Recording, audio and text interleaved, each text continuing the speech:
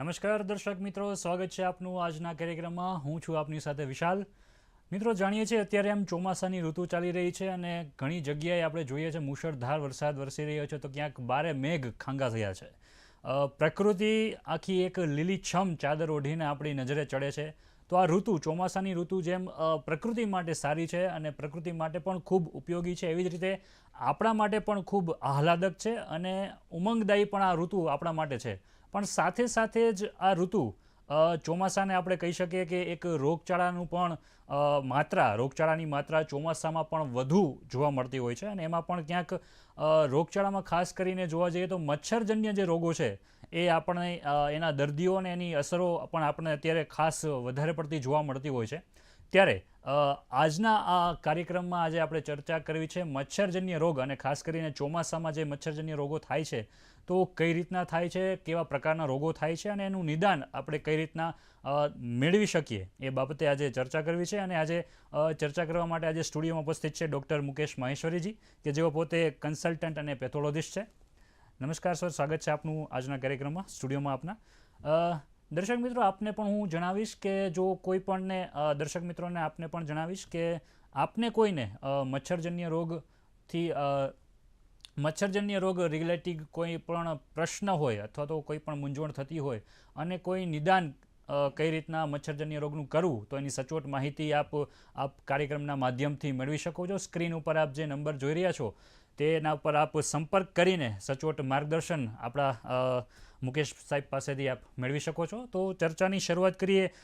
મુકેશભાઈ, સર્વપ્રથમ તો દર્શક મિત્રોને એ જણાવો કે મચ્છરજન્ય રોગ કઈ રીતે ફેલાય છે અને કઈ રીતના ઉદ્ભવે છે? વિશાલભાઈ, સૌપ્રથમ તો દૂરદર્શનને આપણે આભાર માનીએ, કારણ કે ચોમાસાની શરૂઆતમાં જ મચ્છરજન્ય રોગ વિશે આપણે એક ચર્ચા રાખી એટલે ઘણા લોકોને આનો બેનિફિટ થશે। હવે આવે છે આપણા પ્રશ્ન ઉપર કે મચ્છરજન્ય રોગથી કયા કયા હોય ને કઈ રીતે ફેલાય છે। તો સાધારણ રીતે મચ્છર આપણને જ્યારે કરડે ત્યારે એ બ્લડ ચૂસવા માટે કરડતા હોય છે અને કદાચ બધાને નવાઈ લાગશે પણ આપણને ખાલી ફિમેલ મચ્છર જ કરડી શકે છે, મેલ મચ્છર ક્યારેય કરડતા નથી। આ એક ઇન્ટરેસ્ટિંગ પાસું છે, કારણ કે ફિમેલ મચ્છર જ્યારે પ્રેગ્નન્ટ હોય અથવા જ્યારે એને એગ બનાવવાના હોય ત્યારે એને ખોરાક જોઈએ, એ ખોરાક માટે એ બ્લડ આપણું ચૂસતું હોય છે, એટલા માટે એ આપણને કરડે। અને કરડે ત્યારે શું થાય કે જે ઇન્ફેક્ટેડ માણસ હોય, જે હ્યુમન હોય કે એનિમલ હોય, એનામાં જે જાતના વાયરસ કે પેરાસાઇટ કે કોઈ પણ જાતના ઇન્ફેક્ટિવ ઓર્ગેનિઝમ હોય એ એના બ્લડમાં જાય અને એના બ્લડમાંથી પછી એ સલાઈવામાં જાય અને જ્યારે બીજાને કરડે ત્યારે સલાઈવા અંદર ઇન્જેક્ટ થાય અને ઇન્જેક્ટ થાય એટલે આપણા શરીરમાં આવે અને આપણને એ રોગ કરે। ખાસ કરીને આપણે ત્યાં જે રોગો થતા હોય છે એમાં 5 જાતના મેઇન રોગો છે। આપણે ત્યાં જે કોમન છે એ ડેન્ગ્યુ છે, જે આખી દુનિયામાં હાહાકાર મચાવી રહ્યો છે। બીજો મેલેરિયા છે, ત્રીજો ચિકનગુનિયા છે અને ચોથા 2 કેસીસની અંદર ઝીકા વાયરસ છે અને પ્લસ ફાઇલેરિયાસિસ છે। આ 5 રોગો એવા છે કે જે મચ્છરના કરડવાથી થાય। આપણે જેને વેક્ટર બોર્ન ડિસીઝ કહીએ। વેક્ટર બોર્ન ડિસીઝ એટલે શું કે આ ટાઈપના જે ઇન્સેક્ટ હોય એ આપણને કરડે અને કરડે તો એક માણસથી બીજા માણસમાં જાય। આ બધા રોગ એવા છે કે એક માણસથી બીજા માણસમાં ડાયરેક્ટ નથી જતા। ચિકનગુનિયા હોય, ડેન્ગ્યુ હોય, મેલેરિયા હોય, એ એક મચ્છર આપણને કરડે એટલે એના બ્લડમાં લઈ જાય, પછી એના સલાઈવામાંથી જ્યારે બીજા માણસને કરડે એટલે એને ટ્રાન્સમિટ થાય। એટલે અને આ બધું ચોમાસામાં એટલા માટે થાય કે એમના બ્રીડિંગ સેન્ટરો ચોમાસામાં એમને મળે। પાણીના જે ખાડા હોય, આપણા ઘરમાં ચોખ્ખા પાણીના ભરેલા કોઈક આપણે ધારો કે ડોલ હોય કે કોઈ પાત્ર રાખેલું હોય, ઘરમાં ફૂલ ઝાડવા હોય તો એમાં કુંડામાં પાણી હોય, બહાર કોઈ જગ્યાએ ખાબોચિયામાં ભરેલું હોય, એ બધા પાણી એ મચ્છરના બ્રીડિંગ સેન્ટર તરીકે કામ કરે। અને બંને મચ્છરો અલગ અલગ છે। ડેન્ગ્યુનો વાયરસ જે મચ્છરોમાં હોય એ અલગ છે અને મલેરિયાનો અલગ છે। એક ચોખ્ખા પાણીમાં થાય છે અને એક ગંદા પાણીમાં થાય છે, પણ બંને પાણી જ્યાં ભેગું થશે ત્યાં જ મચ્છર બ્રીડિંગ કરશે, અને મચ્છર બ્રીડિંગ કરશે તો એમનો ફેલાવો થશે ને ફેલાવો થશે તો આપણને કરડવા આવશે અને આપણને કરડવા આવશે તો આપણને ડિસીઝ થશે। એટલે મચ્છરના કરડવાથી જ આ બધા ડિસીઝ થતા હોવાથી આપણે આ મચ્છરજન્ય રોગ છે એવું આપણે કહી શકીએ। તમે જે 5 મુખ્ય મહત્વ રોગોની જે વાત કરી કે ડેન્ગ્યુ, મેલેરિયા, ચિકનગુનિયા અને જે બીજા અન્ય રોગોની વાત કરી, તો વાત કરીએ ડેન્ગ્યુની, જે તમે કીધું કે આખા વિશ્વમાં હાહાકાર ડેન્ગ્યુથી મચાઈ રહ્યો છે, તો ડેન્ગ્યુ જે રીતે ઉદ્ભવે છે તેનાથી કેવી અસરો થઈ શકે છે અને કેવા પ્રકારના સ્તર અથવા તો એના લક્ષણો હોઈ શકે? હા વિશાલભાઈ, આ બહુ મહત્વનો સવાલ છે, કારણ કે ડેન્ગ્યુ એક છેલ્લા આંકડા જોઈએ ને તો ડેન્ગ્યુનો ખતરો 129 દેશના 400 કરોડ લોકોને છે। આપણી જે વસ્તી છે 700 કરોડની, એમાંથી 400 કરોડ લોકોને ડેન્ગ્યુ થઈ શકે છે અથવા થયો છે અથવા થવાનો છે। એટલે એક બહુ મોટો માસને ડેન્ગ્યુનો ખતરો છે। અને ડેન્ગ્યુ પાછું એવું છે કે ડેન્ગ્યુ એકવાર થયા પછી બીજી વાર ના થાય એવું નથી હોતું। ડેન્ગ્યુની અંદર 4 સ્ટ્રેઇન હોય છે। એટલે વારંવાર તમને ડેન્ગ્યુ થઈ શકે છે. તમે ઘણા લોકોને જાણશો તો એવું કહેશે કે મને 2 વર્ષ પહેલાં ડેન્ગ્યુ થયો ફરી થયો. તો એનું રીઝન એક જ છે કે એની સ્ટ્રેન બદલાઈ જાય અને ડેન્ગ્યુ થાય. એટલે આ મચ્છરથી જ થાય છે અને એના માટે એડિસ ઇજિપ્ટિનાનો મોસ્કીટો હોય છે એ રિસ્પોન્સિબલ છે. એ જ્યારે કોઈ માણસને કરડે એટલે એના બ્લડમાં લઈ જાય અને પછી બીજા માણસને કરડે એટલે એનામાં ઇન્જેક્ટ કરી દે એટલે એ વાયરસ આપણા શરીરમાં આવી જાય. અને ડેન્ગ્યુ એક જાતનો વાયરસ છે, ચિકનગુનિયા પણ એક જાતનો વાયરસ છે, મેલેરિયા એ બીજો પેરાસાઇટ છે એટલે એ અલગ વસ્તુ છે. પણ ડેન્ગ્યુનો વાયરસ જ્યારે આપણા શરીરમાં પ્રવેશે ત્યારે જ્યારે આપણી રોગ પ્રતિકારક શક્તિ નબળી હોય અથવા ડેન્ગ્યુનો વાયરસ પાવરફુલ હોય તો બેમાંથી એક પણ વસ્તુ હોય તો એ આપણા બ્લડમાં જાય અને પછી ત્યાંથી એનું આક્રમણ કરે, આપણને જાત જાતના સિમ્ટમ આવી શકે. સૌથી પહેલું અને જે કોમન સિમ્ટમ છે એ ફીવર છે. એકદમ હાઈ ગ્રેડ ફીવર આવે. ઘણા લોકો તમને કહેશે કે 104-5 ફીવર આવ્યો, તો એટલો બધો ફીવર આવી શકે અને એની સાથે આપણા સાંધાના દુખાવા થઈ શકે, મસલના દુખાવા થઈ શકે, બોડી એક થઈ શકે. અને જ્યારે ડેન્ગ્યુ અલગ અલગ રૂપ ધારણ કરે ત્યારે બીજા અલગ અલગ સિમ્ટમ આવે. લાઈક ઘણીવાર કેવું થાય કે તમે જોશો સ્કિનમાં લાલ લાલ રેસ પડી જાય, ચકામાં પડી જાય, કોકને બ્લીડિંગ પણ થઈ શકે. એ હેમરેજિક ડેન્ગ્યુ ટાઈપનો છે. પછી કોઈક વાર એમાં પેટની અસરો પણ જોવા મળે, તો એને નોઝિયા થાય એટલે ઉલટીના સેન્સેશન આવે, વોમિટિંગ થાય, ડાયરિયા થાય. આ પણ ડેન્ગ્યુના લક્ષણો છે. એટલે ડેન્ગ્યુ અલગ અલગ રૂપે અલગ રીતે આપણને હેરાન કરી શકે છે. અને ડેન્ગ્યુમાં કેવું છે કે જો માઇલ્ડ ડેન્ગ્યુ હોય, તમે કહું ને કયા કયા સ્તર હોય, તો માઇલ્ડ ડેન્ગ્યુ હોય તો મોટાભાગના લોકોને કોઈ પ્રોબ્લેમ થતો નથી. સિમ્પલ જે આપણી પેરાસિટામોલ નામની ગોળી છે એ લો, રેસ્ટ કરો અને ફ્લુઇડ આપો તો મોટાભાગના ડેન્ગ્યુ ઘરે જ સારા થઈ જતા હોય છે અથવા પ્રાઇમરી ફેમિલી ફિઝિશિયનની મદદથી થઈ જાય. મુકેશભાઈ, એક આપને રોકવા માંગીશ, એક દર્શક મિત્ર આપણી સાથે જોડાયેલા છે, દીપ્તિબેન રાજકોટથી. જી દીપ્તિબેન, શું પ્રશ્ન છે આપનો? હેલો. જી, શું પ્રશ્ન છે આપનો? હાલો સાહેબ, ડેન્ગ્યુના મચ્છર કરડવાથી સફેદ ડાઘ થઈ જાય અને ખંજોર બહુ આવે અને હાંધા પકડાય છે, તો એની કોઈ દવા લાગુ કેમ નથી પડતી? જી, દેવજીભાઈ છે રાજકોટથી પ્રશ્ન છે. દેવજીભાઈ, તમારો સવાલ હું સમજી ગયો અને એનું તમને રીઝન કહું કે આપણને ખંજવાળ કેમ આવે અથવા ચકામાં કેમ પડે. તો ડેન્ગ્યુમાં શું થાય કે તમારા શરીરની જે ધમની જે નસો હોય, જે બ્લડ લઈ જતી હોય આખા શરીરમાં, એમાંથી લીકેજ થાય. લીકેજ થાય એટલે શું થાય કે તમારા બ્લડમાં જે પ્રવાહી હોય એ બહાર નીકળી જાય અને તમારું બ્લડ ઘાટું થઈ જાય. એટલે જે ઘાટું થઈ જાય એટલે એ વખતે તમારા જે ચામડીના જે ભાગ છે અથવા જે મ્યુકોઝાના ભાગ છે ત્યાં કન્જેશન થાય અને એ તમને ઇચિંગ કરાવડાવે અને ખણ આવે. અને ઘણીવાર કેવું થાય કે જો પ્લેટલેટ ઘટી જાય તો ત્યાં ચકામાં પડે અથવા ચાદા, આપણે જ્યારે ઇકીમોસિસ કે પેચેચિકી એ ટાઈપના હેમરેજિક સ્પોટ બને, જે લાલ લાલ સ્પોટ તરીકે બને, એનું આ કારણ છે. બીજું જોઈન્ટ પેઇન એ એનું સાઇડ ઇફેક્ટ છે. જોઈન્ટ પેઇન ડાયરેક્ટ ડેન્ગ્યુનો વાયરસ જઈને નથી કરતો. એટલે બોડી એક થાય, જોઈન્ટ પેઇન થાય, એ બધા જ વાયરસના લક્ષણ છે. ચિકનગુનિયા હોય, ડેન્ગ્યુ હોય, કોરોના હોય, બધામાં આ ટાઈપના લક્ષણ દેખાતા હોય છે. અને જ્યારે ડેન્ગ્યુ મળશે એટલે તમને ઓટોમેટિકલી જતું રહેશે. ડેન્ગ્યુના ગયા પછી તમને કોઈ જોઈન્ટનો દુખાવો રહી જાય કે એવું નહીં બને. એના માટે તમને કહીએ છીએ કે જ્યારે ડેન્ગ્યુ થાય ત્યારે પુષ્કળ પ્રમાણમાં પ્રવાહી લેવું. એટલે પ્રવાહી પુષ્કળ લઈશું ને તો આપણી લોહી જે ઘટ્ટો થઈ જાય એ ફરી પાછું એના નોર્મલ સ્વરૂપમાં આવી જશે અને તો કન્જેશન નહીં થાય. તમને આપણે જે ખંજવાળાવાની જે ફરિયાદ છે કે ચકામાં થવાની ફરિયાદ છે એ તમારી નહીં રહે. જી જી, આપણે વાત કરી રહ્યા હતા જે ડેન્ગ્યુ છે એના જે પ્રકારો છે એની આપણે વાત કરી રહ્યા હતા. જી હા, તો મોડરેટ ડિસીઝ હોય તો ઘણીવાર કેવું થાય કે મેં તમને કહું ને એ પ્રમાણે સ્કિન પર તમને ચકામાં પડવા માંડે, ફીવર ઉતરે નહીં, 3-4 દિવસ સુધી તમને 104-105 તાવ રહે. તો શું થાય કે તમને એ જે હાઈ ગ્રેડ ફીવર હોય ને એ તમને બીજી સાઈડ ઇફેક્ટ આપી શકે. બ્રેઇન પર ઇફેક્ટ આપી શકે, ટેસ્ટિસ પર ઇફેક્ટ આપી શકે, બીજા ઘણા બધા ઓર્ગન પર આપણા એના પર આપી શકે. એની સાઈડ ઇફેક્ટ ના આવે એના માટે આપણે ટેમ્પરેચરને કંટ્રોલ કરવું જરૂરી બની જાય. એટલે કદાચ હોસ્પિટલાઇઝ જરૂર પડે. અને સિવિયર એટલે જે હેમરેજિક ડેન્ગ્યુ કહેવાય છે, જેના કેસીસ હવે ઘટતા દેખાવા છે. જ્યારે શરૂઆતમાં આજથી 15-20 વર્ષ પહેલાં ડેન્ગ્યુના કેસ આવતા ત્યારે અમે લોકો પુષ્કળ પ્રમાણમાં હેમરેજિક ડેન્ગ્યુ જોતા. હેમરેજિક ડેન્ગ્યુ એટલે શું કે ડેન્ગ્યુના કારણે બ્લડ એટલું બધું ઘાટું થઈ જાય ને જે ત્રાક કણ એટલે જે પ્લેટલેટ કહેવાય એટલા બધા ઘટી જાય કે આપણી જે લોહી ગંઠાવાની પ્રક્રિયા હોય એ રોકાઈ જાય અને જગ્યા જગ્યાથી તમને બ્લીડિંગ થાય. તમને આંખમાં બ્લીડિંગ થાય, તમને મોંમાં બ્લીડિંગ થાય, તમને ઝાડામાં બ્લીડિંગ આવે, પેશાબમાં બ્લીડિંગ આવે. અને જો તમે કંટ્રોલ ના કરો તો હેમરેજિક ફીવરમાં ડેથ પણ થઈ શકે. અને જ્યારે ડેન્ગ્યુ તમને બીજી, ત્રીજી, ચોથી વાર થાય ને ત્યારે હેમરેજિક ડેન્ગ્યુ થવાની શક્યતા ખૂબ વધી જતી હોય છે. એટલે હેમરેજિક ડેન્ગ્યુ એનું સિવિયર પાસું છે અને માઇલ્ડ, મોડરેટ અને સિવિયર એવી 3 કેટેગરી આપણે કરી શકીએ. માઇલ્ડ અને મોડરેટમાં ડરવાની જરાય જરૂર નથી, પણ સિવિયર ડેન્ગ્યુ હોય તો તાત્કાલિક તમારે હોસ્પિટલમાં દાખલ થવું જોઈએ, તમારા ફિઝિશિયનની સલાહ લેવી જોઈએ અને જ્યાં સુધી તમને ડૉક્ટર કહે ત્યાં સુધી તમારે તમારું ટ્રીટમેન્ટ કરાવવી જોઈએ. જી જી, આગળના પ્રશ્નો જોઈએ. પહેલાં એક અબ્રાહમભાઈ આપણી સાથે જોડાયા છે, દર્શક મિત્ર સુરેન્દ્રનગરથી. જી અબ્રાહમભાઈ, શું પ્રશ્ન છે આપનો? મારો સાહેબ પ્રશ્ન છે કે ડોક્ટરોનું કેવું છે અને લોકોનું કેવું છે કે જે ઓ ગ્રુપ હોય કે જી ઓ ગ્રુપ હોય, જી ઓ ગ્રુપ જેને હોય એને વધારે મચ્છર કરડે અને બીજા ગ્રુપના લોકોને ઓછામાં મચ્છર કરડે એવું હોય ખરું? અબ્રાહમભાઈ, આ એક માન્યતા છે આવું કોઈ જગ્યાએ કોઈ સ્ટડીમાં પ્રૂવ નથી થયું કે ઓ વાળાને વધારે કરડે અને એ બી વાળાને ના કરડે, એવું નથી હોતું. મચ્છરને ખબર નથી હોતી કે તમારું ગ્રુપ કયું છે, ઓ છે કે એ છે કે બી છે.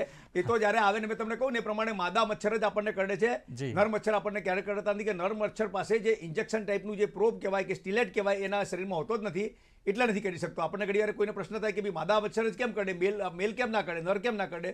તો નરની અંદર એ જે સોય જેવો ભાગ હોય છે હોતો નથી, જે માદામાં હોય છે. અને માદા બી એનું પેટ ભરવા માટે જ્યારે એને એગ્સ મૂકવાના હોય ત્યારે જ આપણને કરડે છે. જી જી.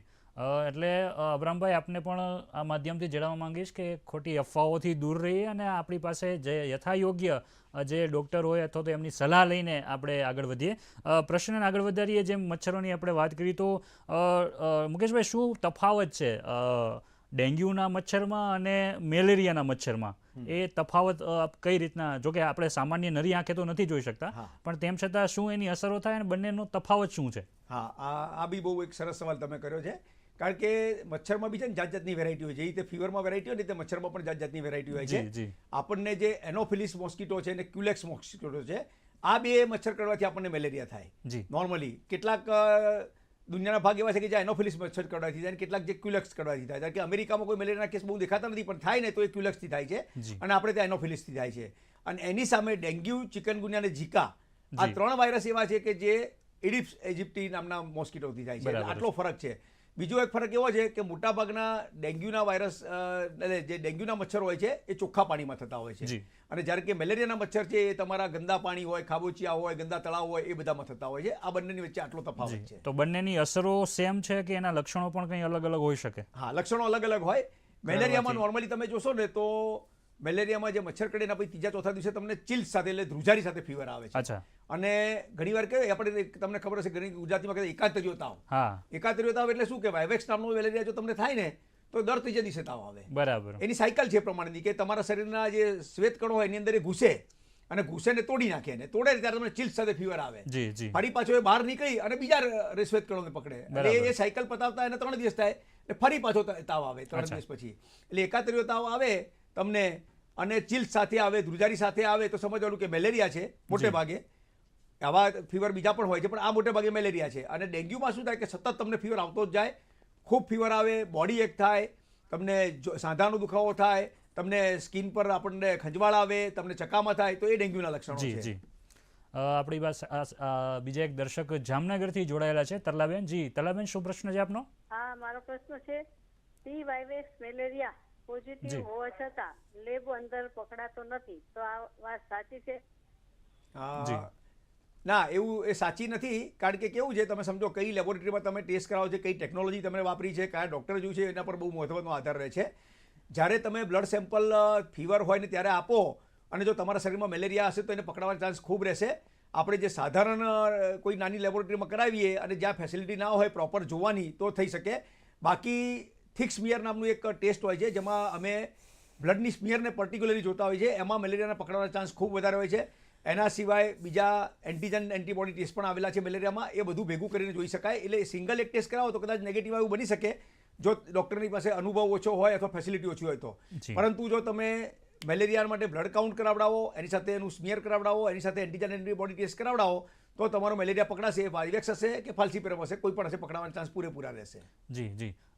સાહેબ, આપણે વાત કરીએ તો એમ એ રીતના જે વરસાદની ઋતુ ચાલી રહી છે એટલે ઘરે ઘરે સામાન્ય પેલા પ્રયોગો થતા હોય છે કે આપણે ધુમાડો કરી લીધો કે મચ્છરથી બચવા માટે પેલી ટ્યુબ લગાડી લીધી, એવા અનેક પ્રકારના ઘરેલું ઉપાયો આપણે કરતા હોઈએ છીએ. તો કેવા આ બધા ઉપાયો શરીર માટે કોઈ હાનિકારક છે કે કેમ, અથવા તો આનું શું પ્રાથમિક સારવાર આપણે કરી શકીએ? હા, આ મચ્છરોથી બચવું એક ખૂબ મહત્વની વસ્તુ છે. કારણ કે આ બધા ડિસીઝ એવા છે કે મોટાભાગનાને આપણે પ્રિવેન્ટ કરી શકીએ છીએ. ટ્રીટમેન્ટનો ભાગ તો ત્યારે આવે કે જ્યારે આપણને રોગ થાય, પણ આપણે રોગતા બચાવવો હોય તો આપણે એને પ્રિવેન્ટિવ મેજર લેવા જોઈએ. પ્રિવેન્ટિવ મેજર તરીકે આ બધું જ વાપરી શકાય છે. સૌથી પહેલાં એનાથી બચવા માટે છે આપણે આ જ્યારે સિઝન હોય ને લાગે કે ઘરની આજુબાજુ મચ્છર છે તો આપણે પૂરી બાહીના કપડાં પહેરીએ, લોંગ સ્લીવના આપણે શર્ટ પહેરીએ, પેન્ટ પહેરીએ અને એનાથી આપણે મચ્છરને ખુલ્લા ભાગ ના એટલે કડી ના શકે, એક વસ્તુ. બીજી વસ્તુ, જ્યારે આપણે સૂતા હોઈએ કે બેઠા હોઈએ તો એ ભાગોમાં આપણે મચ્છર જાળી લગાવીએ આપણા પલંગ ઉપર.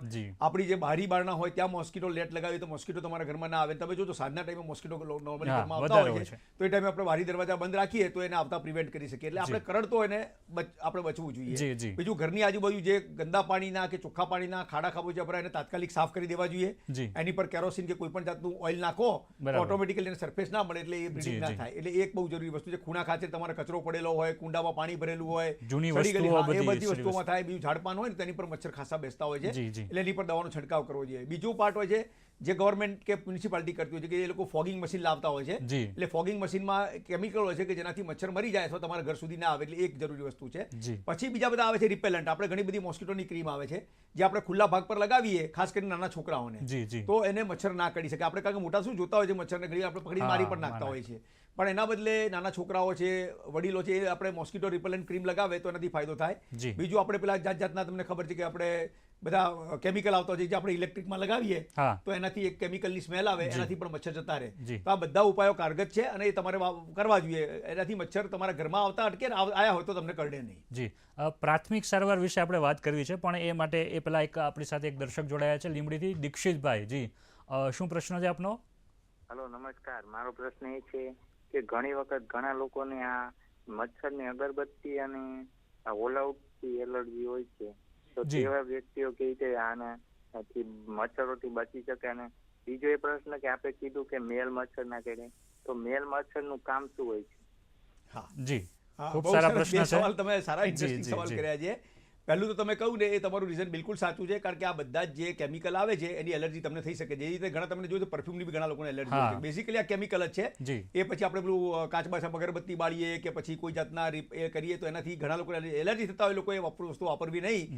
ઇવન અસ્થમાવાળાને પણ આ ધુમાડાથી તકલીફ થઈ શકે. તો અસ્થમાવાળા દર્દીઓએ પણ આનાથી દૂર રહેવું જોઈએ. એ લોકો, મેં તમને કહું ને એ પ્રમાણે રિપેલન્ટ ક્રીમ આવે છે, એ ક્રીમથી એલર્જી મોટાભાગના લોકો નથી, એટલે એ ક્રીમ લગાડી શકે અથવા આખી બાયના કપડાં પહેરી શકે અને મચ્છર જાળી લગાવે તેનાથી બચી શકાય. અને બીજું કહ્યું કે મચ્છર મેલ મચ્છર નથી કરતો એનું શું કામ છે? તો એનું કામ છે બ્રીડિંગ કરવાનું. આપણે જે રીતે તમે જુઓ, તમને કદાચ ખબર હશે કે પ્રાણીઓમાં સિંહ અને સિંહણ બે હોય તો સિંહ શિકાર નથી કરતા હોતા મોટે ભાગે, ખાય ખરા બધું, શિકાર નથી કરતા. સિંહણ શિકાર વધારે કરે, એ આપણે કોમનલી જોયું છે.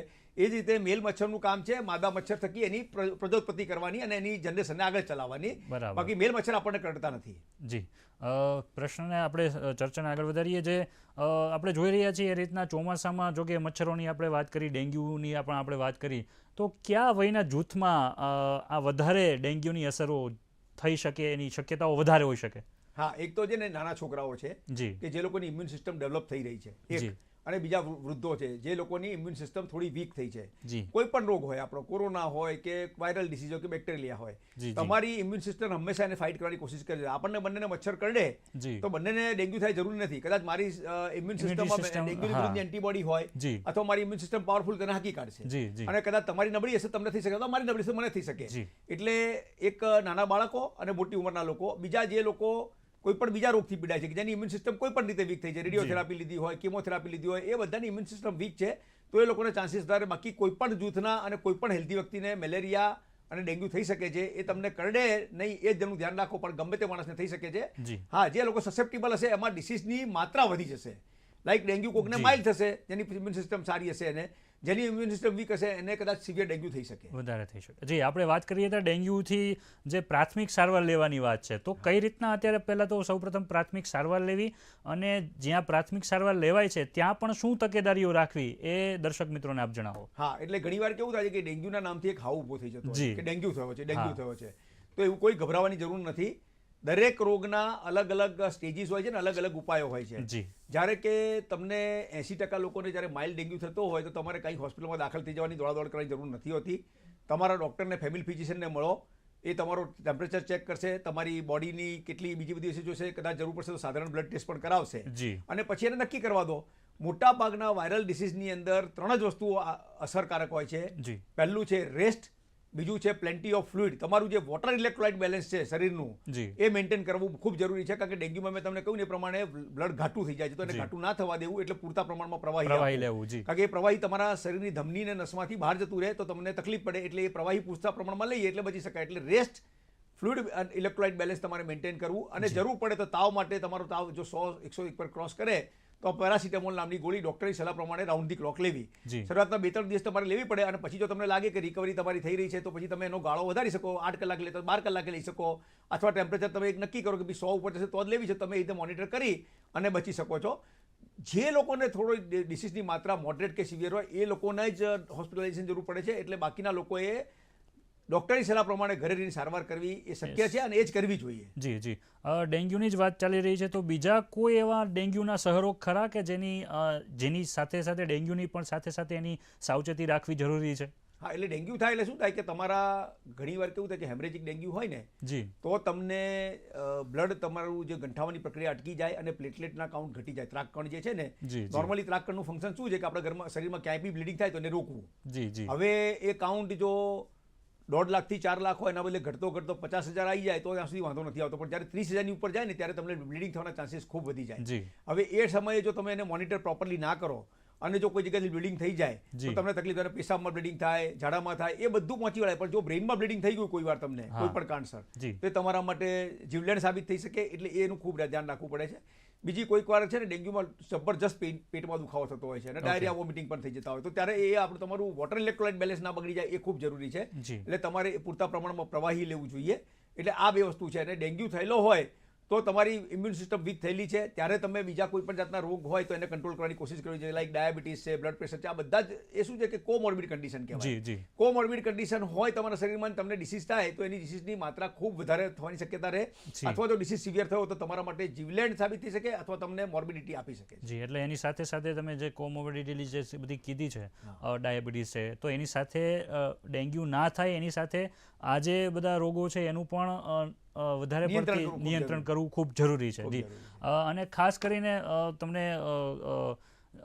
અત્યારે જે ચોમાસાની ઋતુ ચાલી છે તો ઋતુ પ્રમાણે આહાર ચેન્જ થતા હોય છે, તો અત્યારે જે ચોમાસાની જે ઋતુ ચાલી રહી છે તો એમાં આવા જે મચ્છરજન્ય રોગો અથવા તો બીજા કોઈ રોગો ના થાય એ માટે કેવો આહાર અને કેવી ઇમ્યુનિટી સિસ્ટમ આપણે ક્રિએટ કરવી અનિવાર્ય છે? હા, એટલે જો અત્યારે મચ્છરને બચવા માટે કોઈ આહાર પર્ટિક્યુલરલી નથી હોતો. ચોક્કસથી આપણે બહારના ખુલ્લા પદાર્થો ના ખાઈએ ને તો આપણે બીજા બધા રોગથી બચી શકીએ. તમે જુઓ અત્યારે ગંદકીના કારણે શું થાય કે મચ્છર બી થાય, માખી પણ થાય અને બીજા પણ ઇન્સેક્ટ થાય, તો એ કોઈ પણ જાતના બીજા બેક્ટેરિયા કે વાયરસ તમારા શરીરમાં લાવી શકે, અને એ લાવી શકે ને એ વખત જો તમને મચ્છર કડ્યો હોય તો ડબલ એટેક થાય, તો તમને વધારે તમારી માત્રા વધી જાય. એટલે એ વખતે તમારે જે હેલ્થી ગરમ ખોરાક છે, અમે 12 મહિના કહીએ કે આપણો ઘરનો રાંધેલો ગરમ ખોરાક હોય ને એ આપણા માટે સ્વાસ્થ્ય માટે ખૂબ ઉત્તમ હોય છે. તમે બહારનું અત્યારે જે પ્રમાણે જંક ફૂડનો ટ્રેન્ડ ચાલે છે કે ભાઈ બહાર ગમે ત્યાં વસ્તુ ખુલ્લામાં ખાઈ લો તો એ તમારા માટે જોખમકારક છે. એટલા બદલે આપણે ઘરનો રાંધેલો ખોરાક ખાઈએ ચોમાસામાં તો એ આપણા માટે ખૂબ ફાયદાકારક હોય છે. અને એના સિવાય જે કંઈ ઇમ્યુન બુસ્ટર તરીકે આપણને ગમતું હોય, ધારો કે આપણને ઘણા લોકો કહે છે કે ભાઈ આદુ ઇમ્યુન બુસ્ટર છે, હળદર ઇમ્યુન બુસ્ટર છે, તો એ બધું લેવું જોઈએ. એમાંથી કોઈ નુકસાન તો થતું જ નથી. તમારી ઇમ્યુન સિસ્ટમ જો મજબૂત હશે તો ચોક્કસથી તમે કોઈ પણ રોગ આવશે તો એને હરાવવામાં તમે સક્ષમ રહેશો. રાણીપથી અમદાવાદથી આપણી સાથે એક દર્શક જોડાયા છે, ગૌરીશંકરજી. જી, શું પ્રશ્ન છે આપનો? લીમડાના ધુમાડો કરવા સારા છે ને ચોમાસામાં? જી, લીમડાનો ધુમાડો કરવો કેટલો ધુમાડો કરવાનો એક જ પર્પઝ હોય છે કે જેનાથી ધુમાડાની સ્મેલથી મચ્છર ભાગી જાય.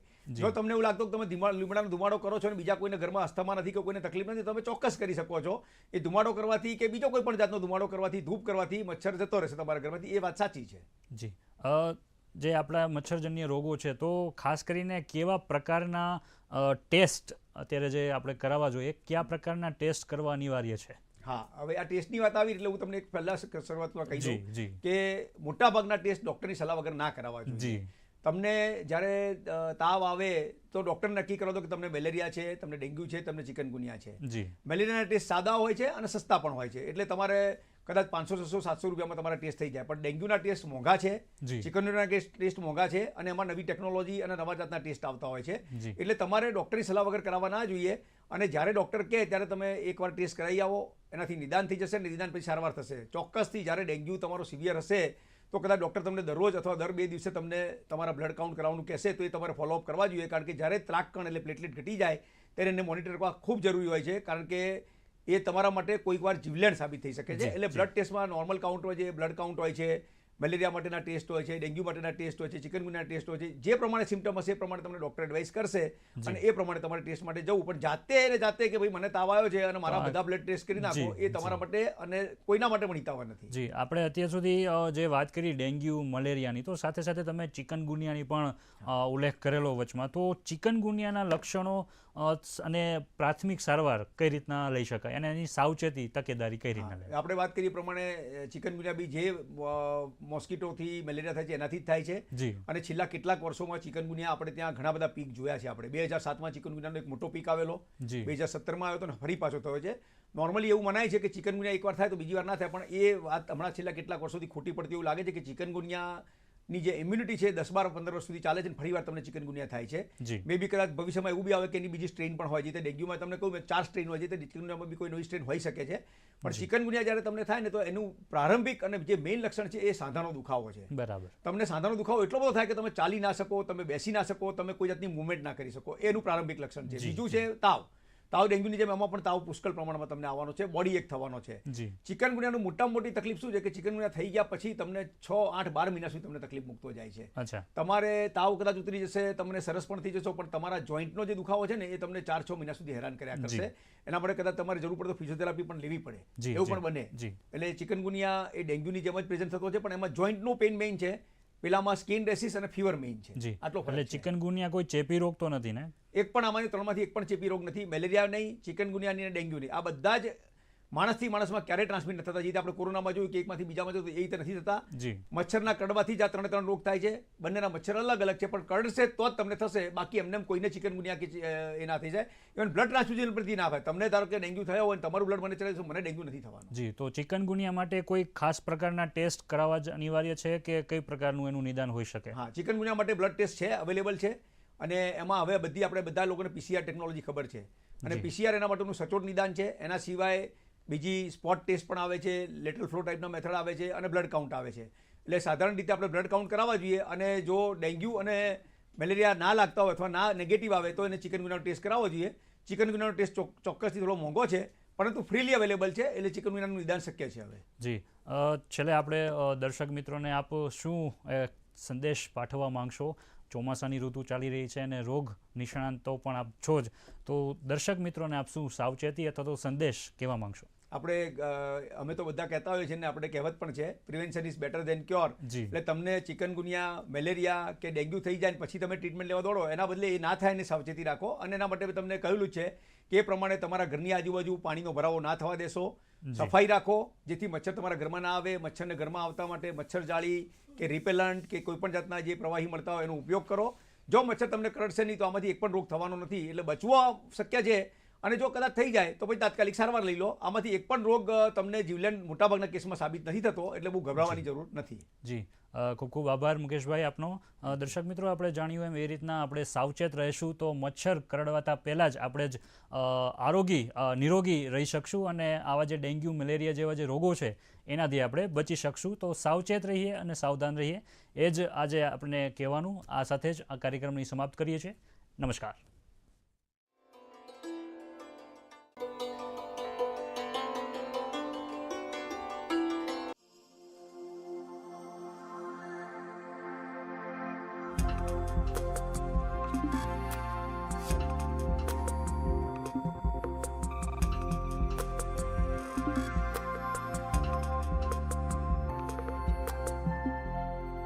શેરી મિત્રો 100 મળે, તાળી મિત્ર અનેક, સુખ દુઃખ સાથે વામીએ લાખો માટે એક. મિત્રતા. નમસ્કાર, હું હિતાંશ. મિત્રો, ભગવાન જેને લોહીના સંબંધથી બાંધવાનું ભૂલી જાય છે ને, એને મિત્ર બનાવી દે છે. મિત્રતા એ જીવનમાં ખૂબ જ જરૂરી છે. મિત્રતા આપણને જીવનને હાસ્યથી ભરપૂર અને સુખમય બનાવે છે. મિત્રોની હાજરી જ આપણી જીવનની મુસાફરીને વધુ અર્થપૂર્ણ અને રસપ્રદ બનાવે છે. મિત્રો, દર વર્ષે ઓગસ્ટ મહિનાના પહેલા રવિવારને ફ્રેન્ડશિપ ડે તરીકે ઉજવવામાં આવે છે. આ વર્ષે 6 ઓગસ્ટના રોજ ફ્રેન્ડશિપ ડેની મિત્રો સાથે એક સરસ મજાની ઉજવણી પણ કરી, અને એટલે જ આજે આપણે આ વિષય ઉપર, દોસ્તી વિષય ઉપર ચર્ચા કરવાના છીએ. અમારી સાથે સ્ટુડિયોમાં છે જાણીતા પત્રકાર કુમાર મनीष. સ્વાગત है आपका. और मनोचिकित्सक डॉक्टर पार्थभाई वैष्णव. પાર્થભાઈ, આપનું પણ સ્વાગત છે. મિત્રો, દોસ્તી ઉપરના વિષયને લગતા આપના કોઈ પ્રશ્નો પૂછવા હોય તો પૂછી શકો છો. નમસ્કાર, દૂરદર્શન મોર્નિંગ ન્યૂઝ સાથે હું છું હેમાંગીની પાટીલ. સમાચારની શરૂઆતમાં નજર કરીએ હેડલાઇન્સ પર.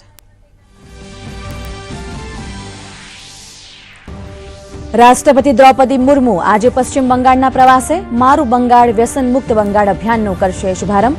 સાથે યુદ્ધ જહાજ વિદ્યાગીરીને પણ કરશે લોન્ચ.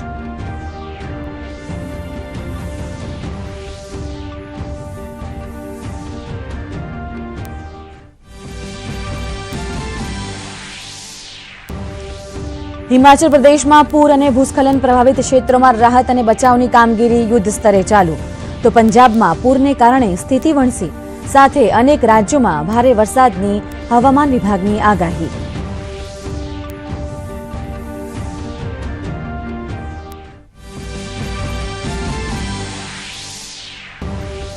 ગાંધીનગરમાં G-20 સ્વાસ્થ્ય મંત્રીઓની બેઠક આજથી થશે શરૂ. સ્વાસ્થ્યમાં આવતી મુશ્કેલીને રોકવા ફાર્માસ્યુટિકલ ક્ષેત્રમાં સહયોગની સાથે ડિજિટલ સ્વાસ્થ્યમાં સંશોધન પર કરાશે ચર્ચા. 17 થી 19 ઓગસ્ટ સુધી યોજાશે આ બેઠક.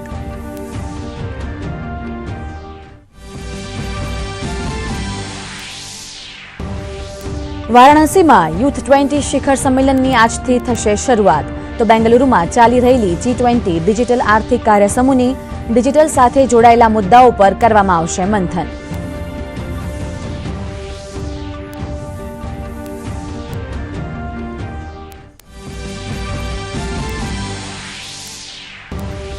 ચંદ્રયાન 3 ચંદ્રની સપાટી પર ઉતરીને નવો ઇતિહાસ રચવાની નજીક. ચંદ્રયાન 3ના પ્રપ્યુલેશન અને લેન્ડર મોડ્યુલ આજથી થશે અલગ. બંને મોડ્યુલ ચંદ્રની ચારે તરફ 100 કિલોમીટરના ગોળાકાર ઓર્બિટમાં રહેશે.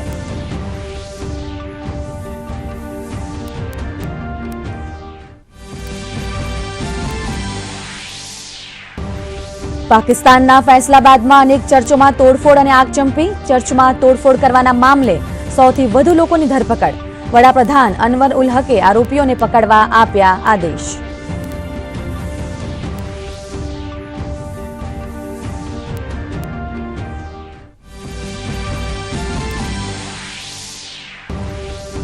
રેલવે વિભાગના 32,500 કરોડના 7 પ્રોજેક્ટને અપાઈ મંજૂરી. કેન્દ્રીય કેબિનેટ બેઠકમાં લેવાયો મહત્વનો નિર્ણય. ગુજરાતના કંડલા, મુન્દ્રા, જખૌ બંદરને કનેક્ટિવિટી આપવા સમખેડાથી ગાંધીધામ વચ્ચે 53 કિલોમીટર રેલ ટ્રેક બનાવાશે નવી 2 લાઇન્સ.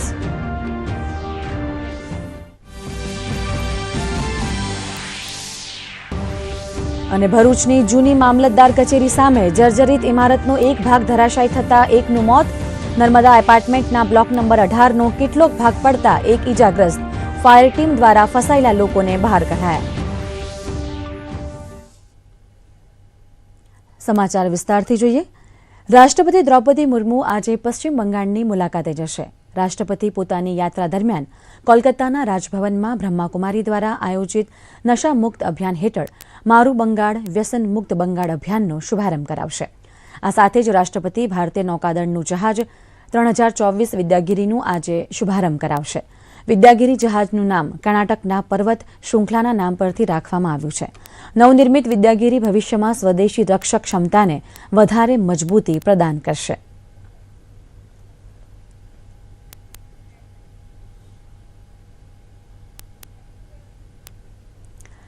ગાંધીનગર ખાતે આજથી ત્રિદિવસીય G-20 આરોગ્ય સમિટ યોજાવા જઈ રહી છે.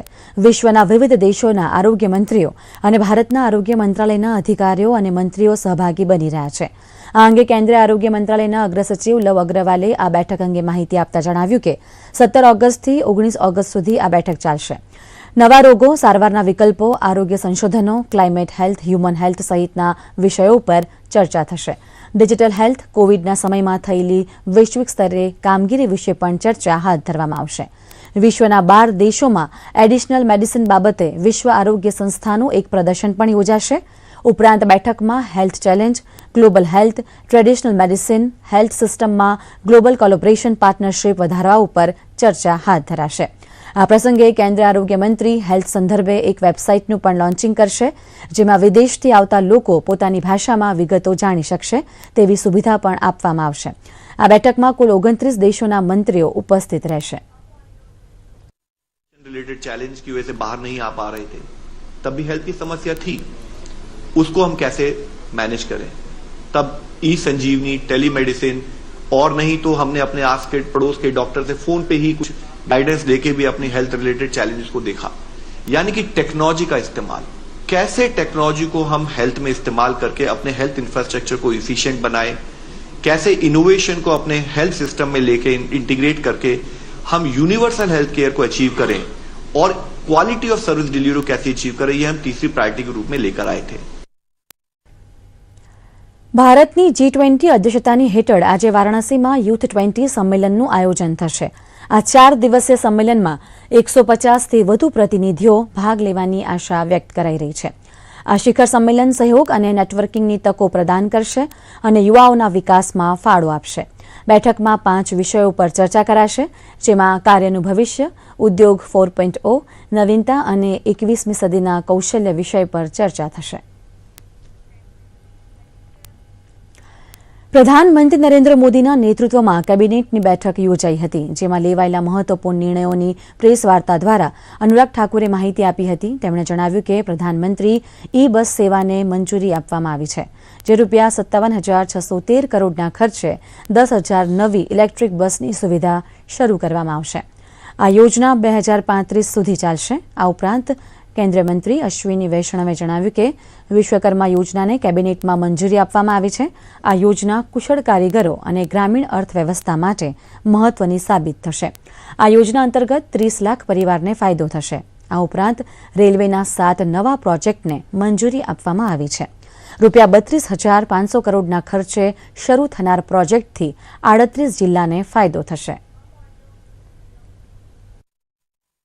वर्तमान और भविष्य के ट्रांसपोर्टेशन के लिए एक बहुत महत्वपूर्ण निर्णय किया गया है, जो ministry of housing and urban affair से जुड़ा हुआ है। पीएम ई बस सेवा की मंजूरी दी गई है और पीएम ई बस सेवा पर 57,613 करोड़ रुपए खर्च किए जाएंगे। 10,000 नई इलेक्ट्रिकल बसेस की सेवाएं उपलब्ध करवाई जाएंगी। 7 प्रोजेक्ट्स अप्रूव हुए, 32,500 करोड़ रुपीस के।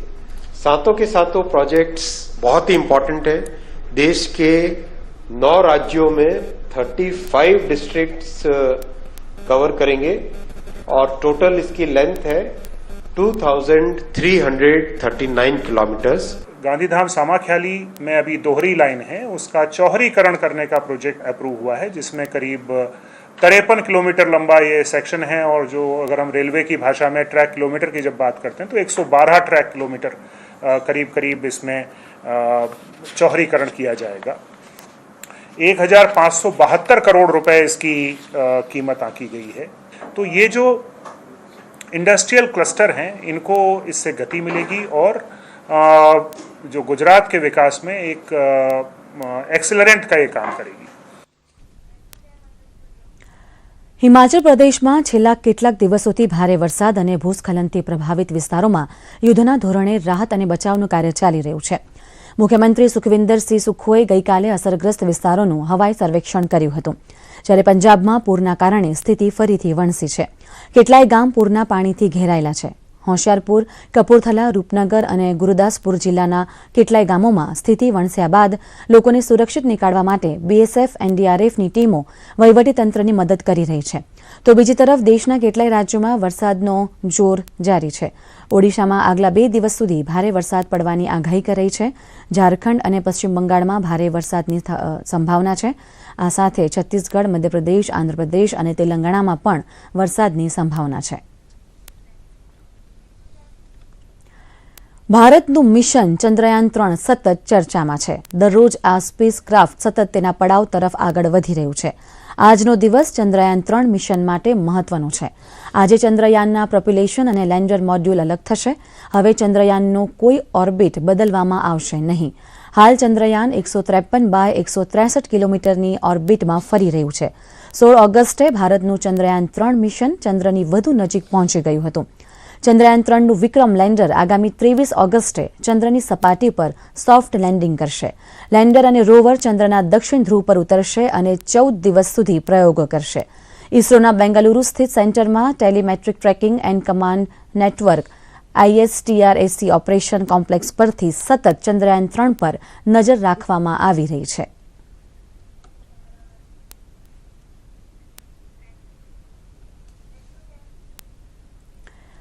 પાકિસ્તાનના ફૈસલાબાદના જલાનવાલા તાલુકામાં ઈસનિદાથી ઉશ્કેરાયેલા ટોળાએ અનેક ચર્ચમાં તોડફોડ સાથે આગચંપી કરી હતી, જેમાં 5 ચર્ચમાં ભારે નુકસાન થયું છે.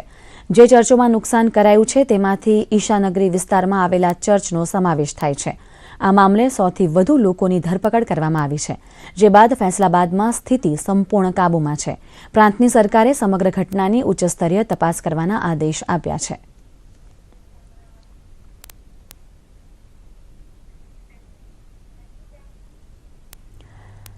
તો ભરૂચમાં જૂની મામલતદાર કચેરી સામે આવેલ જર્જરિત ઇમારતનો કેટલોક ભાગ ધરાશાયી થતાં એક વ્યક્તિનું મૃત્યુ થયું છે.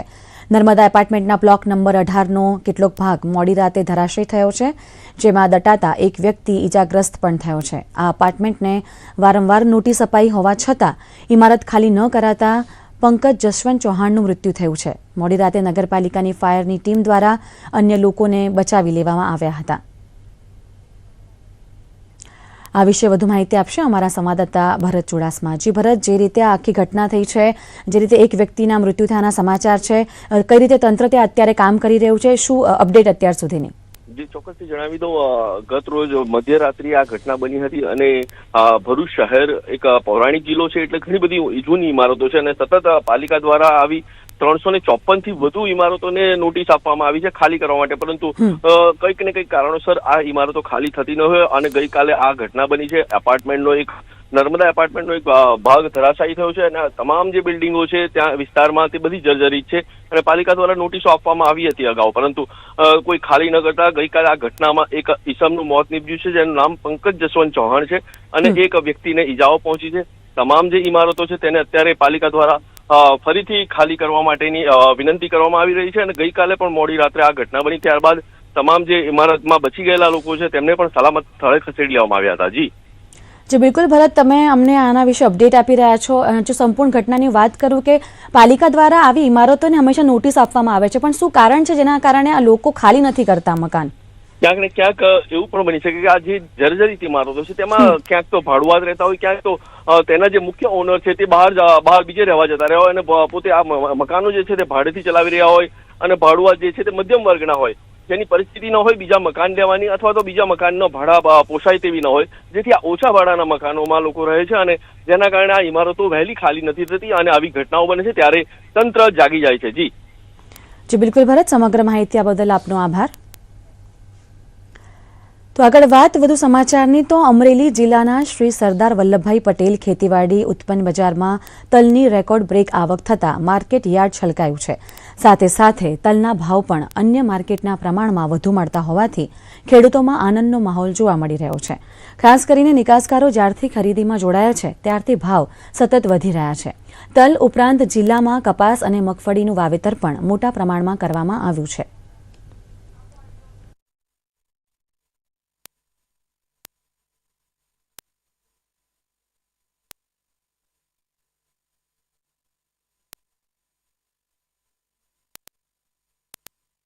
આપણે માર્કેટયાર્ડની અંદર હાલમાં તલની સારી એવી આવક થઈ છે, કપાસની આવક થોડીક છે અને ઘઉંની તથા સિંગની આવક છે. હાલમાં તલની અંદર અત્યારે સારા એવા ભાવ છે.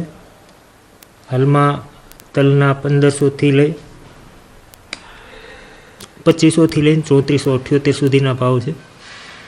કાળા તલની અંદર 2600થી લઈને 3378 સુધીના ભાવ છે અને સરેરાશ 1000થી 1500 મણ જેવી આવક અત્યારે થાય છે. જ્યારે તલની કપાસની અંદર 1500 સુધીના ભાવ થાય છે, એમાં પણ 1000 મણ સુધીની પર ડેની આવક છે. સિંગની અંદર 1500થી લઈ 1700 સુધીના ભાવ છે, એની અંદર પણ 1000 મણ જેવી આવક સરેરાશ થાય છે. હાલમાં અમરેલીમાં હવે ખેડૂતો બાગાયતી ખેતી તરફ વળ્યા છે, જેમાં ડ્રેગન ફ્રૂટનું વાવેતર સતત વધી રહ્યું છે. બાગાયત વિભાગ દ્વારા આપવામાં આવતા લાભ ઉપરાંત ટપક સિંચાઈ પદ્ધતિને કારણે ખેડૂતોને પણ ફાયદો થયો છે. હાલ અમરેલીના કમલમ, રાજકોટ, અમદાવાદ, ભાવનગર, સુરત અને વડોદરામાં મોટા પાયે વેચાણ થઈ રહ્યા છે. કમલમ 150થી 200 કિલોના ભાવ પર વેચાણ થઈ રહ્યું છે. સાથે સાથે અનેક લોકોને રોજગારી પણ મળી રહી છે. આ ઉપરાંત ખેડૂતો સ્ટોલ બનાવીને ડાયરેક્ટ વેચાણ પણ કરીને સારી આવક મેળવી રહ્યા છે.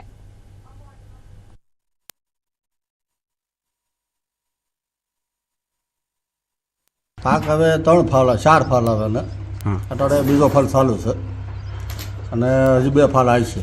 ભાવમાં ગયા વર્ષે 250-300 રૂપિયા જેવું હતું. આ વખતે હવાઓથી 150 રૂપિયા છે. ખેડૂતોએ ડ્રેગન વાવવા જોઈએ અને એમાં સારું છે. નહીં વાતાવરણની હિસાબે કોઈ નહીં છે. પાણીનું આપણે જે કૂવાનું પાણી હોય. બુધવારે અધિક માસનો છેલ્લો દિવસ હતો ત્યારે અધિક માસ દરમિયાન નડિયાદ ખાતે આવેલ મોટા નારાયણદેવ મંદિરમાં વિક્રમભાઈ શાસ્ત્રીના વ્યાસપીઠે અધિક માસની કથા તેમજ વૈષ્ણવો દ્વારા સમગ્ર મહિના દરમિયાન વિવિધ પ્રકારના હિંડોળા બનાવવામાં આવ્યા હતા, જેમાં છેલ્લા 2 દિવસમાં નડિયાદના અગ્રણી કનૈયાલાલ લાલજીભાઈ સોની પરિવાર દ્વારા અવલૌકિક વનનું સ્વરૂપ આપી ભગવાનને હિંડોળામાં બિરાજમાન કરાયા હતા, જેના દર્શન કરવા માટે મોટા પ્રમાણમાં ભાવિકો ઉમટ્યા હતા.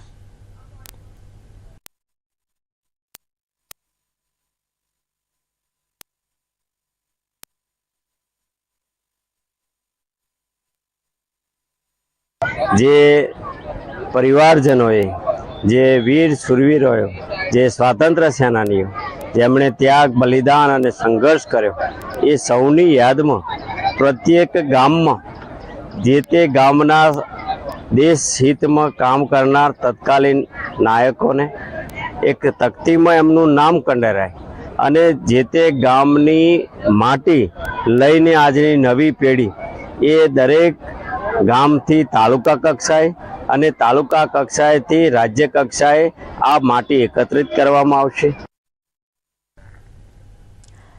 પ્રધાનમંત્રી નરેન્દ્ર મોદી દ્વારા પ્રેરિત અભિયાન મેરી માટી મેરા દેશ અંતર્ગત અમદાવાદની એસજીવીપી સંસ્થામાં અનોખી ઉજવણી કરવામાં આવી. એસજીવીપી સંસ્થામાં 500થી પણ વધુ જગ્યાએથી માટી લાવવામાં આવી અને તેનું પૂજન કરાયું. આ સાથે જ હરિભક્તોએ માટી યાત્રાનું આયોજન કર્યું હતું, જેમાં આબાલ વૃદ્ધ સૌ લોકો જોડાયા હતા. એસજીવીપી સંસ્થાએ તાજેતરમાં જ કાશ્મીરમાં શહીદ થયેલા અમદાવાદના વીર જવાન મહિપાલસિંહ વાડાના કુટુંબનું સન્માન કર્યું હતું.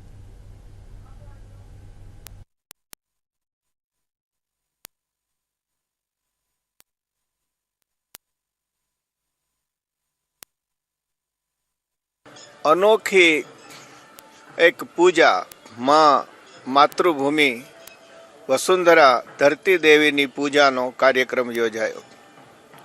500 जग्याएथी माटीना कुंभ आव्या.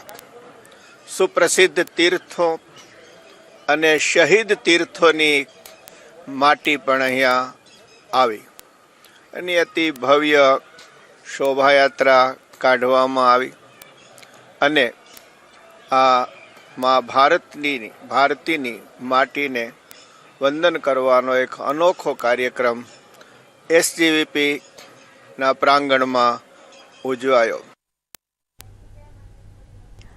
ગીર સોમનાથના કોડીનાર ખાતે આઝાદીના અમૃત મહોત્સવ અંતર્ગત મ્યુનિસિપલ ગર્લ્સ હાઈસ્કૂલ ખાતે જૂનવાણીથી લઈને આધુનિક સિક્કા અને ચલણી નોટોનું પ્રદર્શન યોજાયું. ભારત તેમજ વિશ્વની ચલણી નોટો અને સિક્કાઓના સંગ્રહનો શોખ ધરાવતા ગીરના નરેન્દ્રભાઈ સોરઠિયાએ પોતાનો આ શોખ માટે અમૂલ્ય યોગદાન આપ્યું છે. 125 દેશોની ચલણી નોટો, ભારતના 565 પૈકી 25 જેટલા દેશી રજવાડાઓનું ચલણ તથા આઝાદ ભારતનું પ્રથમથી લઈને અત્યાર સુધીનું ચલણનો વિશાળ સંગ્રહ તેઓ ધરાવે છે. નવી પેઢી કંઈક શીખે, જાણે, પોતાની અને વિશ્વની સંસ્કૃતિને ઓળખે તેવા આશયથી આ પ્રદર્શની યોજવામાં આવી હતી. તો વિદ્યાર્થીનીઓએ આ પ્રદર્શન નિહાળી ચલણી નોટો અને સિક્કા અંગે જ્ઞાન મેળવ્યું હતું. દિન પ્રતિદિન ભારતીય સંસ્કૃતિ લુપ્ત થઈ રહી છે, એને જનજીવન કેમ જાગૃત રાખવું. આજે જે નવી પેઢી છે એ વસ્તુએ કરન્સી નોટો આપણા વડીલો શું ચલાવતા એ વિશેનું જ્ઞાન નથી, તો એ લોકોને ખ્યાલ પડે એટલા માટે આ મારો હેતુ છે. ભારતની ચલણી નોટો મારી પાસે 1 રૂપિયાથી 2000 રૂપિયા લગીની કરન્સી નોટો છે કે જે મોરારજી દેસાઈ પર બંધ કરી હતી નોટ 1978માં. 1000 રૂપિયા, 5000, 10000 એ પણ મારા કલેક્શનમાં છે.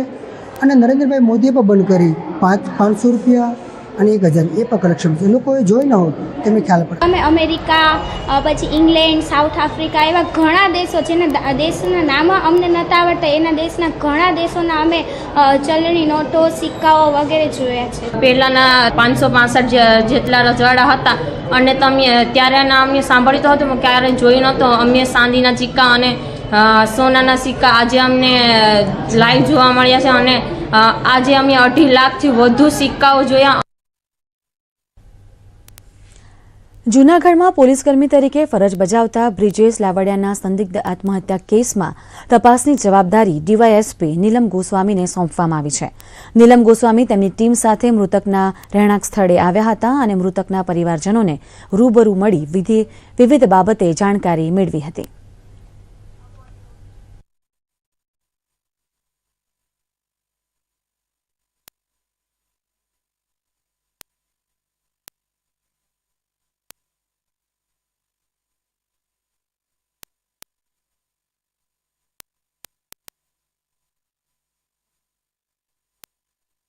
બનાવ જે છે એ 3જા મહિનામાં બનેલો છે, જેથી બનાવ ઘણો જૂનો છે.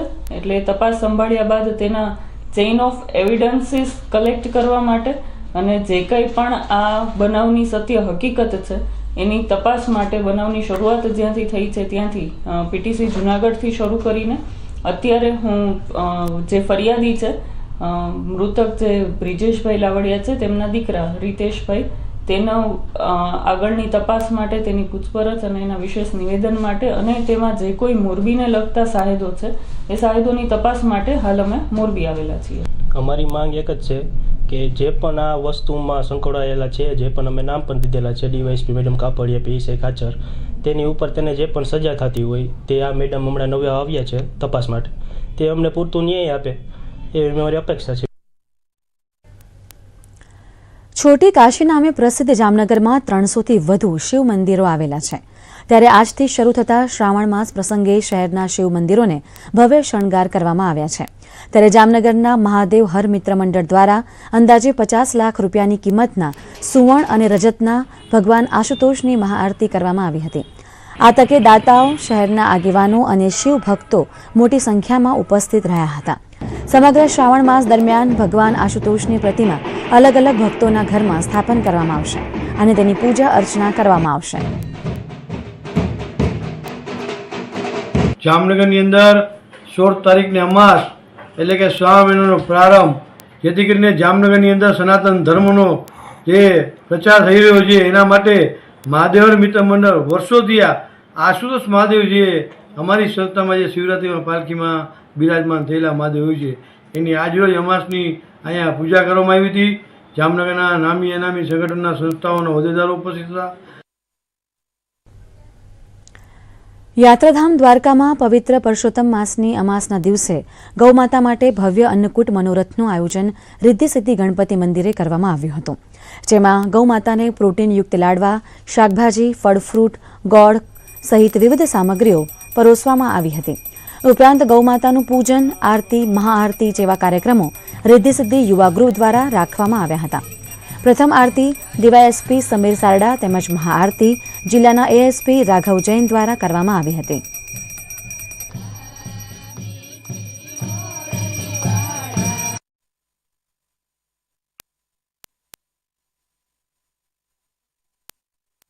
ભગવાન દ્વારકાધીશને પ્રિય ગૌમાતા માટે તમામ જાતની ખાધા ખોરાકી તેમજ અનાજ, કઠોળ, ફળ, ફ્રૂટ, તમામ નિરણ, ગોળ, પછી લાડવા, ખોળ, કપાસિયા, તમામ ગૌ માતાને પ્રિય ખાધા ખોરાકીનો અન્નપૂર્ણાનો મોટા દર્શનનો લાભ રાખવામાં આવેલ.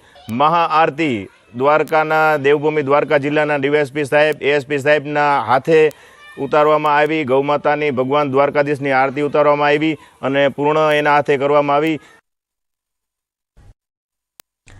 દીવમાં પુરુષોત્તમ માસના તહેવારમાં 1000 સહસ્ત્ર પાર્થિવ શિવલિંગની રચના કરી સંગીતમય શિવકથાનું આયોજન કરવામાં આવ્યું હતું.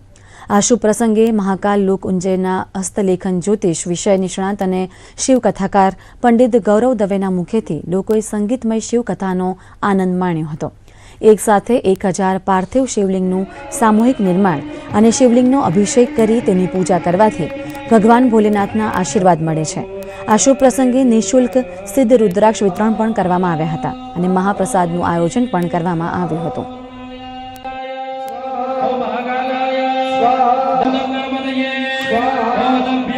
आराधना नक्षत्र जो कि भगवान भोलेनाथ का भक्ति का पवित्र नक्षत्र होता है, इन सारे संयोग को मिलाकर के जो पार्थिव शिवलिंग अभिषेक पूजन आज किया गया, भगवान भोलेनाथ की शिव कथा जो आज की गई, उसका पुण्य फल समस्त दीववासियों को, समस्त गुजरात वासियों को प्राप्त हो और सबकी मनोकामनाएं पूर्ण हो, ऐसा ध्येय रख करके पांडे परिवार ने यह आयोजन किया। સુરત સાયબર ક્રાઇમ પોલીસે PLCU અલ્ટિમા નામની કંપની ઊભી કરી રોકાણ કરનારને 1 વર્ષમાં 3 ગણા આપવાની લાલચ આપી ઠગાઈ કરનાર 3 આરોપીઓને ઝડપી લીધા છે. આરોપીઓએ PLCU કોઈન ઊભો કરી ફરિયાદી અને અન્ય 11 જેટલા લોકો પાસેથી કુલ ₹59,50,500 પડાવી લઈ પરત આપ્યા ન હતા. જે ગુનામાં પોલીસે વિનોદ હરિલાલ નિષાદ, મહેન્દ્રસિંહ ઉદયસિંહ સિસોદિયા અને પંપા બરુનદાસની ધરપકડ કરી કાયદેસરની કાર્યવાહી હાથ ધરી છે. હાલ પ્રાથમિક તપાસ ચાલુ છે. જે અલગ અલગ ઇન્વેસ્ટરો પાસે જે ઇન્વેસ્ટ ફરિયાદીઓએ કર્યા હતા તે અનુસંધાને જે આમાં વિનોદ નિષાદ છે તેઓની ધરપકડ કરવામાં આવેલી છે. મહેન્દ્રસિંહ સિસોદિયા છે તથા પંપા બરુનદાસ છે. આ આરોપીઓ દ્વારા અલગ અલગ વ્યક્તિઓને ઇન્વેસ્ટ કરાવવામાં આવેલું હતું, જેથી તેની ધરપકડ છે. આ જે પ્રકારનું ફ્રોડ છે આમાં અન્ય પણ હજી ફરિયાદી સુરત સિટી સાયબર ક્રાઇમ સેલનો સંપર્ક કરી રહ્યા છે અને આમાં અન્ય પણ આરોપીઓની સંડોવણી હશે, જે હાલ પ્રાથમિક તપાસ ચાલુ છે. કેન્દ્ર શાસિત પ્રદેશ દમણમાં ભારતીય જનતા પાર્ટી દ્વારા ક્ષેત્રીય પંચાયતી રાજ પરિષદનું આયોજન કરવામાં આવશે, જે અંતર્ગત દેશના 6 રાજ્યોથી 150 જેટલા જિલ્લા પંચાયતના પ્રમુખ અને ઉપપ્રમુખ દમણ આવશે. આગામી 18 અને 19 ઓગસ્ટના 2 દિવસીય કાર્યક્રમમાં ભારતીય જનતા પાર્ટીના રાષ્ટ્રીય અધ્યક્ષ JP નડ્ડા પણ હાજર રહેશે. દાદરાનગર હવેલી અને દમણ દીવ ભાજપ દ્વારા આ કાર્યક્રમની તૈયારી કરવામાં આવી છે. दमन जिला में होने वाले क्षेत्रीय पंचायती राज परिषद में छत्तीसगढ़, मध्य प्रदेश, गुजरात, महाराष्ट्र, गोवा और दमन दादरा नगर हवेली प्रदेश के जिला पंचायत के अध्यक्ष उपाध्यक्ष शामिल होने जा रहे हैं. माननीय राष्ट्रीय अध्यक्ष JP नड्डा जी कल शाम 5 बजे दमन एयरपोर्ट पर उनका आगमन होगा और भारतीय जनता पार्टी दादरा नगर हवेली दमन दीव एक भव्य स्वागत करने जा रही है. વિશ્વ અંગદાન દિવસની ઉજવણીના ભાગરૂપે ડોક્ટર જીગર શ્રીમાળીએ લોકોને પોતાના પરિવારજનોના અચાનક થતા અવસાન બાદ અંગદાન કરવા અંગે જાગૃતતા લાવવા અપીલ કરી હતી. તેમણે કહ્યું કે વિશ્વમાં આધુનિક તબીબી વિજ્ઞાને એક વ્યક્તિમાંથી બીજી વ્યક્તિમાં અંગોનું ટ્રાન્સપ્લાન્ટ કરવાનું શક્ય બનાવ્યું છે. ત્યારે અકસ્માત કે અન્ય કારણોસર સ્વસ્થ વ્યક્તિના મૃત્યુ બાદ તેમના કિડની, લીવર, આંખ વગેરે અંગોના દાનથી અન્ય વ્યક્તિઓના જીવ બચાવી શકાય છે અને મૃતક વ્યક્તિને બીજાના શરીરમાં તેમના અંગો દ્વારા જીવંત રાખી શકાય છે.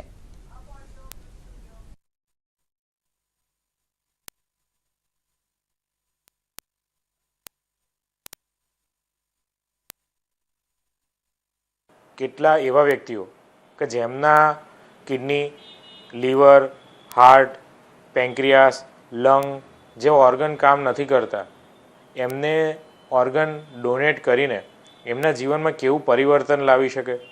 સમજો છો એમની સ્થિતિ કેવી થાય, એમને એક નવા જીવન મળ્યા જેવી સ્થિતિ થાય અને એ નવા જીવનમાં તમારું અવયવ એમની સાથે હંમેશા જીવંત રહે. વર્લ્ડ ઓર્ગન ડોનેશન ડેના દિવસે હું તમને બધાને એક રિક્વેસ્ટ કરીશ કે તમારે તમારા ફેમિલીમાં જ્યારે આવી કોઈ પણ ઇવેન્ટ હોય, હા એ ટાઈમે ઇમોશનલી આપણે બહુ મોટા પ્રેશરમાં હોઈએ છીએ, પણ સાથે આપણે એ વ્યક્તિ જતાં જતાં કોકના માટે એક વરદાનરૂપ બની રહે ને એના માટે કંઈક કરવું જોઈએ. આ સાથે જ આ બુલેટિન સમાપ્ત થાય છે. નમસ્કાર.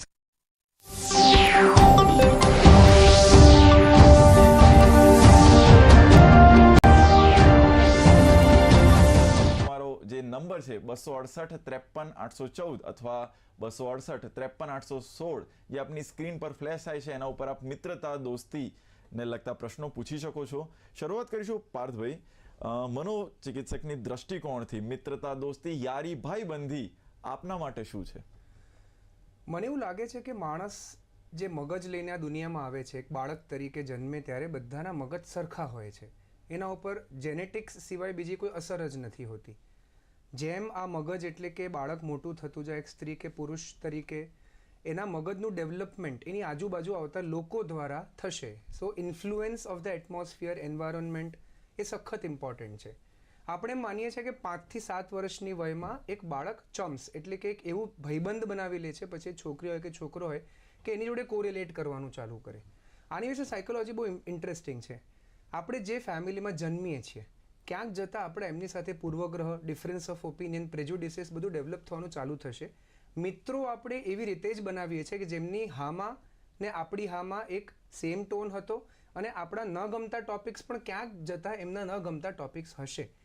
સો જેમ બાળક મોટું થતું જાય છે એમ એક વ્યક્તિ એની સાથે હોવું જેને એક સારી સપોર્ટ સિસ્ટમ આપી શકે, પ્રેમ આપે, હૂંફ આપે અને અલગ અલગ રીતેની પ્રોબ્લેમ્સમાં એની સાથે ઊભો રહે, ક્યારેક એના માટે પ્રોબ્લેમ ક્રિએટ પણ કરે અને એને સોલ્વ કરવા માટે આપે. ઇમોશનલ અને સોશિયલ ડેવલપમેન્ટ બ્રેનનું જે થાય, જેને આપણે EQ અને SQ આજે કહીએ છીએ કે IQ એટલે કે ઇન્ટેલિજન્ટ ક્વોશન્ટ જેટલો જ ઇમ્પોર્ટન્ટ EQ અને SQ છે. એ તમારી આસપાસ બનતા સંબંધો જેને આપણે ભાઈબંધી, ફ્રેન્ડશિપ કહીએ એનાથી થતા હોય છે.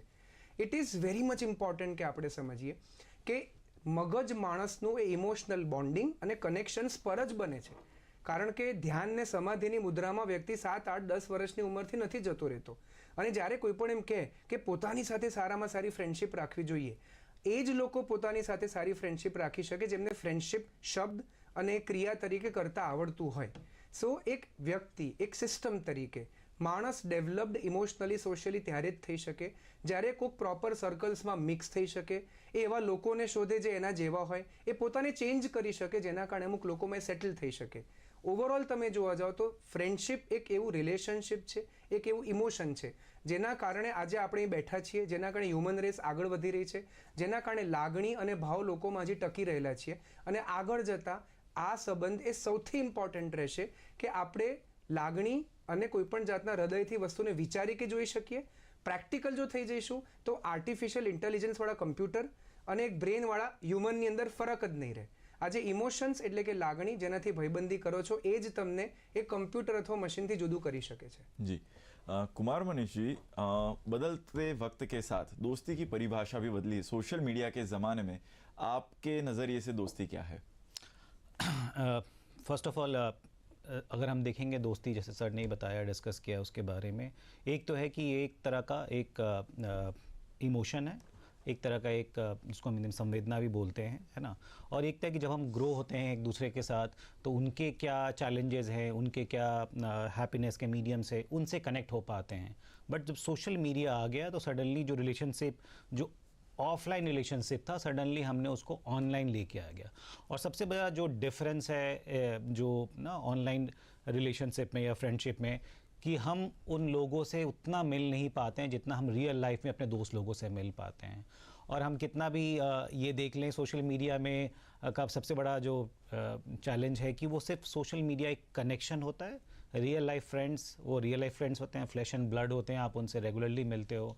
और अल्टीमेटली हमको ये भी देखना चाहिए कि we need shoulder to cry, जो कि शायद सोशल मीडिया में पॉसिबल नहीं होता है, रियल लाइफ में पॉसिबल हो पाता है. तो सोशल मीडिया आने से और बहुत लोग कंफ्यूज कर जाते हैं कनेक्शन एंड फ्रेंडशिप को.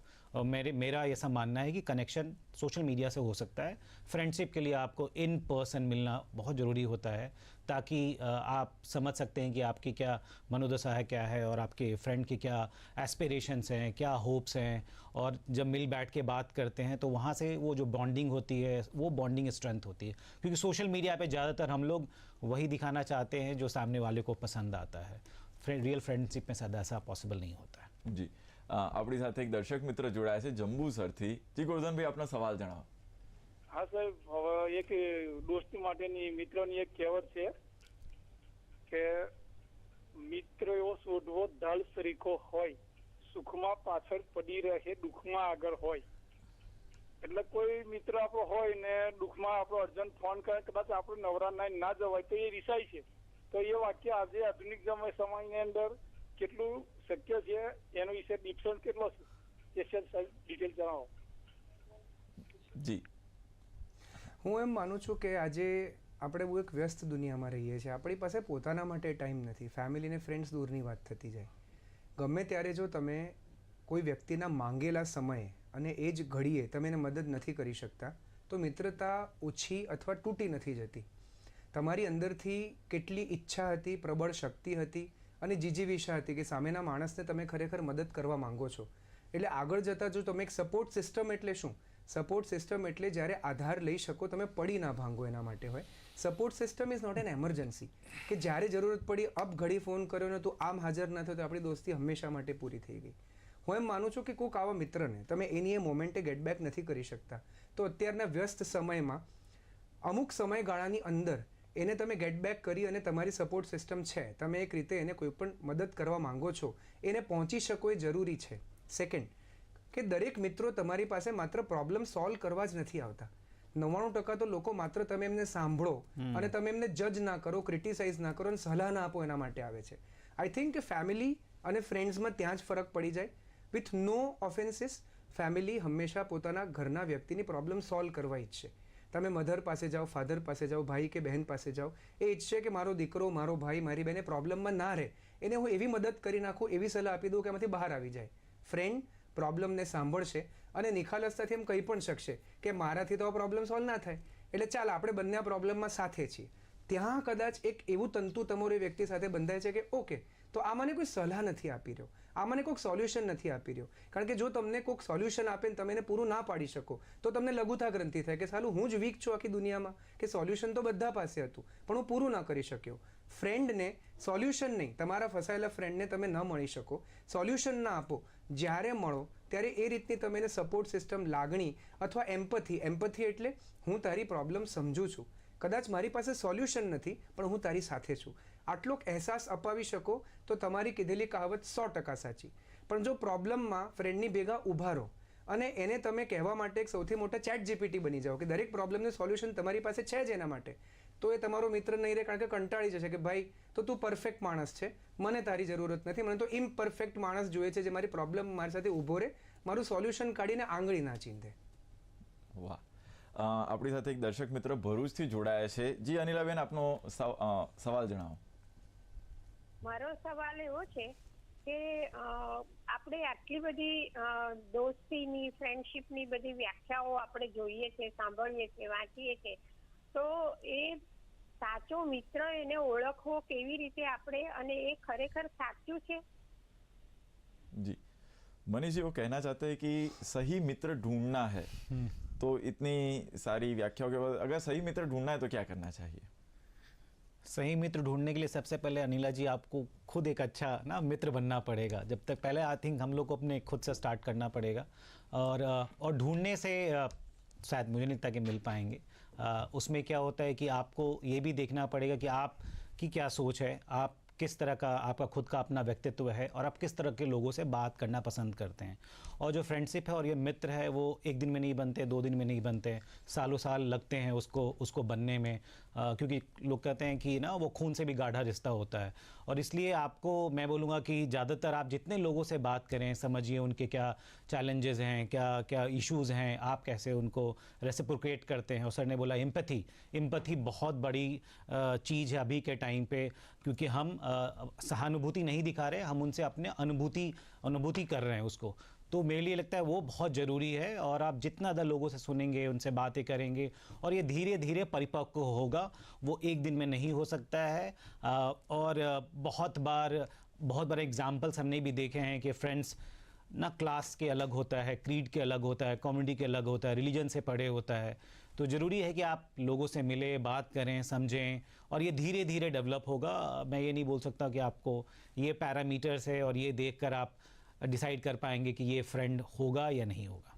જી પાર્થભાઈ, આમ જુઓ તો મિત્રતા એટલે એક મિત્રતાની શરૂઆત થાય, એના સ્ટેજીસ શું રહેતા હોય કે અહીંથી એક મિત્રતાની શરૂઆત થઈ, પછી એકદમ ગાઢ બને, અને પછી અમુક વખતે એવું પણ બનતું હોય કે કોઈક એકાદા ગેરસમજના કારણે દોસ્તી તૂટે, તો એના લાઈફ સ્પાન ઓફ મિત્રતા એ કેવા પ્રકારની રહેતી હોય, શું હોય છે એની અંદર? બહુ બધી સાયકોલોજીકલ થિયરીઝ છે જે સ્ટેજીસ ઓફ ફ્રેન્ડશિપને સમજાવે, પણ આપણે લૂઝલી સમજીએ ને તો મોટાભાગે સૌથી પહેલાં સોશિયલ અટ્રેક્શન એટલે સામાજિક આકર્ષણ વ્યક્તિ પ્રત્યે આવે એટલે તમને એવું લાગે કે આ માણસ ઇમ્પોર્ટન્ટ લાગે છે. સામાજિક અટ્રેક્શન, સોશિયલ અટ્રેક્શન માટે જરૂરી નથી કે માણસ ઇમ્પોર્ટન્ટ હોવો જોઈએ, વગદાર, પૈસાદાર, હોશિયાર અથવા તો સારા કપડાં પહેરે. સોશિયલ અટ્રેક્શન બહુ જ ઇન્ટરેસ્ટિંગ વસ્તુ છે, કારણ કે ગમે તેને ગમે તેના પ્રત્યે આવી શકે છે. આના પછી સોશિયલ કોગ્નિશન, એટલે તમે હવે એનાથી અટ્રેક્ટ થયા, હવે તમે એને વધારે સમજતા થશો. એટલે આ વ્યક્તિ એના પછી સોશિયલ કોગ્નિશન, તમારી એવરીડે લાઈફમાં તમારી જે પણ રોજની દિનચર્યા હોય, તમારા જે પણ શોખ હોય, તમારી જે પણ ન ગમતી વસ્તુ હોય, એમાં ધીરે ધીરે તમારા કોગ્નિશન એટલે તમારા વિચારધારામાં સેટ થવા માંડશે. પછી આવી ઇમોશનલ અટ્રેક્શન. ઇમોશનલ અટ્રેક્શન એ ફેઝ આવી ગઈ કે જેમાં હવે તમારે લાગણીની અપેક્ષા બંધાશે કે જો મારો મૂડ ખરાબ હોય તો એને ફોન કરી શકીશ, મારો દિવસ ખરાબ જતો હોય તો એક ચા માટે મારી જોડે આવશે, જો હું સિગરેટ પીવાની જીદ કરતો હોઈશ તો મને ના પાડશે, એટલે જે સાથે સિગરેટ પીવા આવતો એનાથી કહી દેજો કે તું મારો ખરો ભાઈબંધ નથી.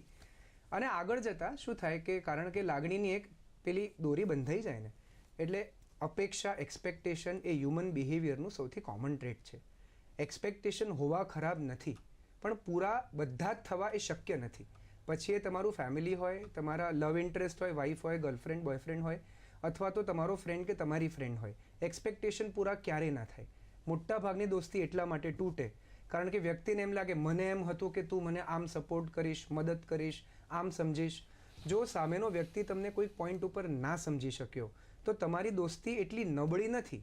તમારી દોસ્તીની અન્ડરસ્ટેન્ડિંગ, એનો પાયો કે એનો કોર હજી અહીં સુધી જ પહોંચ્યો છે. સો તમે એક બહુ સિમ્પલ વસ્તુ સમજો ને કે it is very easy to give up on a friend. વ્યક્તિ જોડે વાત ન કરવી એટલે આજના જમાનામાં એક બ્લોક બટન દબાવવાનું છે. અમારી પાસે જે ઓપ્શન નહોતું, પણ એ સિમ્પલી બ્લોક અ પર્સન એટલે પેલો સમજી જાય કે મારી દોસ્તી તૂટી ગઈ છે.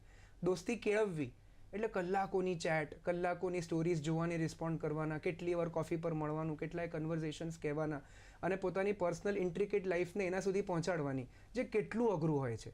સો આઈ ડોન્ટ થિંક કે કોઈ પણ વસ્તુમાં દોસ્તી તૂટી ગઈ એવું થાય. જેમ ઉંમર આગળ વધે એમ હ્યુમન બિહેવિયર સાયન્સ કહે છે કે નવા ફ્રેન્ડ્સ બનાવવું અઘરું થતું જાય છે.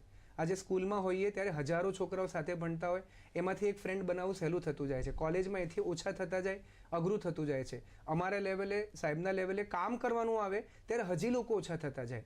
સો always try to see to it કે લોંગ ટર્મ ફ્રેન્ડ્સને સ્નેપઅપ કરીને તોડી દેવા બરોબર નથી. તમે જેમ કહો છો ને કે લવ ઇન્ટરેસ્ટને ફ્રેન્ડ ઝોનમાં રાખ્યો, એમ ફ્રેન્ડ લોકોને પણ ન્યુટ્રલ ઝોનમાં રાખતા શીખો, કમ્પ્લીટલી નકારી દેવા પહેલાં. એ ન્યુટ્રલ ઝોનમાં 3-6 મહિના રહે, કંઈ જ ફ્રૂટફુલ નથી થતું અને ટોક્સિક રિલેશનશિપ ફ્રેન્ડશિપમાં પણ આવી ગયું છે લાગે તો જતા કરો. बाकी ત્યાં સુધી गिव अप इतनी इजीली न करवो જોઈએ. बिल्कुल मनीष जी, कई बार ऐसा देखने को मिलता है कि जैसे कि पार जी ने बताया कि जिम्मेदारियां बढ़ती है तो जो वक्त देना चाहिए वो हम दे नहीं पाते, तो उनको न्यूट्रल जोन में तो रखा कुछ वक्त के लिए, लेकिन फिर भी कई बार ऐसा एहसास होता है कि हमें जिसको समय देना चाहिए उनको नहीं दे पाते हैं. तो ऐसी स्थिति में क्या किया जाए? देखिए, फ्रेंडशिप का एक मतलब ये भी होता है कि ना हम मान लीजिए किसी से 5 साल 10 साल मिले भी नहीं हो, लेकिन जब मिले तो हम वहीं से स्टार्ट कर पाएँ जहाँ से हमने उसको छोड़ा था. तो एक फ्रेंडशिप का मेरे लिए मतलब ये भी होता है. और थैंकफुली मेरे काफ़ी सारे दोस्त हैं जो मैं 30 साल 35 साल से मैं उनसे जुड़ा हुआ हूँ.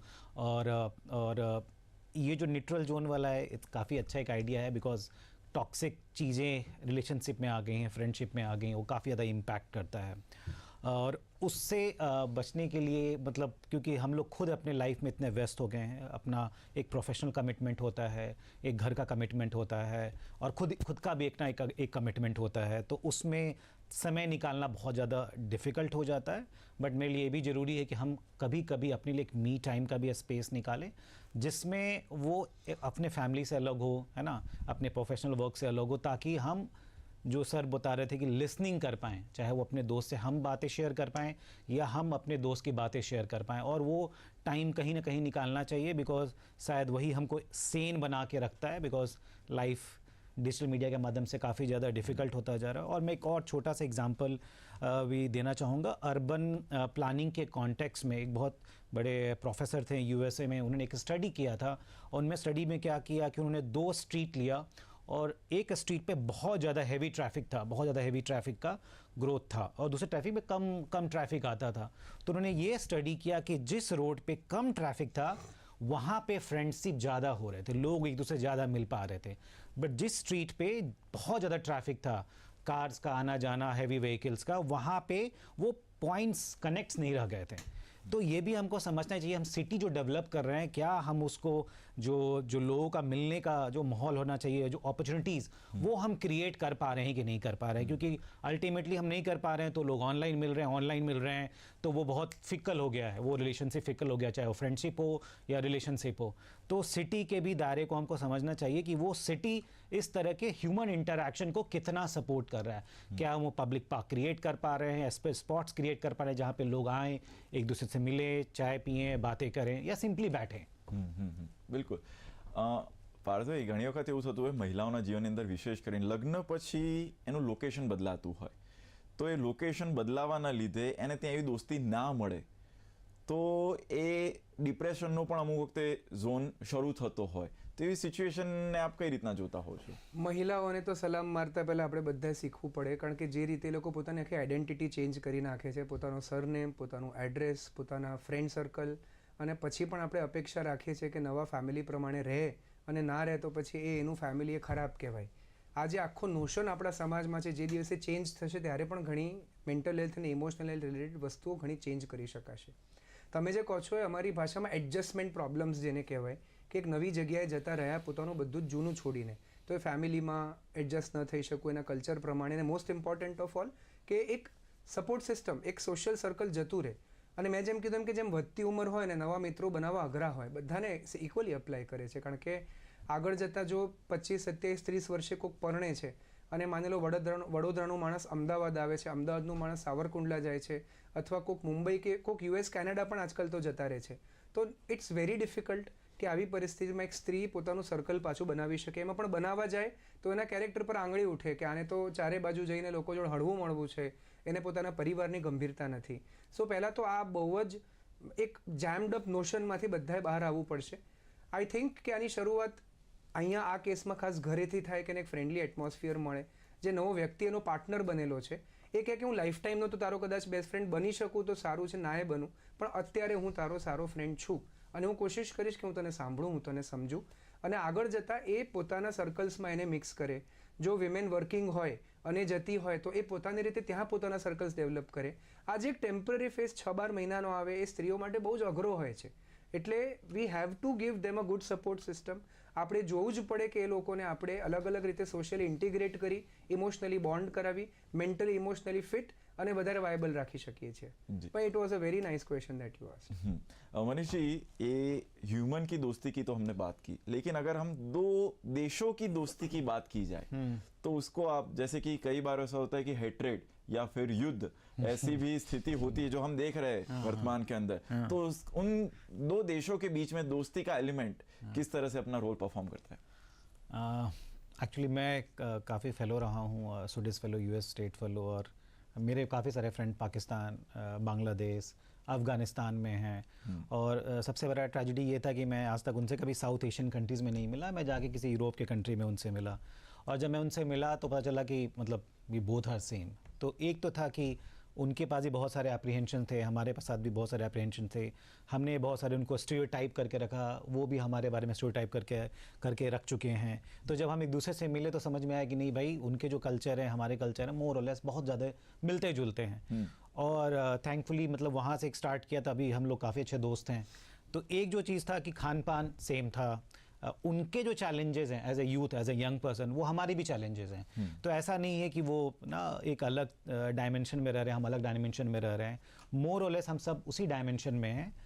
जो चैलेंजेस आता है कि हम लोग बात नहीं कर पाते हैं, बट मतलब ऑनलाइन जब बात करते हो तो आप वही निकल के आता है, बट जब रियल पर्सन बैठते हो, आमने सामने बैठते हो, तो वो भी आपसे कंप्लेन करते हैं, आप भी उनके बारे में कंप्लेन करते हो. बट अल्टीमेटली है ना, we build that bond, that we understand कि भाई आप जो, हम भी उसी जगह हैं, और आप जो बातें बता रहे हो हम उससे काफ़ी को रिलेट करते हैं. तो वो बॉन्डिंग एक अलग तरह का होता है, डिस्पाइट द फैक्ट कि हम लोग मिले नहीं, बट हम लोग अभी भी ऑनलाइन से कनेक्टेड है. बट ऑनलाइन वही है कि उस रिलेशनशिप को कंटिन्यू कर रहा है. ठीक, तो ये हो पाता है. પાર્થભાઈ, એક તો વ્યક્તિઓ સાથેની દોસ્તી છે, પણ એવી કઈ બીજી અન્ય સાથેની દોસ્તી હોઈ શકે જે આપણને ઝડપથી હીલ કરે? ઓબ્વિયસ આન્સર એનિમલ અસિસ્ટેડ થેરાપી, એટલે જાનવરો સાથેની દોસ્તી બહુ જ પોઝિટિવ ગણાય છે. જો ટ્રેન જાનવર હોય, જેમ કે ડોગ પણ ઘણા બધા ટ્રેન થઈ શકે છે, કેટ્સ પણ, હોર્સ પણ, આપણા કન્ટ્રીમાં હોર્સ ઓછા ટ્રેન કરીએ છીએ આપણે, પણ એનિમલ અસિસ્ટેડ થેરાપીના 3 સેન્ટર્સ પણ અમદાવાદ ઇટસેલ્ફમાં છે કે જેની અંદર એન્ઝાઇટીથી પીડાતા લોકો અથવા તો એકલતા, લોનલીનેસથી પીડાતા લોકો આ રીતના એનિમલ્સ પાસે જાય તો એમને અમુક રીતે થેરાપેટિક રીતે આ લોકો સાથે રહેતા આવડે, જેના કારણે એમને એક પ્રકારની આશા મળે, ઈચ્છા થઈ રહેવાની. પ્રકૃતિ સાથેની દોસ્તી હું એમ માનું છું કે સૌથી ઇમ્પોર્ટન્ટ અને સૌથી સારી છે મેન્ટલ હેલ્થ માટે પણ. કારણ કે જો પ્રકૃતિ સાથે, પુસ્તક સાથે એટલે બુક્સ સાથે તમે દોસ્તી કરશો તો આમાંથી બ્રેનના ડોપામિન, સેરોટોનિન કેમિકલ્સ બધા એટલા વધારી શકશો કે તમે આગળ જતા લોકોમાં સોશિયલ ઇન્ટરેક્શન્સ બેટર કરી શકશો, ક્રિએટિવ થિંકિંગ, રાઇટિંગ, કન્ટેન્ટ સારું જનરેટ કરી શકશો. આ એક બહુ સારું પ્લેટફોર્મ છે. એટલે આઉટ ઓફ ક્વેશ્ચન જેનું એક વસ્તુની ચર્ચા કરવા માંગીશ. ઘણી બધી વાર ઓનલાઈન કોઈક મિત્ર મળ્યો હોય, કોઈક વ્યક્તિ મળ્યો હોય અને because the duration of talk ભલે ઓછી હોય પણ એટલી ડેપ્થમાં જતા રહે કે કલાકો ચેટ કરવાને કારણે પોતાને એટલી પર્સનલ ઇન્ફોર્મેશન એને આપી દીધી હોય છે કે આપણને એમ લાગવા માંડે છે કે આ મારું બેસ્ટ ફ્રેન્ડ છે. ઓનલાઈન વ્યક્તિ ડિસઇનિબિટેડ એટલે વાફળ થઈ શકે છે. ઓનલાઈન કરેલી વાતોમાં વ્યક્તિ નજીક નથી થઈ જતો ખરેખર. એ માત્ર ને માત્ર એક એવી પળ છે કે જેમાં તમે થેરાપ્યુટિક, તમને કોઈક સ્ટ્રેસ હતો ને તમે બોલી નાખ્યું અને તમને સારું લાગ્યું એટલે તમને લાગણી બંધાઈ જાય છે. જ્યારે આપણે ચર્ચા કરતા હતા કે ઓનલાઈન અને ઓફલાઈન ફ્રેન્ડશિપ, હું એટલું જ માનું છું કે બાઉન્ડ્રીઝ બહુ જ ઇમ્પોર્ટન્ટ છે. તમે એક વ્યક્તિ જોડે 12 કલાક વિતાવો પર્સનલી તો તમે એને બેસ્ટ ફ્રેન્ડ નથી માનવા માંગતા. પણ જો તમે એક વ્યક્તિ જોડે 4-5 ચેટ અથવા તો 8-10 વખત ઇન્ટરેક્ટ કર્યું તો તમે બહુ ક્લોઝ માનવા માંડો છો. કારણ કે ઇઝ ઓફ કમ્યુનિકેશન છે અને તમે એ ભાષામાં વાત કરી રહ્યા છો જે તમારે કરવી હતી, જે કદાચ તમે સામે બોલતા ના કરી શકો.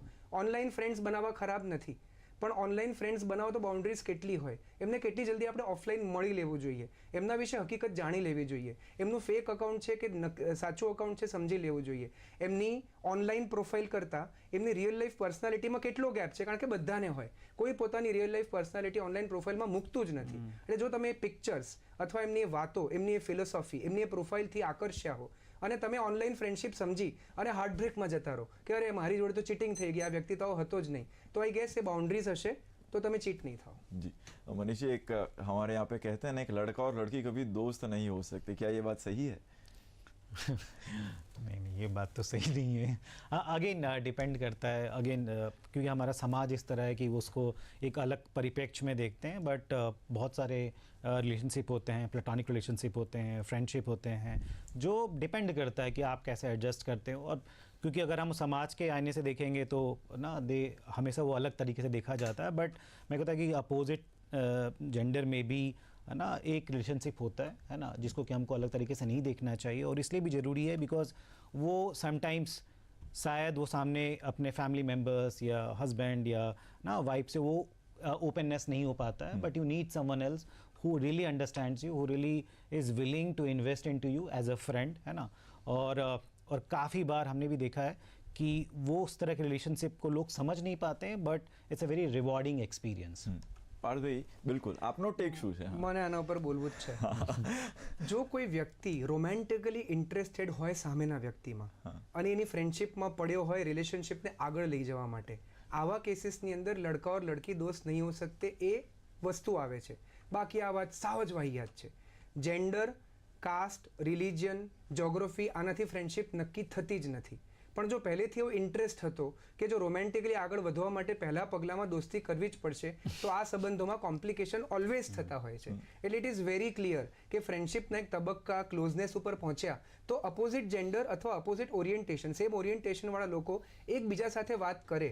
છોકરો હોય અને એમ લાગવા માંડ્યું હોય કે છોકરી થોડીક નજીક વધારે આવી રહી છે ઓર વાઇઝે વર્ઝા, તો ઓપનલી વાત કરે કે આપણી દોસ્તી સુધી જ હતું, અહીંથી આગળ રસ નહોતો. આ કમ્યુનિકેશન ઓપન થશે ને તો આ કન્ફ્યુઝન ચોક્કસ જતું રહેશે. બાકી એક માત્ર ચીઝી ફિલ્મી લાઈન છે. આ હકીકતની દુનિયામાંનો એક્ઝિસ્ટન્સ જ નથી, હું માનું છું.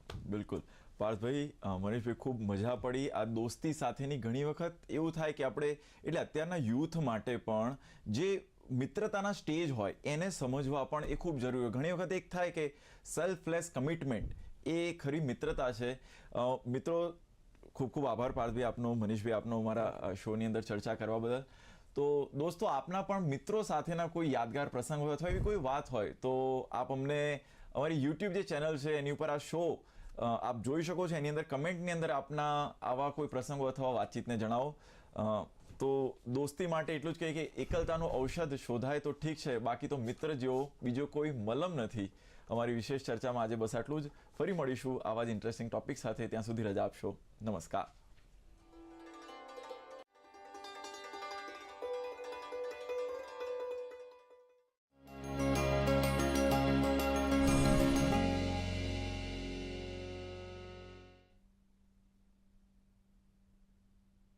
નમસ્કાર દર્શક મિત્રો, આજે કૃષિ કાફેમાં આપનું સ્વાગત છે. ખાસ કરીને આજે જે આપણે વાત કરવાના છીએ એ ડેરી ઉદ્યોગ માટે. આપણે જોયું છે કે જે ટેગલાઇન આપણે આપી છે, દૂધની નદી અને સુખનો સાગર, એના માટે જ કહેવામાં આવ્યું છે કે આજે બી આપણો દેશ કૃષિ પ્રધાન છે અને એનો પૂરક વ્યવસાય છે એ પશુપાલન છે. આપણી સાથે આજે જે વિશિષ્ટ ગેસ્ટ જોડાયેલા છે એ સન્માનિત તો છે જ, પણ જે આપણા દેશમાં દૂધની કંઈ જે આપ જોઈ રહ્યા છો, પ્રોડક્ટો જોઈ રહ્યો, એની પાછળ એમનો વિચારો હોય છે, એમના મંતવ્ય હોય છે અને એના પાછળ એના વર્ષોના અનુભવ હોય છે. આપણી સાથે જે ખાસ કરીને NDDBની જે આપણે આજે વાત કરવાના છીએ, એમના ચેરમેન જે managing director doctor Nimesh Shah સાહેબ જોડા. સાહેબ, દૂરદર્શનના સ્ટુડિયોમાં આપનું ખૂબ ખૂબ સ્વાગત છે. દર્શક મિત્રો, આ સમયે આ વિશે આપને કોઈ પ્રશ્ન હોય તો અમારા ટીવી સ્ક્રીનની નીચે આવે છે, તો ક્યારે બી આપ પ્રશ્ન પૂછી શકો. ખાસ કરીને એમની જે વિવિધ પાસાઓ છે ડિસ્કસના, એની ઉપર, અને કોઈ સહાયતા હોય કે આપના કોઈ પશુપાલનને લગતા કે ડેરીને લગતા હોય તો કોઈ પ્રશ્ન આપ જરૂરથી પૂછો. સાહેબ, ખાસ કરીને આજનો પહેલો જે પ્રશ્ન છે આપને પૂછવા માગીશ કે NDDBની જે એક લોકોમાં ચાહના થઈ કે નામના થઈ, એ ઓપરેશન ફ્લડ પછી થઈ હતી અને લોકો સમજતા થયા હતા કે NDDB શું છે. સાહેબ, એ ઓપરેશન ફ્લડ શું હતું અને એની શું વિશેષતાઓ હતી? આ ઓપરેશન ફ્લડ વિશે માહિતી આપું એ પહેલાં આપને જણાવીશ કે એક કંઈ ના કઈ રીતે અમૂલની જે ક્રાંતિ થઈ, કે જે અમૂલ પેટર્ન બોલીએ કે આનંદ પેટર્ન આપણે કહીએ, જે ડેરીના સહકારિતા ક્ષેત્રમાં એક મોટું કદમ હતું કે એક મોટી મૂવમેન્ટ હતી, એની સાથે થઈ. આપણે જાણીએ છીએ 1946માં અમૂલ ડેરીની સ્થાપના થઈ, આપણા જસ્ટ ઇન્ડિપેન્ડન્ટના સાથે સાથે મૂવમેન્ટની. એની પાછળ કારણ એ હતું કે ખેડૂતો જે પશુપાલન સાથે જોડાયેલા હતા, એમને દરરોજ જે એમનું દૂધ થતું હતું એ પ્રાઇવેટ સેક્ટરમાં જતું હતું. એ જ્યારે વધારે દૂધ હોય, જેમ કે ફ્લશ સિઝન હોય, શિયાળાનો ટાઈમ હોય, બહુ દૂધ હોય, તો પૂરતું દૂધ એ ખરીદતા નહોતા અને એમને દૂધ ઢોળી દેવું પડતું હતું. તો એ બધા જે પ્રશ્નો હતા એને નિરાકરણ કરવા માટે આપણા સરદાર વલ્લભભાઈ શ્રીએ ત્યારના જે અમૂલના ફાઉન્ડર ચેરમેન હતા ત્રિભુવનદાસ પટેલ અને બીજા આણંદના જે ખેડૂતો હતા, એમને સલાહ આપી કે તમે આનો વહીવટ જાતે કરો, આપણે પ્રાઇવેટ ડેરીના બંધનમાં નથી રહેવાનું. એના ફળ સ્વરૂપ અમૂલ ડેરીની સ્થાપના થઈ. અમૂલની સ્થાપના થઈ, પશુપાલકો એમાં જોડાયા. એક જે એનાથી કિસાનોની આર્થિક અને સામાજિક પરિસ્થિતિ સુધરવા માંડી.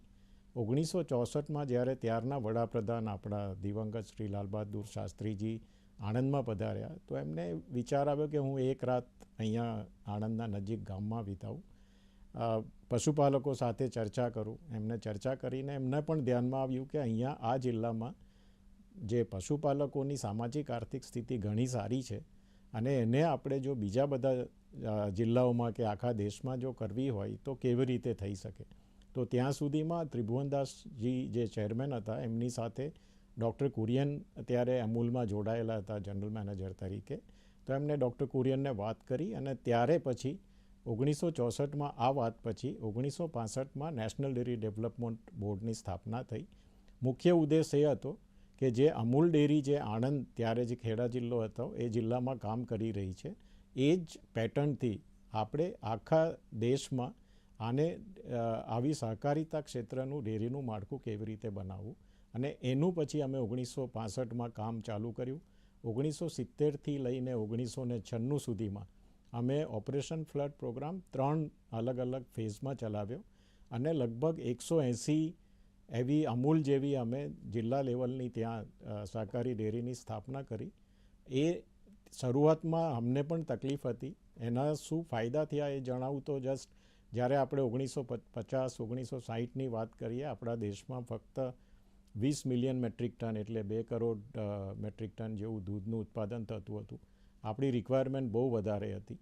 તો ત્યારે આપણે ત્યાં ફોરેનમાંથી અહીંયા દૂધની જે પાવડર હોય કે બટર હોય કમોડિટી આયાત કરવી પડતી હતી, ડોનેશનમાં પણ આવતી હતી.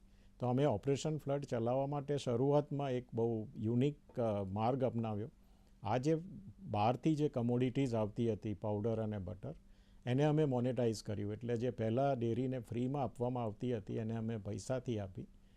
એ પૈસા જે ભેગા થયા એમાંથી અમે ડેરી પ્રોસેસિંગનું આખું માળખું જે ઇન્ફ્રાસ્ટ્રક્ચર કરવાનું હતું એ બનાવ્યું. અને પછીના ફેઝમાં ઓપરેશન ફ્લડમાં અમને વર્લ્ડ બેન્કે પણ સહાય કરી. તો ભારત સરકાર સ્ટેટ બધી ગવર્મેન્ટ, NDDB અને વર્લ્ડ બેંકની સહાયથી અમે 1996 સુધીમાં લગભગ 180 એવી અમૂલ ડેરી અમે આખા દેશમાં સ્થાપી ચૂક્યા, જે લાલ બહાદુર શાસ્ત્રીજીનું સપનું હતું. એના ફળ સ્વરૂપે આપણે 1998માં આપણે દુનિયામાં સૌથી વધારે દૂધ ઉત્પાદન કરતા દેશ બની ગયા. અત્યારે પણ જોઈએ તો એ 20 મિલિયન મેટ્રિક ટન મેં જોયું, એની સામે આપણે 220 મિલિયન મેટ્રિક ટન દૂધ પેદા કરીએ છીએ. આપણે સૌથી મોટો દૂધ ઉત્પાદક દેશ પણ છે અને આપણાથી જે બીજા નંબરનો દેશ છે આપણાથી પણ હજી પણ અડધું દૂધ પ્રોડ્યુસ કરે છે. એટલે આ જે આખી મૂવમેન્ટ છે જે આખી ચાલુ થઈ એનાથી પશુપાલકોને બહુ મોટો ફાયદો મળ્યો. સાહેબ, એક બહુ મહત્ત્વનો પ્રશ્ન છે અને અત્યારે ખાસ કરીને આજના સમયમાં જ્યારે દેશમાં પ્રથમ સહકારી મંત્રાલયની શરૂ થઈ હોય તો કોઈ એવી યોજના, રાષ્ટ્રીય ડેરી યોજના હોય અને એના વિશે કોઈ પ્રકાશ પાડી શકતા હોય તો સર આપ. આ ખૂબ જ સારો પ્રશ્ન છે લાલજીભાઈ. એ પણ જાણવું જરૂરી છે કારણ કે આપણે 1998માં મેં કહ્યું એમ આપણે મોટો ઉત્પાદક દેશ બની ગયા, પણ પછી આવનારા 8-10 વર્ષોમાં પછી પ્લાનિંગ કમિશન અને આપણે જે આપણી પ્રગતિ હતી, જે આર્થિક પ્રગતિ દેશની, એનાથી દૂધની જે ડિમાન્ડ છે એ ઘણી વધી ગઈ કન્ઝ્યુમરમાં. આપણી પ્રોડક્શન જો કેપેસિટી હતી એ ધીમા રેટે વધી રહી હતી, 3-4% ગ્રોથ રેટે, અને ડિમાન્ડ વધારે રેટથી વધી રહી હતી. તો આપણા પ્લાનિંગ કમિશન અને અન્ય જે એજન્સીઓ હતી એમને ફરીથી એવું લાગવા મળ્યું કે કદાચ જો આપણે ઉત્પાદકતામાં વધારો નહીં લાવી શકીએ તો ફરીથી આપણા દેશને કદાચ બહારથી દૂધ લાવવું પડશે. એટલે જે આત્મનિર્ભરતા સ્ટોરી જે આપણે કરી, આપણે સંપૂર્ણ આત્મનિર્ભર બની ચૂક્યા હતા, એમાં ફરીથી આપણને પ્રોબ્લેમ ના થાય, આપણે બહારથી દૂધ આયાત ના કરવું પડે. એટલા માટે પછી અમે નેશનલ ડેરી પ્લાનનું આયોજન કર્યું. NDDB એની આગેવાની લીધી, ભારત સરકાર સાથે મળ્યા, એ પ્લાન એપ્રૂવ થયો. વર્લ્ડ બેંક સાથે મળ્યા કારણ કે અમારા એક પાર્ટનર હતા ઓપરેશન ફ્લડમાં. વર્લ્ડ બેંકે પણ એમાં અમને ફાઇનાન્શિયલ સપોર્ટ કર્યો. તો વર્લ્ડ બેંક, NDDB અને ગવર્મેન્ટ ઓફ ઇન્ડિયા ત્રણેય મળી અને એમાં ભાગીદારી કરી અને નેશનલ ડેરી પ્લાન અમે ફેઝ 1 ચલાવ્યો 2012થી 2019 સુધીમાં. એમાં અમારી 2 મુખ્ય બાબતો જેના લીધે અમે નેશનલ ડેરી પ્લાન કર્યો. સૌથી પહેલું હતું કે પશુઓની ઉત્પાદકતામાં કેવી રીતે આપણે વધારો થઈ શકે કે જેથી દેશનું દૂધના ઉત્પાદનનો જે ગ્રોથ રેટ હતો એ વધે. બીજું અમારું મુખ્ય હતું કે અમે ઓપરેશન ફ્લડમાં આટલા બધા જિલ્લા સંઘ બનાવ્યા, પ્રોસેસિંગ ફેસિલિટી બનાવી, પણ હજી પણ કોઓપરેટિવ જે નેટવર્ક હતું એ આપણે આખા દેશમાં સારી રીતે સુવ્યવસ્થિત એનો જે વિસ્તાર થવો જોઈએ ઓછો હતો. એટલે અમે એમાં વધારે કિસાનોને, વધારે પશુપાલકોને સહકારી માળખામાં કેવી રીતે લાવી શકીએ, એમને એમનું દૂધ જેટલું પણ એ બનાવે, જેટલું બી એ પ્રોડક્શન થાય એટલું દૂધ અમે લઈ લઈએ, એમને એક ગેરંટી આપીએ કે અમે આપનું દૂધ લેવા માટે સહકારી સંસ્થા સ્થાપેલી છે. બીજો ઉદ્દેશ હતો કે એમને અમે માર્કેટ એક્સેસ આપીએ. તો એનાથી અમે લગભગ એક સાયન્ટિફિકલી જે કહેવાય એવી રીતે પ્લાન કર્યું. પશુઓની ઉત્પાદકતા વધારવા માટે અમે જે હાઇજેનેટિક મેરિટ બુલનું પ્રોડક્શન કર્યું. લગભગ 2500 જેટલા બુલ અમે બનાવીને સિમેન્ટ સ્ટેશનને આપ્યા. જેટલા પણ સિમેન્ટ સ્ટેશન હતા એમાં અમને બાયોસિક્યુરિટી વિશેના જેટલા જે સુધારા કરવાના હતા બધા અમે એમાંથી સપોર્ટ કર્યો નેશનલ ડેરી પ્લાનમાં. પશુઓની જે ન્યુટ્રિશન લેવલ વધારવું પડે એના માટે પણ અમે એમાં ઘણા એક રેશન બેલેન્સિંગનો અમે કન્સેપ્ટ લાવ્યા, જેનાથી પૂરતી માત્રામાં એમને પ્રોટીન, ફેટ, એનર્જી જે પૂરતી માત્રામાં દરેક ઇન્ગ્રીડિયન્ટ મળતા રહે, મિનરલ મિક્સચર મળે, એની અમે પૂરતી વ્યવસ્થા કરી. એક સોફ્ટવેર બનાવ્યું, એના દ્વારા પશુઓને અમે સંભાળ્યા. એનાથી અમે લગભગ 50,000થી વધારે ગામોને અમે ફરીથી સહકારિતા ક્ષેત્રમાં લાવ્યા, જેમાં 12 લાખ જેટલા વધારાના પશુપાલકો સહકારી ક્ષેત્રે જોડાયા. જેમાંથી વધારે ઇમ્પોર્ટન્ટ એ હતું કે એના લગભગ 40% જે સભ્યો હતા, 40-45% એ મહિલાઓ હતી. એટલે અમે એક ફોકસ વધાર્યું કે કેવી રીતે આપણે મહિલાઓની ભાગીદારી સહકારિતા ક્ષેત્રમાં વધારીએ. એ પણ અમે નેશનલ ડેરી પ્લાનમાંથી કર્યું. દૂધની ક્વોલિટીને સારી રાખવા માટે અમે બલ્ક મિલ્ક કુલર જે ગામડાના લેવલમાં લગાવવાના હતા, લગભગ 4200 બલ્ક મિલ્ક કુલર લગાવ્યા. સાથે સાથે એક પશુપાલકોને એક ટ્રાન્સપરન્ટ સિસ્ટમ મળે, એમને ખબર પડે મારા દૂધનું કેટલું વજન હતું, કેટલું ફેટ હતો, કેટલો SNF હતો, પેમેન્ટ કેવી રીતે મળી રહ્યું છે.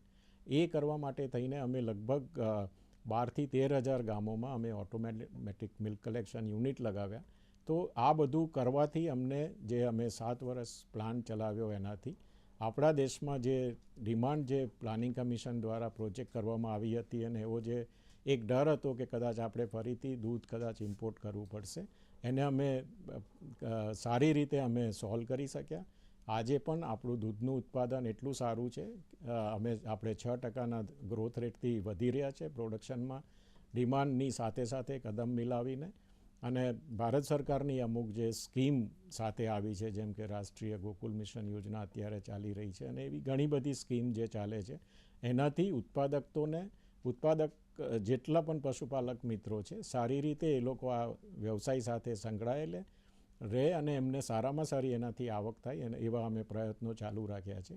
અને નેશનલ ડેરી પ્લાન પૂરો થયા પછી વર્લ્ડ બેંકનું એક જે ઇવેલ્યુએશન ગ્રુપ જે કહેવાય, જેને ઇવેલ્યુએટ કર્યો પ્લાનને, એમાંથી આપણે જે નેશનલ ડેરી પ્લાનને એક હાઈલી સેટિસ્ફેક્ટરી રેટિંગ પણ આપવામાં આવ્યું, જે બહુ રેર પ્રોજેક્ટ જે વર્લ્ડ બેંકના થાય એમાં આવું હાઈલી સેટિસ્ફેક્ટરી રેટિંગ મળે છે. સાહેબ, આપણે ખૂબ સરસ વાત કરીને, ખાસ કરીને આપણો દેશ અત્યારે જે દૂધ ઉત્પાદકમાં વિશ્વમાં સૌથી સારો છે, પણ એવું અત્યારે દર્શક મિત્રોને જાણવું હોય કે આવતા ભવિષ્યમાં કેવા પ્રકારના પડકારો ખાસ કરીને દૂધ ક્ષેત્રે હોઈ શકે સર? અત્યારે મેં વાત કરી, એક હજી પણ આપણો સૌથી મોટો ચેલેન્જ કહીએ કે પડકાર કહીએ એ છે કે કેવી રીતે આપણે આપણી પશુઓની ઉત્પાદકતામાં વધારો કરીએ. આજે આપણા પશુઓ નોર્મલી 5 થી 10 લીટર દૂધ જે આપે છે, એની સામે આપણે ડેવલપ કન્ટ્રીઝમાં જોઈએ તો એમની પશુઓની ઉત્પાદકતા ઘણી વધારે છે. તો કેવી રીતે આપણે ઉત્પાદકતામાં વધારો કરીએ, એના માટે થઈને ચાહે એ બ્રીડિંગ રિલેટેડ જે ઇન્ટરવેન્શન કરવા પડે કે ન્યુટ્રિશન રિલેટેડ કરવા પડે, પશુઓની હેલ્થ માટે કરવો પડે. જેમ કે હમણાં જ ગવર્મેન્ટ ઓફ ઇન્ડિયાએ એક ડિસીઝ કંટ્રોલ પ્રોગ્રામ ચાલી રહ્યો છે, જેમાં અમે FMD અને બ્રુસેલોસિસ વેક્સિન દેશના બધા જ પશુઓને અમે એમાં આવરી લીધા છે અને વેક્સિનેશન કરી રહ્યા છે. તો સૌથી મોટી જે પડકાર કહીએ તો દૂધની ઉત્પાદકતા વધારવાનો છે. એને સરકાર અને બધા કોઓપરેટિવ મિલ્ક યુનિયન અને NDDB સાથે મળીને એને પ્રયત્નો કરી રહી છે કે પશુઓને કેવી રીતે અમે સારી ઉત્પાદકતાવાળા કરીને પશુપાલકોને પણ એક સારી આમદની માટે મદદ કરી શકીએ. બીજો પડકાર એ છે કે આપણી ઉત્પાદકતા ઓછી છે એટલે આપણે વધારે પશુઓ આપણા દેશમાં છે, એટલે આપણે દૂધ ઉત્પાદકતામાં નંબર 1 છે અને સાથે સાથે સૌથી વધારે પશુઓ એટલે કે ગાય અને ભેંસ પણ આપણા દેશમાં છે. લગભગ 30 કરોડ ગાય ભેંસ આપણી પાસે છે. એનાથી થોડા પર્યાવરણને લગતા ઇશ્યુઝ આવી રહ્યા છે, કારણ કે મિથેન એક એવો વાયુ છે જેનું વાતાવરણમાં ઉત્સર્જન થાય તો તેનાથી પર્યાવરણને નુકસાન પહોંચે અને પશુઓનું મિથેન ઉત્સર્જન થતું હોય છે. તો એ એક બીજો વિષય છે કે જેને આપણે આવનાર સંજોગોમાં આ ક્લાઇમેટ ચેન્જ ગણીએ કે જે આ પર્યાવરણને લગતા વિષયો છે, આપણે કેવી રીતે એ પડકારને પહોંચી વળીએ. એટલે અમે NDDBએ હવે આપ જાણો છો છેલ્લા 5-6 વર્ષથી અમે એટલે જ મિથેનને કેવી રીતે ઓછો કરવો, એનું ઉત્સર્જન કેવી રીતે ઓછું કરવું, અને જે મિથેન છે એને આપણે પ્રોડક્ટિવ રીતે એટલે કે બાયોગેસમાં એનું કન્વર્ટ કરી ઘરની રસોઈ બનાવવા માટે યુઝ થાય, એને સ્લરી વધે એમાંથી આપણે ઓર્ગેનિક ફર્ટિલાઇઝર બનાવીને ખેડૂતોને એનાથી એક અલગ આવક મળી શકે. એના વિશે અમે એક સંપૂર્ણ વેલ્યુ ચેન બનાવી અને સસ્ટેનેબલ એક પ્રોડક્શન આગળ જઈને પશુપાલક કરી શકે એના માટે પ્રયત્નો કરી રહ્યા છે. સાહેબ, ખાસ કરીને મહેસાણાથી વિષ્ણુભાઈ દર્શક મિત્ર આપણા છે. જી વિષ્ણુભાઈ, શું આપનો પ્રશ્ન હતો ભાઈ? અમારે ગાયની લોન લેવી છે, એમાં વ્યાજ શું બારવાની પરવડે? હવે આપની વાત તો મહત્વની છે, પણ આજે આ મુદ્દા ઉપર આ વિષય નથી. ખાસ કરીને ડેરીને લગતી કોઈ સમસ્યા હોય કે એ બેન્કિંગ ક્ષેત્રનો પ્રશ્ન છે, પણ પશુપાલન કે ડેરીને લગતો પ્રશ્ન વિષ્ણુભાઈ કંઈ આપનો હોય તો આપ પૂછી શકો છો. સાહેબ, આ વાત તો આપણે ખૂબ સરસ કરી કે આજે આપણે દેશની દૂધની શું પરિસ્થિતિ છે, શું પડકારો છે. આપણે પર્ટિક્યુલર આપ જે સેક્ટરમાં છો, NDDB અત્યારે આપ કેમ્પસમાં શું કાર્ય થઈ રહ્યા છે અને બોર્ડની ભવિષ્યની શું યોજનાઓ છે? નેશનલ ડેરી ડેવલપમેન્ટ બોર્ડ અમે એક વિઝન આગળ સાથે ચાલી રહ્યા છે. અત્યારે આપણે આઝાદીના 75 વર્ષ પૂરા કરી ચૂક્યા છે. 2047માં આપણે આપણા આઝાદીના 100મા વર્ષમાં પહોંચીશું. એક આપણે બધા જાણીએ છીએ એક અમૃતકાળનું હવે આપણે આયોજન કરી રહ્યા છે. તો એ અમૃતકાળમાં આપણે જે પશુપાલનને લગતી કે ડેરી ઉદ્યોગને લગતા કયા એવા મુદ્દા છે જેમાં આપણે એક વિઝન સાથે ચાલીએ. તો અમે લગભગ એમાં 4 મુદ્દા લઈને અમારું વિઝન બનાવ્યું છે. પહેલું મેં કીધું એમ કે પશુની ઉત્પાદકતા વધારવી. મેં એમાં આગળ પણ ચર્ચા કરી કે સારી રીતે પશુઓની ઓલાદનું સુધારણા કાર્યક્રમ કરવો, એમને સારામાં સારું ન્યુટ્રિશન મળે એના માટે એમને મદદ કરવી. ઘાસચારો હોય, ડ્રાય ફોડર હોય કે કેટલ ફીડથી એમને સારી ગુણવત્તા મળી રહે. એમના પશુઓની સાર સંભાળ રાખવી, એમની હેલ્થ સારી રહે એના માટે. તો એ એક વિઝન સાથે ચાલી રહ્યા છે.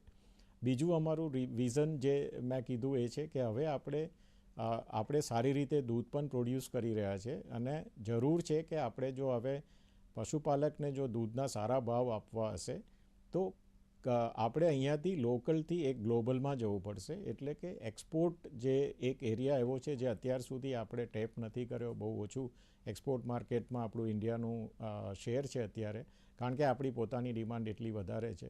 પણ હવે જ્યારે આપણે પશુની ઉત્પાદકતામાં વધારો કર્યો, આપણી સાથે આપણે નંબર 1 દૂધ ઉત્પાદક દેશ પણ છે, તો આગલા વર્ષોમાં, આગલા 25 વર્ષોમાં આપણે દૂધ અને દૂધની બનાવટોનું એક્સપોર્ટ કરી એક સારું વધારે વેલ્યુ એડિશન થાય પ્રોડક્ટ્સનું, તો આપણે એનો સારો જે બેનિફિટ છે આપણે આપણા પશુપાલક મિત્રો સુધી પહોંચાડી શકીએ. તો એક એ અમારો બીજો વિઝન છે કે આપણે આગળ વધીને કેવી રીતે પશુઓમાંથી દૂધને એક્સપોર્ટ કરીને વધારેમાં વધારે ભાવ વધારો આપણે પશુપાલકોને ચૂકવી શકીએ.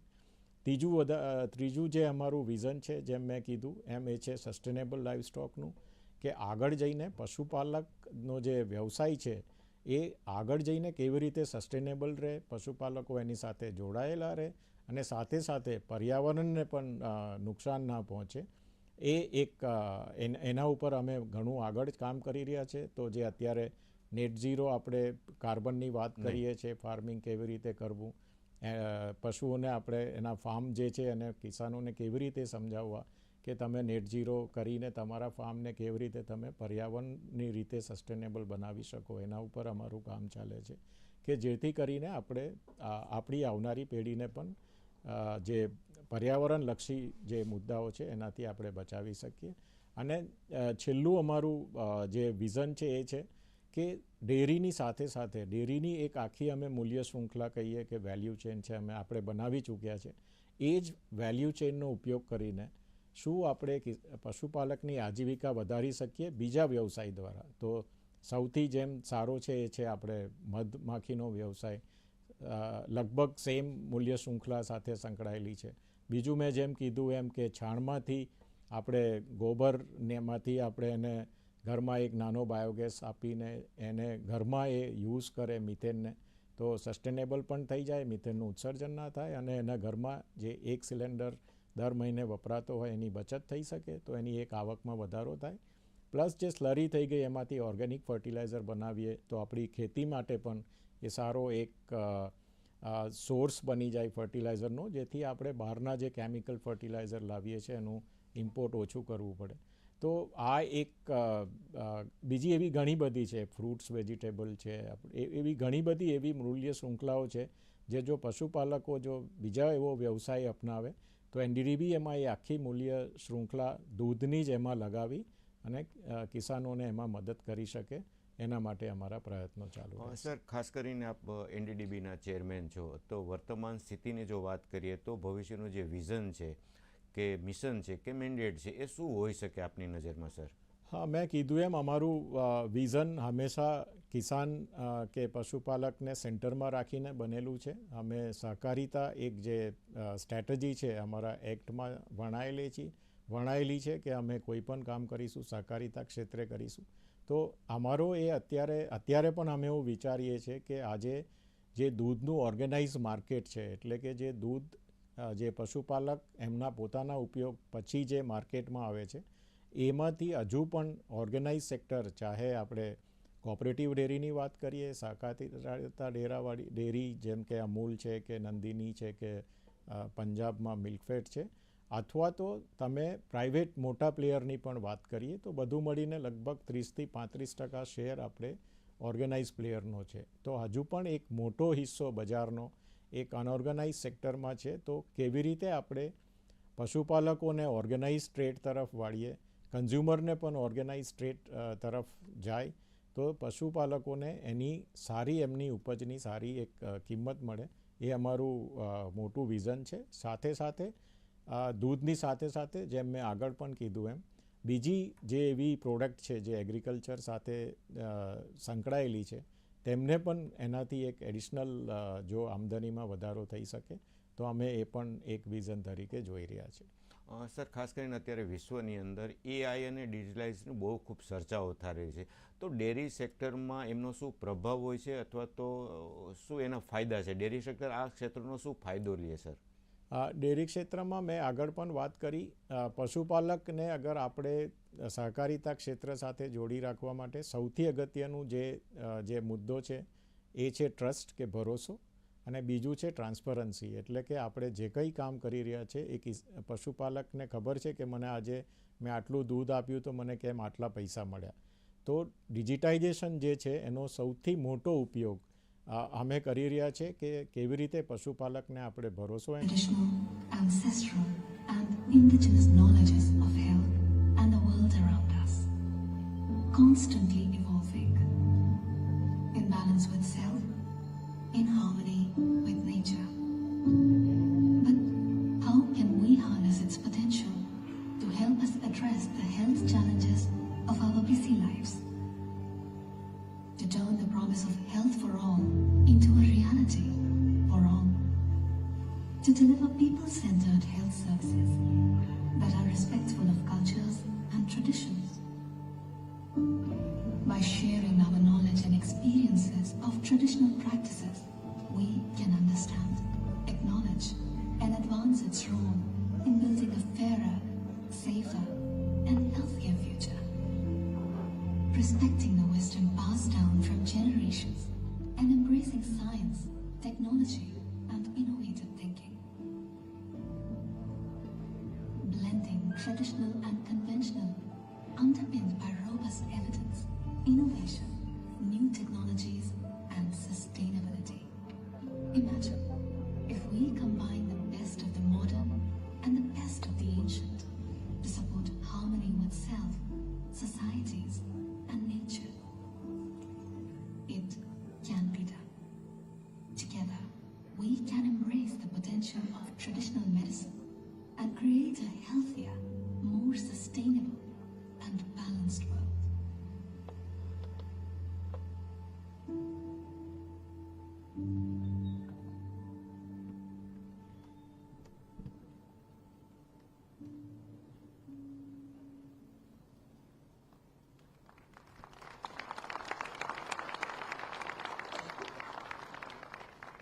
Ladies and gentlemen, we have with us this morning the Honorable Director General of the World Health Organization, Dr. Tedros Adhanom Ghebreyesus. Welcome back to Gujarat, sir. Dedicated to the well-being of all people and guided by science, the World Health Organization leads and champions global efforts to give everyone, everywhere, an equal chance at a safe and healthy life. It is with warm memories that we recall Dr. Tedros and the Honorable Prime Minister of India being in Gujarat last year for the groundbreaking ceremony of the WHO Global Traditional Medicine Center that recognizes the contributions of traditional medicine towards achieving health for all. Welcome once again, Director General, as I invite you now to welcome all our delegates and guests. Dr. Tedros.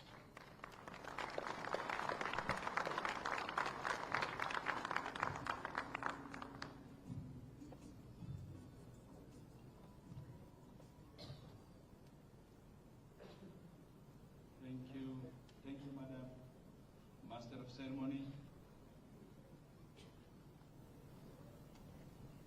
Your Excellency, Shri Bundra Bahai, Patel, Chief Minister of Gujarat, myself, Tulsi Bahai.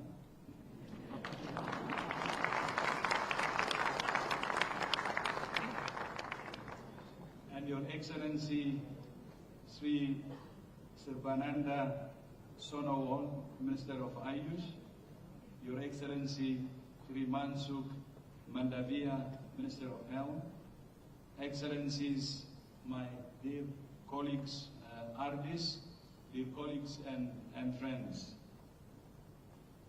Namaste. Let me begin by wishing our hosts a belated but very happy Independence Day.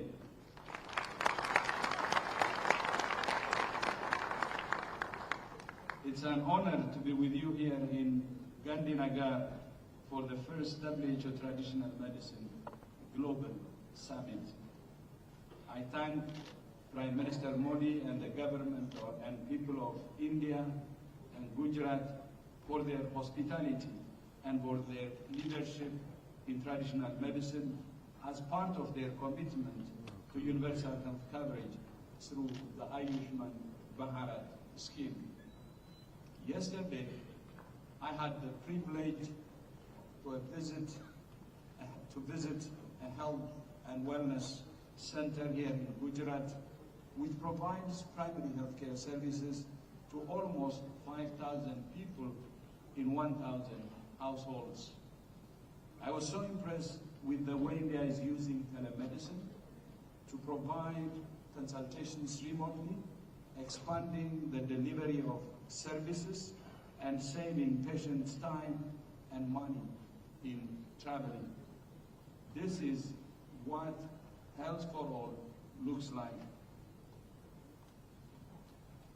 I also saw how traditional medicine is being integrated at the primary healthcare level with a wellness garden at the clinic where I had the opportunity to plant a Tulsi tree.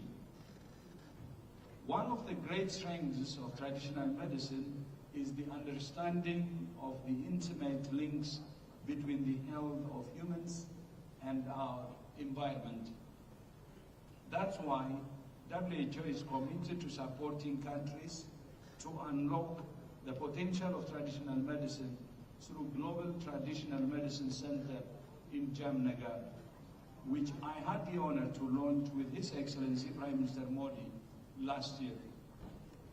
At that time, we decided to co-host the first WHO Traditional Medicine Global Summit, jointly celebrating WHO's 75th anniversary and India's 75th anniversary of national independence, alongside India's presidency of the G-20. We plan to make this a regular event, maybe every 2 years, to provide an established global forum for sharing evidence and best practices in the use of traditional medicine. Traditional medicine is as old as humanity itself. Throughout history, people in all countries and cultures have used traditional healers, home remedies, and ancient medicinal knowledge to meet their needs for health and well-being. At some point in our lives, most of us will use some form of traditional medicine. Growing up in Ethiopia, a country with its own rich history of traditional medicine, I saw firsthand how communities relied on traditional practitioners for their health needs. Traditional medicine is not a thing of the past. There is a growing demand for traditional medicine across countries, communities, and cultures. Traditional, complementary, and integrative medicine is especially important for preventing and treating non-communicable diseases and mental health and for healthy aging. Traditional medicine has a long history. Over 3,005 years ago, Sumerians and Egyptians used bark from the willow tree as a pain reliever and an anti-inflammatory. The ancient Greeks used it to ease the pain of childbirth and cure fevers. Then in 1897, the chemist Felix Hoffmann synthesized aspirin, and the drug has gone on to improve and save the lives of millions of people every day. Likewise, the Madagascar periwinkle, which is now the source of childhood cancer drugs, is mentioned in Mesopotamian folklore as well as Ayurveda and traditional Chinese medicine. Medicinal plants like hawthorn and foxglove have been used to treat cardiovascular disease and hypertension, and a derivative of the wild Mexican yam is one of the first active ingredients in contraceptive pills. India has a rich history of traditional medicine through Ayurveda, including yoga, which has been shown to be effective in alleviating pain. As someone who spent many years researching malaria transmission, I am inspired by Chinese scientist Tu Yu, who leveraged traditional knowledge to achieve a breakthrough in malaria treatment. After testing unsuccessfully over 240,000 compounds for use in antimalarials, Tu Yu turned to traditional Chinese medical literature for clues. There, she and her team found a reference to sweet wormwood to treat fevers. In 1971, Tu Yu's team isolated artemisinin, an active compound in sweet wormwood that was particularly effective in treating malaria. Artemisinin is now the backbone of malaria treatment. There are just a few these are just a few examples. There are many more. Traditional medicine has made enormous contributions to human health and has enormous potential. Through this summit and the WHO Global Center for Traditional Medicine, WHO is working to build the evidence and data to inform policies, standards, and regulations for the safe, cost-effective, and equitable use of traditional medicine. This is not a new area for WHO. In 2014, our member states approved the first global 10-year strategy for traditional medicine. At this year's World Health Assembly, member states agreed to extend the strategy for an additional 2 years and asked for a new 10-year strategy be developed from 2025 to 2034. This summit is an important opportunity to advance the understanding and use of traditional medicine. The Gujarati Declaration, the main outcome of this global summit, if effectively implemented, will enhance the appropriate integration of traditional medicine into national health systems. Let me leave you with 3 specific requests. First, we urge all countries to commit to examining how best to integrate traditional and complementary medicine into their national health systems. Second, I urge you all to identify specific, evidence-based, and actionable recommendations that can inform the next WHO Traditional Medicine Global Strategy. Third, I urge you to use this meeting as the starting point for a global movement to unlock the power of traditional medicine through science and innovation. Once again, my thanks to India for its hospitality and leadership in this area. And my thanks also to my WHO colleagues, especially Dr. Shyama Puruvila for her hard work in organizing this summit. And also, I would like to thank my sister Poonam, our regional director, for her leadership on this. And my thanks to all of you for your commitment to bringing together ancient wisdom and modern science for for the health and well-being of people and the planet. Namaste. Thank you.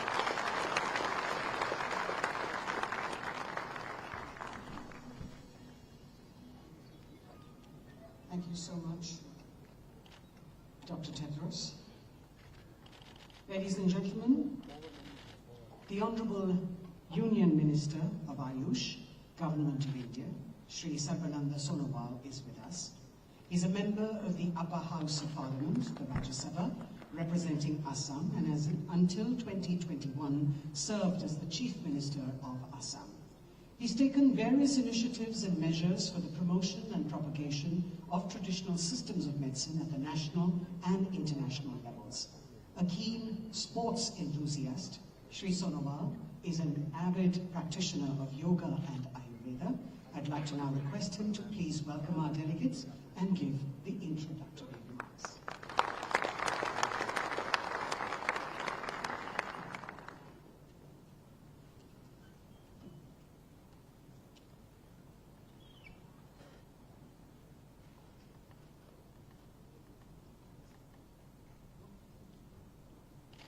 Namaskar.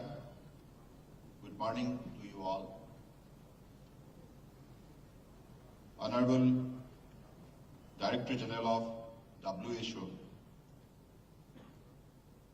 Dr. Tedros Adhanom Ghebreyesus, Honorable Chief Minister of Gujarat, Sri Bhupendra Patelji, Honorable Union Minister of Health and Family Welfare, Government of India, Dr. Mansukhbhai Mandaviyaji, Honorable Minister of Health of Bhutan, His Excellency Madam Lainpo Daso Deshen Wangmo,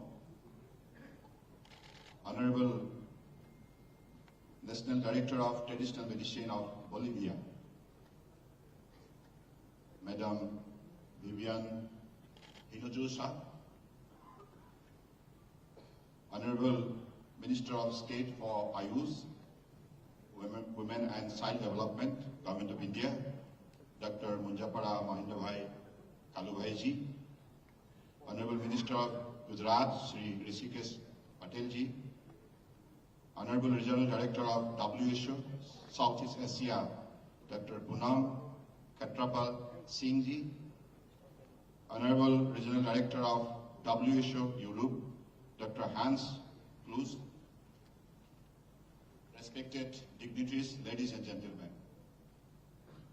It is with great pleasure and anticipation that we gather here today for the first WHO Traditional Medicine Global Summit. This groundbreaking event, co-hosted by the WHO and the Ministry of Ayush, Government of India, holds immense significance as it goes beyond border and unites minds to shape the future of healthcare. The summit, distinguished by its co-branding with the G-20, underscore the global prominence of our deliberation. Settled against the vibrant backdrop of Gandhinagar, Gujarat, this summit signifies the dawn of a new era in healthcare. Our discussion here aims to forge the foundation for a dedicated platform for traditional medicine within the framework of the G-20. This visionary platform seeks to foster international collaboration, share best practices, and seamlessly integrate traditional medicine into the heart of mainstream healthcare system. The summit endeavors to identify potential areas of collaboration and partnership between the stakeholders who share a mutual interest in the advancement of traditional medicine. By bringing together policymakers, practitioners, researchers, and institutions, the aim is to lay the groundwork for future collaboration that can drive innovation and research in this field. The Indian system of traditional medicine has made substantial contribution to global healthcare. Ayurveda's emphasis on preventive measures, natural remedies, and lifestyle modification has gained international recognition. Yoga's positive impact on mental and physical well-being is being acknowledged worldwide. This is evident from the fact that our Honorable Prime Minister, Shri Narendramodi ji, established a Guinness World Record when 135 countries participated in a single yoga event at UN headquarters during International Day of Yoga 2023. Now, with the resilient effort of our Honorable Prime Minister Shri Narendramodi ji, has resulted in the establishment of the WHO GCTM, and this WHO GCTM is a testament to the growing acknowledgement of traditional medicine across the globe. The center will serve as a hub for research, collaboration, and information exchange among countries. The dedication, devotion, and commitment of our Honorable Prime Minister, Shri Narendramodi ji, towards promotion of traditional medicine has resulted in exemplary transformation in traditional medicine sector. India's active involvement in this center will further facilitate the integration of traditional medicine into mainstream healthcare system. The G-20 nation played a critical role in shaping global policies and agendas. Traditional medicine as an essential component of healthcare should be a part of this discussion. Collaborative efforts among G-20 nations can lead to the development of frameworks that recognize and harness the potential of traditional medicine in achieving universal healthcare goals. To further enhance the credibility and effectiveness of traditional medicine, research and innovation must be at the forefront. Investing in scientific validation, modernization, standardization of traditional practices can bridge the gap between ancient wisdom and contemporary healthcare needs. A harmonious integration of traditional medicine with modern healthcare can offer comprehensive solution to the complex health challenges of today. Collaboration between traditional healers, modern medical practitioners and researchers can lead to more holistic and patient-centric care. Traditional medicine often has deep ties to local communities. By preserving and promoting these practices, we honor cultural diversity and empower these communities to contribute actively to global healthcare knowledge. Traditional medicine also embodies our shared heritage and wisdom. It offers holistic approaches to health and well-being that complement and complete the medical practices. The establishment of the WHO GCTM and collaborative efforts within the G20 paved the way for a brighter future where traditional medicine takes its rightful place in the global healthcare landscape. Through this event, one of the major expected outcomes is to propose recommendation for a dedicated forum on traditional medicine within future G20 presidencies. This platform will foster ongoing discussion and collaboration to integrate traditional medicine into global healthcare agendas. Through this platform, I extend my heartfelt greetings and well wishes to all who have joined hands in ensuring better healthcare security to the world. I also thank Honorable Prime Minister for making this dream possible. And today we are honored that our popular Tulsi Bhai is with us to inspire us to promote the traditional system of medicine. Thank you. Jai Hind.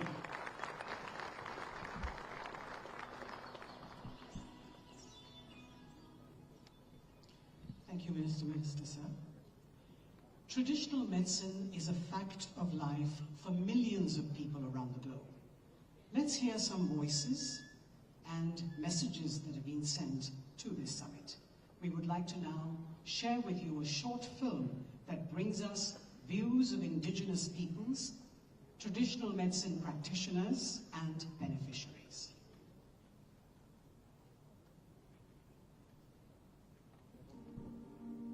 Our culture and our land are in our bones and in our blood. Traditional medicine holds great potential. Let's recognise that these are our inheritances for our future generations. We are part of the solution, one that will benefit all human and planetary health.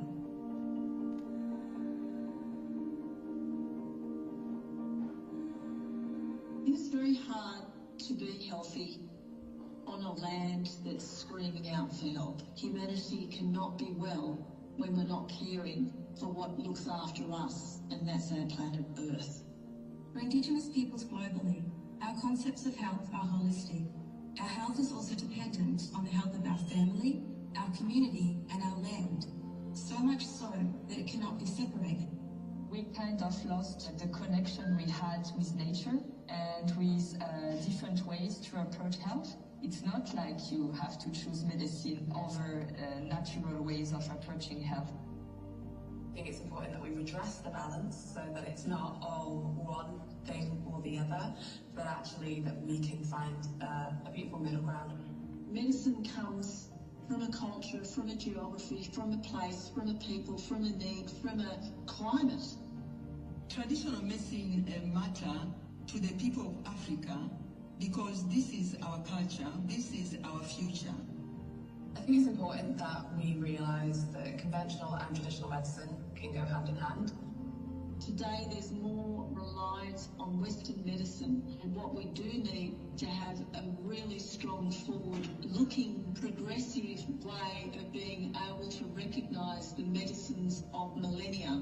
Que no se pierdan esos saberes nuestros, que son tan sagrados, que son tan nuestros, que es la esencia de la vida del ser de estar conectados con la diversidad de pueblos, con la diversidad de nuestras semillas, con la diversidad de nuestras plantas, con la diversidad de nuestras aves. Yoga is basically an ancient Indian practice. Yoga brings out the positivity from within, it improves our mental well-being, and it brings out the overall well-being of an individual. TCIH we have more than just medicines. We need research on professions and practices, more than just products. We as Indigenous peoples know that our intimate and intricate understandings of our lands and our medicines have so much to offer everyone. It's now time to recognise the opportunity that we have. It's time to turn on our ears, open our eyes, open our hearts, and understand where we need to go to together collectively.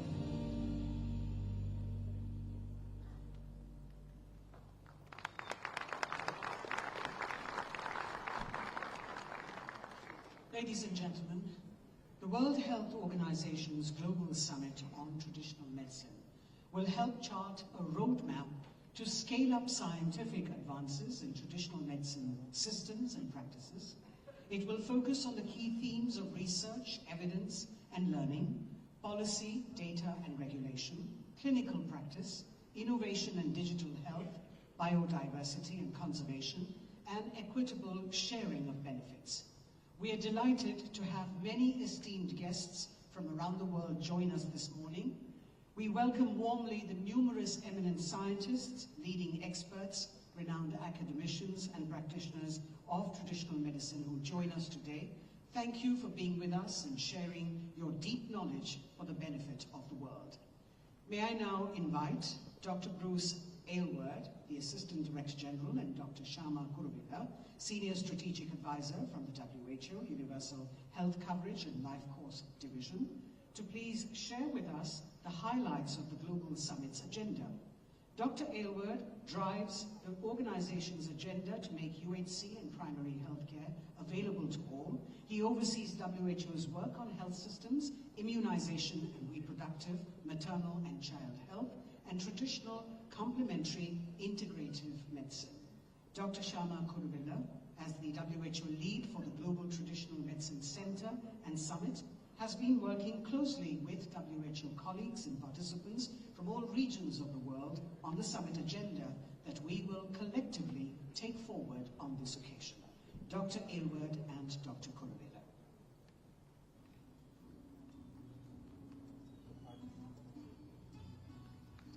Excellency, ladies and gentlemen, we are honored and privileged to be here today with participants from around the world at the first WHO Traditional Medicine and Global Summit. The summit looks anew at the vast potential and applications of traditional medicine amidst important challenges and opportunities to achieve universal health coverage and health for all. The summit aims to catalyze potential commitments and collective action towards the evidence-based integration of traditional medicine in national, regional, and global policies and systems for health and well-being of people and the planet. A very warm welcome and thank you to all the participants who've contributed to lead on this agenda. This agenda has been designed to chart a roadmap to scale up scientific advances and innovation for traditional medicine systems, practices, and impact.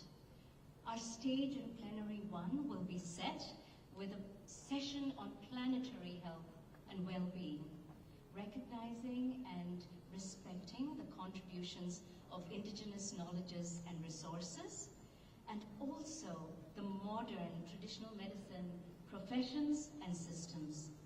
And the session progresses with key themes on research, evidence, learning, policy, data and regulation, innovation, biodiversity and conservation, that's a priority for so many here, and equitable sharing of benefits. We will hear more about these issues being taken up in a joint dialogue with the G-20 ministers that will be held on day 2 of the summit.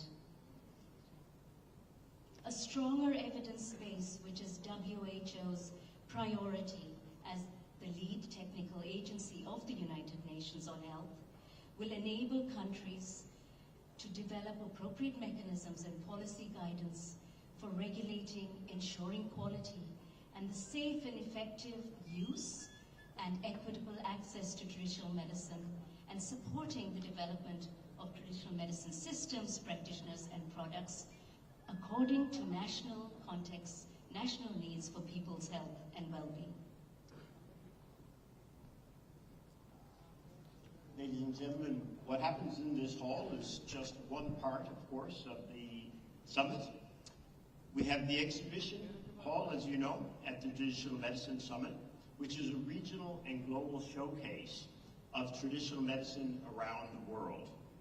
It takes inspiration from Gaia, or Earth, from which traditional medicine, as you've heard, beginning with the comments of our Director General, is inextricably linked through medicinal plants, water, air, and the natural environment. Giving form to Gaia, at the center of the exhibition hall, you will see a wish tree. This is drawn from the Indian Kalpavrika, the mythical, wish-fulfilling divine tree. This central installation represents traditional medicine's connection with the earth and its deep cultural roots. And it provides a space for people to share their expectations for the outcomes and long-term vision of the summit. Spreading out from the wish tree, you will see 8 spaces that contain global and regional exhibitions on traditional medicine.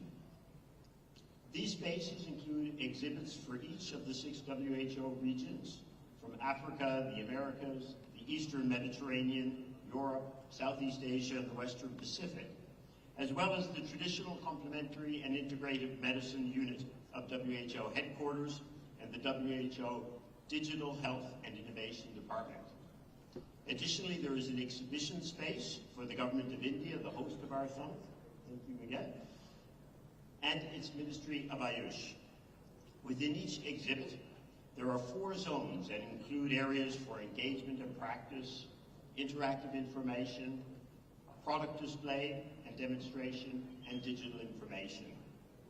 Each exhibit is distinctive, provides a unique perspective on each region's and organization's histories, priorities, and ambitions for traditional, complementary, alternative, and integrative medicine. We welcome you all to engage with these interactive exhibits, learn and draw inspiration from their content, and share with us your wish for traditional medicine and its contribution to planetary health and well-being for all. And as we look around, we are reminded of the Honorable Prime Minister's principle of Vasudhaiva Kudumbakam, that the world is one family.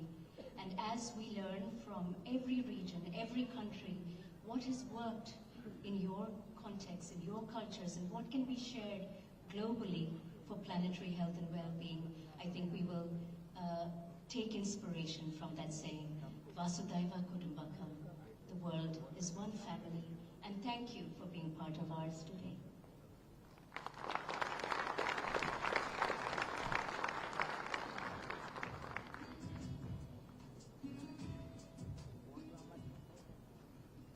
Thank you very much, Dr. Aylward and Dr. Kuruvilla, for sharing those highlights. Ladies and gentlemen, the Honourable Union Minister for Health and Family Welfare, Government of India, Dr. Mansukh Mandaviya, has been conferred with innumerable awards and recognitions for his post-COVID management and overseeing India's mammoth COVID-19 vaccination drive with great success. May I invite India's Honourable Minister for Health and Family Welfare, Dr. Mansukh Mandaviya, to address the esteemed gathering.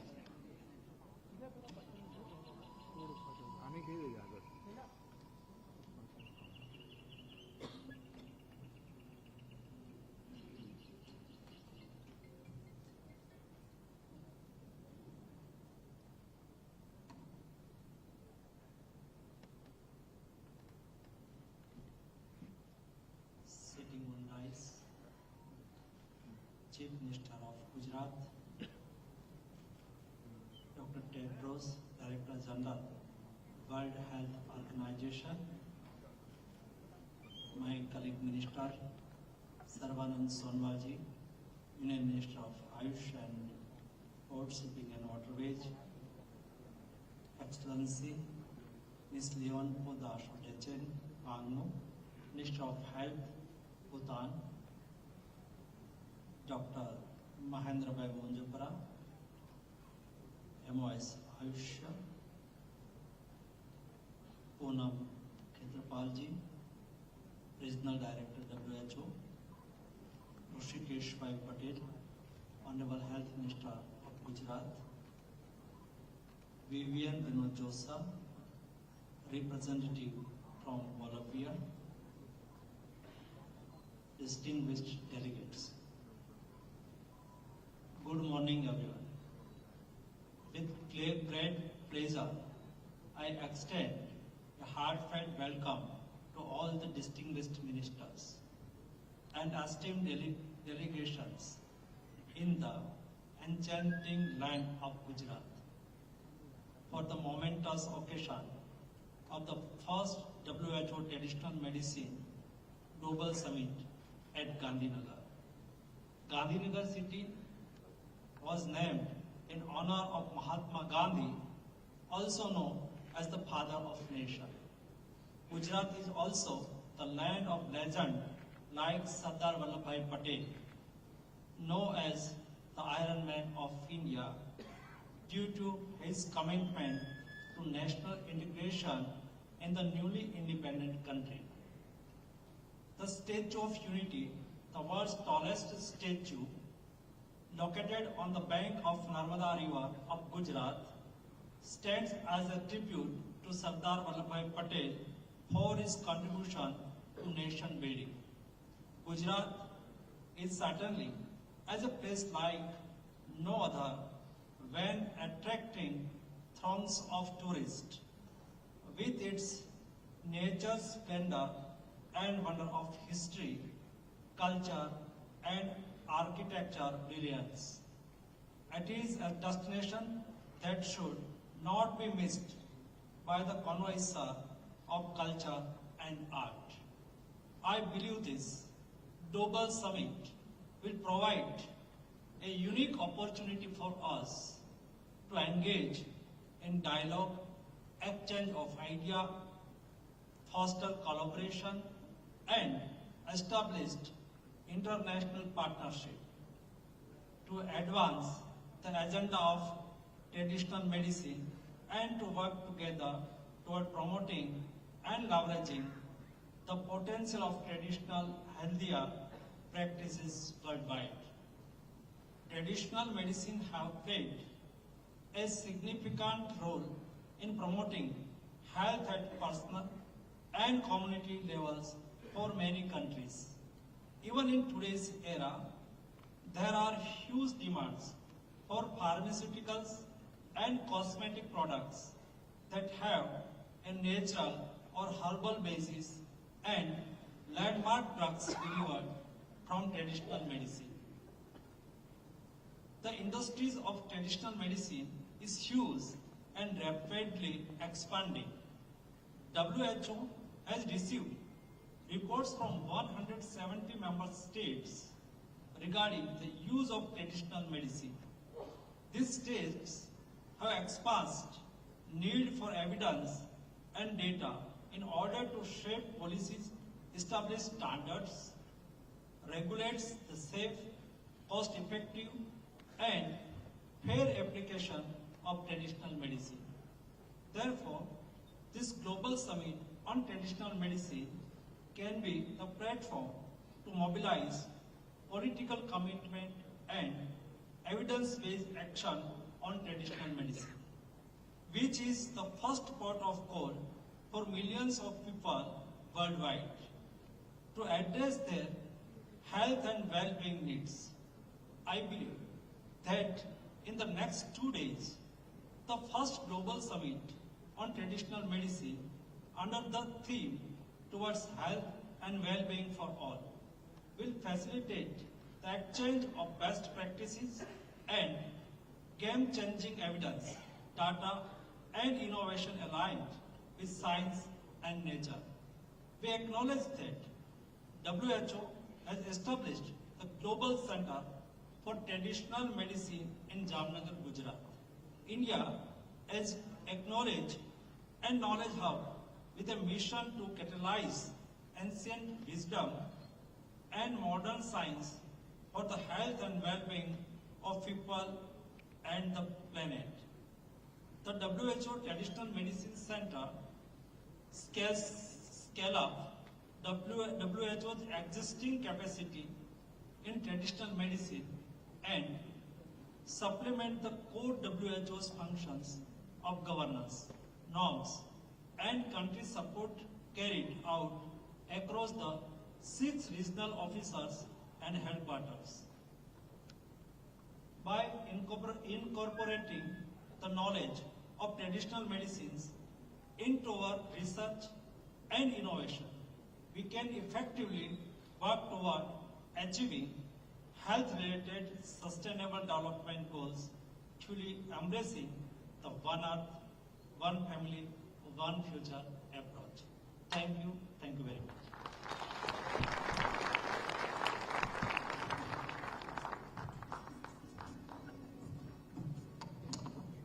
Thank you very much, Honourable Minister, sir.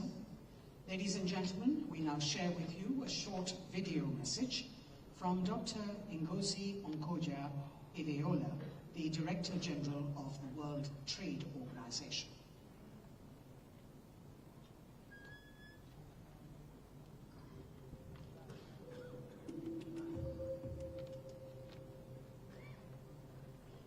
I'm delighted to be able to take up the invitation of my brother Dr. Tedros to join you today at the inaugural Traditional Medicine Global Summit. I applaud the initiative of the WHO and the Ministry of Ayush of the Government of India in conjunction with the G-20 Health ministerial meeting under India's presidency. This summit is a timely, path-breaking venture, a real step forward for inclusiveness and sustainability for global health. What we term traditional, complementary, and integrative medicine is sometimes misleadingly termed alternative, but for much of the world's population, it's an essential resource and a mainstay for accessible and appropriate health solutions, not a mere alternative or a fashionable lifestyle choice. It is a vital ingredient for achieving universal health coverage and for delivering on the Sustainable Development Goals. We know too that Western pharmacology has its roots in traditional and herbal medicines. The classic instance is aspirin, derived from the widespread use of willow bark to ease fever and relieve pain, which dates back thousands of years. It is clearly not a matter of either or, a stark choice between Western pharmacology or traditional medical knowledge. Rather, the challenge is to find the most appropriate relationship between these two knowledge systems. And we know that the multiple interfaces between traditional medicines and Western medical systems are complex, dynamic, and at times controversial, in need of practicable and equitable solutions. Indeed, mapping out the policy challenges posed by traditional medicines has been an integral part of the trilateral cooperation undertaken by WIPO, the WHO, and the WTO. We certainly see the need for analysis, debate, and mutual understanding here in the WTO. This stems in part from the widespread global interest in traditional medicines and the consequent opportunities for sustainable trade. Trade in medicinal plants has grown at a steady clip, on average 6% per annum since 2000. Our host today, India, rose in this time to become the second highest exporter, with an annual growth rate of 9%. This growth has been achieved despite a general failure to reduce the effective tariff barriers. Non-tariff trade measures are also under the spotlight. The Committee on Technical Barriers to Trade has received around 100 notifications of regulations touching on traditional medicines, more than a third just in the last 5 years. These address registration and testing, good manufacturing practices, and complementary manufacturing guidelines, safety and quality requirements, and maximum residue limits. They give effect to a range of policy objectives, including protection of human health and safety, prevention of deceptive practices, and consumer information and protection. A number refer to various WHO guidelines on herbal medicines, reflecting the TBT agreement principle, encouraging reference to international standards. And several members have also raised specific trade concerns in the committee, testament to the value they see in the trade in these products and the need for further dialogue and cooperation. Of course, some of the most sensitive issues arising from wider interest in and application of traditional medicines arise in the area of intellectual property. Developing countries in particular have voiced concerns about the misappropriation of traditional medical knowledge and the lack of recognition of traditional knowledge systems in intellectual property law more generally. This question has been on the agenda of the TRIPS Council in the WTO for over 2 decades. While the debate has been extensive and illuminating, it has not led to any significant breakthrough.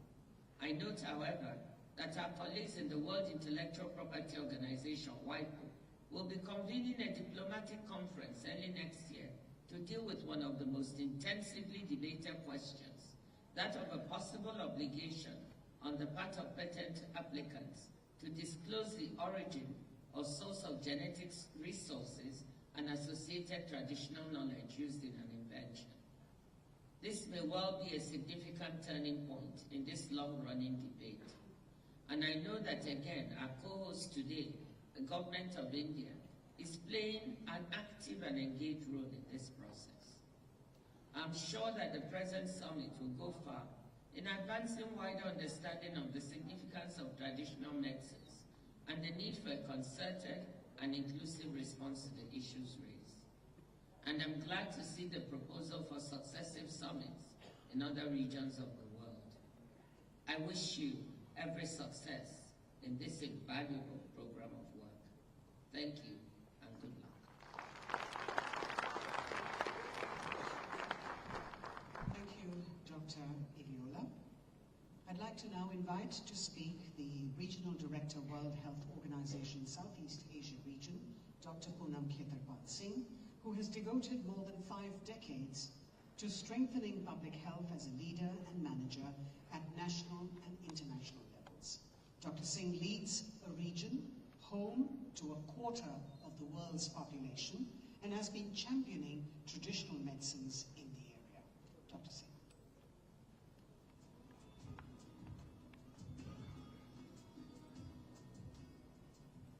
Director General WHO, Dr. Tedros, Honorable Minister of Ayush, Shri Satyananda Sarnavarji, Honorable Minister of Health and Family Welfare, Dr. Mansukh Mandaviya ji, Honorable Chief Minister of Gujarat, Shri Bhupendra Rajnikant Patel ji, Honorable Health Minister of Bhutan, Tasho Tejan Luwangmo, my colleague from WHO's Bureau, Dr. Hans Kluge, other distinguished dignitaries on the dais, ministers, ambassadors, health practitioners from all over the world. It is a privilege to address you today on this historic occasion at the first Global Summit on Traditional Medicine, which is the first major meeting to be held by the WHO Global Center for Traditional Medicine. For 75 years, WHO has sought to achieve health for all as its guiding mission. Not health for some, not health for many, but health for all. And not just health in the physical sense, also well-being as emphasized in our founding constitution. For this, the 1978 Declaration of Alma Ata makes 2 critical assertions, both central to how we in WHO Southeast Asia region have pursued this mission. First, the primary health care is essential vector for achieving health for all.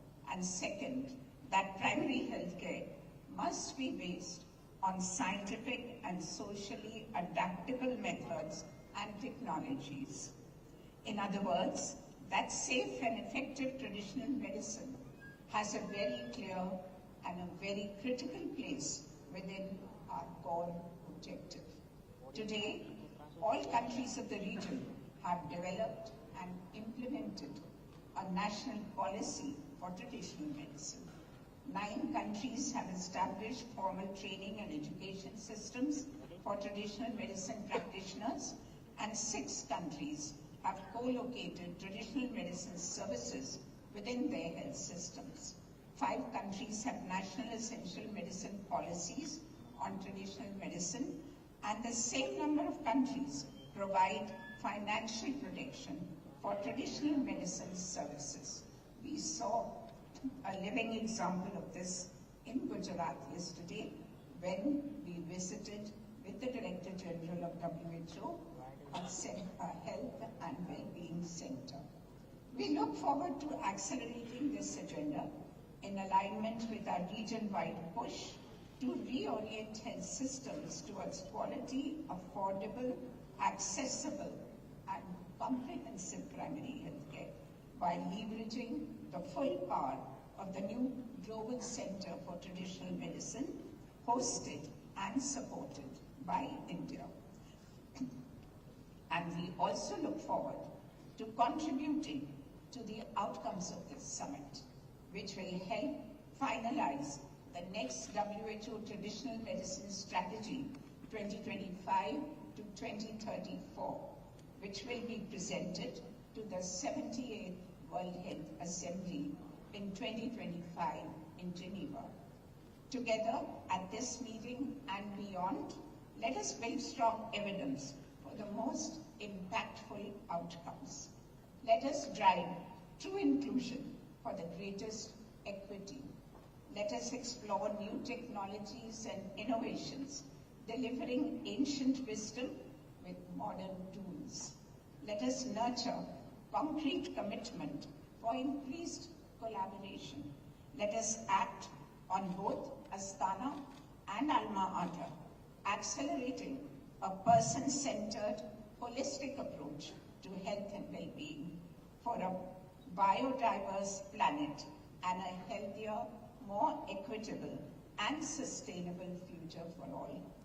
Let us remind ourselves of Vasudeva Kudambakam, one world, one family, one future. Thank you.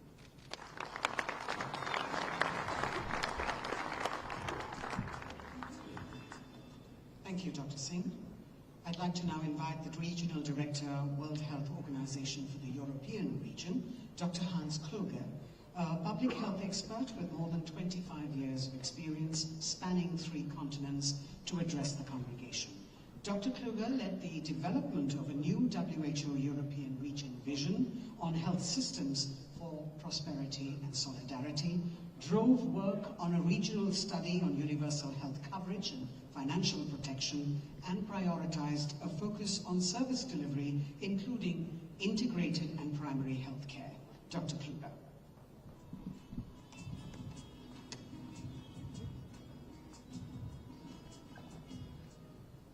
My elder brother, WHO Director General Dr. Tedros, Your Excellencies, Ministers, my sister, Region Director Dr. Poonam Singh, esteemed delegates, as we say in Hindi, Satya ek hai, Mark kahi.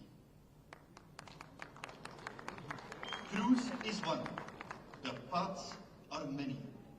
Mahatma Gandhi's timeless words apply to this week's landmark summit.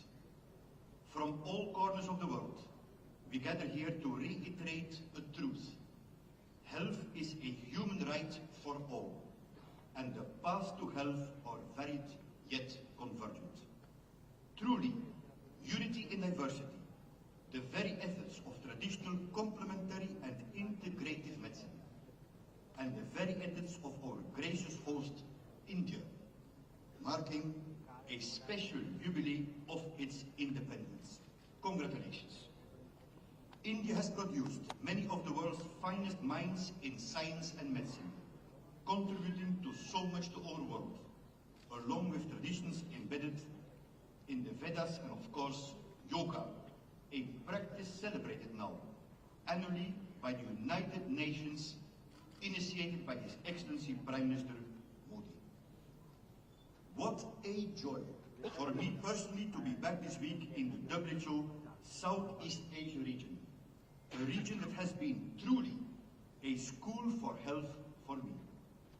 I spent 5 years of my WHO tenure based in Myanmar, tackling tuberculosis and the humanitarian crisis of Cyclone Nargis. What I drew from that experience in the Southeast Asia region, including ASEAN, guides me to this very day. Thank you, Southeast Asia. Thank you, Madam Dr. Poonam Singh. Today I represent the vast WHO European region, 53 countries across Europe and Central Asia, stretching from the Atlantic to the Pacific, bringing together ancient cultures of both West and East.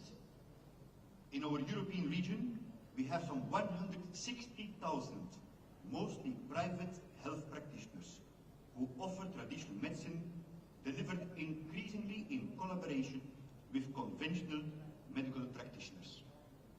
There is an urgent need for a more consistent regional and global evidence-based approach to the traditional medicine sector. Given the importance of culture in the delivery of traditional medicine and the crucial role of communities, it is of particular importance, as Dr. Singh mentioned, to discuss how these approaches can be integrated in primary healthcare. We will discuss this at the International Primary Healthcare Conference in Astana, Kazakhstan, 22-23 October this year, marking the 45 years of the Alma-Ata Declaration and 5 years of the Astana Declaration, both of which incorporate the key role of traditional medicine. Finally, it is significant that this week's summit is complemented by the G20 Health Ministers meeting here in Gandhinagar under India's current G20 presidency. As a key forum for international economic cooperation, what the G20 says and does has significant impact well beyond its membership. Amid discussions on the economics of health and the political decisions that will be taken as a result, I am reminded of another saying by Mahatma Gandhi. Ye swasthya hai, jo asli dam hai, soni or chandi, ke tukti mahin. It is not pieces of gold or silver, but health that is the real wealth. Chandrayaan.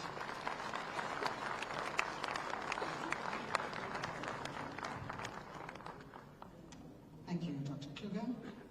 Ladies and gentlemen, science, evidence, and the way forward in scaling up the rigorous research on traditional medicine will loom large at this summit.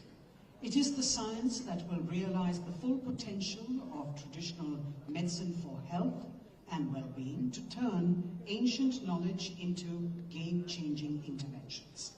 Let us now hear from two Nobel Prize winners for physiology and medicine.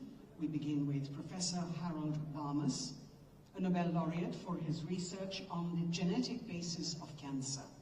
He also chairs the WHO Science Council and was a professor at the Mayo Cancer Center of Weill Cornell Medicine. Previously, Dr. Varmus was the director of the United States National Cancer Institute and the National Institutes of Health. Professor Harold Varmus could not be with us today, but has kindly sent us this video message.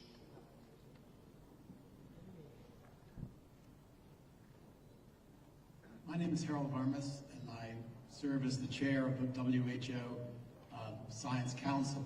And I greet you on the occasion of this important meeting that you're having on traditional medicines. Now, scientists may differ about the prospects of discovering the next great thing from traditional medicines, but we need to face a very important real-life fact that traditional medicines are very widely used, and that it's important to understand what ingredients are actually in traditional medicines, why they work in some cases, and how we can improve their use. And importantly, we need to understand and identify which traditional medicines don't work or occasion detrimental drug interactions or cause unacceptable side effects. And efforts to understand traditional medicines from all those points of view has been very important in my own career at the National Institutes of Health, running a cancer center, and at the National Cancer Institute as well.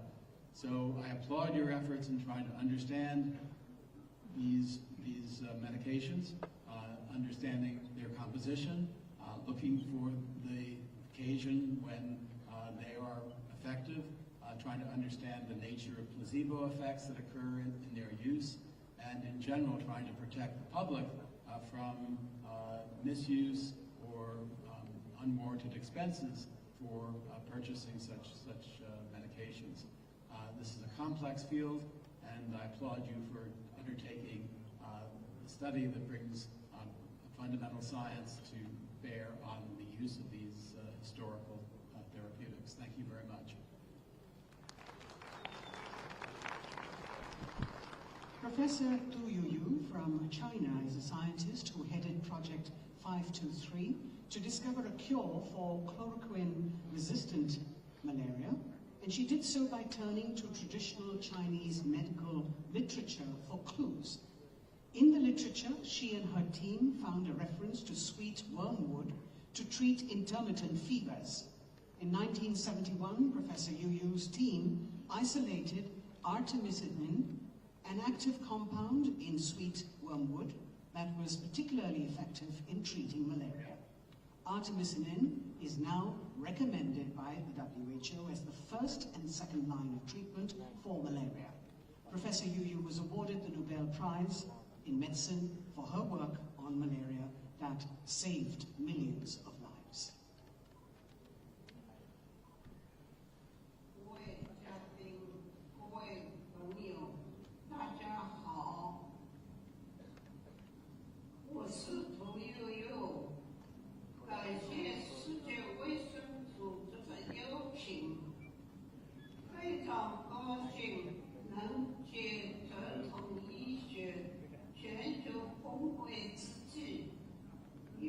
家进行交流。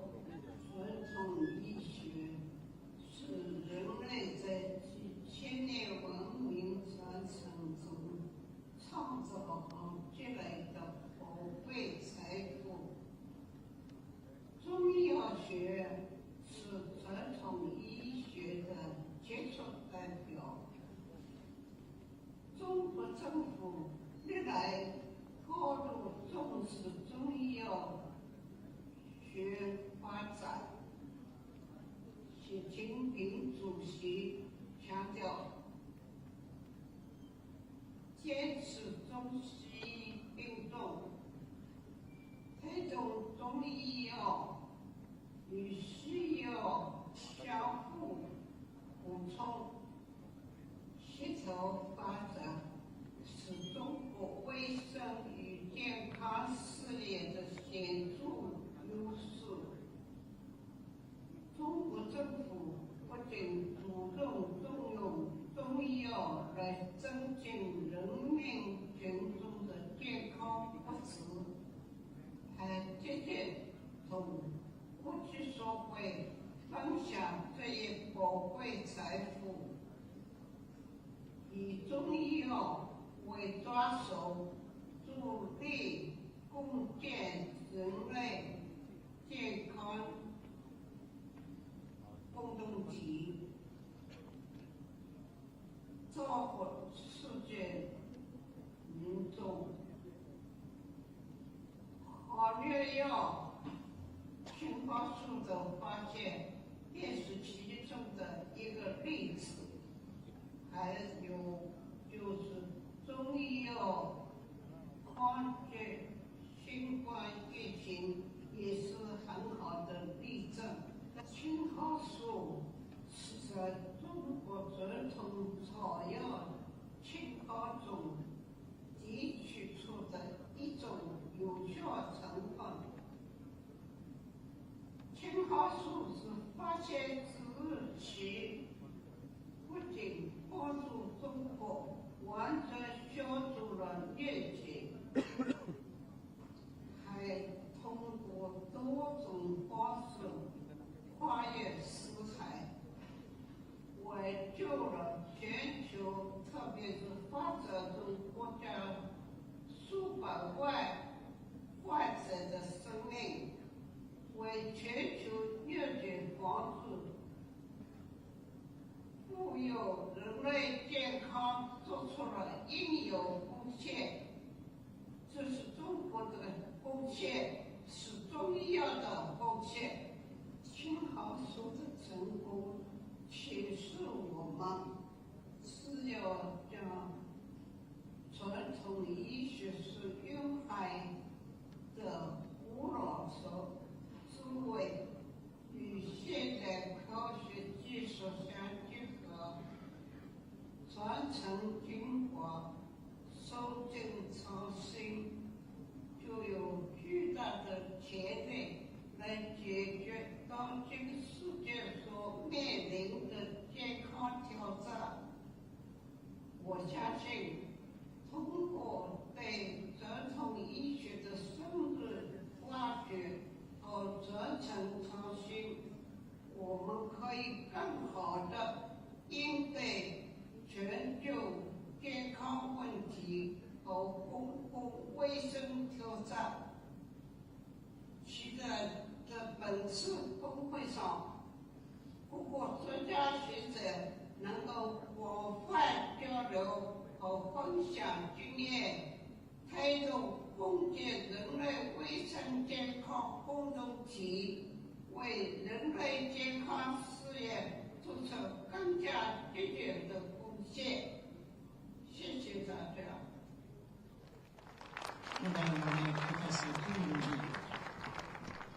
The First Lady of Turkey, Her Excellency Emine Erdogan, was not able to join us today, but has sent us her recorded message.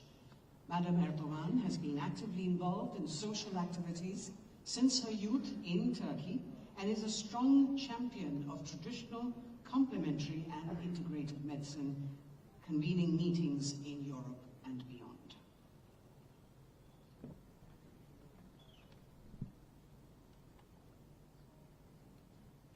hanımefendiler, beyefendiler, hepinizi muhabbetle selamlıyorum. Sözlerime bu anlamlı organizasyon için Dünya Sağlık Örgütü'ne teşekkür ederek başlamak isterim. İnsanlığın şifa birikimini yalnızca modern tıp tükendiğinde başvurulacak, adeta son çare gibi algılamaktan vazgeçmenin büyük bir aydınlanma olduğu aşikar.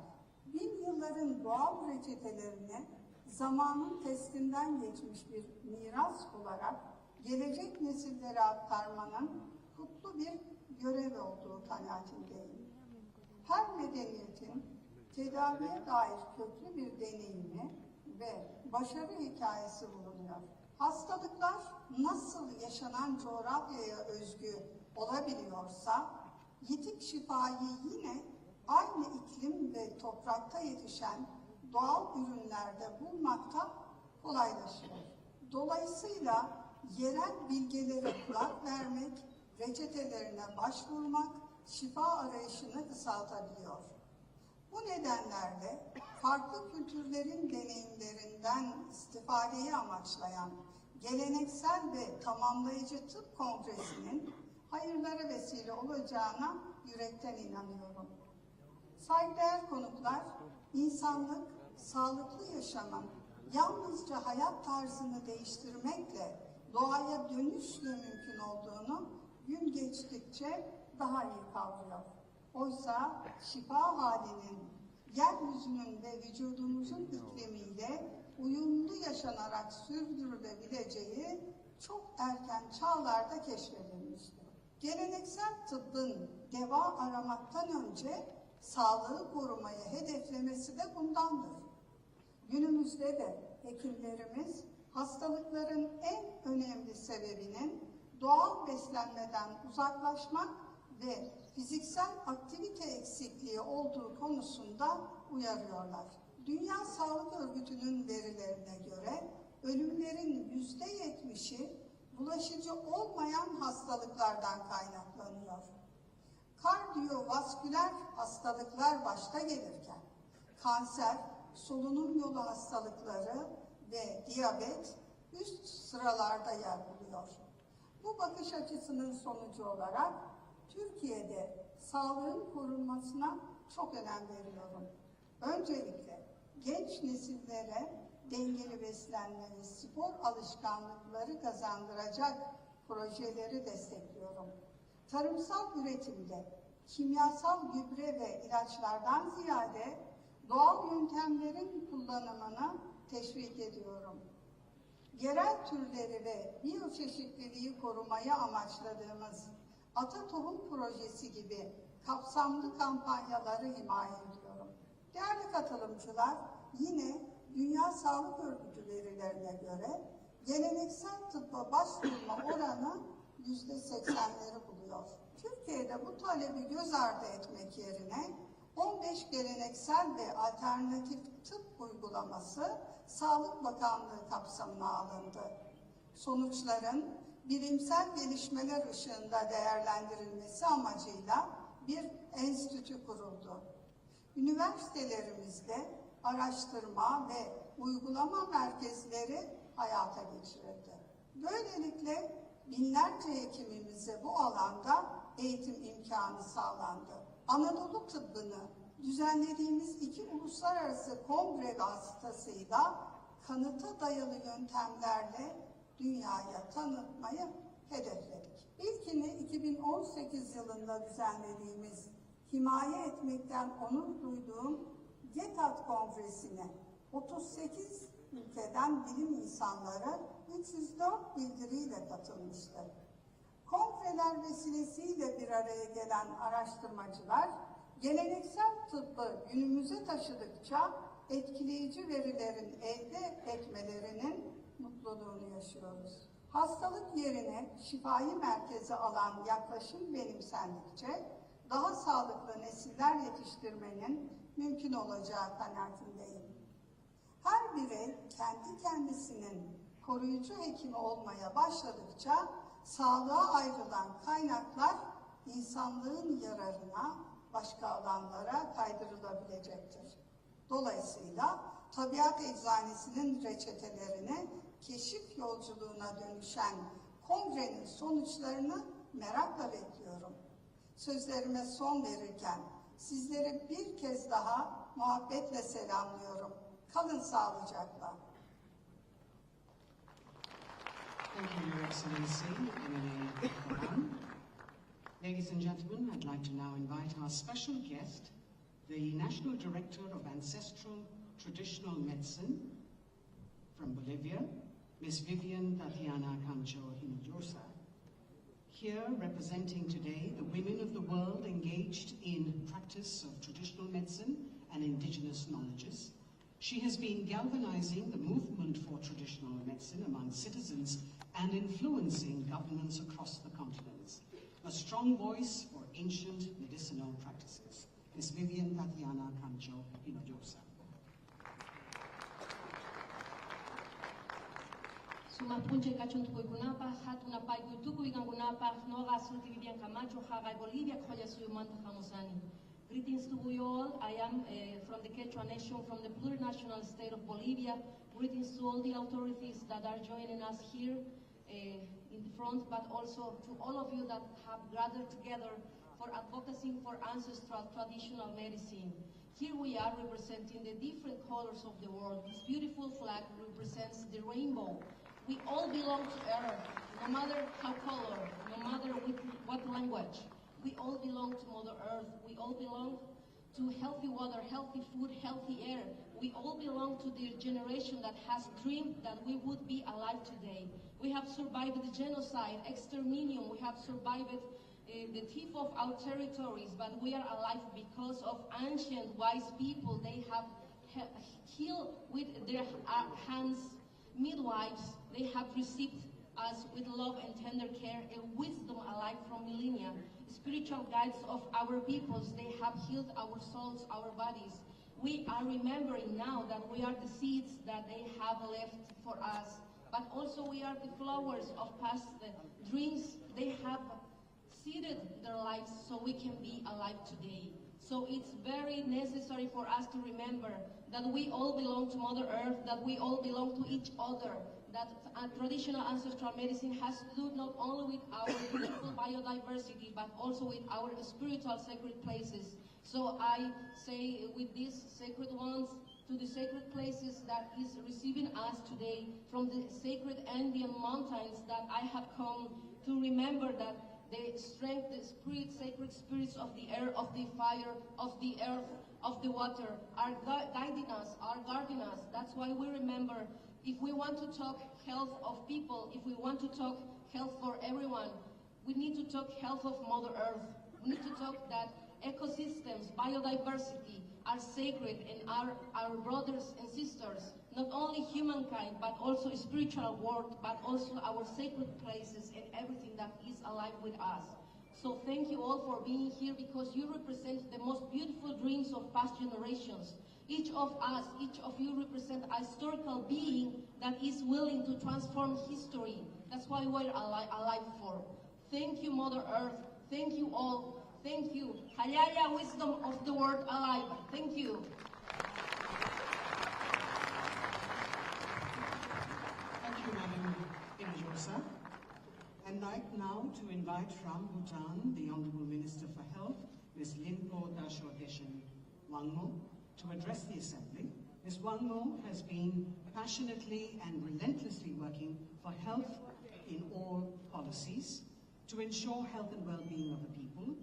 Traditional medicines are well integrated into Bhutan's health services, and the country's values around people's well-being and happiness are an inspiration the world over. Ms. Wangmo.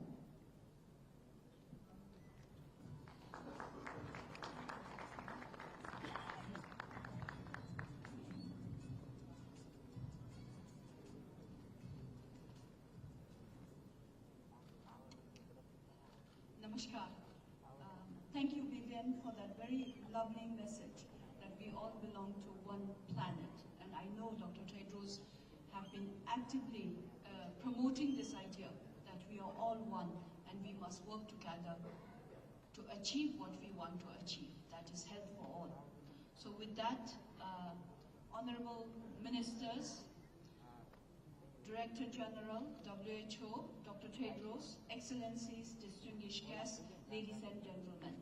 It gives me immense pleasure to be part of this first ever Traditional Medicine Global Summit. I extend my heartfelt gratitude to the gracious host, the World Health Organization and the Ministry of Ayush, Government of India, for convening this significant event at this juncture.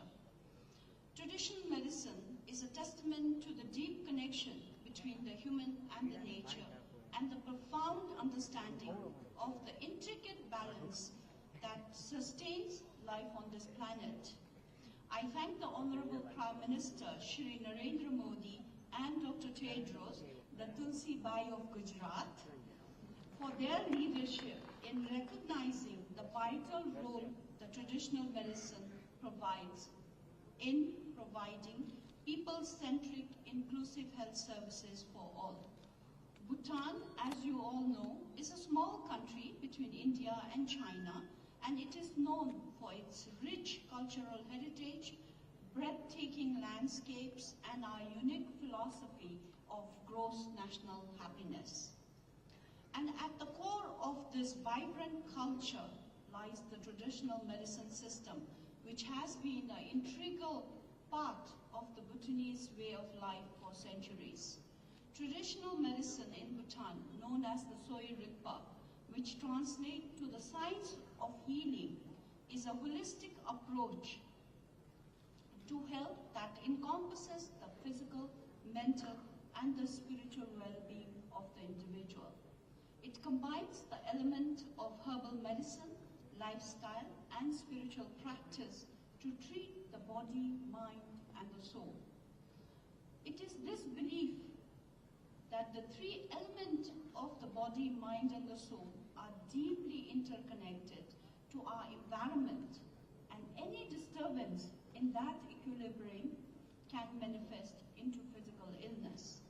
Today, as we chart a way forward to develop a holistic, well-being-centric health system that includes traditional medicine, we must also invest and have meaningful conversations around climate crisis, as we have recently experienced with the monsoon, and provide a resolute commitment to preserve our biodiversity and natural environment through sustainable harvesting and management of medical flora and fauna.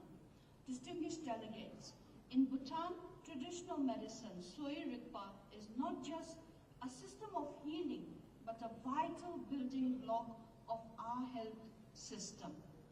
Article 9, Provision 21 of the Constitution of Bhutan mandates that the state provide free access to public health services in both modern and traditional medicine.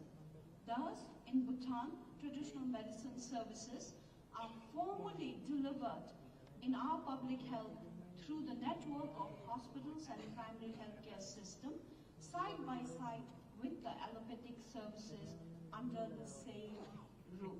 So if you were ever in Bhutan and if you visit a hospital or a primary healthcare center, you will see the allopathic doctor and the traditional medicine doctor sitting side by side with this pharmacist nearby. We are very proud of this system, a system that was instituted by our beloved third king, who is also known as the father of modern Bhutan, who believed that health is not just the mere absence of sickness, but a well-being of a human being to grow in an environment and to thrive. So thus, in Bhutan, our traditional medicine practitioners or professionals are trained and managed similar to the allopathic medicine by the same university and the same ministry. Moreover, the traditional medicine practitioners are also provided same equal opportunity as the allopathic medicine doctors. And today I'm happy to inform that since we took over the government last 4 years, we have also compensated the enumeration, the pay packages, same as the allopathic medicine. So today, an allopathic doctor in Bhutan's salary is at par with the traditional medicine doctor. And that, I think, is very, very unique. Distinguished delegates, as we deliberate, let us not only celebrate the diversity of healing traditions, but also emphasize on the importance of rigorous research, documentation, and collaborative effort that is much needed to promote both systems of medicine. The bridge between the traditional and the modern medicine should be built upon the foundation of trust, respect, scientific validation, and cultural sensitivity to be able to unlock the innovative solutions that caters to the diverse healthcare needs of our communities and the people that we serve. As we embark on this journey of shared learning and collaboration, let us channel our collective energies towards a world where wellness is holistic, where healthcare is accessible to all, with our rich heritage of traditional medicine illuminating our path to a healthier future and a healthier planet. Tashidele, thank you for your attention. Thank you, Madam Minister. Ladies and gentlemen, we are in the state of Gujarat, and the Honorable Chief Minister is hosting us. Dr.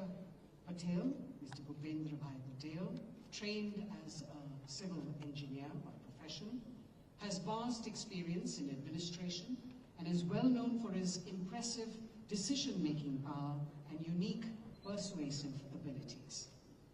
As the Chief Minister of Gujarat, Shri Bhupendra Bhai sees a huge opportunity to serve the citizens of Gujarat and is committed to set new benchmarks of good governance in the state. May I now invite the Honorable Chief Minister of Gujarat, Shri Bhupendra Bhai Patel, to please address the Senate.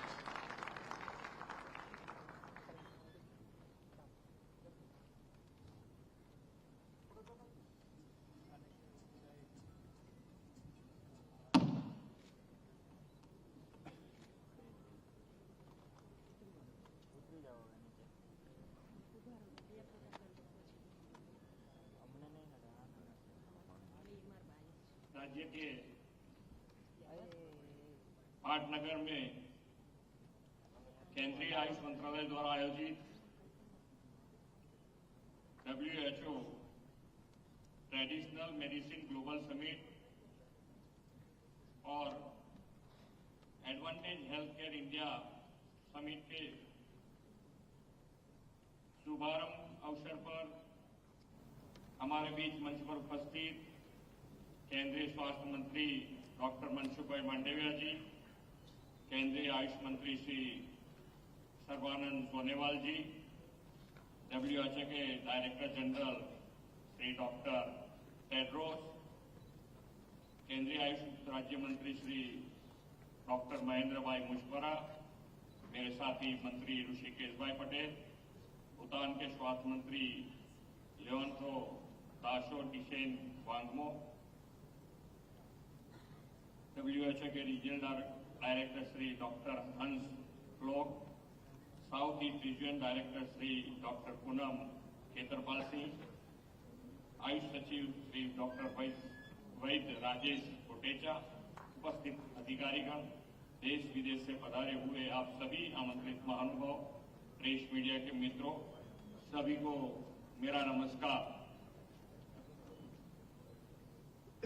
Mahatma Gandhi और सरदार पटेल जैसे वीर की भूमि गुजरात में WHO world health organisation द्वारा प्रथम traditional medicine global summit का आयोजन किया जा रहा है। ये हमारे गुजरात और हमारे देश के लिए बहुत ही सौभाग्य की बात है। इस समिट में उपस्थित आप सभी महानुभावों का स्वागत करते हुए मैं धन्य महसूस कर रहा हूं।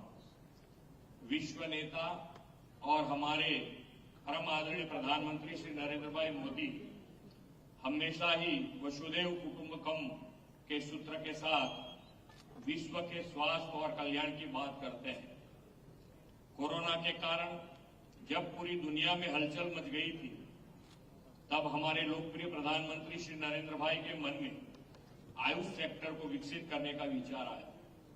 हम सभी ने यह महसूस किया है कि आयुर्वेद दवाओं, आयुष काढ़ा और ऐसे कई उत्पादों के कोरोना के कठिन समय में लोगों की इम्यूनिटी को बढ़ाने में मदद की है। श्री नरेंद्र भाई ने संपूर्ण मानव जाति के स्वास्थ्य के लिए भारतीय चिकित्सा पद्धतियों और आयुर्वेद के ज्ञान की समृद्धि विरासत को देश और दुनिया के सामने उजागर करने का काम किया है। प्रधानमंत्री श्री नरेंद्र भाई विश्व की पीड़ा को कम करने के लिए प्रतिबद्ध है। वे 21वीं सदी के भारत के अनुभवों और ज्ञान को दुनिया के साथ साझा कर आगे बढ़ने में विश्वास करते हैं। हमारे उपनिषद में यह प्रार्थना की गई है कि सर्वे भवन्तु सुखिनः सर्वे सन्तु निरामया, अर्थात सभी सुखी हो और सभी रोग मुक्त हो। भारतीय संस्कृति हमेशा मानव जात के अच्छे स्वास्थ्य और कल्याण की कामना करती है। पीएम मोदी ने विश्व के कल्याण और स्वास्थ्य क्षेत्र में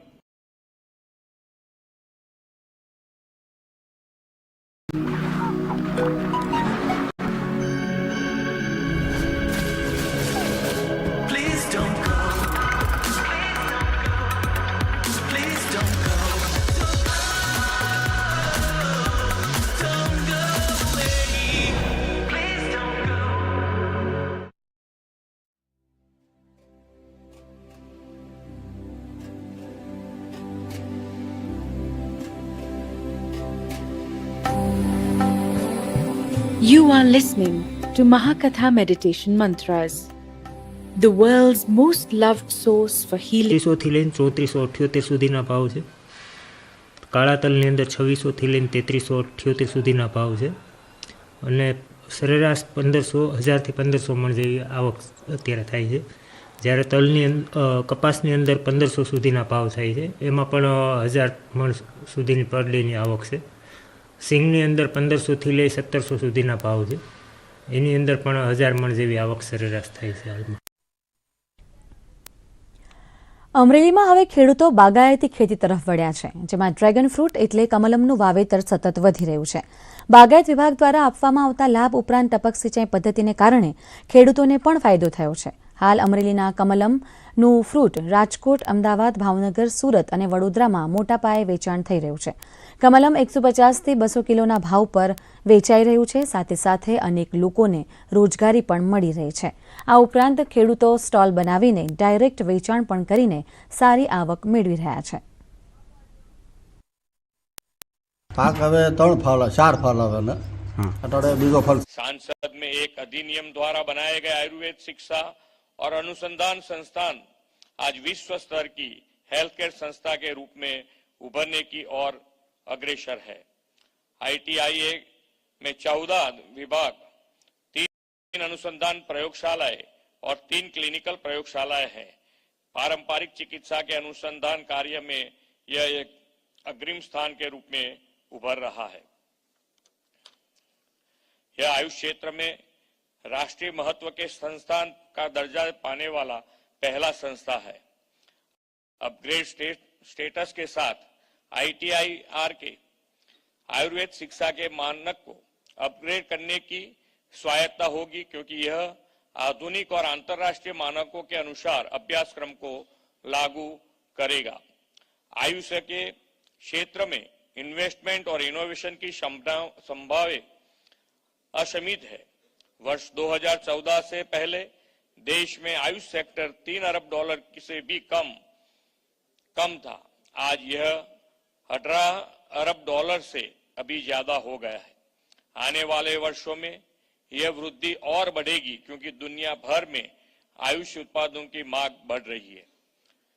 चाहे वह पोषक तत्वों की खुराक हो, दवाओं की सप्लाई चेन मैनेजमेंट हो, आयुष आधारित डायग्नोस्टिक टूल्स हो या फिर टेलीमेडिसिन हो, हर जगह पर इन्वेस्टमेंट और इनोवेशन की न्यू अपॉर्चुनिटीज है।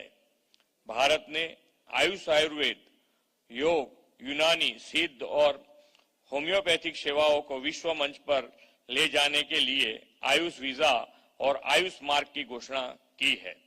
आने वाले वर्षों में विश्व के देशों के साथ heal in India, heal by India policy के तहत आयुष सेवाओं का आदान प्रदान किया जाएगा। आयुष के क्षेत्र में अपार संभावना का लाभ उठाने के लिए भारतीय पारंपरिक चिकित्सा पद्धति हमेशा नई खोज करती रहती है। गुजरात को बिजनेस का ग्लोबल सेंटर बनाने के लिए प्रधानमंत्री श्री नरेंद्र भाई के नेतृत्व में शुरू किए वाइब्रेंट गुजरात ग्लोबल समिट आज एक बेंचमार्क बन गया है। इसकी सफलता के कारण आज दुनिया के अधिकांश देश गुजरात में बिजनेस ऑपरेशन शुरू करने के लिए आगे आ रहे हैं। इस वाइब्रेंट समिट का 10वां संस्करण आगामी जनवरी 2024 में आयोजित होने जा रहा है। गुजरात हमेशा ही बिजनेस के लिए बेस्ट डेस्टिनेशन रहा है और मुझे विश्वास है कि आयुष सहित ट्रेडिशनल मेडिसिन और हेल्थ केयर सेक्टर में इन्वेस्टमेंट और इनोवेशन के लिए भी बेस्ट डेस्टिनेशन बनेगा। इसी विश्वास के साथ मैं अपनी वाणी को विराम देता हूं। भारत माता की जय, वंदे मातरम, जय जय Ganesh. Thank you.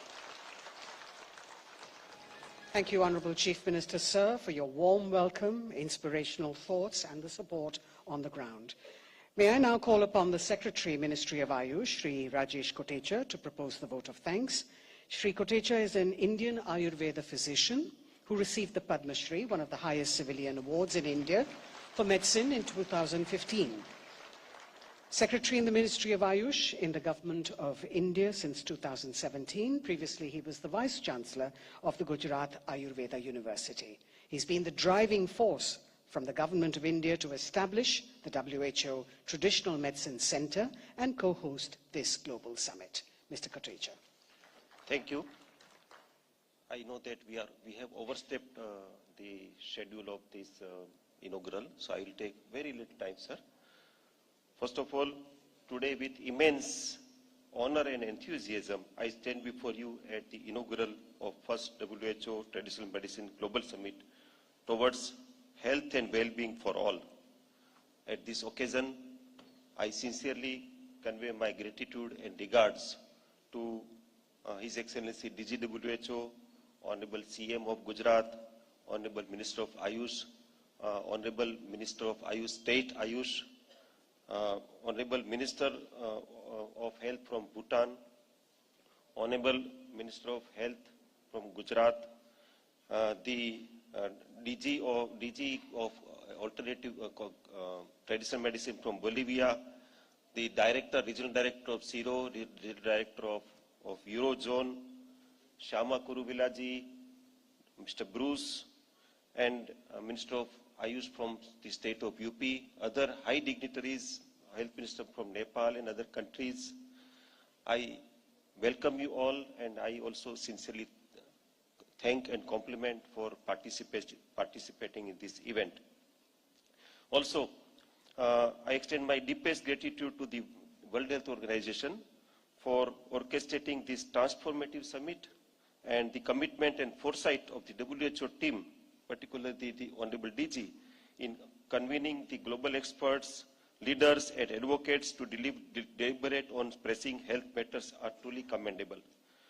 Also, to the distinguished guests sharing their insights, and to all the participants and attendees.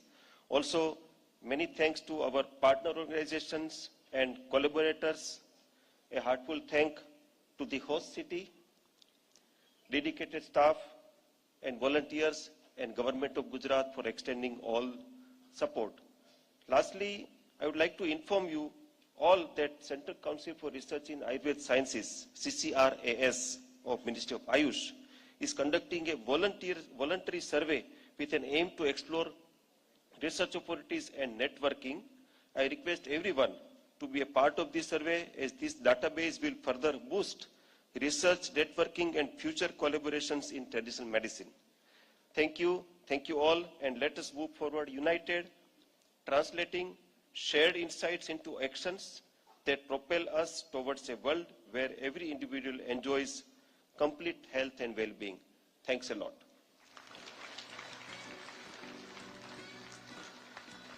Thank you very much, Secretary Sir. Ladies and gentlemen, thank you all for joining us for this inaugural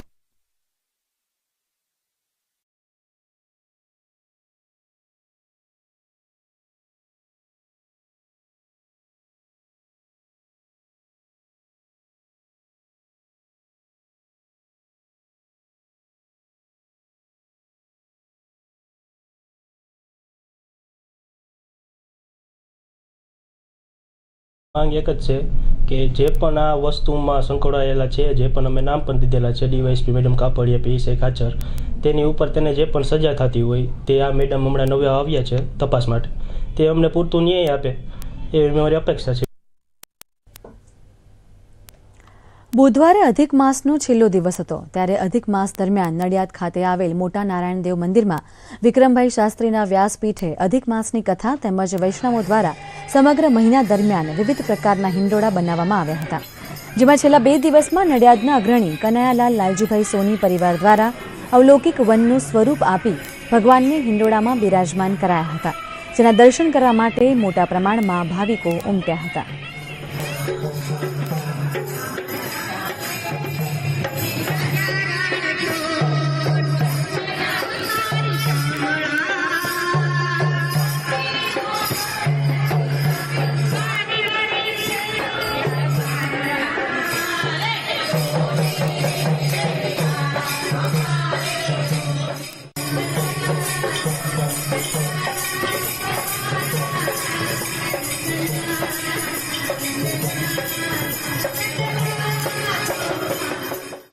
અવનવા હિંડોળા, મનોરથો, તુલસી વિવાહ, ગિરિરાજ, અવનવા મનોરથો આખો માસ કરેલ છે અને આ મંડળમાં હરરોજ આવા સુપદ કામ થતા રહે છે.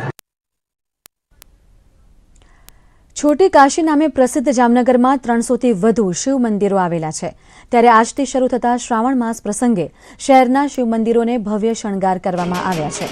ત્યારે જામનગરના મહાદેવ હરમિત્ર મંડળ દ્વારા અંદાજે 50 લાખ રૂપિયાની કિંમતના સુવર્ણ અને રજતના ભગવાન આશુતોષની મહાઆરતી કરવામાં આવી હતી. આ તકે દાતાઓ, શહેરના આગેવાનો અને શિવ ભક્તો મોટી સંખ્યામાં ઉપસ્થિત રહ્યા હતા. સમગ્ર શ્રાવણ માસ દરમિયાન ભગવાન આશુતોષની પ્રતિમા અલગ અલગ ભક્તોના ઘરમાં સ્થાપિત કરવામાં આવે છે અને તેની પૂજા અર્ચના કરવામાં આવશે. જામનગરની અંદર 16 તારીખને અમાસ એટલે કે શ્રાવણ મહિનાનો પ્રારંભ, જેથી કરીને જામનગરની અંદર સનાતન ધર્મનો જે પ્રચાર થઈ રહ્યો છે એના માટે મહાદેવ મિત્ર મંડળ વર્ષોથી આશુતોષ મહાદેવજીએ અમારી સંસ્થામાં જે શિવરાત્રિમાં પાલખીમાં બિરાજમાન થયેલા મહાદેવ હોય છે એની આજરોજ અમાસની અહીંયા પૂજા કરવામાં આવી હતી. જામનગરના નામી અનામી સંગઠનના સંસ્થાઓના હોદ્દેદારો ઉપસ્થિત હતા. પેરિસમાં ચાલી રહેલા 2023ની તીરંદાજી વિશ્વકપ સ્પર્ધામાં ભારતીય ખેલાડીઓએ 2 ચંદ્રકો મેળવીને કમ્પાઉન્ડ ટીમની ફાઇનલમાં સ્થાન મેળવ્યું છે. સ્પર્ધાના ચોથા રાઉન્ડમાં કોરિયા અને ડેનમાર્ક આ સપ્તાહના સૌપ્રથમ ચંદ્રક વિજેતા બન્યા છે. ભારતના ઓજસ દેવતાલે ટાઈબ્રેકરથી સેમીફાઇનલ જીતી લીધી અને ફાઇનલમાં પ્રવેશ મેળવ્યો છે. 19મી ઓગસ્ટે રમાનારી ફાઇનલમાં ભારતીય પુરુષ ટીમમાં ઓજસ ઉપરાંત પ્રથમેશ જાવકર અને અભિષેક વર્માનો સમાવેશ થાય છે, જ્યારે મહિલા ટીમમાં જ્યોતિ સુરેખા વેન્નમ, અદિતિ સ્વામી અને પ્રનીત કૌરનો સમાવેશ થાય છે. અને હવે જોઈએ દેશ વિદેશના કેટલાક સમાચાર સંક્ષિપ્તમાં.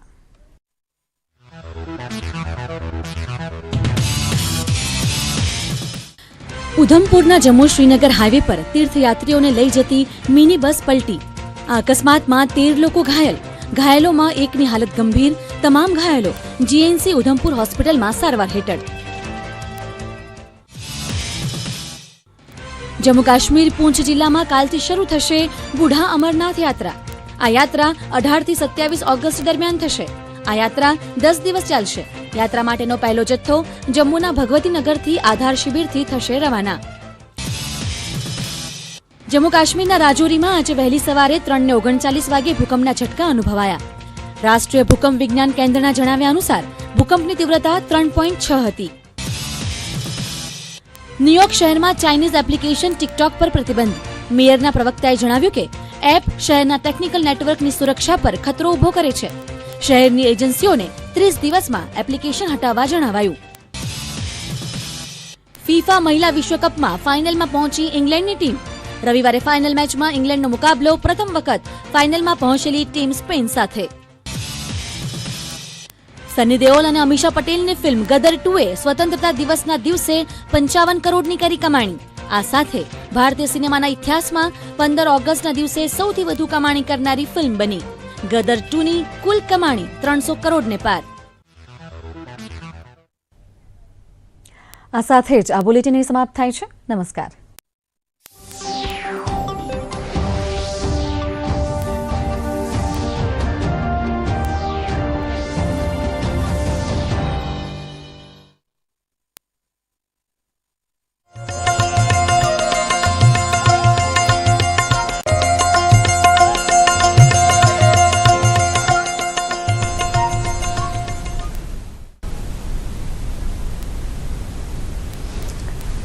નમસ્કાર દર્શક મિત્રો, હેલો સખી કાર્યક્રમમાં હું શૌનક વ્યાસ આપનું હાર્દિક સ્વાગત કરી રહ્યો છું. પ્રાણે પ્રાણ મળે ઉરે વધારી શકીએ.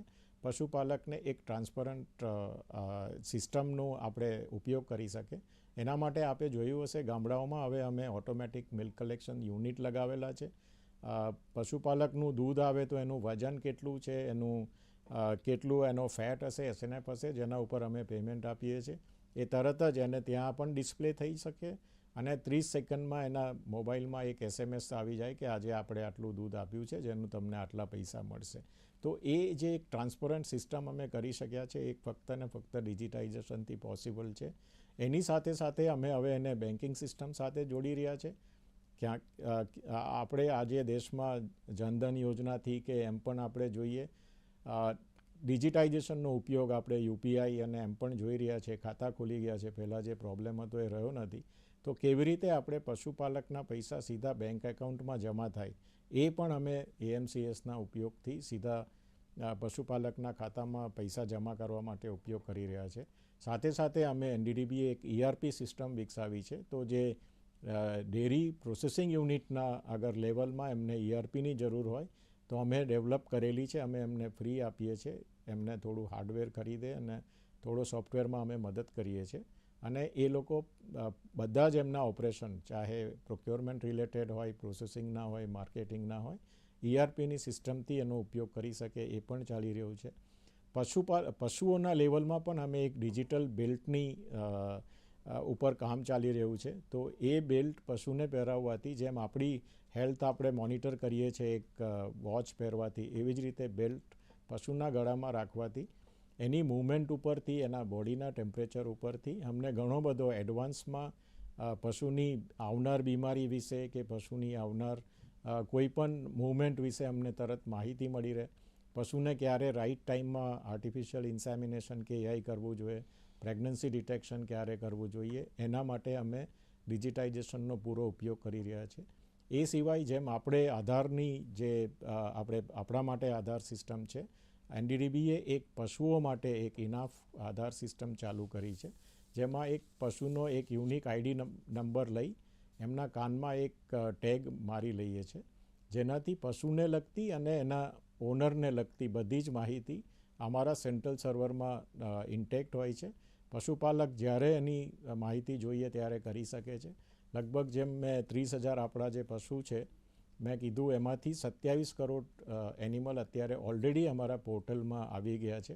એની બ્રીડિંગને લગતી, ન્યુટ્રિશનને લગતી, હેલ્થને લગતી બધી જ માહિતી અમારા કમ્પ્યુટરમાંથી, ડેટાબેઝમાંથી મળી રહે છે.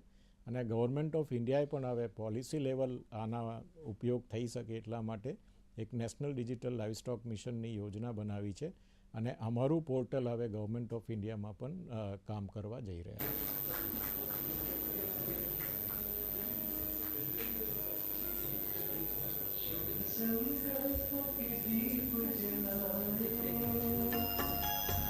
अपने अपने मन में शुभ संकल्पों के दीप जलाएं.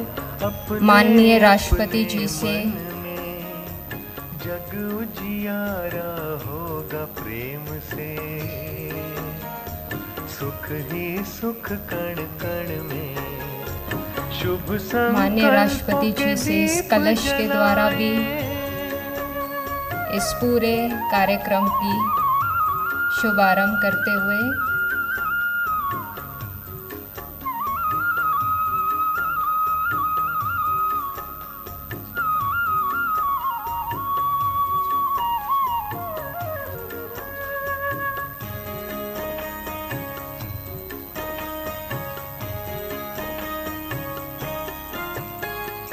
परिवर्तन की है ये बेला, ये जग बदलने वाला, राजयोग का मार्ग यही है, सहज सरल निराला, दिव्यता की बन जाए मूरत, मंदिर से इस तन में जग उजियारा होगा प्रेम से, सुख ही सुख कण कण में, शुभ संकल्पों के दीप जलाएं।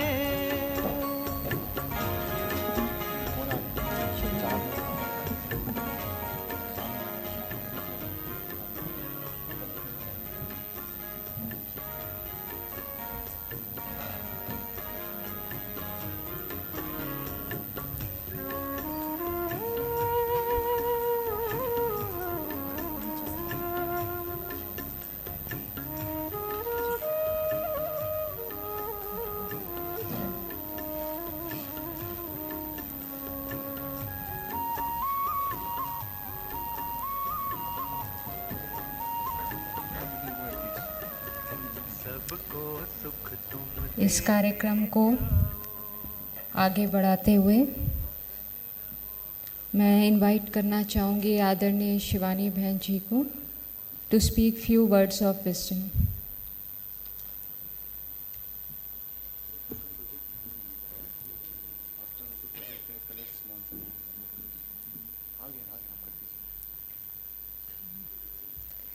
अभी हमारे बीच में कुछ बहनें आएंगी, साथ में उस कलश को लेकर इस परियोजना का एक सुंदर आरंभ, इस सुंदर लॉन्चिंग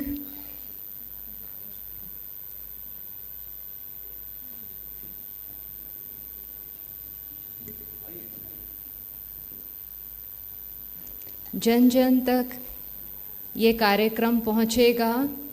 आपको बता दें ये कार्यक्रम अभी 10 लाख लोगों तक पहुंच चुका है, उसमें से 3 लाख युवाओं तक उनको लाभ मिला है और आगे भी ये कलश बहनों के सिर पर परमात्मा ने भी ज्ञान का कलश माताओं को दिया है और आज इस पूरी सुंदर परियोजना का दायित्व ये ब्रह्मा कुमार भाई और बहन उठाते हुए कि कैसे इस कार्यक्रम को बंगाल के हर एक कोने तक पहुंचाएंगे और जो हमारा संकल्प है my Bengal, addiction free Bengal, उसको सफल बनाएंगे।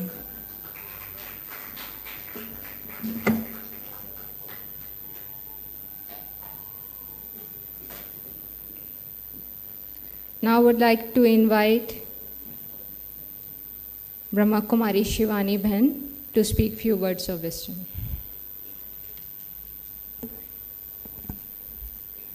ओम शांति। आज हम सब दिल की गहराइयों से हमारी माननीय राष्ट्रपति दीदी का शुक्रिया करते हैं। एक ऐसे अभियान की लॉन्चिंग आपके हाथों द्वारा हुई है जिसकी लहर सिर्फ बंगाल में नहीं लेकिन सारे देश में भी नहीं लेकिन पूरे विश्व में फैलेगी, क्योंकि भारत विश्व गुरु अर्थात जिस अभियान को भारत उठाएगा जिससे मन और शरीर स्वस्थ होंगे तो वो अभियान देश तक सीमित नहीं रहेगा, वो पूरी दुनिया में फैलेगा। जब हम एडिक्शन फ्री इस शब्द को सुनते हैं तो हमेशा मन में आता है कुछ छोड़ना है, कुछ छोड़ना है मुझे, लेकिन एक्चुअली हमें कुछ छोड़ना नहीं है, हमें कुछ भरना है। और जब हम कुछ भरेंगे तो वो चीज़ जो छोड़नी है वो अपने आप छूटती है, हमें छोड़ना पड़ता नहीं है।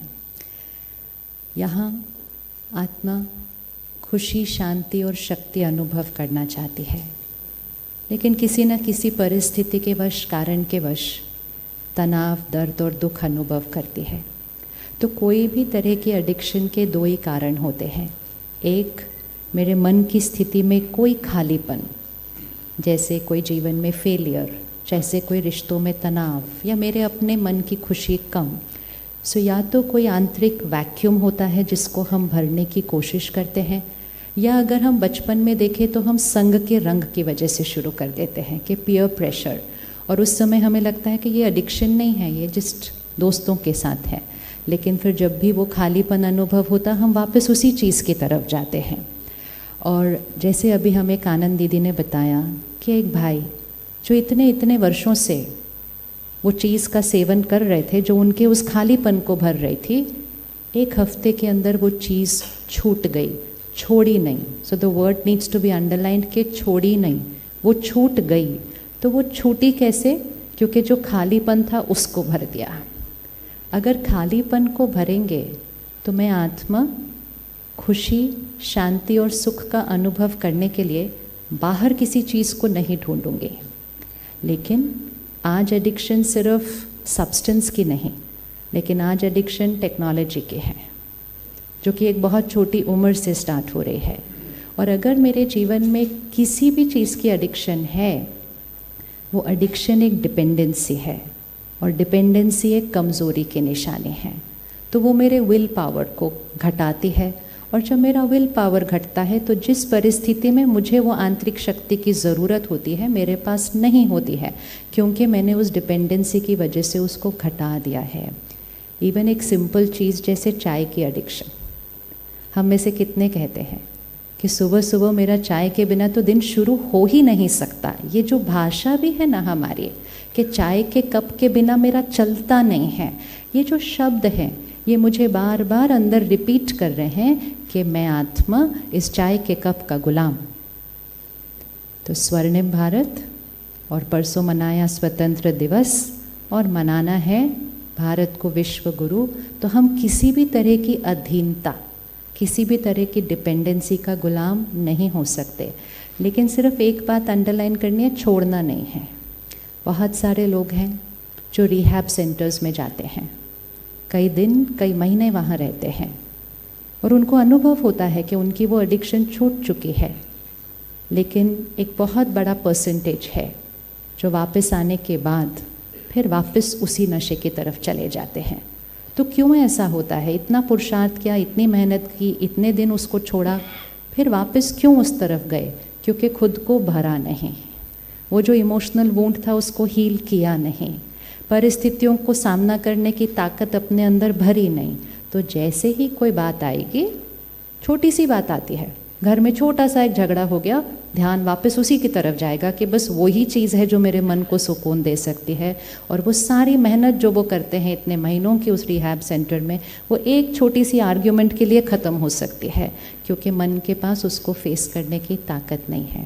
तो जब हम इस अभियान को शहर में, प्रांत में और देश में लेकर जाएंगे, तो हमें ध्यान रखना है कि हमें बार बार ये बात नहीं कहनी है ये छोड़ो, ये छोड़ो, ये छोड़ो, क्योंकि जिसके अंदर वो खालीपन है वो छोड़ नहीं पाता है। उसके लिए वो छोड़ना बहुत मुश्किल है, क्योंकि उसके लिए वो एडिक्शन ही एकमात्र वो चीज़ है जो उसके मन को वो थोड़ा सा सुकून दे रही है। वो उसको छोड़ नहीं पाते हैं, या कहीं सूक्ष्म रीति से उसको छोड़ना चाहते नहीं हैं, क्योंकि उनके पास उसका सब्स्टिट्यूट नहीं है। तो हमें इस अभियान के दौरान छोड़ने पर फोकस नहीं करना है, हमें इस अभियान के दौरान खुद को भरने पर फोकस करना है। हमें छोड़ना नहीं, हमें किसी से उनका कोई एक सहारा खींचना नहीं है, क्योंकि वो हमारे सामने छोड़ भी दें तो वापस उस चीज़ पर चले जाएंगे। लेकिन अगर हम हर स्कूल में, हर कॉलेज में, हर कंपनी में, हर ऑर्गेनाइजेशन में, हर रोटरी, हर लायन, हर द्वारा और हर परिवार में एक ये अभियान चलाएं कि हर रोज़ कुछ क्षण आत्मा की शक्ति को बढ़ाने के लिए, खुद को गुणों, शक्तियों और संस्कारों से भरने के लिए, सारा दिन में हर परिस्थिति में शांत, स्थिर और खुश रहने के लिए कुछ समय अपने लिए निकालें, खुद को भरें। बहुत बड़ा फिगर है ब्रह्मा कुमारीज के पास और बहुत सारे लोगों के पास होगा कि जब थोड़ी देर के लिए मेडिटेशन किया, थोड़े दिन के लिए सिर्फ अपना वो अभ्यास किया, पता ही नहीं चला वो चीज़ छूट गई। पता नहीं चलता है कि छूटती है। मेरे हाथ में पत्थर है तो वो पत्थर ही मेरे लिए बहुत वैल्यूबल है, लेकिन किसी ने प्यार से आके उसमें हीरा रख दिया तो मुझे पत्थर को छोड़ना नहीं पड़ता है। मुझे याद ही नहीं आता वो पत्थर गिरा कब, क्योंकि मेरा अब उस पत्थर की तरफ ध्यान ही नहीं रहता है, क्योंकि मेरे जीवन में हीरा आ चुका है। तो परमात्म प्यार, परमात्म ज्ञान और वो स्पिरिचुअल पावर हमारे जीवन को हीरे समान बनाता है। तो ये जो हमारे जीवन में हमने कंकड़ पत्थर पकड़े हुए हैं ना, इनको हमें छोड़ना नहीं पड़ता, ये खुद ही छूट जाते हैं।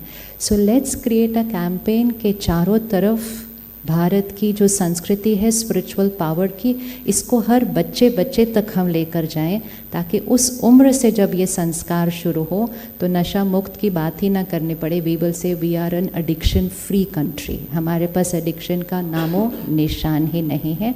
तो लोगों को भरने के लिए उनके पास जाते हैं, छोड़ने का काम वो अपने आप खुद ही कर देंगे।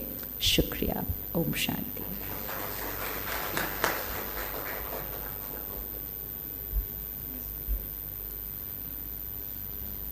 Thank you, Shivani Bhan.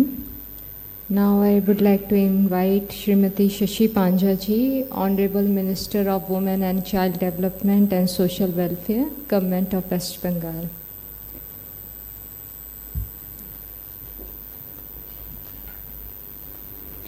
Honorable President of India, Honorable Governor of West Bengal, Brahma Kumari Shivani ji, Brahma Kumari Kanan ji, Honorable Minister in Waiting, Srimati Birbaha Hasda ji, distinguished dignitaries and esteemed attendees, ladies and gentlemen. It is with a sense of profound pride and purpose that we gather here today amidst the grandeur of this Raj Bhavan in Kolkata to mark a significant milestone, the launch of the Bengal chapter of Nasha Mukt Bharat Abhiyan, a movement that signifies our resolute commitment to building a substance-free India. The Nasha Mukt Bharat Abhiyan, as we just saw, stands as a beacon of hope, illuminating the path towards a healthier and brighter future for our nation.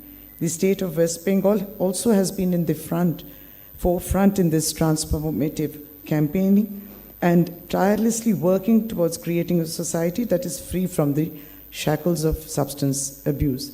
Our Honorable Chief Minister, Srimati Mamata Banerjee, has also been the driving force behind the various campaigns to free the society from substance abuse. And it also gives me an honor to say that being a medical practitioner, we would have thought it is medical intervention that you need.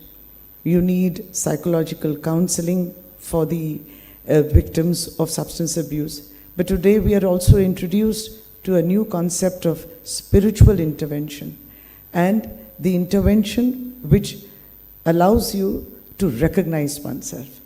So this is, I think, is something that we can add to our campaigns even in Bengal. We have, through the Kolkata police, had these campaigns which is called Chetana. It is often said prevention is better than cure.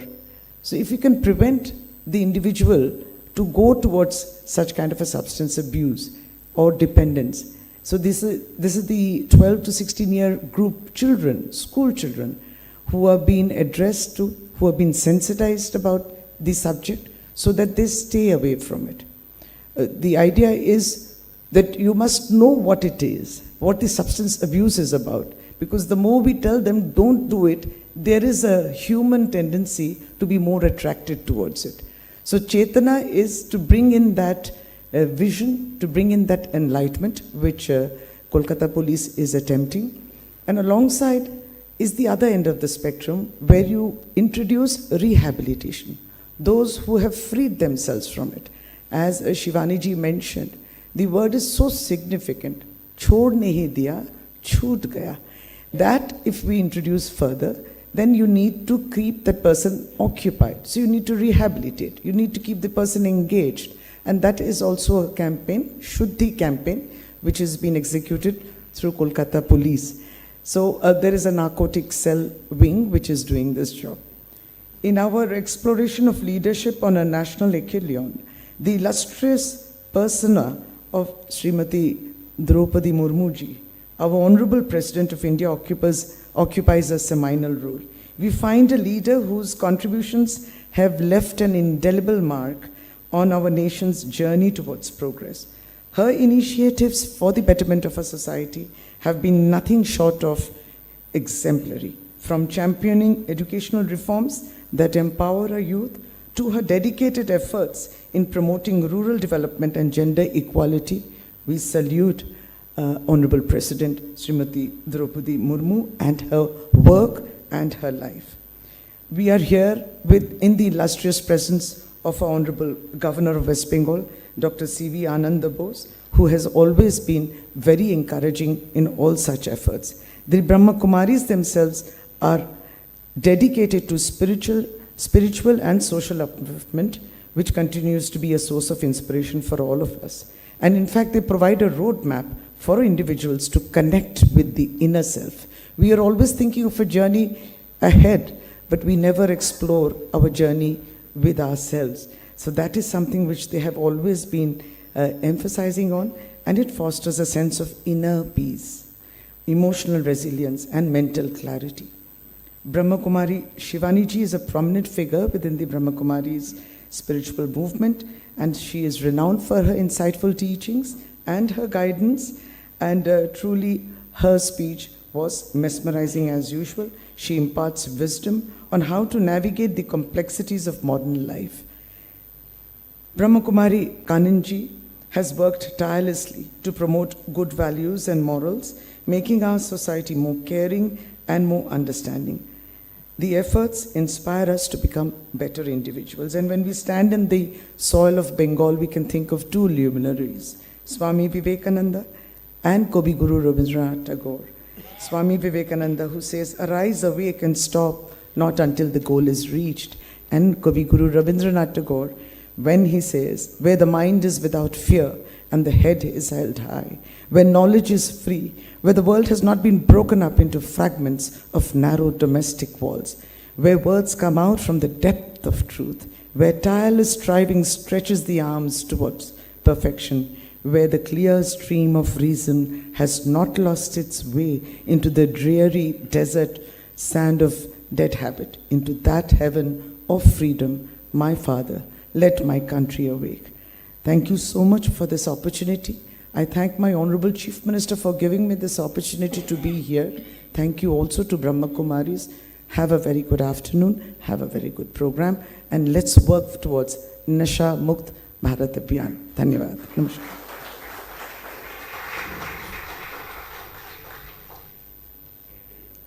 Thank you very much, Honorable Srimati Shashi Panja ji. Now I would like to invite Honorable Governor of West Bengal, Dr. C.V. Anand Bose ji, to please come and give his address.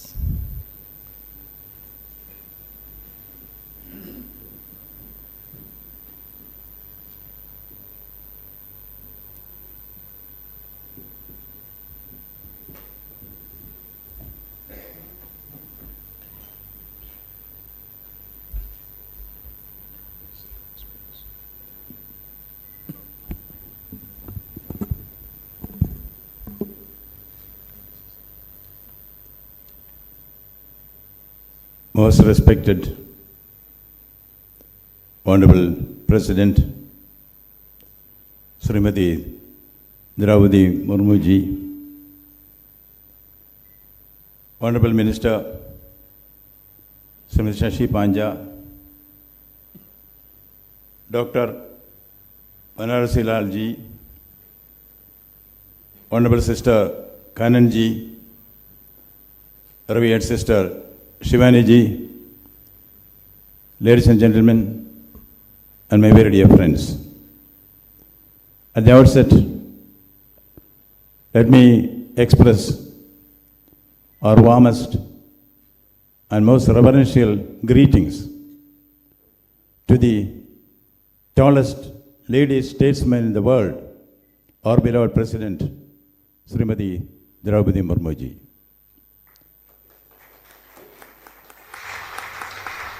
As a humble student of Shakespeare, I recall what Shakespeare had to say about the potency of drugs.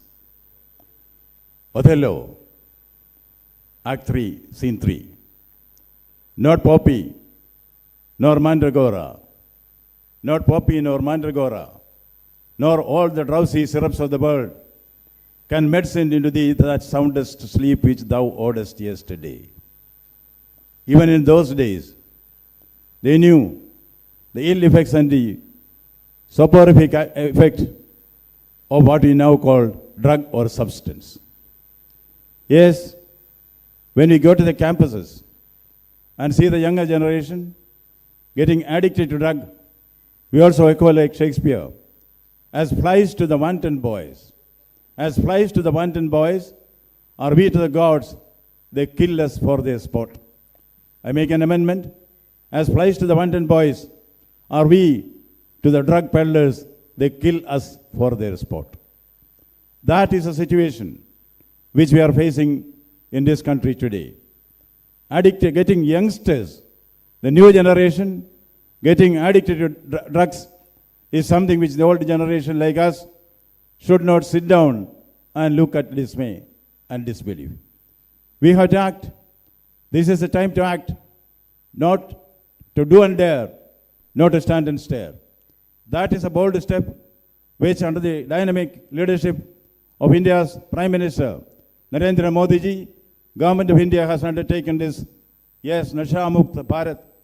That is what we need. I am extremely glad that the Brahma Kumaris have taken it up. Once they are in the field, I am sure success will be there. That is a history which we have. Coming together is beginning. Keeping together is progress. Working together is success. We have come together. We will keep together. We will work together. And success will certainly be ours. I now remember when I once met Amma. Amma told me, yes, she has imported some dogs from America. You know what? Mata Amritanandamayi. She said she has imported these dogs because they can sniffer dogs, who can find out the drugs that are used in the classrooms by the school students. That is the extent to which it has gone. We have to strike at the roots of this evil. And what can we do? This is a great launch which this nation has made. If we have to achieve Atmanirbhar Bharat, certainly Nasha Mukta Bharat holds the key to that. It's a very important national mission that we are launching here. What can you and I, as ordinary people, do? We can do a great deed. I recall your attention to Sophocles' Antigone. In Antigone, there is a scene. Polynicus is dead. His body is waiting for a royal burial. King Creon gives royal command, forbidding burial. Antigone is the sister of Polynicus. Antigone comes forward, defying the royal edict. She takes a handful of dust and sprays it on the body of her brother Polynicus. A symbolic burial is a burial, we know. That is what she could do at that moment. What Antigone could do, she did. Let us also do what we can to contain this menace, to root out this menace. This is very essential for that. Let us all take a pledge. Yes, as Vivekananda was quoted here, arise, awake, stop not till you reach your goal. The goal is far. The road is long, but the march is on. We are sure we will reach our goal. Thank you very much. God bless.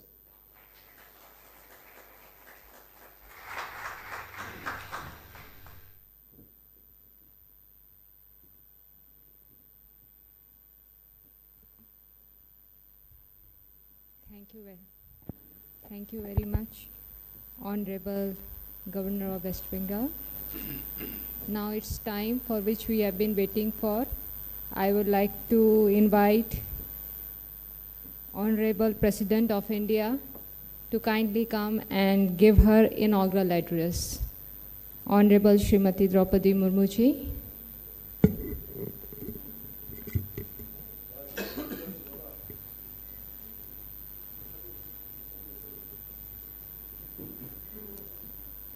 Om Shanti. इस कार्यक्रम में उपस्थित पश्चिम बंगाल के राज्यपाल doctor C.V. आनंद बोस जी, पश्चिम बंगाल सरकार में महिला एवं बाल विकास और समाज कल्याण मंत्री श्रीमती शशि पांजा जी, ब्रह्मा कुमारीज एस्टांजन कोलकाता की संचालिका राजगिनी बी के कानन जी, ब्रह्मा कुमारीज के मोटिवेशनल स्पीकर सुश्री बी के शिवानी जी, ब्रह्मा कुमारीज परिवार के सभी सदस्यगण, देवियों और स्वजनों, सभी को मेरा नमस्कार। मुझे आज भारत के नशा मुक्त बनाने हेतु शुरू किए गए इस कार्यक्रम में भाग लेकर संतोष का अनुभव हो रहा है। मैं नशा मुक्त भारत अभियान के अंतर्गत माई बेंगल एडिक्शन फ्री बेंगल की विशेष परियोजना शुरू करने के लिए प्रजापिता ब्रह्म कुमारी ईश्वरीय विश्वविद्यालय की को मैं सराहना करती हूँ। मैं इस कार्यक्रम को प्रोत्साहन देने के लिए पश्चिम बंगाल के राज्यपाल डॉक्टर C.V. आनंद बोस जी की प्रशंसा करती हूँ। मैंने ब्रह्मा कुमारी संस्था के आध्यात्मिक और सामाजिक कार्य को करीब से देखा है। ये संस्था आज एक वैश्विक संगठन का रूप ले चुकी है, जो विश्व के लगभग 140 देशों में जन समस्या के सामाजिक, सांस्कृतिक एवं आध्यात्मिक सशक्तिकरण के लिए कार्य कर रही है। आज जिस समस्या को लेकर अभियान की शुरुआत की गई है वो अत्यंत गंभीर है। नशीले पदार्थों के सेवन की समस्या समाज के हर वर्ग में अपनी जोड़े जैसा फैल चुकी है। नशीले पदार्थों का सेवन आज के समय में समाज और देश के लिए चिंता का विषय है। इसके अंतर्राष्ट्रीय आयाम भी है। देवियों और स्वजनों, हमारे युवा इन व्यसनों के कारण जीवन में सही दिशा का चुनाव नहीं कर पा रहे हैं। ये अत्यंत चिंताजनक है और इस विषय में सभी मोर्चों पर काम करने की आवश्यकता है। ये संतोष की बात है कि ब्रह्मा कुमारी जैसे संस्थाएं ऐसे मुद्दों के बारे में सजगता और गंभीरता से विचार विमर्श भी करती है और उनके समाधान के लिए बड़ी पैमाने पर कार्य भी कर रही है। UN वर्ल्ड ड्रग रिपोर्ट के अनुसार दुनिया में लगभग 3 करोड़ लोग ड्रग्स के कारण होने वाले डिसऑर्डर्स की शिकार है। हमारे युवाओं में जिस तेजी से नशे के सेवन बढ़ रहे हैं, इस पर चिंता होना स्वाभाविक है, लेकिन ये समय केवल चिंता का नहीं बल्कि चिंतन का और समाधान की ओर तेज गति से बढ़ने का समय है। आध्यात्मिक चेतना, चिकित्सा, सामाजिक एकजुटता और राजनीतिक इच्छा शक्ति के द्वारा इस शक्ति से सुधार लाया जा सकता है। ड्रग डिमांड में कमी लाने के लिए केंद्र और राज्य सरकारें national action plan for drug demand reduction के माध्यम से ड्रग एडिक्ट्स की शिक्षा, जागरूकता, उपचार, पुनर्वास और रिहाब सर्विस प्रोवाइडर्स के क्षमता निर्माण पर काम कर रही है। इसके अंतर्गत भारत के अलग अलग हिस्सों में नशा मुक्त भारत अभियान चलाया जा रहा है।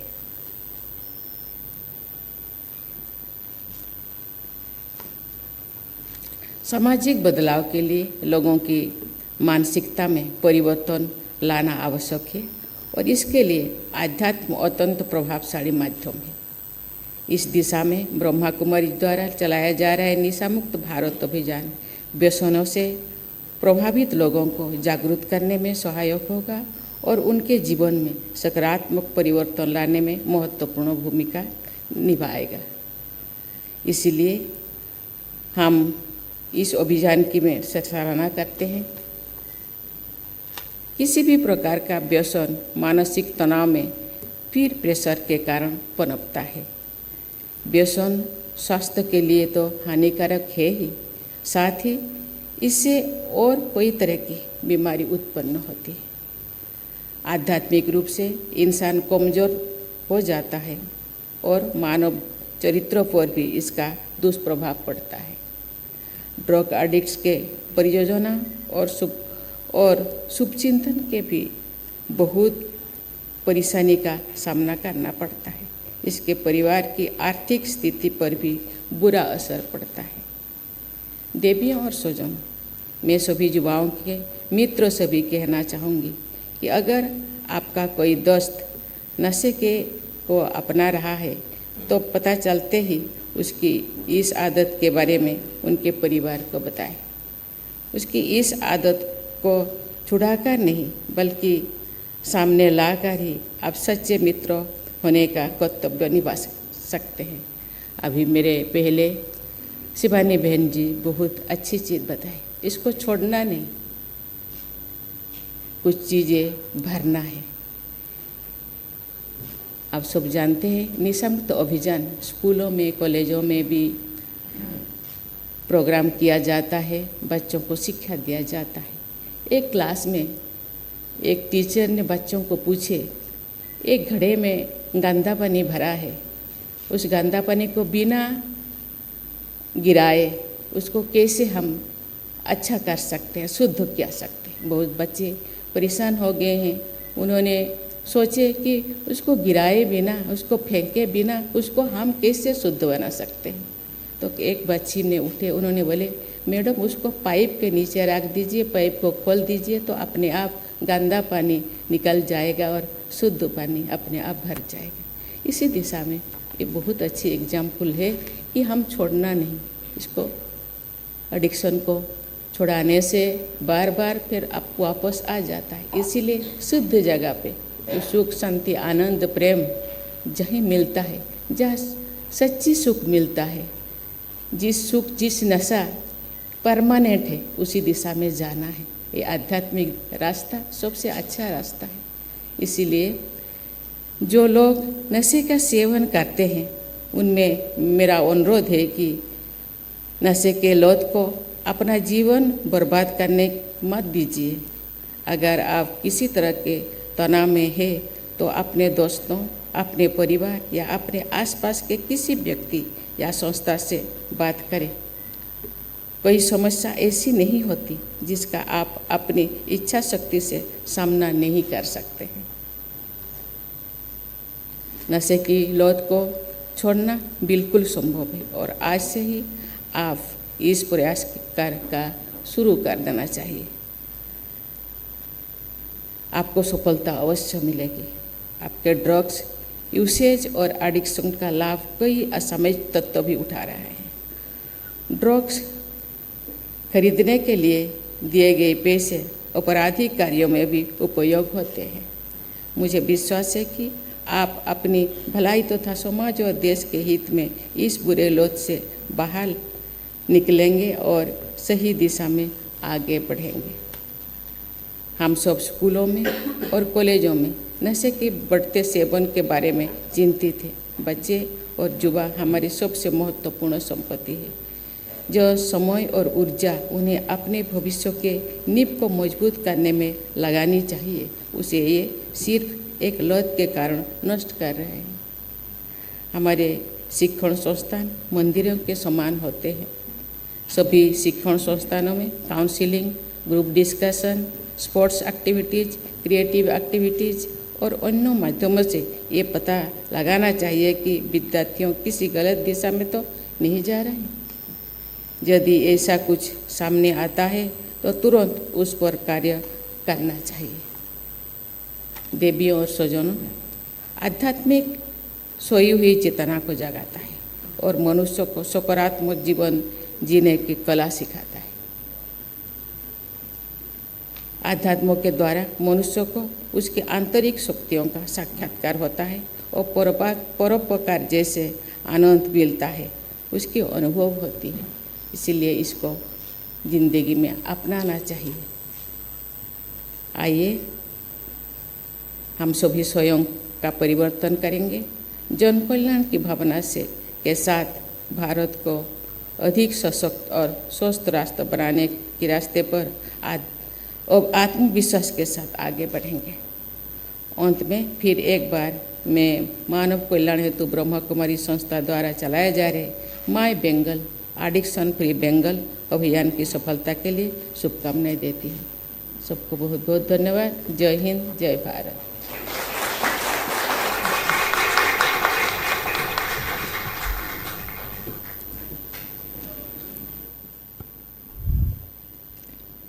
बहुत बहुत धन्यवाद आदरणीय प्रेसिडेंट का। और हम आपको आश्वासन दिलाते हैं कि ब्रह्मा कुमारीज का हर एक भाई, हर एक बहन इस दायित्व को आगे बढ़ाएगा और परमात्मा की प्रेरणा से इस कार्य को सफल भी बनाएगा। Now we will be having the national anthem.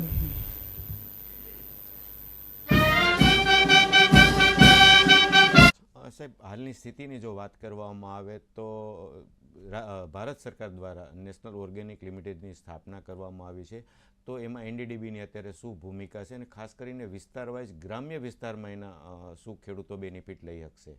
હા, મેં કીધું એમ કે અમારો સૌથી મુખ્ય મુદ્દો એ છે કે સહકારથી સમૃદ્ધિ જે સૂત્ર છે આપણી ગવર્મેન્ટનું, તો કેવી રીતે સહકારિતાથી આપણે જે ખેડૂતોના જીવનમાં આજીવિકા વધારી શકીએ. 2-3 મુદ્દા એવા હતા જે બધાને ખબર હતી આ પ્રોબ્લેમ છે, પણ એનું એક મોટા લેવલ ઉપર સોલ્યુશન કરવા માટે યુનિયન કેબિનેટે 3 મલ્ટી સ્ટેટ કોઓપરેટિવની સ્થાપના કરી.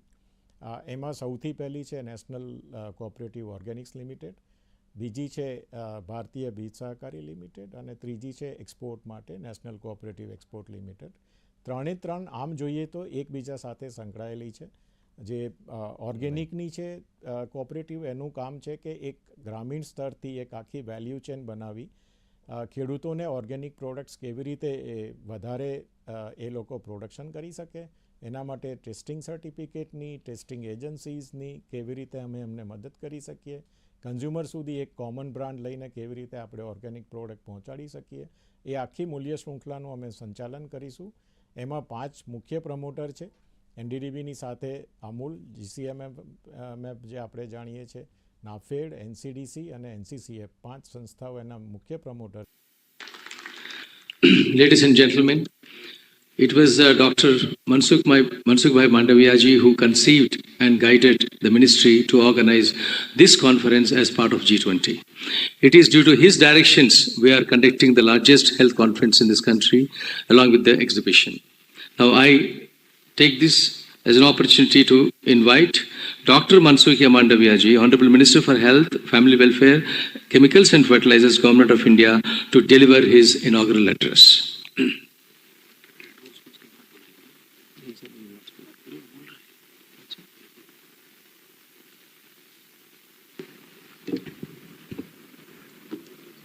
Present with us today, my cabinet colleague, Shri Sarvanand Sonwal ji, Union Minister of Ayush, Port, Shipping and Waterways, Dr. Tedros, Director General, World Health Organization, my colleague Minister, Shri S.P. Singh Baghel ji, and Dr. Bharti Praveen Pawar ji,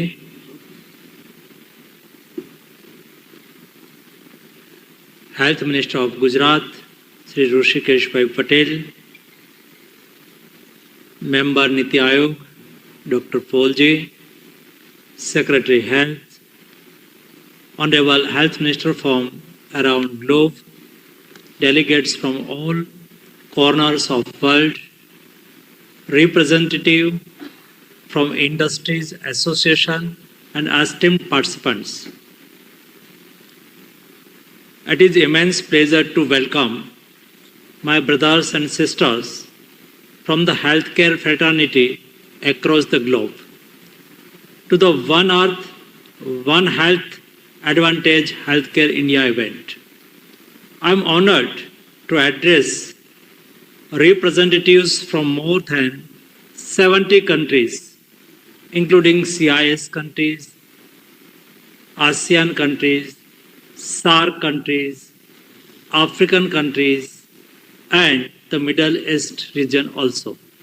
Excellencies, under the able leadership of our Honorable Prime Minister Shri Narendramodi ji, India has been moving steadily towards the goal of Sarvodaya, truly focusing on achieving universal health coverage through more than 150,000 health and wellness centers and world's biggest government-funded health insurance scheme, Prime Minister Jan Arogya Yojana, and through Antyodaya, which is about service to the most vulnerable.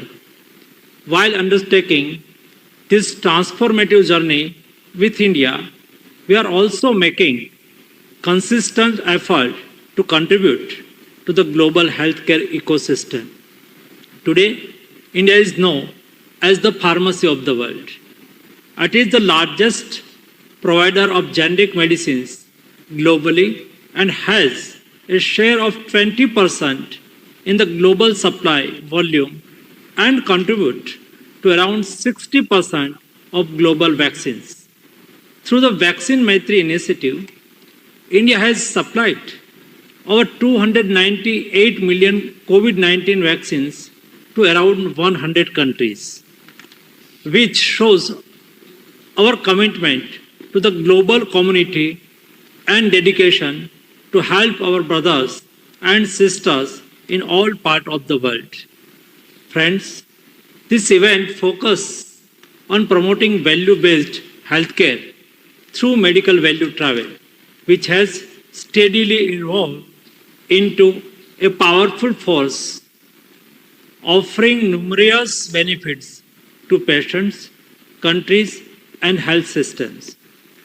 Patients can travel to any part of the world to access specialized treatments, renowned medical experts, and cutting-edge facilities that might otherwise are not available or beyond their reach. For India, health is a service and never commerce alone. We have been working towards creating a people-centric, value-based systems of healthcare. India's medical value travel sector is projected to reach $13 billion in 2026. This is supported by India's aims of creating a borderless world, where patient mobility is facilitated through enabling technology and people can travel to any part of the world to receive treatment. Excellencies, the nation's health system is presently supported by a workforce of 1.3 million allopathic doctors, 8 lakhs Ayush doctors, and 3.4 million nurses and auxiliary nurses and midwives.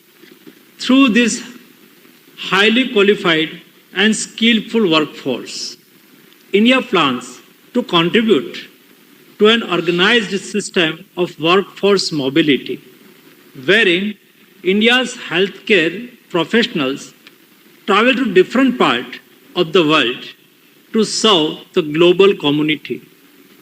I am eagerly looking forward to the session on success stories of medical value travel in India and leveraging the power of partnership through MOUs, which will create the foundation for greater knowledge sharing, sustainable partnership, and increased synergies.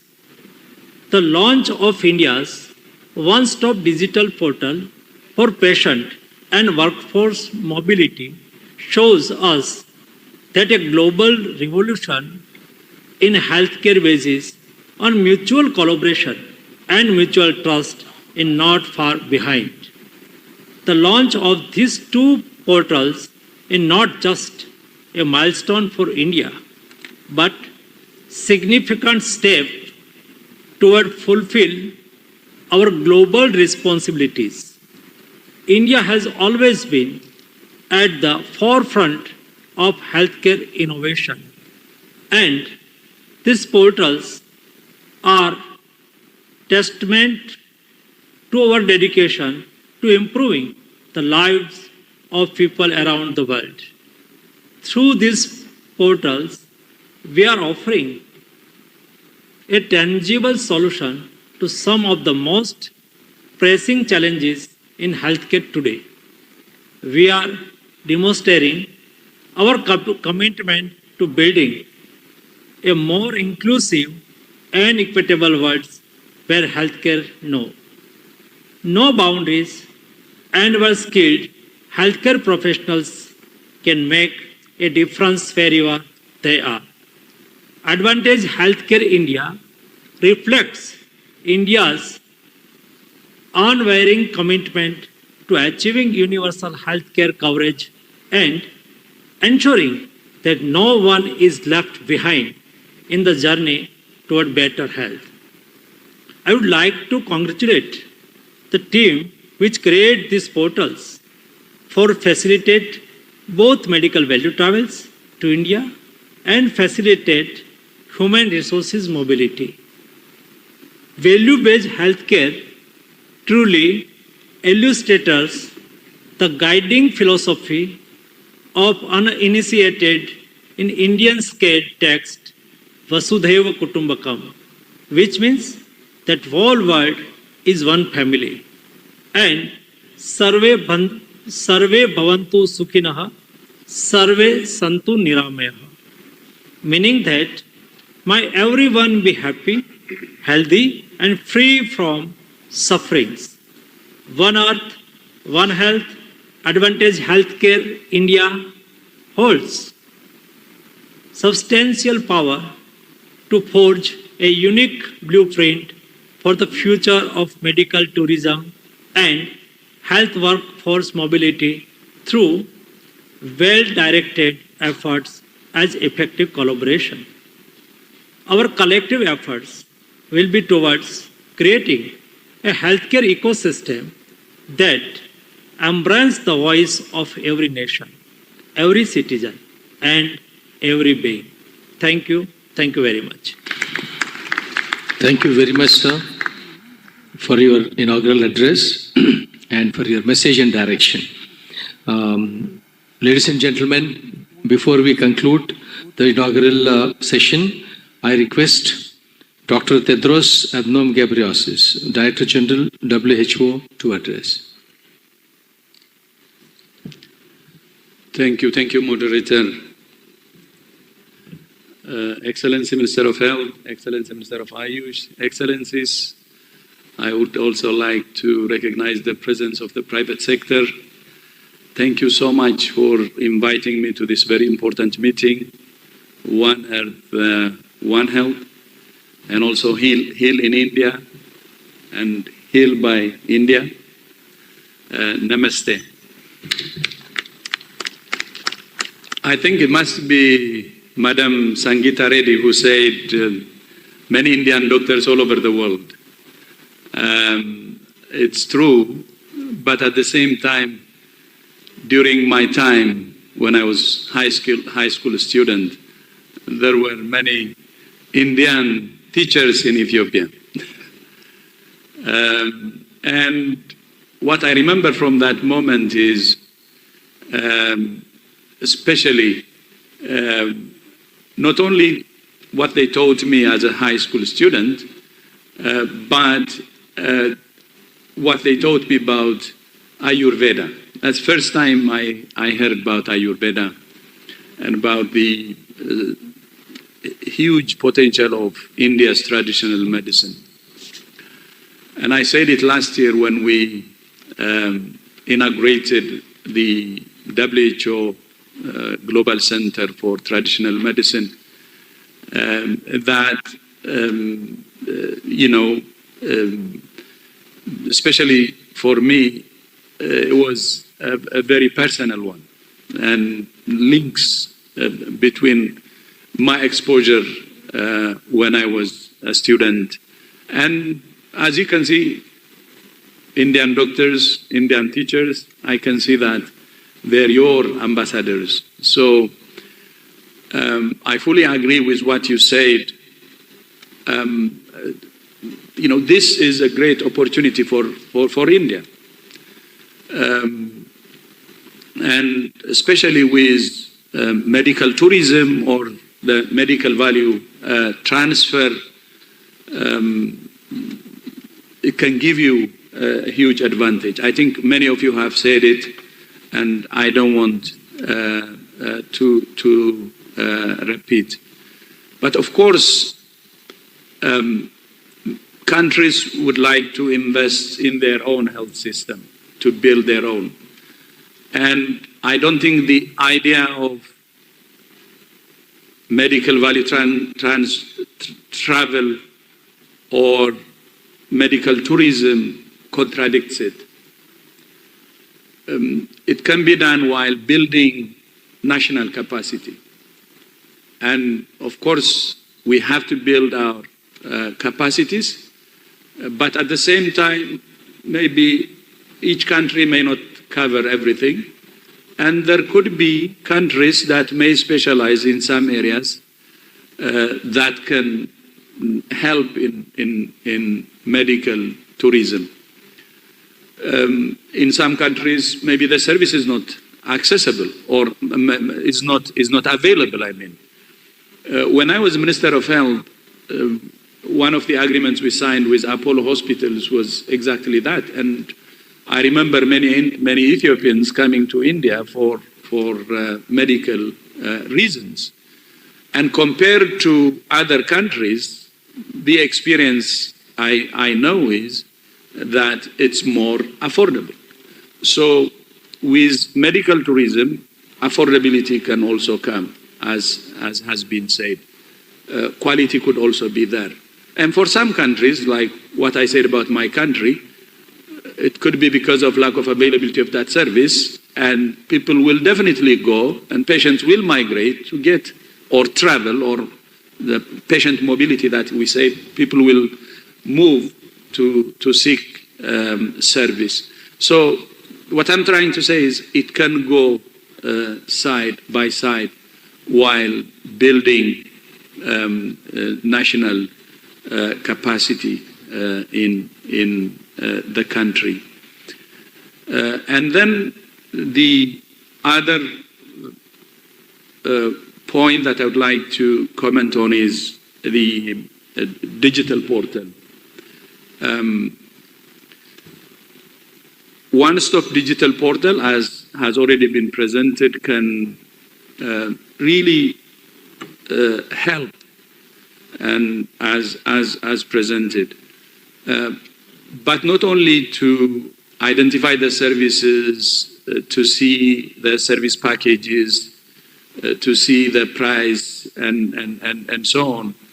Investing in digital technology is very important because the services that can be provided from India could also be virtual, meaning telemedicine. By the way, I have seen it happening in Ayushman Bharat Wellness Center yesterday, how a community health worker in that center was communicating with a doctor 40 kilometers away and managing a patient.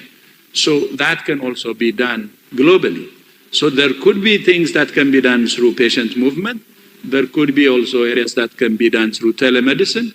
So it can even help the patients who cannot afford to travel long distances. Of course, some services will need a travel, will be a must, but there are also services that can be handled through digital technology. But I would like to use this opportunity to thank India for its leadership on digital health, especially in India's G-20 presidency. One of the initiatives that India led is on digital health, and we're working closely with India, and I hope that will bring opportunities for the world. But I would like to also raise that issue and recognize India's leadership in digital health as its G20 presidency. So thank you so much again for inviting me. I fully agree with what Minister Mankush said. Whole world is one family, and we hope the medical value travel or the medical tourism will be one opportunity that will bring the world together and also use the opportunity or the potential that India has. So namaste and thank you very much. Thank you, sir. Thank you very much. Ladies and gentlemen, for proposing a vote of thanks, I invite Ms. Aradhana Patnaik, Joint Secretary, Minister of Health and Family Welfare, Government of India. Distinguished delegates, Namaskar, a very good morning to you all. On behalf of the Ministry of Health and Family Welfare, Government of India, I would like to extend my gratitude to you all for being present on the inaugural session of the One Earth, One Health Advantage Healthcare India event and sharing your valuable inputs with us. We look forward to a day of collaborative discussions and fruitful engagements. I would like to thank Honorable Minister of Health and Family Welfare, Mansukh Mandaviya ji, and Honorable Minister of Ayush, Sarbanand Sonowal ji, for gracing this occasion and reiterating our commitment towards creating an affordable and accessible global health system. We are grateful to the esteemed Director General of WHO, Dr. Tedros, for his powerful words and strong resolve towards achieving the goal of universal healthcare.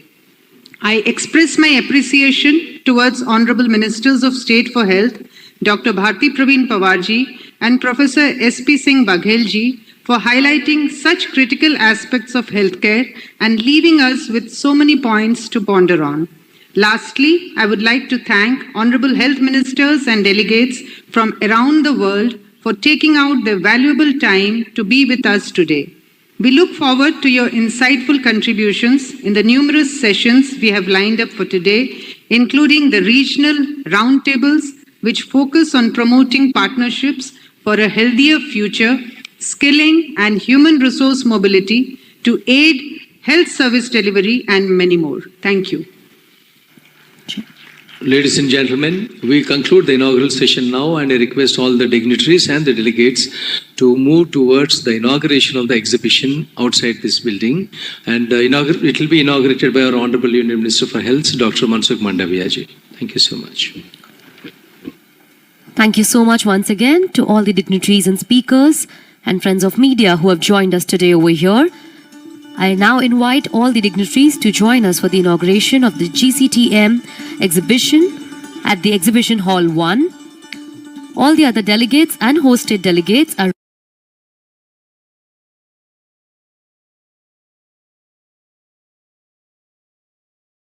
Warehousing Development and Regulatory Authority, Mr. Amit Kumar Singh. અને NDDB એની chief promoter છે.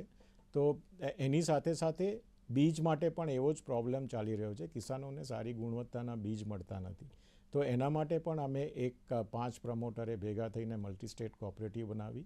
NDDB એમાં પણ promoter છે, સાથે Kribhco, ઇપ્કો, NCDC એમાં પણ promoter છે, અને ત્રીજી જે એક્સપોર્ટ માટેની જે કોઓપરેટિવ છે એમાં અમૂલ લીડ પ્રમોટર છે. સાથે એમાં પણ બીજા જ 5 નાફેડ, ઇપ્કો, ક્રિપ્કો એવી 5 એજન્સી એમાં પણ છે. તો બધા સાથે મળીને અમે હવે કામ ચાલુ કરી રહ્યા છે. દેશભરની સહકારી સંસ્થાઓ, એ વિલેજ લેવલ હોય કે ડિસ્ટ્રિક્ટ લેવલ હોય કે મોટી સહકારી સંસ્થાઓ હોય, બધી સહકારી સંસ્થાઓને અમે આ ત્રણેય મલ્ટી સ્ટેટ કોઓપરેટિવ સાથે જોડી અને કિસાનોની આવકમાં વધારો કરવા માટે ત્રણેય અલગ અલગ ફિલ્ડમાં કામ કરી અને એનું સારી રીતે સંચાલન કરીશું. દર્શક મિત્રો, આજે જે સાહેબે માહિતી આપી એ ખૂબ વેલ્યુબલ હતી, અને ખાસ કરીને ડેરી ક્ષેત્ર અને ગ્રામીણ વિકાસ અને ટેકનોલોજી ઘણા વિષય ઉપર સાહેબે આપણને આજે સુંદર માહિતી આપી છે. આ વિશે કોઈ વધારાના આપને પ્રશ્ન હોય તો મારી વેબસાઇટ ઉપર જરૂર પૂછી શકતો, અથવા તો આવતા સમયમાં આવા જ કોઈ પ્રોગ્રામમાં આપણે જરૂર પૂછશો. આ સમયે દૂરદર્શન અને ખાસ કરીને સ્ટુડિયો વતી ડૉક્ટર નિમેશ શાહ સાહેબનો ખૂબ ખૂબ આભાર માનીએ છીએ. અમારા દર્શક મિત્રોને ખૂબ સારી માહિતી આપી છે. નમસ્કાર. નમસ્કાર.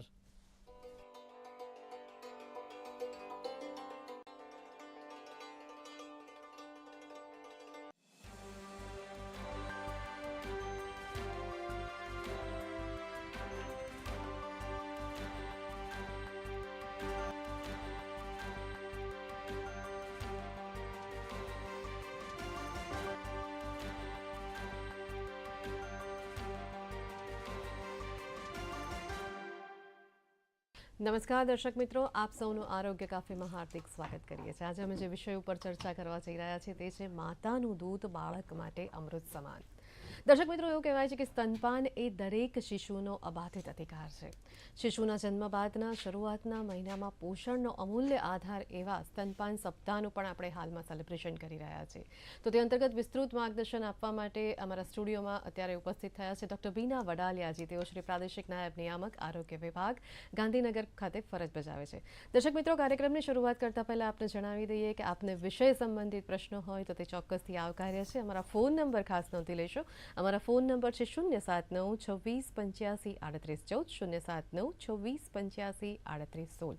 આપ જ્યારે પણ અમારી સાથે ફોન લાઈનથી જોડાઓ ત્યારે તમારા ટીવીનો વોલ્યુમ ખાસ ધીમો કરશો, જેથી કરીને આપના પ્રશ્નને સરળતાથી સાંભળી શકાય. તો આવો આજના વિષય સંબંધિત ચર્ચાનો પ્રારંભ કરીએ. નમસ્કાર બીનાબેન. નમસ્કાર. ગિરનારના સ્ટુડિયો અને આજની વિશેષ ચર્ચામાં આપનું હાર્દિક સ્વાગત કરીએ છીએ.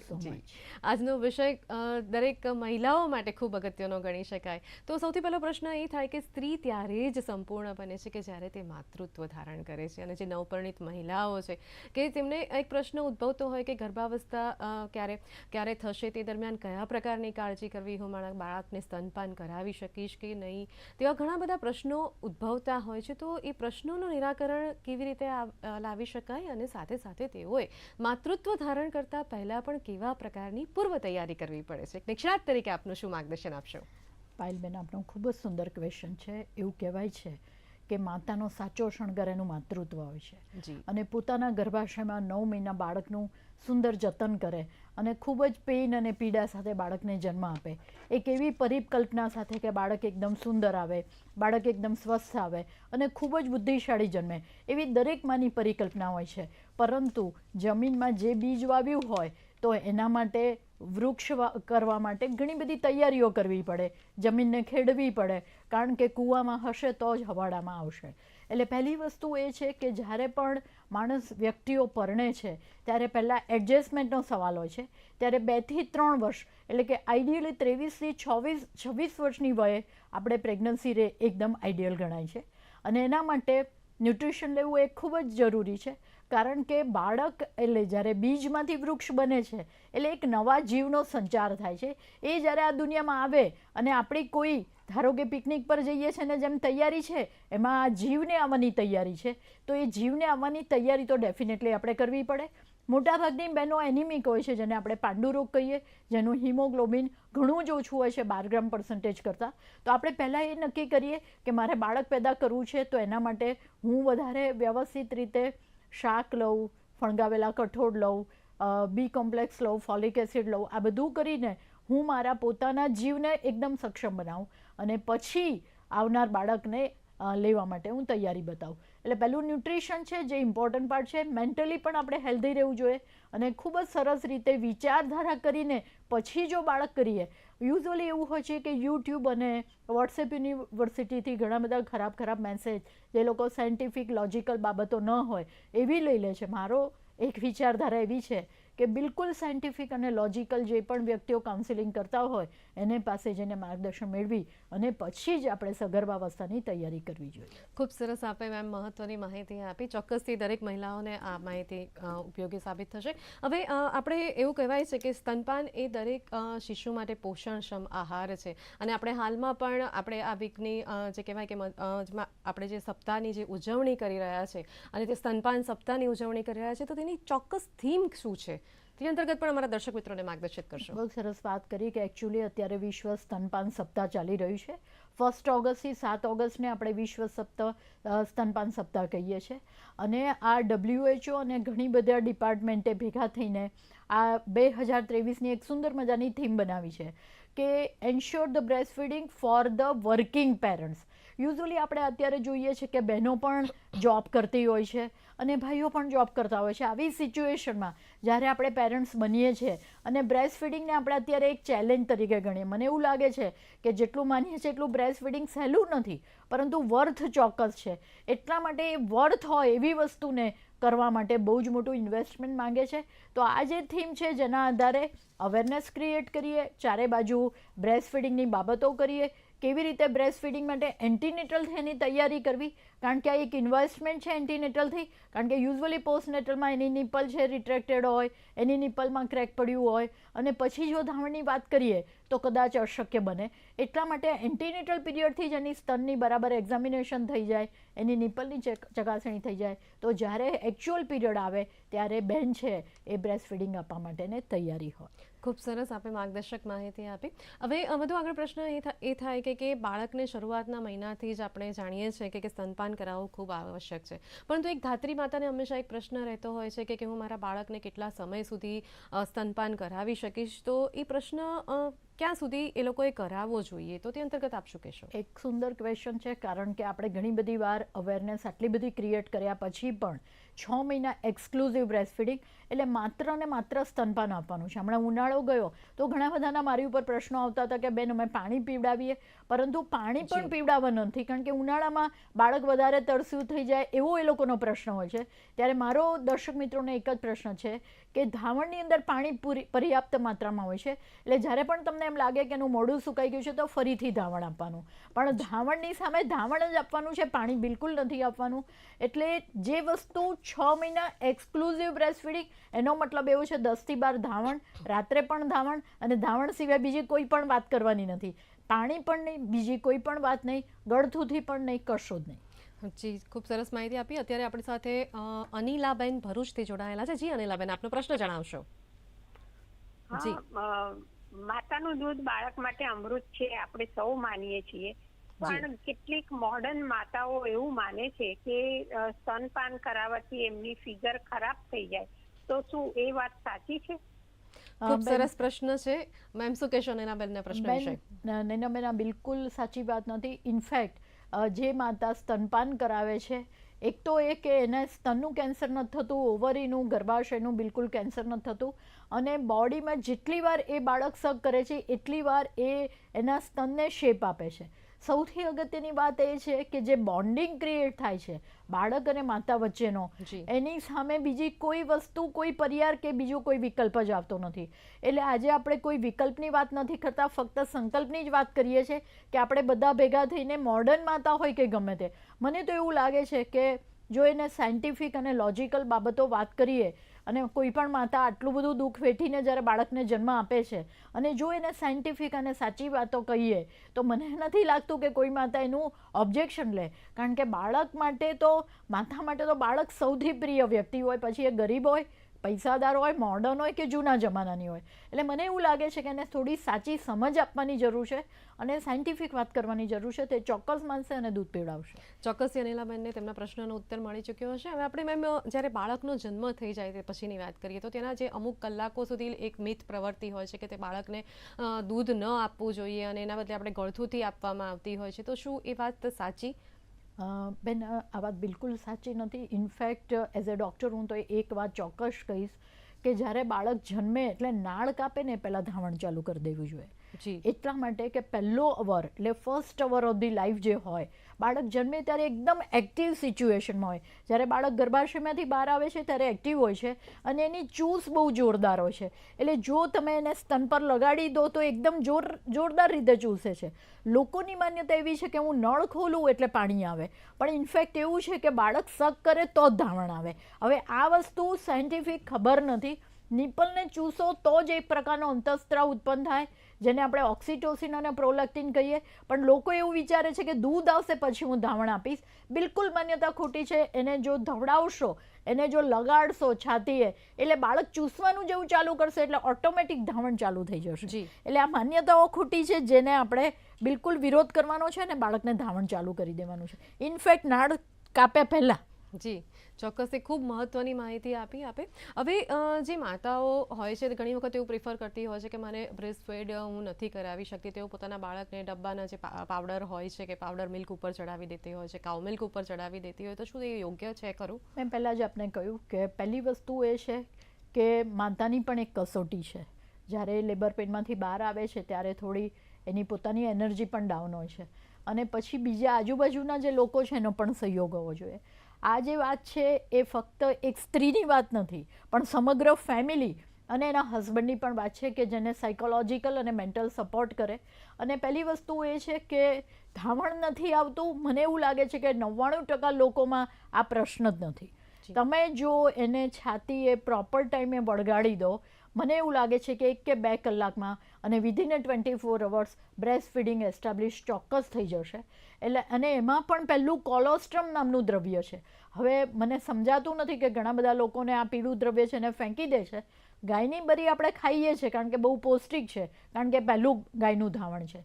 પરંતુ જો આપણે બેનની બરી કે જેને આપણે કોલોસ્ટ્રમ ખીરું કહીએ છીએ, યલોઇશ કલરનું, અને 1 જ ml હોય, પરંતુ એ બાળકને પીવડાવવાથી એને અસ્થમા ના થાય, એને ટાઈપ 1 ડાયાબિટીસ ના થાય, એને કાર્ડિયોવાસ્ક્યુલર ઇશ્યુ ના આવે, એ બહેનોને બિલકુલ નથી ખબર.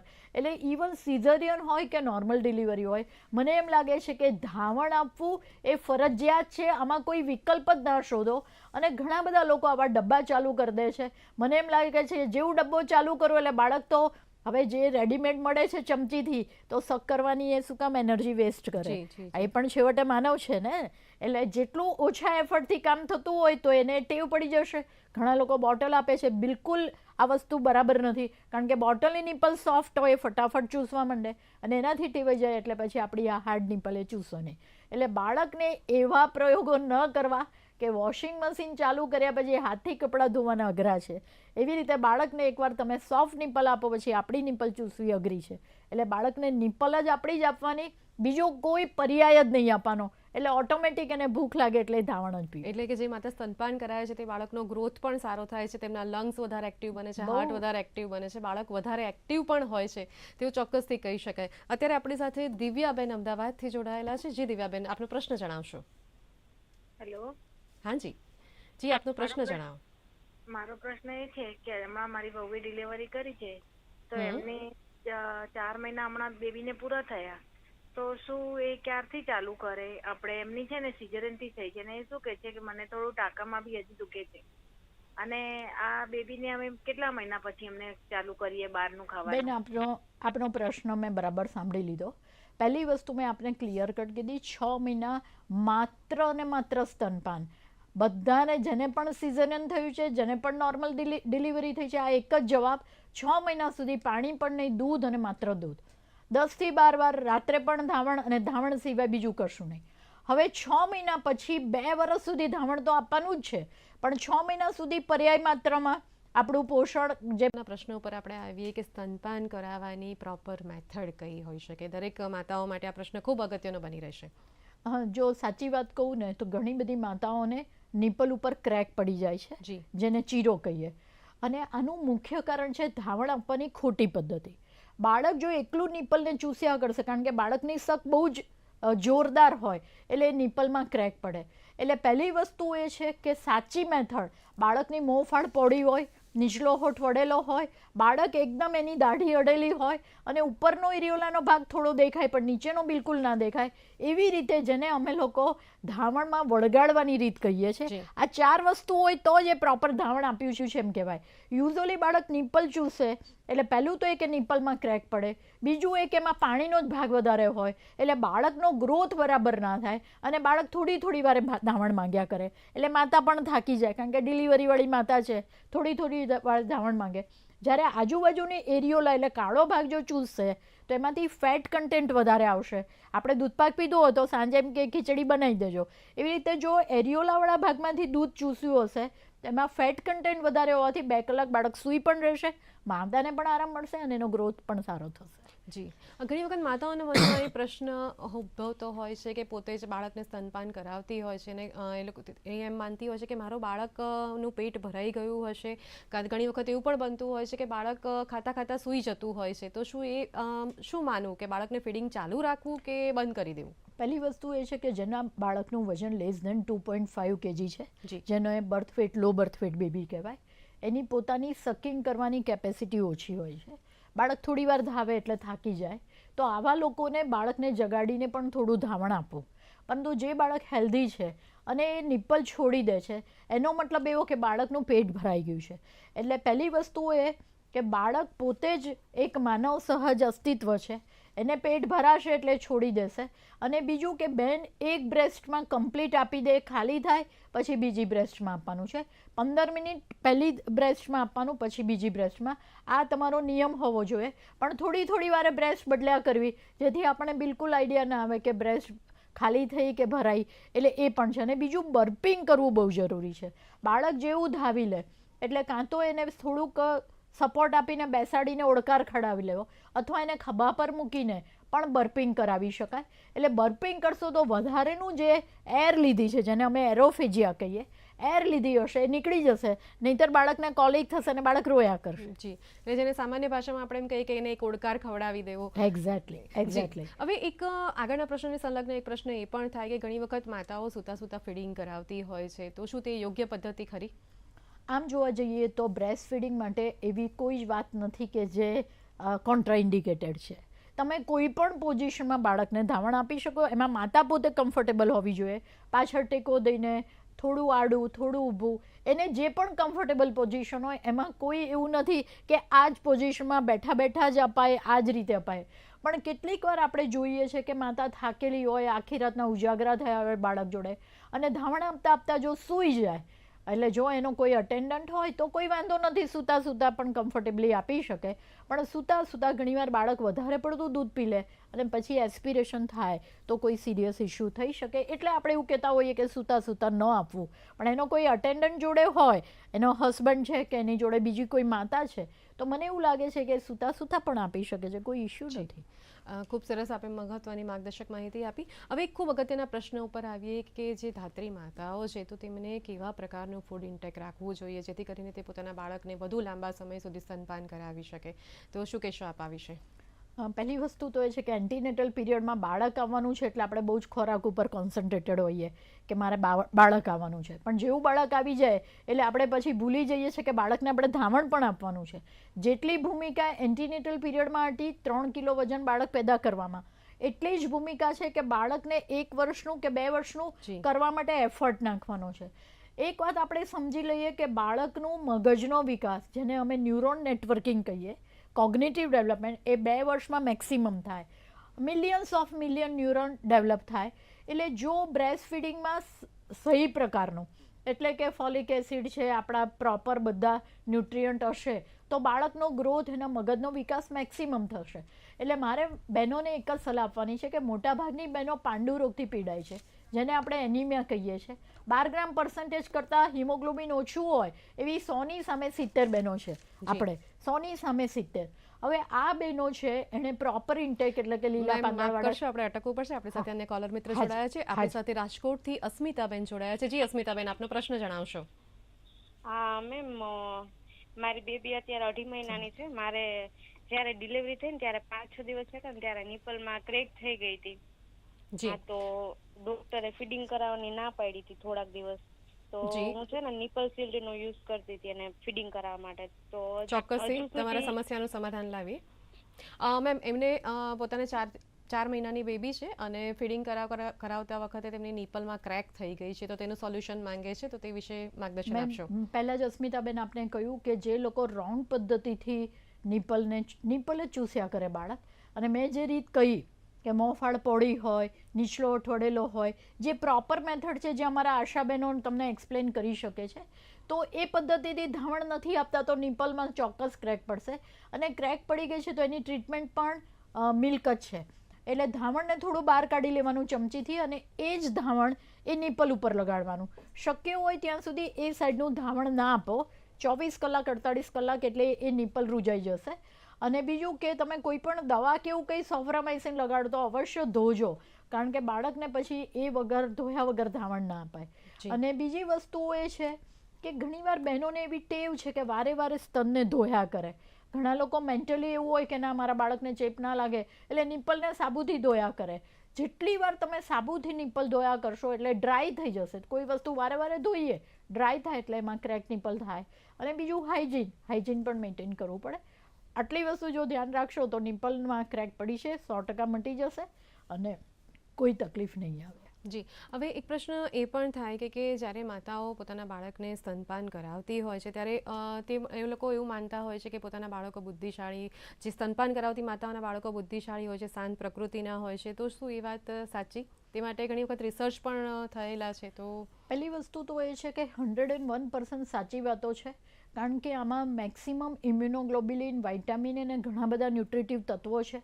કાર્બોહાઈડ્રેટ, ચરબી, પ્રોટીન એ એકદમ પ્રોપર માત્રામાં છે.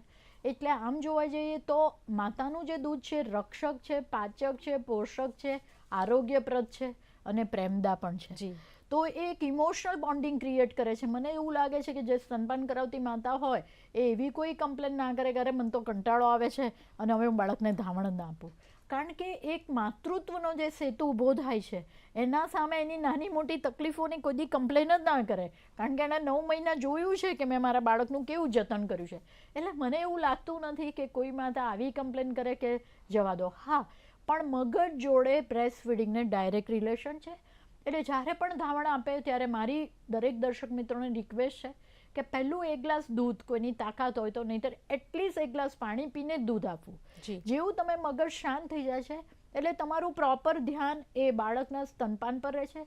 કોઈ વાર્તા સાથે, કોઈ હાલરડું સાથે એવી રીતે તમે સ્તનપાન આપો તો બાળકના મગજનો મેક્સિમમ વિકાસ થાય છે. ખૂબ સરસ આપે મેમ મહત્ત્વની માહિતી આપી. હવે એક વધુ મહત્ત્વના પ્રશ્નો ઉપર આવીએ કે અત્યારે દરેક હસબન્ડ વાઈફ બંને વર્કિંગ હોય છે અને વર્કિંગ વુમન એક વખત બાળકને જન્મ તો આપી દે છે, પરંતુ અમુક જ્યારે પ્રેગ્નન્સી લીવ ખતમ થઈ જાય છે ત્યારે તે પછી એ લોકોને જ્યારે કામ પર લાગવાનું હોય છે તો ત્યારે તેમને કેવા પ્રકારનું ટાઈમ મેનેજમેન્ટ કરવું જોઈએ અને કેવા પ્રકારની કહેવાય કે પ્લાનિંગ કરવું જોઈએ જેથી કરીને પોતાના બાળકને પોતાનું બ્રેસ્ટ ફીડિંગ કરાવી શકે? પહેલી વસ્તુ તો એ કે હવે તો ગવર્મેન્ટની અંદર જે લોકો જોબ કરતા હોય છે એને 6 મહિનાની લીવ મળતી હોય છે, કારણ કે આપણે 6 મહિના એક્સક્લુઝિવ બ્રેસ્ટ ફીડિંગ તરીકે બધાએ સ્વીકૃત કરેલું છે. એટલે 6 મહિના મળે. પણ ઘણા બહેનો હાઈ રિસ્ક પ્રેગ્નન્સી હોય તો અર્લી એમણે રજા લઈ લીધી હોય તો પાછળથી એમને રજા મોડી મળે. મને એવું લાગે છે કે લીવ વિધાઉટ પે કરીને પણ બાળકનું ધ્યાન રાખવા, કારણ કે મેં પહેલાં જ કીધું કે જ્યારે તમે કોઈ પણ બીજ વાવો છો તો જમીનને ખેડો છો. એ ખેડતી વખતે જ્યારે તમે વિચારધારા ઊભી કરી કે મારે બાળક પેદા કરવું છે ત્યારે આ બધા જ કોમ્પોનન્ટનું ધ્યાન રાખવું જોઈએ. એમાં ગર્ભ સંસ્કાર પણ આવી ગયો. એટલે મને એવું લાગે છે કે પહેલું તો બાળકનું ધ્યાન રાખવા માટે પૈસા એ બહુ કોઈ કિંમતી વસ્તુ નથી, પણ ઘણીવાર બહેનોને ખરેખર ફાઇનાન્શિયલ રિક્વાયરમેન્ટ હોય અને કરવું પડે તો એક્સપ્રેસ બ્રેસ્ટ મિલ્ક એટલે કે છાતીમાંથી મિલ્ક કાઢીને એક ચોખ્ખી કટોરીમાં એ 6 અવર સુધી તો બિલકુલ રહી શકે. અને હવે તો ઘણી વાર બાળકને જન્મ આપી માતા પણ મરી જતી હોય છે. તો ઘણી બધી હવે તો મિલ્ક બેંક ઊભી થઈ છે અને એમાં યશોદા નામની સુરતમાં પહેલી બેંક હતી જેનું નામ જ યશોદા હતું. હવે તો મારા ગવર્મેન્ટમાં ગાંધીનગર છે, વલસાડ છે, સુરત છે, બરોડા આવી બધી જગ્યાએ પણ અમે લોકોએ મિલ્ક બેંક ચાલુ કરી છે જેમાં બેન ડોનેટ કરે છે. મને એવું લાગે છે કે આનાથી મોટું દાન કયું હોઈ શકે કે જેનું બાળક માતા મરી ગયેલી છે અને એનું દૂધ પીવું આવશ્યક છે. તો એ માતાનું મિલ્ક ગમે તે હોય, ગમે તે માતાનું હોય, પણ એ મિલ્ક જો બાળકને પીવડાવીએ તો આવી બેંકો પણ ઊભી થાય. માફ કરશો, આપણે અટકવું પડશે. આપણી સાથે અન્ય કોલર મિત્ર જોડાયા છે. જે આપણી સાથે શિહોરથી જયશ્રીબેન જોડાયા છે. જયશ્રીબેન, આપનો પ્રશ્ન જણાવશો. હા, મારો પ્રશ્ન છે મેડમ કે મારી પુત્રવધૂને 5 મહિનાનો બાબો છે. છઠ્ઠો હજી આજે જ બેઠો અને એનું વજન થોડુંક ઓછું છે, 5 કિલો અને 800 ગ્રામ. એટલે એના વજન વધારવા માટે થઈને માતાના દૂધ ઉપરાંત કોઈ ખોરાક આપી શકીએ? 6 મહિના સુધી કશું જ નહીં. તમારા બાળકને જેટલું ધાવણ આપો છો એમાં ધાવણની માત્રા વધારી દો. 2 કલાકે આપતા હો તો 1.5 કલાકે ચાલુ કરી દો. વધુ ધાવણ આપો અને માતાના ન્યુટ્રિશન ઉપર ફોકસ કરો. માતાએ અત્યારે પણ IFA ગોળી, આયર્ન ફોલિક એસિડ અને કેલ્શિયમની ગોળી લેવાની છે. બાળકને વિટામિન D ચાલુ કરી દો અને થોડીક કાંગારૂ કેર એટલે બાળકને 2 સ્તનની વચ્ચે એની હૂંફ આપવાનું ચાલુ કરો. બાળકનું વજન એકદમ વધવા મળશે. એટલે પહેલી વસ્તુ એ છે કે બીજો પર્યાય મહેરબાની કરીને ના શોધો, ધાવણની માત્રા વધારી દો. 1.5 કલાકે આપતા હોય તો 1 કલાક, પણ ધાવણ અવશ્ય આપો ને રાત્રે અવશ્ય આપો. મને લાગે છે કે આટલું કરશો અને ન્યુટ્રિશન ઉપર માતાને શીરો ખવડાવો, માતાને રાગીનો શીરો ને એ બધું આપો, થોડું પ્રોટીન વધારે આપો અને આયર્ન એટલે લીલા પાંદડાવાળા શાકભાજી, ખીચડીમાં ઘી છે, પાપડ હોય, આવું બધું આપવાથી ધાવણ વધે, સુવા આપવાથી પણ ધાવણ વધે. એટલે આ બધા આયુર્વેદિક પ્રૂવ. હું તો એલોપેથિક ડૉક્ટર છું, પણ મારી દીકરીની હમણાં જ ડિલિવરી કરી છે, લાઈનો. તો આવું બધું કરી શકાય જેનાથી ધાવણ વધી શકે. એટલે કહેવાય કે માતાનું દૂધ વધે તેવા આહાર વિહાર કરવા જોઈએ ચોક્કસથી. જે માતાઓ ધાત્રી માતા છે યુઝ્યુઅલી સુરણ છે, સુવા છે, જી, પછી કોપરું છે, આ બધી વસ્તુને વારે નમસ્કાર, દૂરદર્શન મિડ ડે ન્યૂઝ સાથે હું છું હેમાંગિની પાટીલ. સમાચારની શરૂઆતમાં નજર કરીએ હેડલાઇન્સ પર.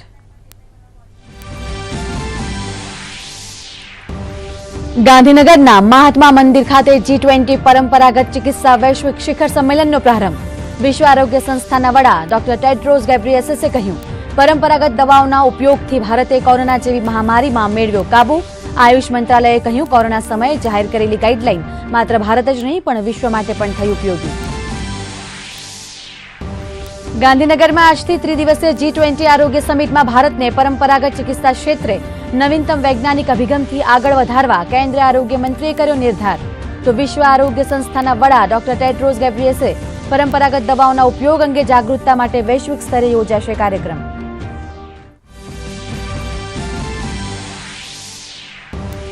રાષ્ટ્રપતિ દ્રૌપદી મુર્મુ આજે પશ્ચિમ બંગાળના પ્રવાસે. મારું બંગાળ નશામુક્ત બંગાળ અભિયાનનો કરાવ્યો શુભારંભ. દેશમાં તૈયાર થયેલા યુદ્ધ જહાજ વિદ્યાગીરીને પણ કરશે લોન્ચ.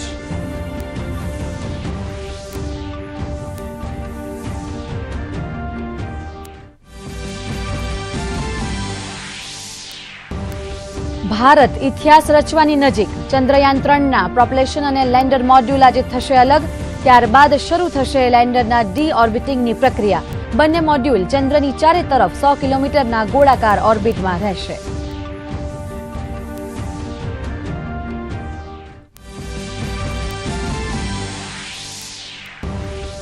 હિમાચલ પ્રદેશમાં થયેલા અતિવરસાદથી 71 લોકોના મૃત્યુ, 38 લોકો લાપતા. સતત વરસી રહેલા વરસાદને કારણે બચાવ કાર્યમાં આવી રહ્યો છે અવરોધ. રાજ્યના વિવિધ શહેરોમાં ભારે નુકસાન. પ્રભાવિત ક્ષેત્રમાં યુદ્ધના ધોરણે બચાવ અને રાહત કાર્ય યથાવત.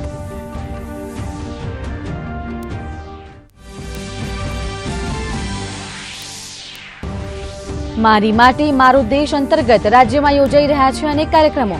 વડોદરામાં 38 શહીદ વીર જવાનોના પરિવારજનોનું કરાયું સન્માન. વડોદરા મહાનગરપાલિકા દ્વારા કમલાનગર તળાવ ખાતે શિલા ફલકમનું કરાયું અનાવરણ.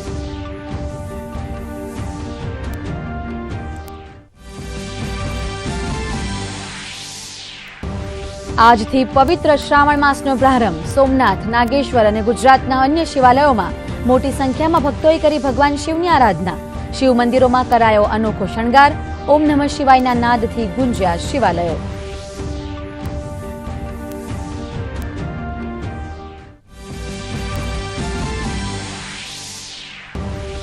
વૈશ્વિક બજારમાં મંદીની અસર ભારતીય શેર બજાર પર.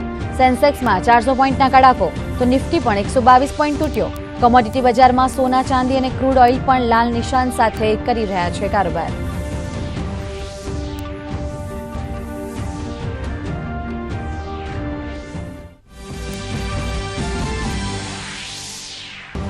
અને પેરિસમાં ચાલી રહેલી તીરંદાજી વિશ્વકપ સ્પર્ધામાં ભારતીય ખેલાડીઓનું શાનદાર પ્રદર્શન. વધુ 2 ચંદ્રકો જીતીને કમ્પાઉન્ડ ટીમે ફાઇનલમાં મેળવ્યું સ્થાન. આગામી 19મી ઓગસ્ટના રોજ થશે ફાઇનલ સ્પર્ધા. સમાચાર વિસ્તારથી જોઈએ. ગાંધીનગર ખાતે આજથી G-20 આરોગ્ય સમિટનો પ્રારંભ થયો છે. કેન્દ્રીય આરોગ્ય મંત્રી મનસુખ માંડવિયા તેમજ WHOના વડા ડોક્ટર ટેડ્રોસ ગેબ્રિયસસે સમિટનું ઉદ્ઘાટન કર્યું હતું. બેઠકમાં પરંપરાગત દવાઓના મહત્વ વિશે વિસ્તૃતમાં ચર્ચા કરવામાં આવી રહી છે, જેમાં WHOના વડાએ કહ્યું કે કોરોના જેવી મહામારીમાં ભારતે પરંપરાગત ચિકિત્સા પદ્ધતિનો ઉપયોગ કરીને માત્ર ભારતને જ નહીં પરંતુ વિશ્વના અનેક દેશોને સારવાર માટે નવી દિશા આપી છે. સદીઓ જૂની પરંપરાગત ચિકિત્સા પદ્ધતિ આજે સમગ્ર વિશ્વ માટે આદર્શ બની રહી છે. તેમણે ભારતની ટેલિમેડિસિન સિસ્ટમ તેમજ સારવાર માટે આરોગ્ય વિભાગ દ્વારા કરવામાં આવેલા આયોજનની પણ નોંધ લીધી હતી। આ ઉપરાંત તેમણે મહત્વની વાત કરતા કહ્યું કે G20 બાદ WHO વૈશ્વિક સ્તરે પરંપરાગત ચિકિત્સા માટે વિશેષ આયોજન કરશે। તો કેન્દ્રીય આરોગ્ય મંત્રી મનસુખ માંડવિયાએ કહ્યું કે પ્રધાનમંત્રી નરેન્દ્ર મોદીના નેતૃત્વમાં ભારતે કોરોના જેવી મહામારી સામે માત્ર કાબુ નથી મેળવ્યો, પરંતુ વેક્સિનેશનથી માંડી વિશ્વને દવાઓ પૂરી પાડવા સુધી મહત્વની કામગીરી કરી હતી। તો મુખ્યમંત્રી ભૂપેન્દ્ર પટેલે કહ્યું કે ગુજરાત આરોગ્ય ક્ષેત્રે વૈશ્વિક સ્તરે સારવાર આપતું મુખ્ય કેન્દ્ર બની રહ્યું છે। Global Summit will provide a unique opportunity for us to engage in dialogue, exchange of ideas, foster collaboration and establish international partnership to advance the agenda of traditional medicine and to work together toward promoting and leveraging the potential of traditional healthier practices worldwide. Traditional medicine have played a significant role in promoting health at personal and community levels for many countries. It's an honor to be with you here in Gandhinagar for the first WHO Traditional Medicine Global Summit.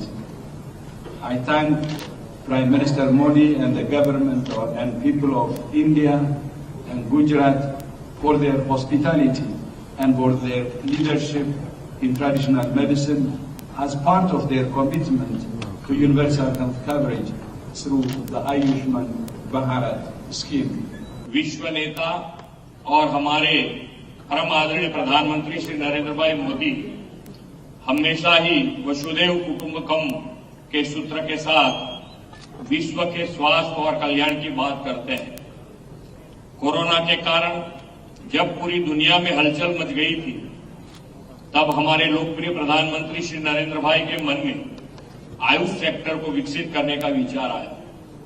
हम सभी ने यह महसूस किया है कि आयुर्वेद दवाओं, आयुष काढ़ा और ऐसे कई उत्पादों के कोरोना के कठिन समय में लोगों की इम्यूनिटी को बढ़ाने में मदद की है।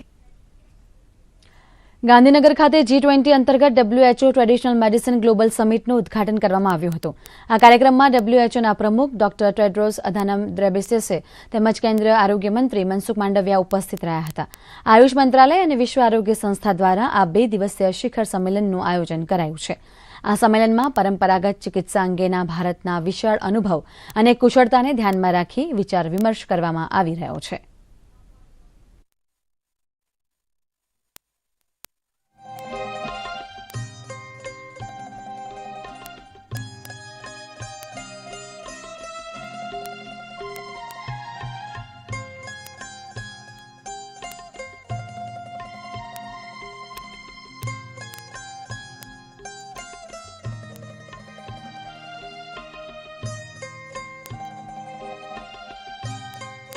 Today, India is known as the pharmacy of the world. It is the largest provider of generic medicines globally and has a share of 20% in the global supply volume and contribute to around 60% of global vaccines. Through the Vaccine Maitri initiative, India has supplied over 298 million COVID-19 vaccines to around 100 countries, which shows our commitment to the global community and dedication to help our brothers and sisters in all parts of the world.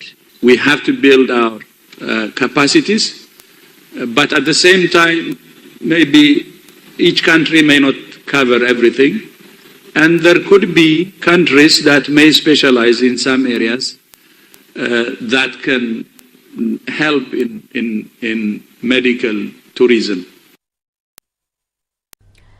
રાષ્ટ્રપતિ દ્રૌપદી મુર્મુએ આજે પશ્ચિમ બંગાળની મુલાકાત દરમિયાન મારું બંગાળ નશામુક્ત બંગાળ અભિયાનનો શુભારંભ કરાવ્યો। આ સાથે જ રાષ્ટ્રપતિએ જણાવ્યું કે આજના સમયમાં નશીલા પદાર્થનું સેવન દેશ અને સમાજ માટે ચિંતાનો વિષય છે। આપણા દેશના યુવાનો આ વ્યસનના કારણે સાચી દિશાની પસંદગી નથી કરી શકતા। આ ખૂબ ચિંતાજનક બાબત છે અને આ બાબતે તમામ મોરચા પર કામ કરવાની આવશ્યકતા છે। ड्रग्स के कारण होने वाले डिसऑर्डर्स की शिकार है। हमारे युवाओं में जिस तेजी से नशे के सेवन बढ़ रहे हैं, इस पर चिंता होना स्वाभाविक है, लेकिन ये समय केवल चिंता का नहीं बल्कि चिंतन का और समाधान की ओर तेज गति से बढ़ने का समय है। आध्यात्मिक चेतना, चिकित्सा, सामाजिक एकजुटता और राजनीतिक इच्छा शक्ति के द्वारा इस शक्ति से सुधार लाया जा सकता है। ड्रग डिमांड में कमी लाने के लिए केंद्र और राज्य सरकारें national action plan for drug demand reduction के माध्यम से ड्रग एडिक्ट्स की शिक्षा, जागरूकता, उपचार, पुनर्वास और रिहाब सर्विस प्रोवाइडर्स के क्षमता निर्माण पर काम कर रही है। ભારતનું મિશન ચંદ્રયાન 3 સતત ચર્ચામાં છે। દરરોજ આ સ્પેસક્રાફ્ટ સતત તેના પડાવ તરફ આગળ વધી રહ્યું છે। આજનો દિવસ ચંદ્રયાન 3 મિશન માટે મહત્વનો છે। આજે ચંદ્રયાનના પ્રોપલ્શન અને લેન્ડર મોડ્યુલ અલગ થશે। હવે ચંદ્રયાનનો કોઈ ઓર્બિટ બદલવામાં આવશે નહીં। હાલ ચંદ્રયાન 3 153 બાય 163 કિલોમીટરની ઓર્બિટમાં ફરી રહ્યું છે। 16 ઓગસ્ટે ભારતનું ચંદ્રયાન 3 ચંદ્રની વધુ નજીક પહોંચી ગયું હતું। ચંદ્રયાન 3નું વિક્રમ લેન્ડર આગામી 23 ઓગસ્ટે ચંદ્રની સપાટી પર સોફ્ટ લેન્ડિંગ કરશે। લેન્ડર અને રોવર ચંદ્રના દક્ષિણ ધ્રુવ પર ઉતરશે અને 14 દિવસ સુધી પ્રયોગો કરશે। ઇસરોના બેંગાલુરુ સ્થિત સેન્ટરમાં telemetric tracking and command network IS track operation complex પરથી સતત ચંદ્રયાન 3 પર નજર રાખવામાં આવી રહી છે।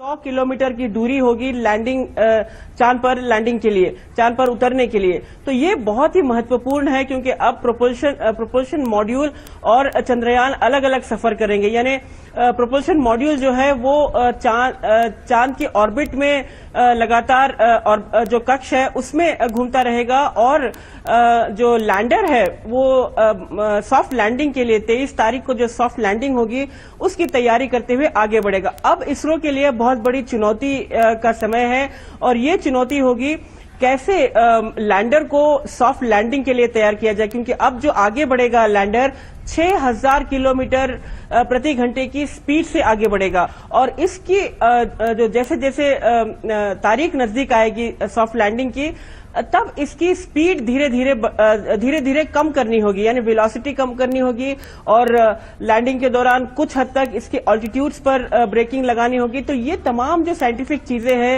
जो साइंटिफिक ऑपरेशंस हैं, ये इसरो के लिए बहुत बड़ी चुनौती है।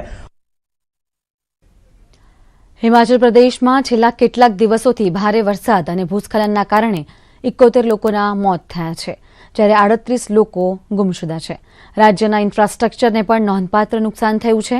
અસરગ્રસ્ત વિસ્તારોમાં યુદ્ધના ધોરણે બચાવ કામગીરી ચાલી રહી છે। સેના અને NDRFની ટીમ પૂરમાં ફસાયેલા લોકોના બચાવ કાર્યમાં લાગેલી છે। પ્રધાનમંત્રી નરેન્દ્ર મોદીના નેતૃત્વમાં કેબિનેટની બેઠક યોજાઈ હતી, જેમાં લેવાયેલા મહત્વપૂર્ણ નિર્ણયોની પ્રેસ વાર્તા દ્વારા કેન્દ્રમંત્રી અનુરાગસિંહ ઠાકુરે માહિતી આપી હતી। તેમણે જણાવ્યું કે PM E-બસ સેવાને મંજૂરી આપવામાં આવી છે, જે ₹57,613 કરોડના ખર્ચે 10,000 નવી ઇલેક્ટ્રિક બસની સુવિધા શરૂ કરવામાં આવશે। આ યોજના 2035 સુધી ચાલશે। આ ઉપરાંત કેન્દ્રીય મંત્રી અશ્વિની વૈષ્ણવે જણાવ્યું કે વિશ્વકર્મા યોજનાને કેબિનેટમાં મંજૂરી આપવામાં આવી છે। આ યોજના કુશળ કારીગરો અને ગ્રામીણ અર્થવ્યવસ્થા માટે મહત્વની સાબિત થશે। આ યોજના અંતર્ગત 30 લાખ પરિવારને ફાયદો થશે। આ ઉપરાંત રેલવેના 7 નવા પ્રોજેક્ટને મંજૂરી આપવામાં આવી છે। ₹32,500 કરોડના ખર્ચે શરૂ થનાર પ્રોજેક્ટથી 38 જિલ્લાને ફાયદો થશે। वर्तमान और भविष्य के ट्रांसपोर्टेशन के लिए एक बहुत महत्वपूर्ण निर्णय किया गया है जो ministry of housing and urban affair से जुड़ा हुआ है। PM E-बस सेवा की मंजूरी दी गई है और PM E-बस सेवा पर 57,613 करोड़ रुपए खर्च किए जाएंगे। 10,000 नई इलेक्ट्रिकल बसेस की सेवाएं उपलब्ध करवाई जाएंगी। 7 प्रोजेक्ट्स अप्रूव हुए, 32,500 करोड़ रुपीस के। सातों के सातों प्रोजेक्ट्स बहुत ही इंपॉर्टेंट है। देश के 9 राज्यों में 35 डिस्ट्रिक्ट्स कवर करेंगे और टोटल इसकी लेंथ है 2,339 किलोमीटर्स। गांधीधाम सामाख्याली में अभी दोहरी लाइन है, उसका चौहरीकरण करने का प्रोजेक्ट अप्रूव हुआ है, जिसमें करीब 53 किलोमीटर लंबा ये सेक्शन है। और जो अगर हम रेलवे की भाषा में ट्रैक किलोमीटर की जब बात करते हैं तो 112 ट्रैक किलोमीटर करीब इसमें चौहरीकरण किया जाएगा। 1572 करोड़ रुपए इसकी कीमत आंकी गई है। तो ये जो इंडस्ट्रियल क्लस्टर हैं इनको इससे गति मिलेगी और जो गुजरात के विकास में एक एक्सेलरेंट का ये काम करेगी। પાકિસ્તાનમાં પણ ઈશ નિંદાથી ભડકેલા લોકોએ ફૈસલાબાદમાં 5 ચર્ચમાં તોડફોડ કરી હતી, જેના પગલે સરકારે કાર્યવાહી કરતા હિંસામાં સામેલ 100 લોકોની ધરપકડ કરી હતી। અમેરિકાએ ચર્ચો પર હુમલાની નિંદા કરતા જણાવ્યું કે ખ્રિસ્તીઓના ઘરો પર કરાયેલા હુમલાઓની તપાસ કરવામાં આવે। હિંસા કે હિંસાની ધમકી સ્વીકાર્ય નથી। અમે આ મામલે તપાસ કરવા અને શાંતિ જાળવવાની અપીલ કરીએ છીએ।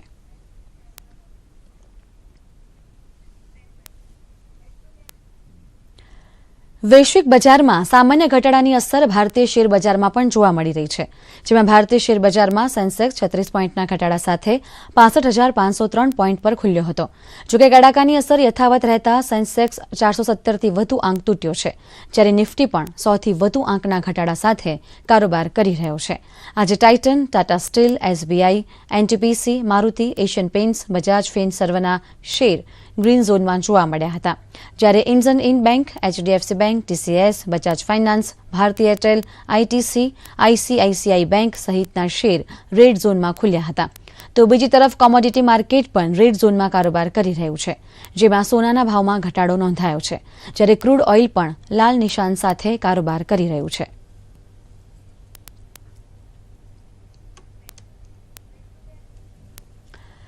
તો ભરૂચમાં જૂની મામલતદાર કચેરી સામે આવેલ જર્જરિત ઇમારતનો કેટલોક ભાગ ધરાશાયી થતા એક વ્યક્તિનું મૃત્યુ થયું છે।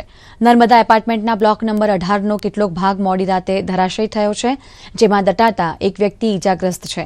આ અપાર્ટમેન્ટને વારંવાર નોટિસ અપાઈ હોવા છતાં ઇમારત ખાલી ન કરતા પંકજ જશવંત ચૌહાણનું મૃત્યુ થયું છે। મોડી રાતે નગરપાલિકાની ફાયરની ટીમ દ્વારા અન્ય લોકોના રેસ્ક્યુ કરવામાં આવ્યા હતા।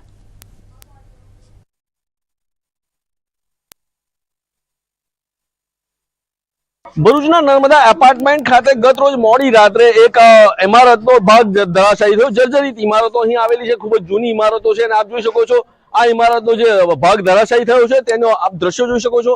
ખાસ કરીને આ પાલિકા દ્વારા પણ અવારનવાર નોટિસો આપવામાં આવે છે, પરંતુ ક્યાંક ને ક્યાંક વૈકલ્પિક વ્યવસ્થા કરવામાં આવતી નથી રહેવા માટેની, કારણ કે અહીંયા ઘણા બધા એપાર્ટમેન્ટ આવા આવેલા છે જે જૂના બિલ્ડિંગો છે અને ગુજરાત હાઉસિંગ બોર્ડ દ્વારા આ બનાવવામાં આવેલા અને તેમાં અહીંયા લોકોને ફાળવવામાં આવેલા। પછી શું કહેશો, શું ઘટના બની છે અને આપ શું ઈચ્છો છો?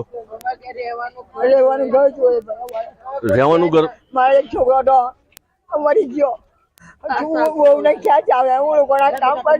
હાઉસિંગ બોર્ડ દ્વારા આ પગલા લઈ અને નવા મકાનો, નવા ફ્લેટ્સ અહીં બનાવવામાં આવે તેવી સરકાર સમક્ષ અહીંના સ્થાનિકોની રજૂઆત છે। ભરત ચુડાસમા, દૂરદર્શન સમાચાર, ભરૂચ।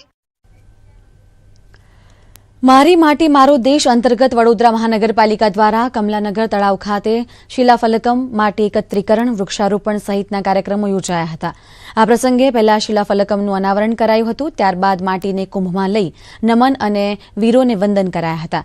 કાર્યક્રમ દરમિયાન વૃક્ષારોપણ પણ યોજાયું હતું। કાર્યક્રમની પૂર્ણાહુતિ બાદ પંડિત દીનદયાળ ઉપાધ્યાય સભાગૃહ ખાતે 38 શહીદ વીર જવાનોના પરિવારજનોનું સન્માન કરાયું હતું। આ પ્રસંગે વડોદરાના મેયર નિલેશ રાઠોડ, સાંસદ રંજનબેન ભટ્ટ, ધારાસભ્યો કેયુર રોકડિયા, ડેપ્યુટી મેયર નંદા જોશી સહિત કાઉન્સિલરો, પૂર્વ સૈનિકો અને શાળા બાળકો ઉપસ્થિત રહ્યા હતા।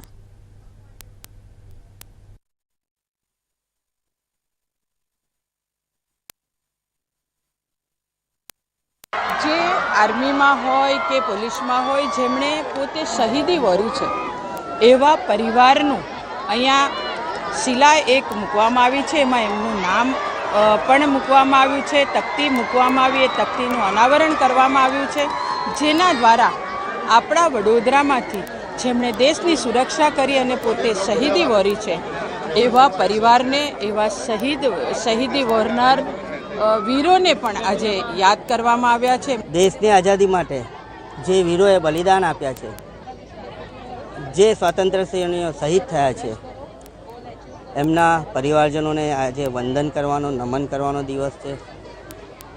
એ કાર્યક્રમમાં બરોડા શહેરના આપ જોઈ શકો છો તમામ નગરજનો ઉપસ્થિત રહ્યા છે. હું આ સમયે શહીદોના પરિવારોને નમન કરું છું, વંદન કરું છું. બોટાદ માર્કેટિંગ યાર્ડના લાઠીદળ ગામે કોટન સબ યાર્ડમાં આજથી નવા કપાસની આવક શરૂ થઈ છે. પ્રથમ દિવસે શરૂ થયેલી હરાજીમાં કપાસનો 1 મણનો ભાવ 3150 રૂપિયા બોલાતા ખેડૂતોમાં આનંદ જોવા મળ્યો હતો. નવા કપાસ હરાજીના પ્રારંભે બોટાદ માર્કેટિંગ યાર્ડના નવનિયુક્ત ચેરમેન મનહર માતરિયા, યાર્ડના સભ્યો, વેપારીઓ અને ખેડૂતો હાજર રહ્યા હતા. આજે લાઠીદળ સબ યાર્ડ ખાતે નવા વર્ષના નવા પહેલા કપાસની હરાજી શરૂ થઈ. આ હરાજીમાં 3151 રૂપિયાનો ભાવ પડ્યો છે. માનની નરેન્દ્રભાઈ અને ભૂપેન્દ્રભાઈની સરકાર દ્વારા ખેડૂતોની આવક બમણી કરવા માટેના જે પ્રયત્નો થઈ રહ્યા છે એના ભાગરૂપે સમગ્ર ગુજરાતમાં સારા એવા કપાસનું વાવેતર થયું છે. એમાં ખાસ કરીને બોટાદ જિલ્લા કોટન ઝોન ગણાય છે, ત્યારે બોટાદ જિલ્લામાં પુષ્કળ પ્રમાણમાં કપાસનું વાવેતર થયું છે. ત્યારે આવા ભાવો ખેડૂતોને મળશે તો ખેડૂતો ખુશખુશાલ રહેશે. આજે મને ખૂબ આનંદ થયો છે અને લાઠીદળ સબ યાર્ડની પ્રગતિ થાય અને બાજુના એરિયાના બધા જ કપા લઈને અહીંયા આવે અને જીમ બને મોટું આયોજન થાય અને બોટાદની નીચે આવેલું સબ યાર્ડ એટલે બોટાદનું જેટલો વિકાસ થાય એટલો બોટાદનો લાઠીદળનો વિકાસ થાય એવી અમને ખૂબ ખૂબ આશા છે. સારા ભાવ 3151 રૂપિયા મને મળ્યા છે એટલે હું ખુશ રાજી થયો છું. મોરબી જિલ્લાના 15 ગામોને કચરાના કલેક્શન માટે ટ્રેક્ટર ટ્રોલીની ફાળવણી કરાઈ છે. મોરબી, ટંકારા, હળવદ, માળિયા અને વાંકાનેર તાલુકાના ગામોને સ્વચ્છ રાખવા તેમજ ડોર ટુ ડોર કચરો એકત્રિત કરી તેને ડસ્ટિંગ સ્ટેશને લઈ જઈને યોગ્ય નિકાલ કરી શકાય તે હેતુથી 15 ગ્રામ પંચાયતને એક ટ્રેક્ટર અને ટ્રોલીની ફાળવણી કરાઈ છે. 67,50,000ના ખર્ચે ફાળવેલા ટ્રેક્ટર ટ્રોલીનું જિલ્લા પંચાયત પ્રમુખ ચંદુભાઈ શિહોરા સહિત ઉપસ્થિત મહાનુભાવોના હસ્તે લોકાર્પણ કરાયું હતું.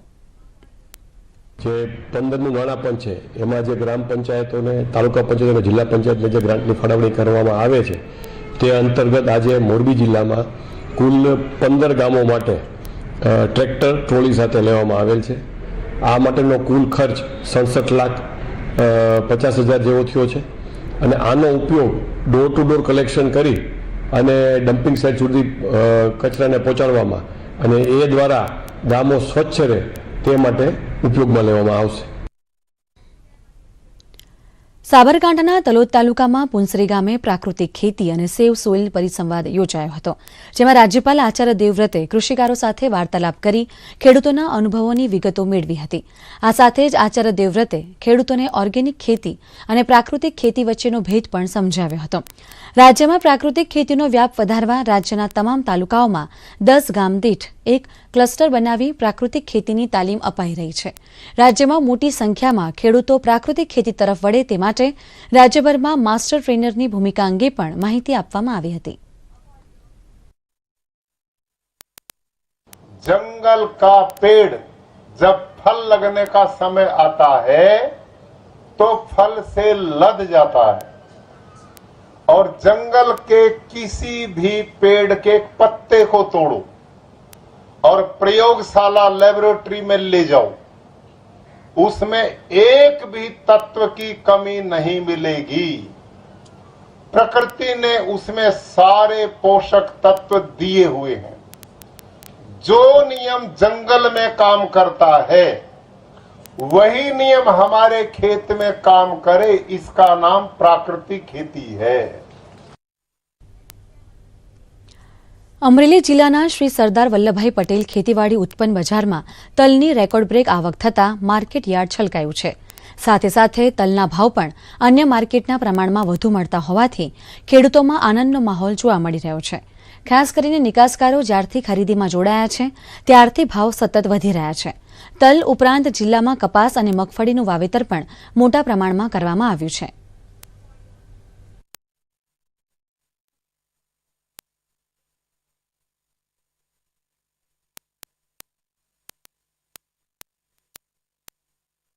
આપણે માર્કેટ યાર્ડની અંદર હાલમાં તલની સારી એવી આવક થઈ છે, કપાસની આવક થોડીક છે અને ઘઉંની તથા સિંગની આવક છે. હાલમાં તલની અંદર અત્યારે સારા એવા ભાવ છે. હાલમાં તલના 1500થી લઈ 2500થી લઈને 3478 સુધીના ભાવ છે કાળા તલની અંદર 2600થી લઈને 3378 સુધીના ભાવ છે અને સરેરાશ 1000થી 1500 મણ જેવી આવક અત્યારે થાય છે. જ્યારે કપાસની અંદર 1500 સુધીના ભાવ થાય છે, એમાં પણ 1000 મણ સુધીની પર ડેની આવક છે. સિંગની અંદર 1500થી લઈ 1700 સુધીના ભાવ છે, એની અંદર પણ 1000 મણ જેવી આવક સરેરાશ થાય છે હાલમાં. પ્રધાનમંત્રી નરેન્દ્ર મોદી દ્વારા પ્રેરિત અભિયાન મેરી માટી મેરા દેશ અંતર્ગત અમદાવાદની એસજીવીપી સંસ્થામાં અનોખી ઉજવણી કરવામાં આવી. એસજીવીપી સંસ્થામાં 500થી પણ વધુ જગ્યાએથી માટી લાવવામાં આવી અને તેનું પૂજન કરાયું. આ સાથે જ હરિભક્તોએ માટી યાત્રાનું આયોજન કર્યું હતું, જેમાં અબાલ વૃદ્ધ સૌ લોકો જોડાયા હતા. એસજીવીપી સંસ્થાએ તાજેતરમાં જ કાશ્મીરમાં શહીદ થયેલા અમદાવાદના વીર જવાન મહિપાલ સિવાડાના કુટુંબનું સન્માન કર્યું હતું.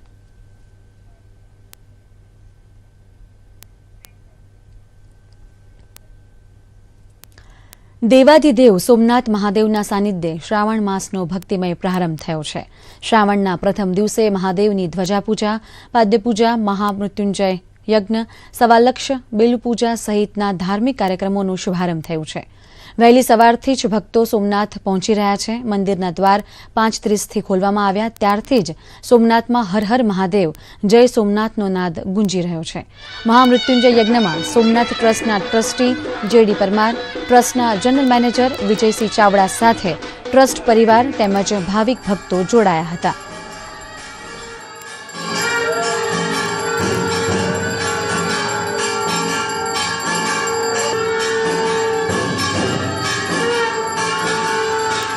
પવિત્ર શ્રાવણ માસની અંદર જે ભક્તજનોએ 1.25 બિલ્વ પૂજા નોંધાવી છે, એ લોકોની શુભ શરૂઆત કરવા માટે એમના સૌના પ્રતિનિધિ રૂપે આજે શિવ સંકલ્પ કરવામાં આવ્યો છે. બિલ્વ પૂજાનો સંકલ્પ થયો છે અને શરૂઆત થઈ છે. આવી રીતે વિવિધ પ્રકારના કાર્યક્રમો સતત શ્રાવણ માસ દરમિયાન ચાલતા રહેશે. ભગવાન શિવની શિવલિંગ ઉપર અનેક પ્રકારના કાયમને માટે શૃંગાર કરવામાં આવશે, જેના દર્શન કરીને લોકો ધન્ય થશે. પવિત્ર શ્રાવણ માસની શરૂઆત થઈ ચૂકી છે. શ્રાવણ માસમાં ભગવાન શિવની આરાધના કરવામાં આવે છે. ભગવાન શિવને બીલીપત્ર ખૂબ જ પ્રિય છે. બીલીપત્રના વૃક્ષો સુરત અને તાપી જિલ્લાના જંગલોમાં આવેલા છે. આ વૃક્ષોને નુકસાન ન પહોંચે તે રીતે અહીંના આજુબાજુના વસતા આદિવાસીઓ બીલીપત્રોને તોડીને વેચે છે અને મહિને 15,000 થી 20,000 રૂપિયાની કમાણી કરે છે.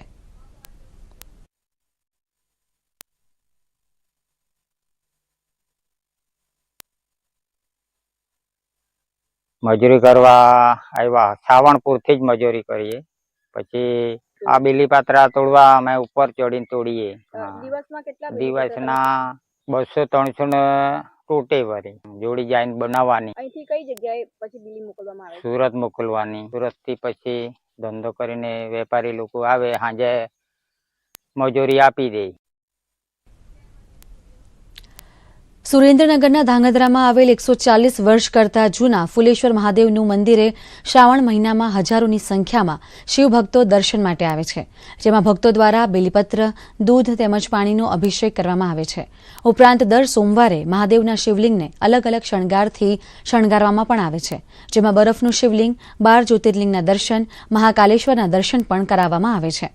ઉપરાંત અમાસના દિવસે ભંડારો પણ રાખવામાં આવે છે, જેમાં મોટી સંખ્યામાં ભક્તો જોડાય છે.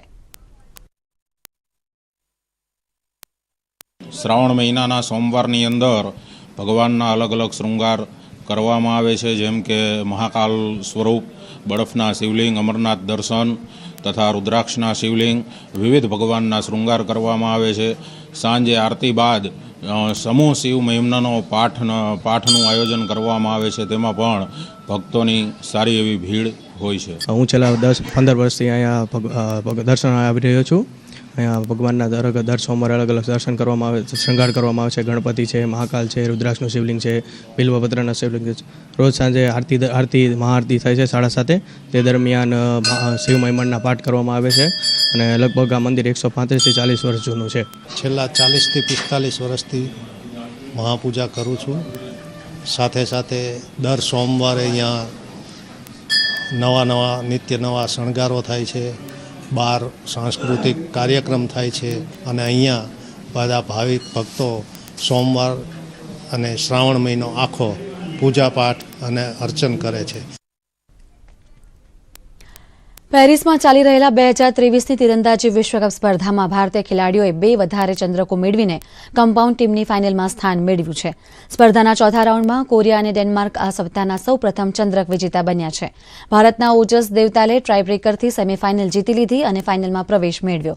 19મી ઓગસ્ટે રમાનારી ફાઇનલમાં ભારતીય પુરુષ ટીમમાં ઓજસ ઉપરાંત પ્રથમેશ જાવકર અને અભિષેક વર્માનો સમાવેશ થાય છે, જ્યારે મહિલા ટીમમાં જ્યોતિ સુરેખા વેન્નમ, અદિતિ સ્વામી અને પ્રનીત કૌરનો સમાવેશ થાય છે. આ સાથે જ આ બુલેટિન સમાપ્ત થાય છે. નમસ્કાર.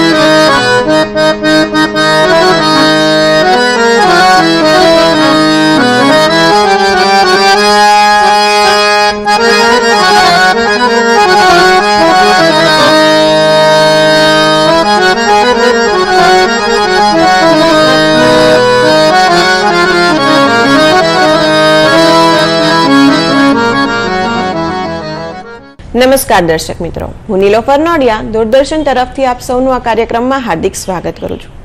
દર્શક મિત્રો, આજે આપણે આવ્યા છીએ પાલિતાણાની મુલાકાતે. પાલિતાણા કહીશ એટલે તમને તરત જ યાદ આવશે કે જૈનોનું પવિત્ર તીર્થસ્થાન, શેત્રુંજય પર્વત અને ત્યાં આવેલા અનેક જૈન મંદિરો. પરંતુ પાલિતાણા એ બીજી એક વાત માટે પણ પૂરા વિશ્વમાં ખ્યાતનામ છે, અને એ છે પાલિતાણાના સૂર અને હાર્મોનિયમ. સૂરનું મહત્વ સંગીત ક્ષેત્રે પહેલેથી જ રહેલું છે. સૂર અને સંગીત એ મનુષ્ય સાથે પહેલેથી જ જોડાયેલા છે. સંગીતને માત્ર સાંભળવાથી અને માણવાથી દરેક દુઃખો અને તકલીફો ભૂલી જવાય છે અને એક અનેરો આનંદ અનુભવાય છે. સંગીત વગાડવા માટે આમ તો જોઈએ તો ઘણા ઇન્સ્ટ્રુમેન્ટો અત્યારે ઉપલબ્ધ છે, પરંતુ એ ઇન્સ્ટ્રુમેન્ટમાં સૌથી જૂનું અને સૌથી વિશેષ મહત્વ ધરાવતા ઇન્સ્ટ્રુમેન્ટ કે જેને હાર્મોનિયમ તરીકે ઓળખવામાં આવે છે. હાર્મોનિયમને વગાડવા માટે સૂર એ ખૂબ જ પાયારૂપ જરૂરિયાત છે. તો આજે આપણે જેની મુલાકાતે આવ્યા છીએ તે વર્ષોથી જ પાલિતાણામાં સૂર અને સંગીત ક્ષેત્રે સંકળાયેલા છે, અને તે પાલિતાણાના ગુજરાતના ગૌરવ પુરસ્કારના વિજેતા પણ રહી ચૂકેલા છે. તો ચાલો દર્શક મિત્રો, આપણે તેની મુલાકાત કરીએ. નમસ્કાર મનુભાઈ, હું આપનું આ કાર્યક્રમમાં હાર્દિક સ્વાગત કરું છું. તો મનુભાઈ, અમારા દર્શક મિત્રોને સૂર શું છે, સૂર કેવી રીતે હોય છે, એ વિશે માહિતી આપો.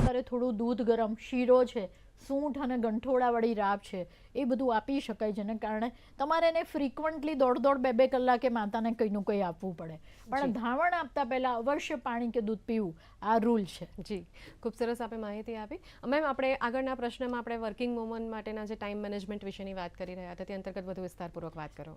એટલે માતા જ્યારે જોબ પર જાય છે ત્યારે આટલા નાના બાળકને તો લઈ જઈ શકતી નથી, તો પહેલી વસ્તુ એ છે કે એક્સપ્રેસ મિલ્ક એટલે નિપલથી એટલે બ્રેસ્ટમાંથી મિલ્ક એક કટોરીમાં કાઢી લે અને એને એક જગ્યાએ, ઠંડી જગ્યા છે, ગરમી નથી એવી જગ્યાએ 6 કલાક સુધી ચમચીથી પીવડાવવાનું. મહેરબાની કરીને કોઈ પણ દર્શક મિત્રો બોટલનો ઉપયોગ કરતા નહીં. બોટલને ઉકાળવી એટલી બધી ફરજિયાત છે કે જે યુઝ્યુઅલી કોઈ ઉકાળતું નથી, અને રાત્રે પણ પછી ઉતાવળ હોય તો ચલો ને હવે ઉકાળ્યા વગર ચાલશે કરીને બોટલ ભરી દે.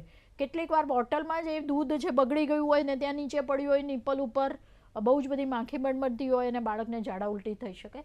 એટલે આ જે પ્રયોગ છે એ બિલકુલ કરવા જેવો જ પ્રયોગ નથી. એના કરતાં ચમચી વાડકી એટલે ઓટોમેટિક એનું હાઇજીન જળવાય, કારણ કે તમે વાડકી ચમચી ધોઈને ઢાંકીને રાખો એટલે ઓટોમેટિક કરી શકાય. એટલે વધુમાં વધુ તમે ચમચી વાડકીથી આપી શકો, અને તમારે અવશ્ય બ્રેસ્ટ સાફ કરી અને મિલ્ક કાઢવાનું છે. ફ્રીઝમાં રાખેલું મિલ્ક તો 24 કલાક સુધી રહી શકે છે. એટલે આવું બધું કરી શકાય, પણ મિલ્ક સિવાયની બીજી કોઈ વાત વિચારશો નહીં, અને એ પણ સ્તનપાન વાળવી છે. જી મેમ, ઘણી વખત માતાઓમાં, ધાત્રી માતાઓમાં એવો પ્રશ્ન રહેતો હોય છે કે કહેવાય કે દૂધ ગંઠાઈ ગયું હોય છે, સ્તન ભારે થઈ ગયા હોય છે, પોતાના બાળક ફીડ નથી કરી શકતું હતું, તો તેવા સમયે શું કરવું જોઈએ?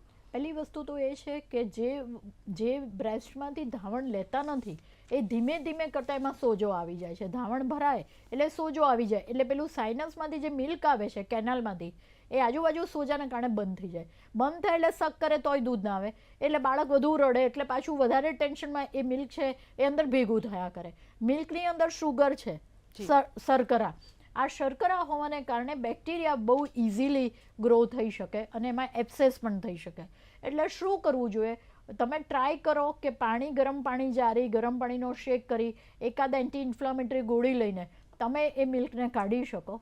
પણ જો તમારેથી નીકળી ના શકે તો બ્રેસ્ટ પંપથી પણ તમારે બ્રેસ્ટ ખાલી કરવી પડે. સોજાની દવા લઈ શકો, પણ બાકી તમે ખાલી કરી દેશો તો એબ્સેસ નહીં થાય, નહીં તો પરું થઈ જશે. જી, ખૂબ સરસ આપે મહત્વની માહિતી આપી. આપ ડીડી ગિરનારના સ્ટુડિયો અને આજની વિશેષ ચર્ચામાં ભાગ લીધો તો મેમ આપનો ખૂબ ખૂબ ધન્યવાદ. Thank you. દર્શક મિત્રો, જોયું ને, વડાલી મેમે જે માહિતી આપી તે માહિતીનો ચોક્કસથી ઉપયોગ કરજો. અને કાર્યક્રમના અંતે એટલું જ કહીશું કે માતૃત્વ એ અબાધિત પરિમાણ સ્તનપાન છે. તો સૌથી પહેલાં સ્તનપાન એ માત્ર બાળક માટે જ નહીં, પરંતુ તેની માતાના માટે પણ એટલું જ ફાયદાકારક છે. તો આ મેમે જે ચર્ચા કરી તે ચર્ચાનો સદુપયોગ કરશો. ફરી મળીશું એક નવા વિષય, નવી માહિતી અને નવા નિષ્ણાતની સાથે. ત્યાં સુધી રજા આપશો. નમસ્કાર.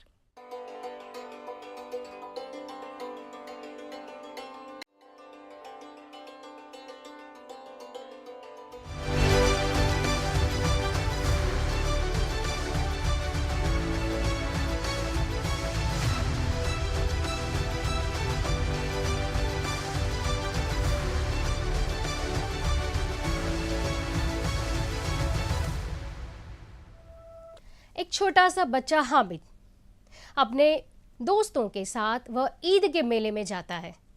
सारे बच्चे कुछ पैसे लेकर ईद के मेले में अपनी मनपसंद चीज़ें खरीदने आए हैं. कोई खाना खाता है, कोई खिलौने लेता है. हामिद हर जगह पैसे निकाल के जेब से फिर वापस रख देता है. उसको खाना भी खाना है, उसको खिलौने भी चाहिए, पर वो कुछ एक महत्वपूर्ण चीज़ को ढूंढ रहा है, और उसकी महत्वपूर्ण चीज़ है चिमटा. वह अपनी दादी के लिए चिमटा खरीदता है. अपनी दादी को हर रोज़ देखता है कि वो रोटी बनाते समय कम देखने की वजह से अपने हाथ को जला देती है. भूल से जलाने वाली ये घटना हामिद के दिल को छू जाती है, और जब घर जाता है हामिद अपनी दादी को चिमटा भेंट देता है. उसकी दादी बहुत रोती है. इसलिए रोती है कि बहुत मेहनत से कुछ पैसे जुटाए थे हामिद को अपने खिलौने के लिए, पर हामिद चिमटा लेकर आया. बहुत रोती है, गले लगाती है, और अंत में हामिद बन जाता है दादी, और दादी बन जाती है हामिद. जी हाँ, आज हम बात करेंगे उनके बारे में जिन्होंने अपने 56 वर्ष की आयु में हमें 15 उपन्यास, 300 से अधिक कहानियाँ, 3 नाटक, 10 अनुवाद, 7 बाल पुस्तकें और असंख्य लेखों के विभिन्न स्वरूप दिए. एक ऐसे उपन्यास सम्राट और हिंदी कहानी के पितामह जिन्होंने कहानियों को तिलस्मी, अयारी और जादूगरी से निकालकर आम आदमी की कहानी बनाया. हिंदी को आधुनिक भाषा देने वाले कथाकार की दास्तां, जिसे कहा जाता है कलम का सिपाही, मुंशी प्रेमचंद. कल्चर काफे के इस कार्यक्रम में मैं ख्याति पुरोहित आप सभी का स्वागत करती हूँ. 31 जुलाई यानी कि कल के ही दिन में वर्ष 1880 में काशी के लम्ही गांव में धनपत राय का जन्म हुआ. ये बात है उन दिनों की जब देश में अंग्रेजों का शासन था. मुंशी प्रेमचंद ने अपने लेखन के जरिए, अपने लेखन के माध्यम से लोगों को आत्मसम्मान और स्वाधीनता के प्रति जागृत किया. उनकी कलम इतनी प्रभावक थी कि कई पीढ़ियों को उनसे मार्गदर्शन मिलता रहा. प्रेमचंद की रचनाएं हमारी ऐसी धरोहर है जिनके बगैर हिंदी के विकास को अपूर्ण माना जाएगा. संवेदनशील लेखक, सचेत नागरिक, कुशल वक्ता एवं अग्रणीय संपादक, जिन्होंने भारतीय उपमहाद्वीप में जन चेतना को जगाया. आज हम उन्हीं की जन्म जयंती को मनाने के लिए इकट्ठा हुए हैं. तो आइए आज हम धनपत राय उर्फ नवाब राय उर्फ गुलाब राय से मुंशी प्रेमचंद तक पहुंचने के जीवन एवं लेखन सफर की बात करें. इस चर्चा के साथ हमारे साथ जुड़ी है स्टूडियो में डॉक्टर बिंदु भट्ट। नमस्कार। नमस्कार।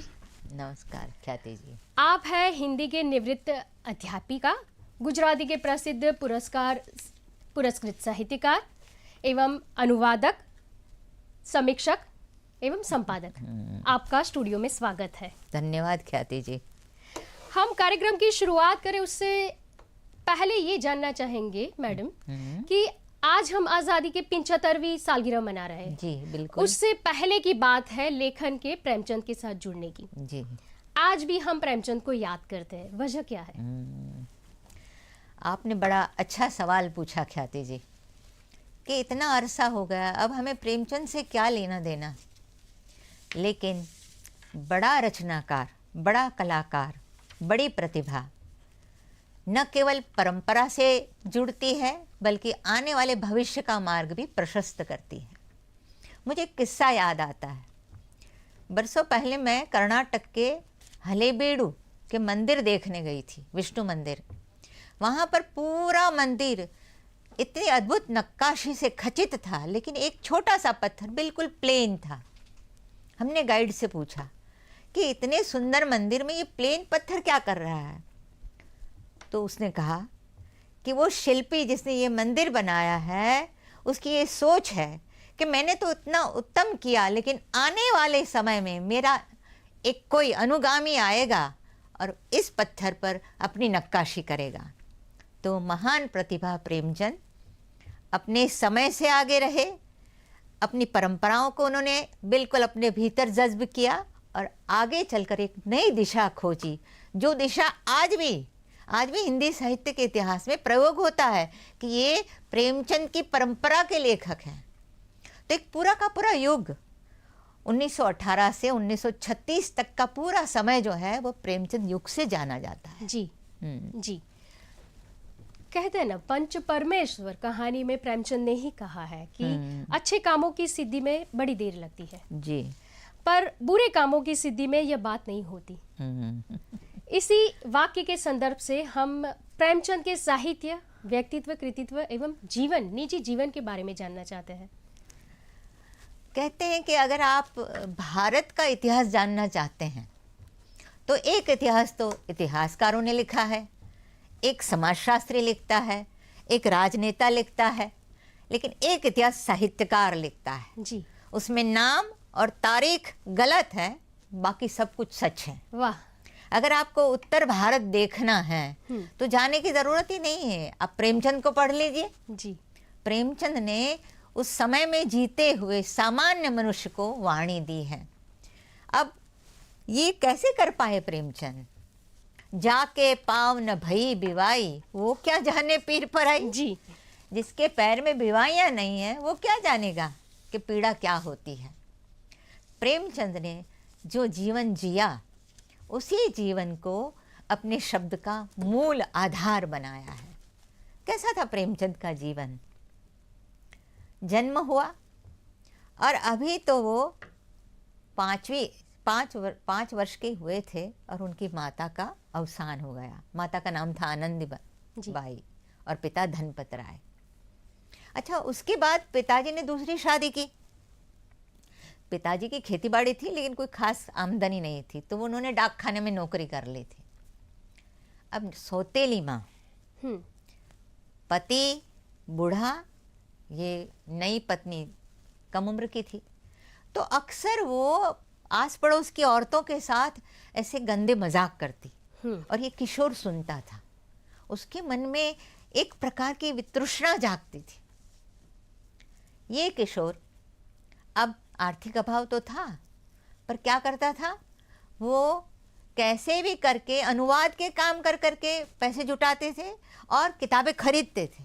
बहुत पढ़ा दास्ताने तिलस्मी होशरुबा और रतन सरशार और इतना उर्दू का बहुत कुछ पढ़ा उन्होंने। एक बात बताऊं ख्याति जी, उस जमाने में उर्दू जो है वो अमीरों की भाषा मानी जाती थी, हाई क्लास की, जैसे क्या अंग्रेजी। जी। मुझे बताते थे शमशेर जी कि हम जब छोटे थे तो हम लोग हिंदी की किताबें उर्दू की किताबें पे छिपा कर पढ़ते थे। अच्छा। क्योंकि हिंदी पढ़ना तो बहुत गंवाई माना जाता था। तो प्रेमचंद ने उर्दू सीखी, शुरुआत भी उन्होंने लेखन भी उर्दू में ही किया जी। शादी के बारे में उनके मन में एक किताब मैंने हंसराज रहबर की पढ़ी थी, उसमें एक प्रसंग है कि मन में था कि दुल्हन तो बहुत सुंदर होगी, शादी करने गए, मंडप में बैठे, हथलेवे का प्रसंग आया तो दुल्हन ने हाथ बाहर निकाला और इतना काला हाथ देखा कि वहीं के वहीं प्रेमचंद को सांप सूंघ गया। बाद में उनका उनसे मेल नहीं रहा, पत्नी उनकी पीहर चली गई, लेकिन जिंदगी भर प्रेमचंद उनका पोषण करते रहे जी। ऐसा नहीं कि उसको बीच मझधार में छोड़ दिया। एक निबंध लिखा था उन्होंने विधवा विवाह पर। आप जानते हैं कि हमारे यहाँ जो सामाजिक सुधार स्त्रियों को लेकर जो राजा राम मोहन राय के जमाने से शुरू हुए थे जी, सती प्रथा और वो, तो विधवा को भी जीने का हक है। अभी जो अभी पैदा नहीं हुई है वो बच्ची विधवा हो जाए तो उसका क्या जीवन। तो लेख लिखा कि विधवा को विवाह का अधिकार है। तो उनकी दूसरी पत्नी शिवरानी देवी के पिता ने पत्र लिखा कि लिखना तो आसान है, शादी करके दिखाओ जी। और प्रेमचंद ने विवाह किया।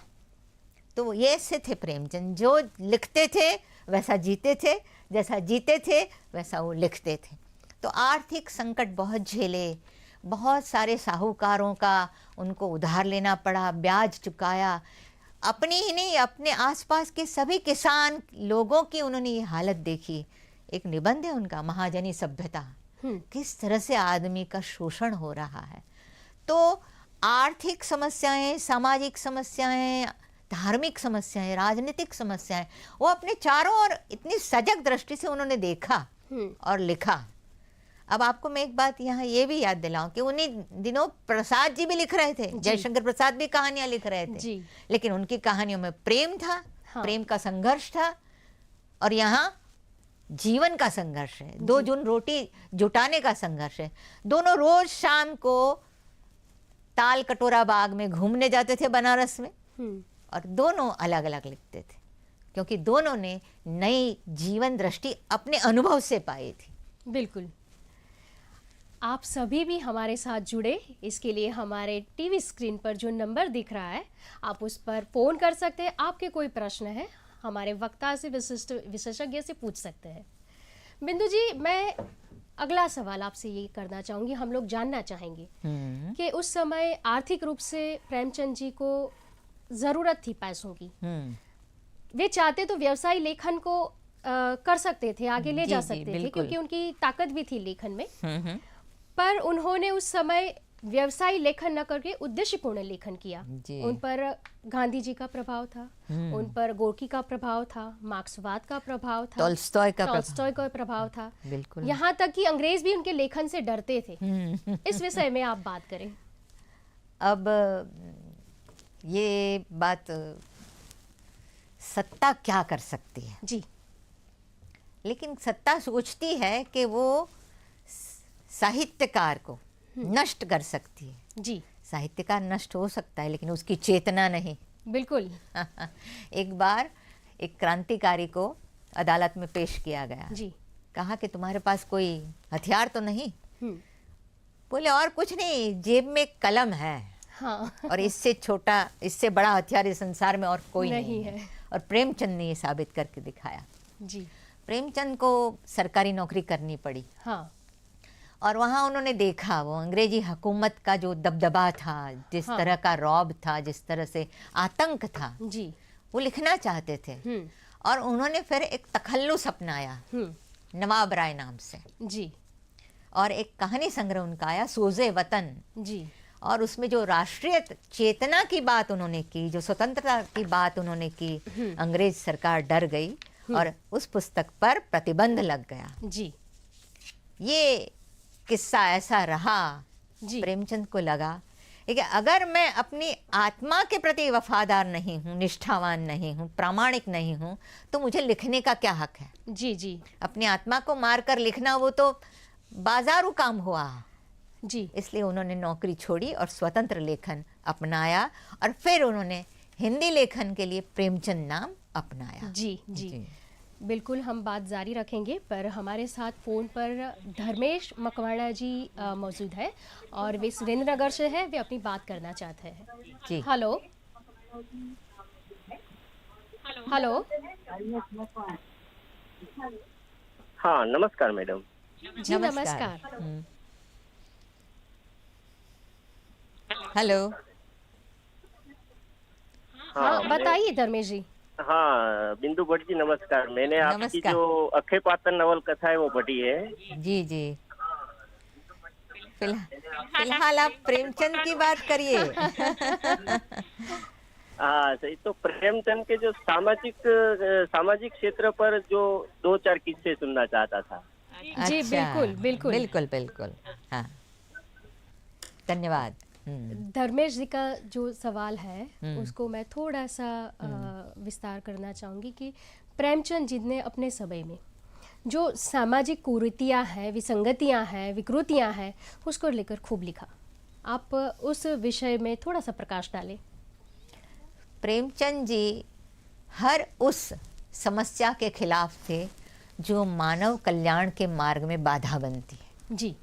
बहुत बाद में समता, बंधुता, समानता, स्वतंत्रता ऐसे सूत्र आए, लेकिन प्रेमचंद जी ने उन सूत्रों को अपनी रचनाओं में मूर्त किया। आप देखिए कि उनका जो उपन्यास है, पहला उपन्यास सेवा सदन, हालांकि वो पहले उर्दू में लिखा गया, बाजार हुस्न नाम से। अब इस उपन्यास में प्रेमचंद जी सबसे बड़ी विकट समस्या, स्त्री जीवन की समस्या, और स्त्री जीवन की समस्या में क्या, सबसे पहले तो बेटी के रूप में पैदा होना वो, फिर विवाह के समय दहेज की समस्या, फिर अनमेल विवाह की समस्या, और फिर वैधव्य की समस्या। तो इन सारी समस्याओं को उन्होंने इस उपन्यास में लिया। जी। वो बनारस में रहते थे, बनारस के पास लम्ही गांव में रहते थे, और बनारस में एक पूरा मोहल्ला है, वो बड़ा उस जमाने में भी बदनाम था, जहां पर स्त्रियां देह व्यापार करती रही, और ये अधिकांश विधवा स्त्रियां होती थी जिन्हें अपने परिवार में पनाह नहीं मिलती थी, वो आर्थिक उपार्जन के लिए ये काम करती थी। तो उन्होंने इन स्त्रियों का जीवन बहुत करीब से देखा था कि ये क्यों वेश्या बनने पर मजबूर है। तो उन्होंने वेश्या समस्या को लेकर सेवा सदन उपन्यास लिखा। थोड़ी सी विस्तार से इसलिए करूंगी कि उसमें बहुत सारी समस्याएं आ जाती हैं। जी। अब नायिका है सुमन, पिता है दरोगा, अच्छी कमाई हो रही है, बड़े निष्ठावान हैं, 2 बेटियां हैं सुमन और शांता। देखते हैं कि बेटी बड़ी हो रही है, तो अब क्या करें, तनख्वाह में तो कुछ नहीं हो सकता, दहेज देना पड़ेगा। तो सोचते हैं कि चलो थोड़ा भ्रष्टाचार किया जाए। अब देखिए यहाँ पुलिस का महकमा लिया उन्होंने जी, और एक महंत की हत्या होती है। तो आए धार्मिक समस्या भी आ गई कि किस तरह से धर्म भी एक सत्ता है और वहां भी कैसी एक दूसरे की हत्या करने की होड़ लगी होती है। अब उन्होंने पैसा तो लिया मामला रफा दफा करने का, लेकिन अकेले खा गए। तो अब आप तो जानते हैं भ्रष्टाचार अकेले तो पचता नहीं है, सब लोगों में बांटना पड़ता है। तो उन्होंने बांटा नहीं, और हुआ ये कि उनको जेल हो गई। इधर दोनों बेटियों को अपने मामा के घर जाना पड़ा, और मामा ने सुमन को एक दुहाजू के साथ ब्याह के सिर से बोझ उतार दिया जी। अब अनमेल विवाह, दुहाजू है। अब सुमन जो है पढ़ी लिखी है, उसको अंग्रेजी पढ़ाने आती थी, एक टीचर। अब वो जीवन के प्रति उसका एक अलग आकर्षण है। देखती है कि घर के सामने एक भोली बाई रहती है और वो गणिका है। उसको लगता है कि ये ज्यादा स्वतंत्र है। अच्छा। यहाँ मुझे यशपाल की दिव्या याद आती है। दिव्या को भी कहा था कि वेश्या स्वतंत्र है, उस पर माता पिता पुत्र भाई किसी का बंधन नहीं। वो देखती है लेकिन मन मार के रहती है।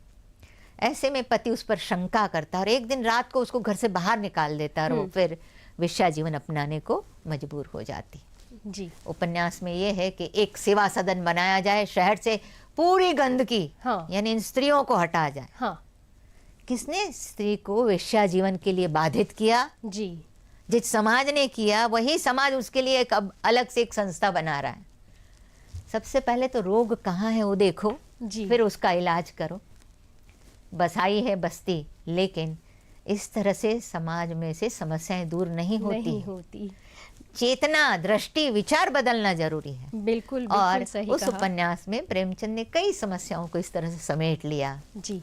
आपकी इस बात से मुझे संवाद याद आता है, मुझे दृश्य याद आता है, जैसे कि झोंपड़े के द्वार पर बाप और बेटा दोनों एक बुझे हुए अलाव के सामने चुपचाप बैठे हुए हैं और अंदर बेटी की जवान बेबी बुधिया जो अपनी प्रसव वेदना में पछाड़ खा रही थी। रह रह कर उसके मुंह में ऐसी दिल हिला देने वाली आवाज निकलती थी कि दोनों का कलेजा थम जाता था। जाड़ों की रात थी, प्रकृति सन्नाटे में डूबी हुई थी, सारा गांव अंधकार में लय हो गया था।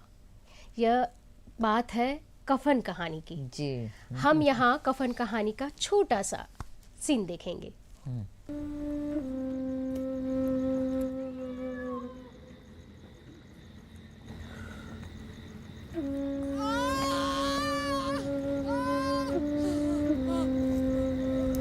क्या हुआ?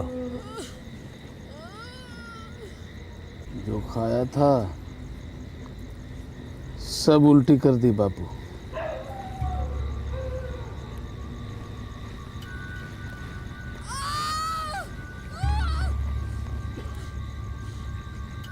मुझे तो लगता है बचेगी नहीं।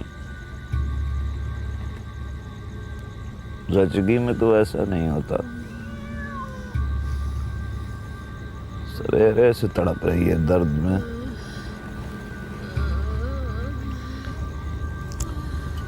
उसको मरना है तो जल्दी मर क्यों नहीं जाती? कितनी बुरी तरह तड़पती है। वो उसके पास जाके क्यों नहीं बैठता? मैं उसके पास बैठकर क्या करूं बापू, मुझसे नहीं देखा जाता। बड़ा बेदर्द है बे। साल भर जिसके साथ जिंदगी का सुख भोगा उसी से बेवफाई।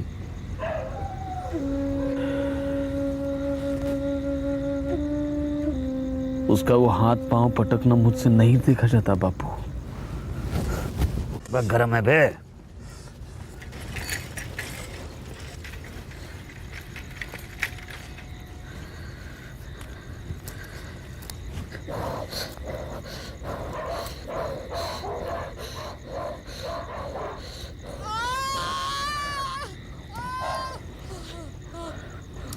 लगता है बचेगी नहीं। चुड़ैल का पेशाब लगता है। और यहाँ तो ओझा भी 1 रुपया मांग रहा है। मैं सोचता हूँ माधव, कोई बच्चा अच्छा हो गया तो। ये सौंठ गुड़ तेल कुछ भी तो नहीं है घर में। सब मिल जाएगा। भगवान बच्चा तो दे। ये लोग जो पैसा नहीं देते ना, सब आके देंगे।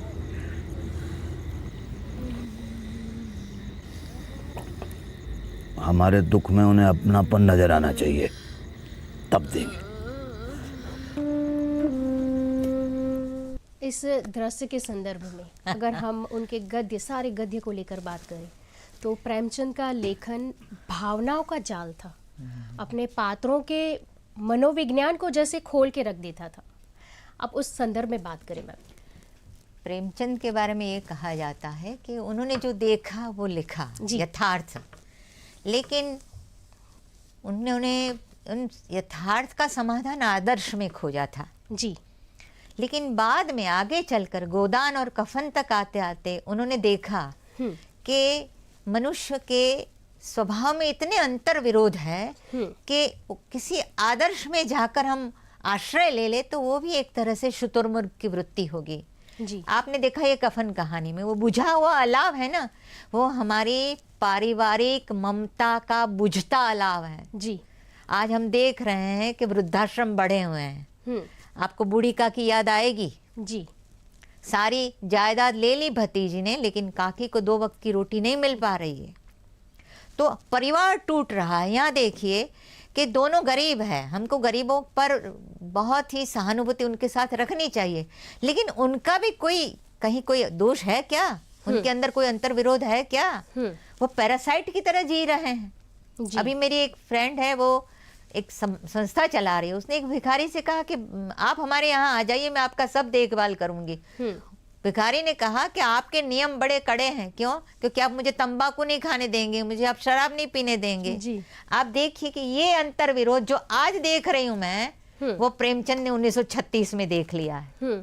तो कफन कहानी ये एक बहुत बड़ा मील का पत्थर है। दुनिया की 10 कहानी अगर पसंद करनी होगी तो उसमें कफन अवश्य होगी। बिल्कुल। इसी के साथ मैं गोदान को जोड़ना चाहूंगी। जी। गोदान में आप देखिए कि गोदान ने आगे चलकर क्या किया कि गोदान की परंपरा में हमें 2 तरह के उपन्यास की परंपरा मिली, एक ग्राम केंद्री और एक नगर जीवन की। प्रेमचंद ने गोदान में दोनों को इकट्ठा किया है। होरी जो है नायक ग्राम जीवन का प्रतिनिधि है और मालती मेहता वो है नगर जीवन के प्रति। लेकिन वहां भी देखिए कि किसान क्यों दुखी है, क्योंकि वो सच के पक्ष में नहीं रहता, वो स्वार्थ देखता है। गांधी जी ने कहा था कि जब तक इंसान अपना स्वार्थ सबसे अंत में नहीं रखेगा उसकी मुक्ति नहीं है। यही बात गोदान में भी प्रेमचंद ने कही है। ये एक ऐसा नायक है, वो हीरो नहीं है, वो ट्रेजेडी का नायक है। सब कुछ उसका लुट जाता है। किसान था, मालिक था, मजदूर बना और अंत में भिखारी बना। उसकी पत्नी धनिया खुली नंगी तलवार जैसी, वो पति के भी अंतर्विरोध को खोल के रखती है, लेकिन लाचार है, विवश है। जी। गोदान के द्वारा एक महाकाव्यात्मक उपन्यास कैसा हो सकता है, उसका उदाहरण प्रेमचंद ने प्रस्तुत किया। आज भी हम देखते हैं कि हमारे ग्राम जीवन में, हमारी राजनीति में, हमारे नगर जीवन में जो सवाल है, वो सवाल प्रेमचंद के समय में भी थे और आज भी नई पीढ़ी के रचनाकारों को उन सवालों को दोबारा देखना होगा, प्रेमचंद से अलग ढंग से देखना होगा। और एक बात बहुत अच्छी ये हो रही है कि अब बड़ी बड़ी रचनाओं को विजुअल माध्यम से भी प्रस्तुत किया जा रहा है। जैसे आपने कफन का दृश्य दिखाया, तो महान रचनाएं इस तरह से आ रही है, तो विजुअल के द्वारा हम नई पीढ़ी को साहित्य की ओर, कला की ओर और जीवन मूल्यों की ओर ले जा सकते हैं। बिल्कुल, मेरा सवाल यही था कि नई पीढ़ी को अगर केंद्र में रखें तो 21वीं सदी में प्रेमचंद के लेखन साहित्य के मायने क्या है? यही जो प्रेमचंद ने जिन जिन समस्याओं को छेड़ा है, आज भी वही है। परिवार टूट रहे हैं, राजनीतिक दांव पेच में आम आदमी पिस रहा है और भ्रष्टाचार वो तो इस हद तक फैला है। और मुझे लगता है कि इस भ्रष्टाचार को रोकने में गबन की जालपा आज भी हमारा मार्गदर्शन कर सकती है।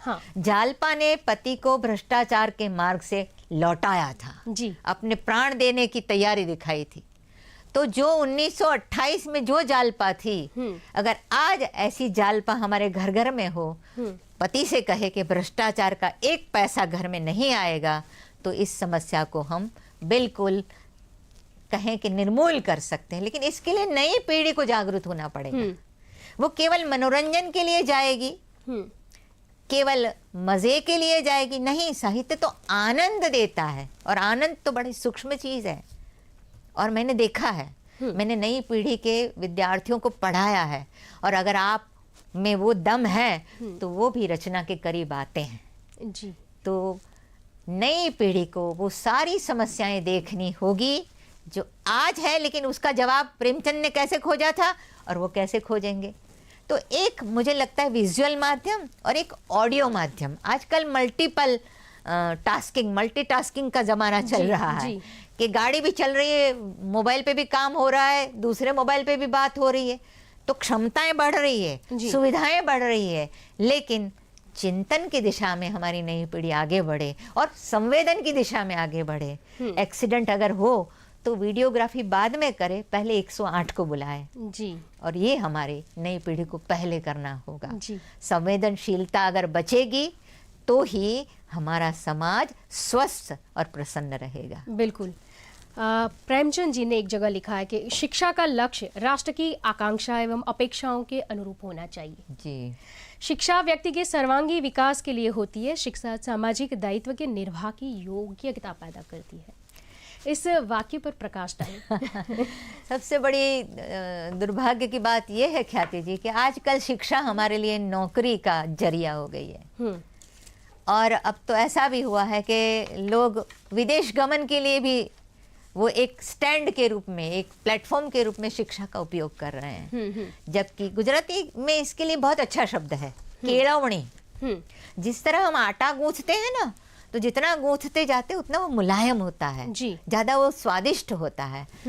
तो शिक्षा चरित्र का निर्माण करने का एक बहुत बड़ा माध्यम बन सकती है जी। और विद्यार्थी को अब सर्वांगी शिक्षा हमें देनी होगी, केवल किताबी नहीं जी। अब उन्हें टेक्निकली भी हमें ज्यादा समृद्ध करना है। बिल्कुल सही कहा उन्हें आपने। आध्यात्मिक रूप से भी हमें समृद्ध करना है जी। हमारी इतनी बड़ी परंपरा है योग और हमारे दर्शनों की परंपरा, तो हमारी आध्यात्मिक परंपरा से भी हमारे विद्यार्थी को हमें रूबरू करवाना होगा, तब जाकर वो समझेगा कि मेरा भारत क्या है। जी बिल्कुल सही कहा आपने। और आधे घंटे में प्रेमचंद को समेटना मतलब बिल्कुल नामुमकिन सी बात है, पर समय मर्यादा है। आपका हृदय दिल से आभार, आपने हमारी चर्चा को बहुत समृद्ध बनाया और आप सब दर्शक हमारे साथ जुड़े, इसके लिए आपका भी धन्यवाद। नमस्कार। बहुत बहुत धन्यवाद। इस निमित्त प्रेमचंद को एक बार फिर से सुनने गुनने का मौका मिला, उसके लिए।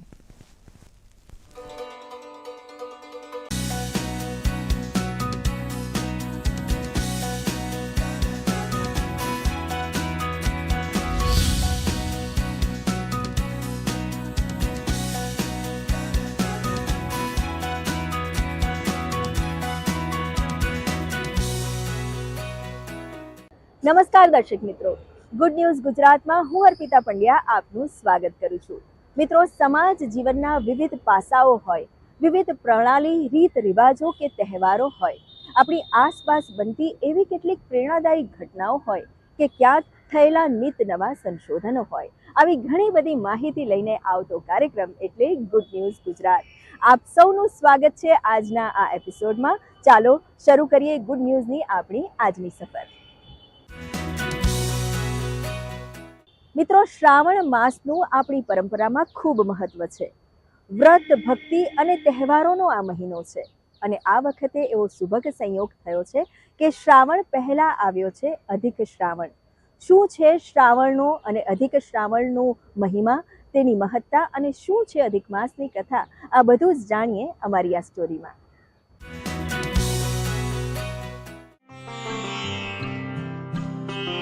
અધિક માસ જે કહેવાતો હતો મળ માસ, જેને ભગવાન વિષ્ણુએ આવકાર્યો અને એટલે તેને પુરુષોત્તમ માસ કહેવાય છે। 19 વર્ષ બાદ એવો સંયોગ થયો છે કે અધિક માસ શ્રાવણમાં આવ્યો છે।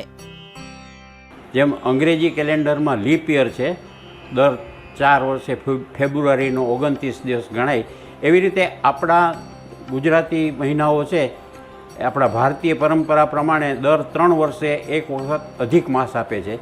હવે અધિક માસમાં એમ કહ્યું છે અધિકસ્ય અધિકમ ફળમ, અધિક માસમાં કરેલ કોઈ પણ કર્મકાંડ, પૂજા પાઠ, પુણ્ય કાર્ય છે એ વિશેષ અધિક ફળ આપે છે। અધિક માસની અંદર પુણ્ય કાર્ય કરવાનું શ્રેષ્ઠ મહત્ત્વ છે। હવે શ્રાવણ માસ છે એટલે શિવ પ્રધાન માસ છે અને અધિક માસ છે એટલે વિષ્ણુ પ્રધાન માસ છે, તો શિવ અને વિષ્ણુ બંનેનું એક સાથે સંયોજન થયો એવો આ વખતે અધિક માસ છે। અને એટલે જ મનવાંછિત ફળ આપનાર 8 સોમવાર આ વખતે શ્રાવણના છે, તેથી વ્રત ઉપવાસનો પણ મહિમા છે। જે જુદા જુદા દિવસો છે, દાખલા તરીકે 11 છે, અમાસ છે, પૂર્ણિમા છે, વ્રતના દિવસો દેવી પૂજન કરતા હોય એ લોકોએ લગભગ આઠમ છે, આ બધા તિથિ પ્રમાણે વ્રત કરવાનું રહે છે। બાકી નિયમિત રીતે જે વ્રત કરતા હોય, દાખલા તરીકે ઘણા માણસોનો એવો નિયમ હોય કે સોમવાર કાયમ રહેવો, તો આમાં સોમવાર રહેવાનો અને એનું વિશેષ ફળ છે। તો આજકાલ ઉપવાસમાં આરોગાતી વાનગીઓમાં પણ ખૂબ નવીનતા આવી છે। ફલાહારનો શબ્દનો અર્થ જ ફળ ઉપર રહેવું આવો થાય છે, પણ અત્યારના સાંપ્રત સમયની અંદર ખૂબ જ પ્રકારની અલગ અલગ વાનગીઓ ફલાહારની બને છે અને લોકો આરોગે છે। ફલાહારી સાંભાથી લઈ, બટેટાથી લઈ અને રાજગરામાંથી પણ અલગ અલગ પ્રકારની અનેક વાનગીઓ બને છે। ફ્રૂટની અંદરથી પણ અલગ અલગ વાનગીઓ બને છે। જેવી રીતના મારી પાસે કાચા કેળા છે તો કાચા કેળાના વડા બને છે, કાચા કેળાની પૂરી બને છે, કાચા કેળાની ભેળ બને છે। એવી જ રીતના પેટીસની અંદર પણ ઇનોવેશન કરીને અમે લોકોએ દહીં પેટીસ, રસ ચેવડો, આવી બધી ફરાળી વાનગીઓ લોકો પ્રેમથી આરોગે છે। એવી જ રીતના રાજીગરાના થેપલા, રાજીગરાની પૂરી, રાજીગરાની ભેળ, આ પણ અલગ અલગ નવી નવી વસ્તુઓ, રાજીગરાના પુડલા, આવો બધી વસ્તુઓ લોકો હવે શોધ કરીને અલગ અલગ બનાવે છે અને આરોગે છે। જમીનની અંદર ઉગતી વસ્તુઓ જે છે એની અંદર તમે જોઈ શકો છો કે તેલીબિયાથી લઈ અને તમામ પ્રકારના વિટામિન્સ, મિનરલ અને કાર્બોહાઈડ્રેટ પુષ્કળ પ્રમાણમાં મળી રહેતા હોય છે. એટલે વધારે પડતું પ્રમાણ ફરાળની અંદર કંદમૂળનું વધારે કરવામાં આવે છે. જમવા કરતાં ફરાળમાં પણ લોકોને વધારે મજા આવતી હોય છે એટલે ફરાળ કરતા હોય છે, ઉપવાસ કરતા હોય છે. સાતમ આઠમના મેળા, હિંડોળા, તહેવારોની સાથે 58 દિવસનો વ્રત ભક્તિ માટે અધિક શ્રાવણ અને શ્રાવણનો સંયોગ આ વર્ષે વિશિષ્ટ છે. ગુડ ન્યૂઝ ટીમનો રિપોર્ટ. લગ્ન વિધિના રિવાજો દરમિયાન ફટાણા અને લગ્ન ગીતો ગાવાની પરંપરા ધીરે ધીરે વિસરાતી જાય છે. હાલના સમયમાં ડીજેના તાલે લગ્નો ઉજવાઈ રહ્યા છે. ત્યારે સુરતની એક મહિલાએ આ વર્ષો જૂની પરંપરા અને સંસ્કૃતિને જાળવી રાખવાનું બીડું ઝડપ્યું છે.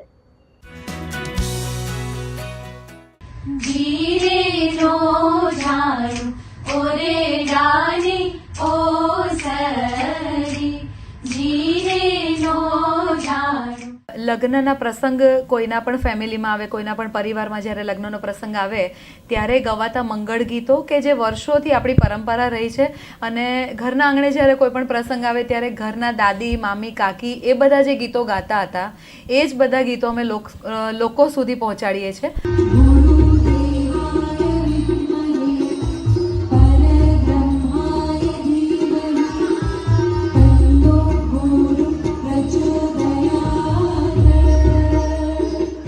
આવી રે વેવાઈની જાન જાનૈયા દેખાયા, મસ્તીમાં સૌ છે ગુલતાન જાનૈયા દેખાયા, વરના કાકા ને વરના મામા પહેરીને ઉભા જરકસી જામા, જોવા ઉમટ્યું લોક તમામ જાનૈયા દેખાયા.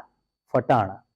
ફટાણા એટલે કે એક વ્યંગ્યાત્મક રીતે કહો કે હાસ્યની રીતે કહો, હળવી રીતે કહો, ટીખળ કરીને એક સરસ વાતને રજૂ કરવી અને એને એટલી જ ખેલદિલીથી સામા પક્ષે ઝીલી લેવી, એટલે એક ખેલદિલી, સ્પોર્ટ્સમેનશિપ, એની એ વાત થતી ફટાણામાં. અને બધા હસતા, આનંદ કરતા. એટલે ફટાણા એ પહેલાના સમયમાં તો લગ્નનું એક અભિન્ન અંગ હતું.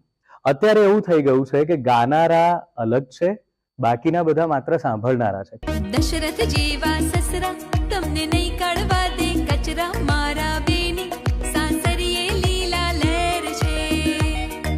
કૌશલ્ય જેવા સાસુ તમને નહીં પડાવે આંસુ, મારા બેની સાસરીએ લીલા લહેર છે. 2008થી જ્યારે મેં ગાવાની શરૂઆત કરી હતી ત્યારે હું અલગ અલગ કાર્યક્રમો કરતી હતી અથવા જે બોલાવે એમની સાથે હું ગાવા માટે જતી હતી. મને યાદ છે કે 3 પ્રોગ્રામ મેં કોરસ તરીકે કર્યા છે, અને ત્યાર પછી મેં પોતે નક્કી કર્યું કે મારે પોતાને મારા ગમતા ગીતો લોકો સુધી પહોંચાડવા છે. એટલે એવી રીતે એ ગીતોનું કલેક્શન જ્યારે શરૂ કર્યું, અને પછી હું પોતે જ્યારે મારા સોલો પ્રોગ્રામ, ચોથા જ પ્રોગ્રામથી હું સોલો પ્રોગ્રામ કરતી હતી, અને એમાં જે બધી દીકરીઓ ગાતી હોય કોઈકના કાર્યક્રમોમાં એવી રીતે દીકરીઓ મને મળતી ગઈ. અને અત્યારે એવી પરિસ્થિતિ છે કે ગામે ગામથી ઘણી બધી દીકરીઓના મેસેજ આવે છે, કોલ આવે છે કે અમે તમને અમારો વિડીયો ગાઈને મોકલાવીએ, અમે તમારી સાથે ગ્રુપમાં જોડાવા માંગીએ છીએ. એટલે અમારા માટે બહુ ખુશીની વાત છે કે આ વર્ષોથી ગવાતા ગીતોમાં નવી પેઢીની યંગ દીકરીઓ આપણી સાથે જોડાય છે. 19મી જાન્યુઆરીએ એન્ટિલિયામાં અનંત અંબાણી અને રાધિકા મર્ચન્ટની ગોળધાણા વિધિનો પ્રસંગ ઉજવાયેલો હતો.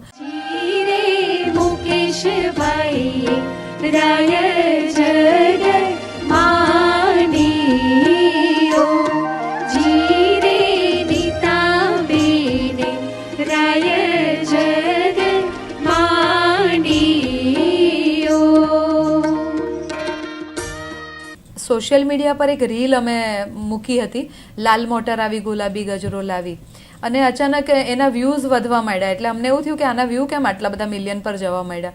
પણ પછી જ્યારે ગિરીશભાઈનો ફોન આવ્યો ત્યારે એમણે એવું કીધું કે નીતાબેનના મોબાઈલ પર આ રીલ ફરતી તમારે આવી છે, અને એમણે એવું કીધું કે આ બેનને અને એમની સાથે જે દીકરીઓ ગાય છે એમને તમે વશીભાઈ શોધી લાવો. એટલે નીતાબેનનો ફોન આવી રીતે આવ્યો હશે, અને એવી રીતે એમણે રીલ દ્વારા શોધ્યા. ઘણીવાર આપણને બીક લાગતી હોય છે કે સમય જતા આપણી આ પરંપરા, આપણી વિરાસત વિસરાઈ જશે, પણ મને તો એવું લાગે છે કે જેમ જેમ સમય જઈ રહ્યો છે એમ આ વિરાસતનું ભાન લોકોને થઈ રહ્યું છે. એમાં ઘણો માધ્યમોનો એટલે કે મીડિયાનો પણ ફાળો છે, અને સોશિયલ મીડિયાનો પણ ફાળો છે, જે આવકારદાયક છે.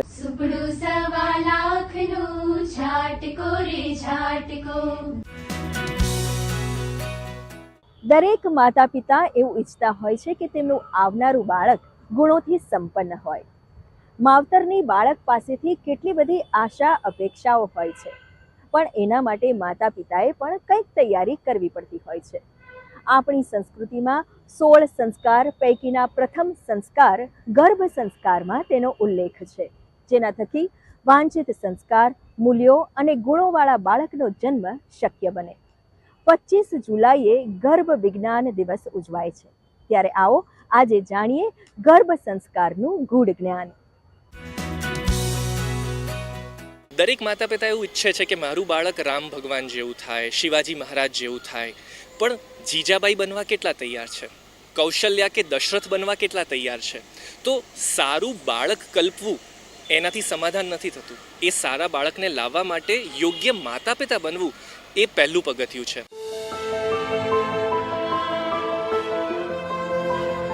દિલ્હીની એક હોસ્પિટલમાં થયેલું રિસર્ચ છે કે ગર્ભ સંસ્કાર 200 મહિલા પર એ લોકોએ પ્રયોગ કર્યો. ગર્ભ સંસ્કારથી 74 એટલે 74% નોર્મલ ડિલિવરી થાય છે. માતાઓના સ્ટ્રેસ અને એન્ઝાઇટીનો સ્કોર ઘટે છે. બાળકોમાં જોઈએ તો બેટર એની હેલ્થ ડેવલપમેન્ટ થાય છે, બર્થ સમયનું વજન વધારે હોય છે, અને સાથે સાથે એ લોકોનો અપગાર સ્કોર અને એના અંદર માનવીય ગુણોનો વિકાસ ખૂબ સારો થાય છે.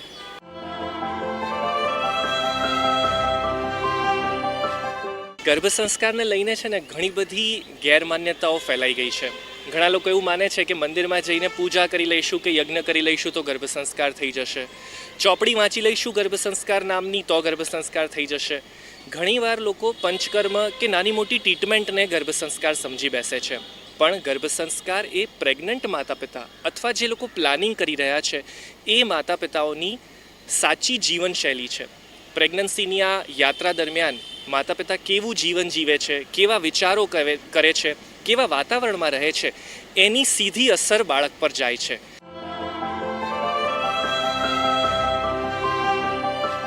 ફક્ત બાહરી ચીજો આપણે ગર્ભ સંસ્કારના નામે કરીએ છીએ, એની સાથે આંતરિક શુદ્ધિ, પંચકર્મથી દેહ મન શુદ્ધિ અને ધ્યાનથી આત્મશુદ્ધિની અતિ આવશ્યકતા છે.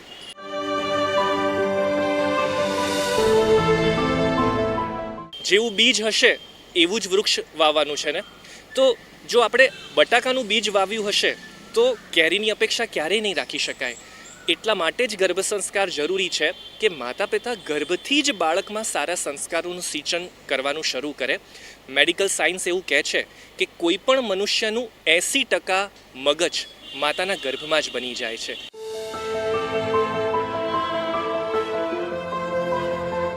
તો ગર્ભ સંસ્કાર માટે અષ્ટાંગ હૃદયમાં વાઘભટજીએ કહ્યું છે કે અલગ અલગ પ્રકારની શુદ્ધિ કહી છે કે દેહ શુદ્ધિ, રક્ત શુદ્ધિ, અનિલ શુદ્ધિ, સત્વ શુદ્ધિ, હૃદય શુદ્ધિ.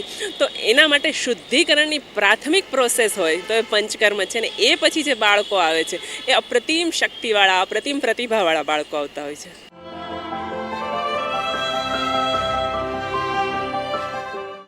ગર્ભ સંસ્કાર ગુરુ એપ્લિકેશન દુનિયાની સર્વપ્રથમ એવી એપ્લિકેશન છે કે જ્યાં દરેક પ્રેગ્નન્ટ માતા પિતાને આખી જીવનશૈલી પ્રેગ્નન્સી દરમિયાન કેવી રીતે જીવવી એનું સંપૂર્ણ માર્ગદર્શન આપવામાં આવે છે. દરેક માતા પિતા ઈચ્છે છે કે અમારું આવનારું બાળક સંસ્કારી હોય, હેલ્ધી હોય, બુદ્ધિમાન હોય અને આધ્યાત્મિકતાના ગુણો સાથે જન્મ લે. આ ચારેય ક્વોલિટીઝને બાળકમાં લાવવા માટે એણે કેવું વાંચન કરવું જોઈએ, શું જમવું જોઈએ, શું ન જમવું જોઈએ, યોગ પ્રાણાયામ વગેરે કેવા કરવા જોઈએ, મ્યુઝિક થેરાપી, ગર્ભ સંવાદ, પ્રાર્થના કેવી કરવી જોઈએ, ક્રિએટિવ એક્ટિવિટીઝ કેવી કરવી જોઈએ, આવી અલગ અલગ 12 એક્ટિવિટીઝના સમન્વયથી અમે દરેક માતા પિતા માટે એક સેપરેટ પ્રોગ્રામ ડિઝાઇન કર્યો છે.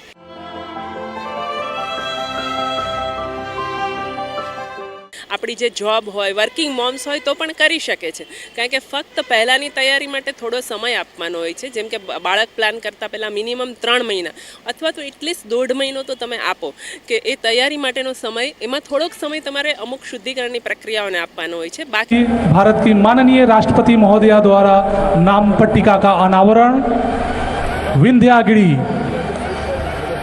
That was the unveiling of the name plaque, ladies and gentlemen, by the Honorable President of India, INS Vindyagiri, as she will be called once she is delivered to our prestigious customer, Indian Navy.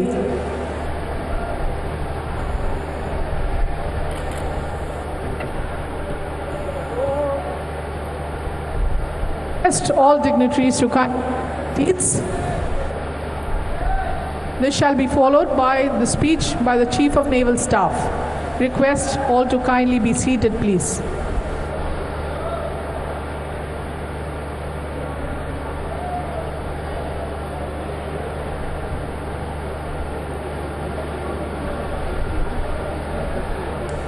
हमारे मंचासीन अतिथियों से अनुरोध है कि वे कृपया अपना स्थान ग्रहण कर लें। सभी मंचासीन अतिथियों से विनम्र अनुरोध है कि वे कृपया अपना स्थान ग्रहण कर लें।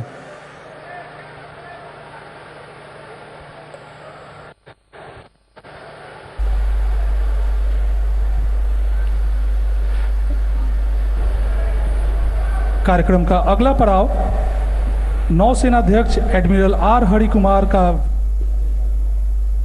तो राष्ट्रपति द्रौपदी मुर्मू ने कोलकाता में विंध्यगिरी प्रोजेक्ट को लॉन्च कर दिया है। अपने आप में बेहद महत्वपूर्ण ये क्षण है और अब आपको वापस लिए चलते हैं अपने प्रोग्राम की तरफ। तो તમે તમારા રોજિંદા જીવનમાં જે કંઈ પણ તમારું પ્રોફેશનલ વર્ક હોય છે, જે કંઈ જોબ શેડ્યુલ્સ હોય છે, એ બધાને સાથે રાખતા રાખતા એક આનંદપૂર્વક સગર્ભાવસ્થાને માણી શકો છો।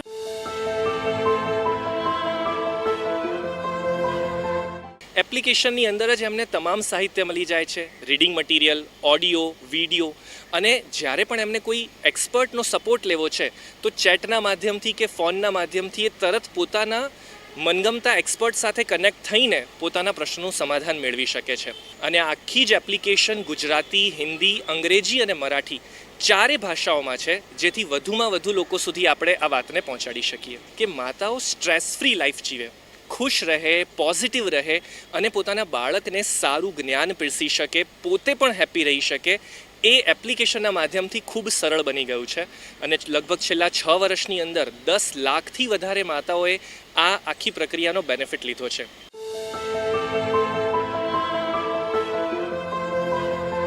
Pregnancy should be by planned એક આપણા આમંત્રિત આત્માઓની આપણા સમાજને અતિ આવશ્યકતા છે। એટલે મારું એક જ કહેવાનું છે કે જે લોકો માતા પિતા બનવા જઈ રહ્યા છે એ લોકો ગર્ભ સંસ્કારને જરૂર અવલંબ કરે।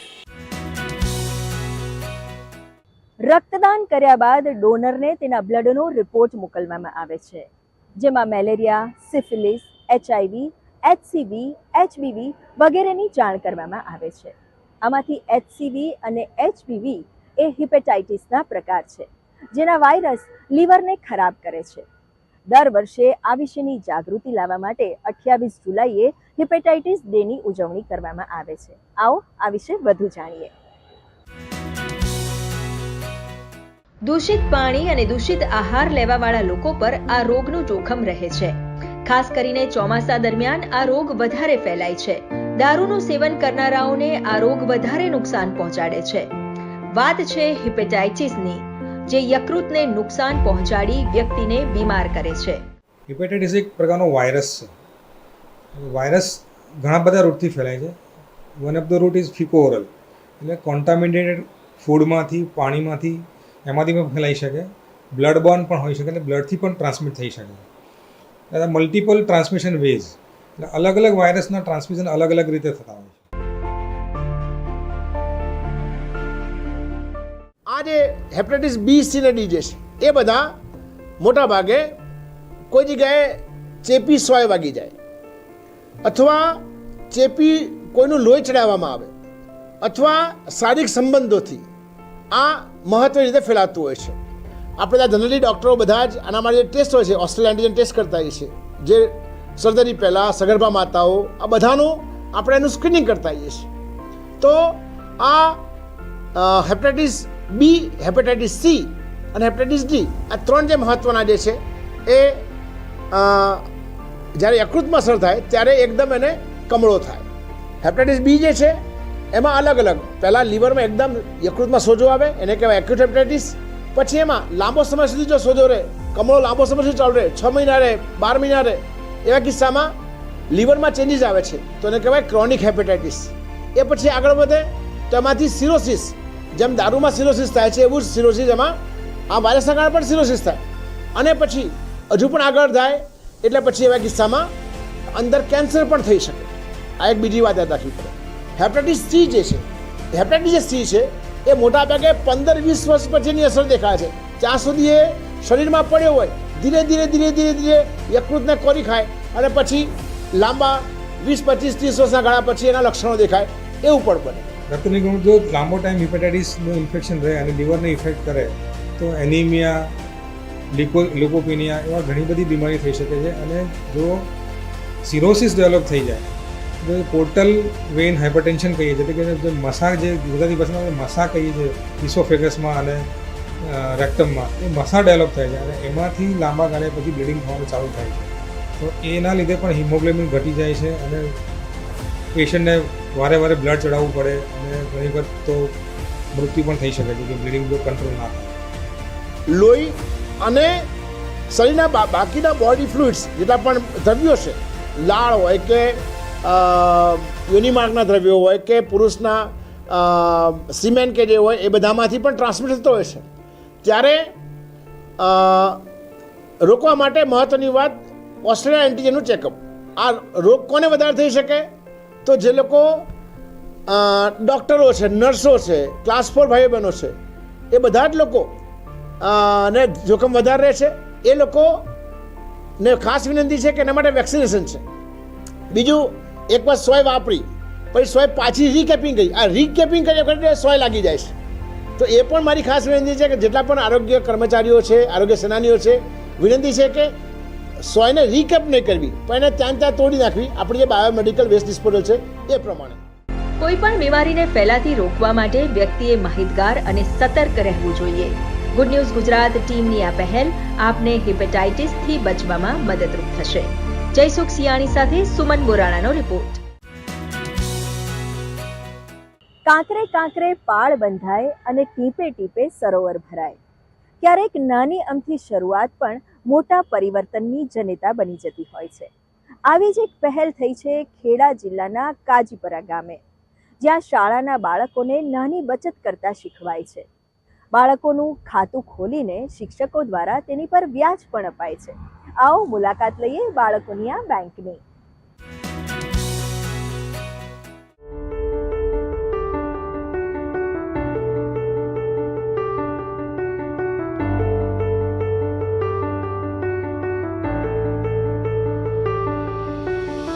આ બેંક બાળકો દ્વારા સંચાલિત કરવામાં આવે છે. કાજીપુરા પ્રાથમિક શાળામાં કુલ 242 બાળકો છે.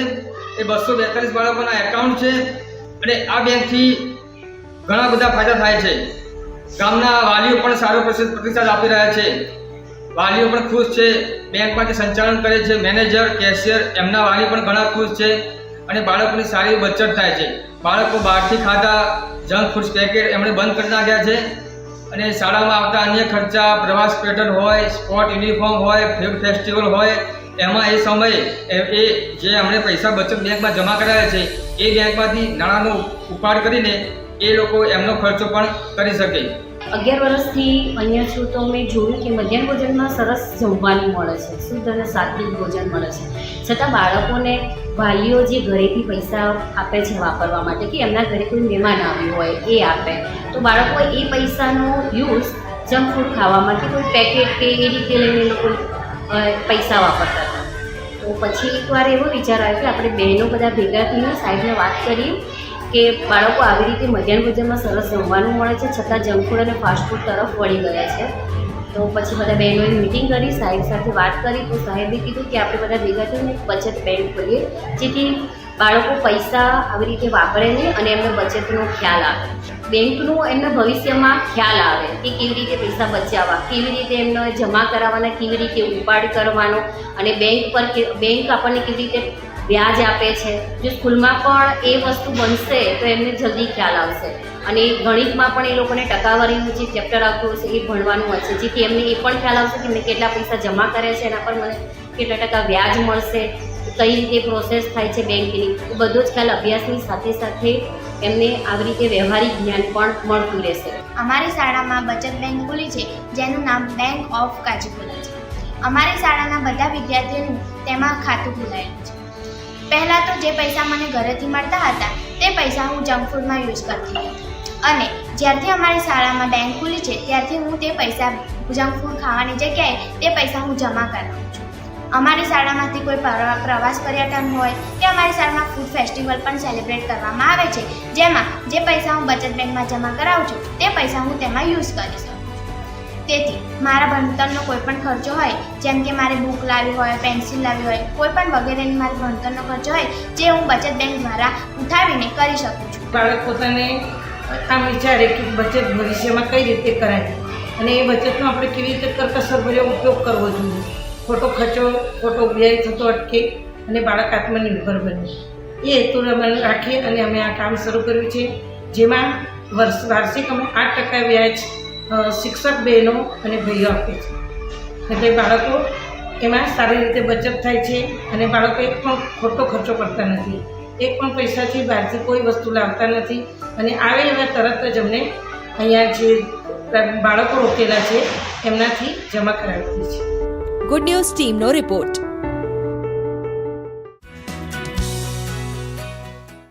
દોસ્તો, આપણી સંસ્કૃત, ગુજરાતી, હિન્દી ભાષાઓ એ વૈજ્ઞાનિક દ્રષ્ટિકોણ પ્રમાણે ઉચ્ચારણના આધારે બનેલી ભાષાઓ છે. પણ શું ઇંગ્લિશમાં, અંગ્રેજીમાં આવું શક્ય બને? અંગ્રેજીમાં ફ લખવો હોય તો એફનો પણ ફ થાય, પીએચનો પણ ફ થાય. ક લખવો હોય તો સીનો પણ ક, કેનો પણ ક અને કેટલીક વાર સીએચનો પણ ક થતો હોય છે.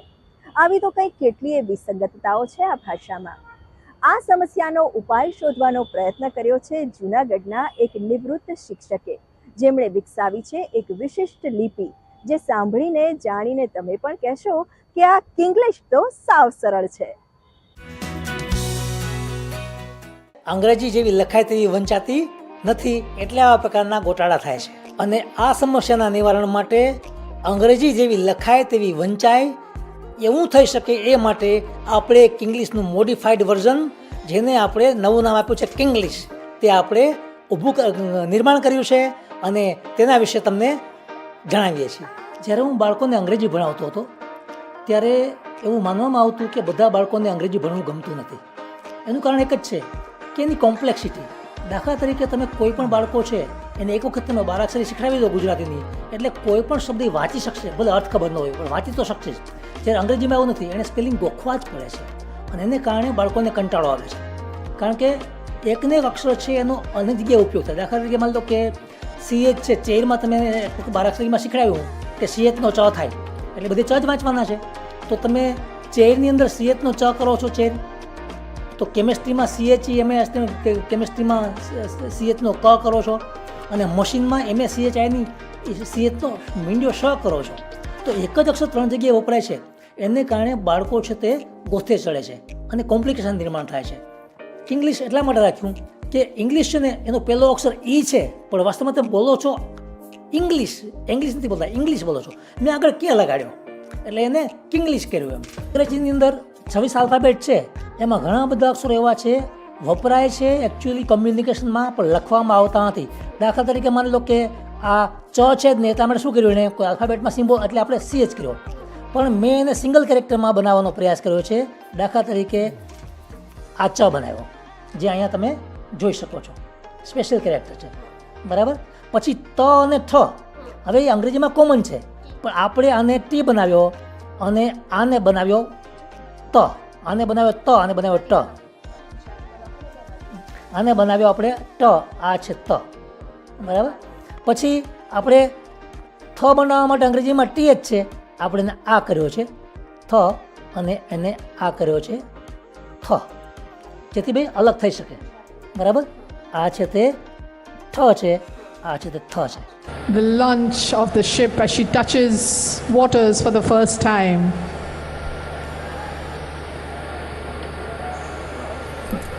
महीनों की कड़ी मेहनत के बाद यह पोत आज अपने भव्य रूप में है और अब से कुछ ही पलों में इस पोत का जलावतरण भारत की माननीय राष्ट्रपति महोदय द्वारा किया जा रहा है.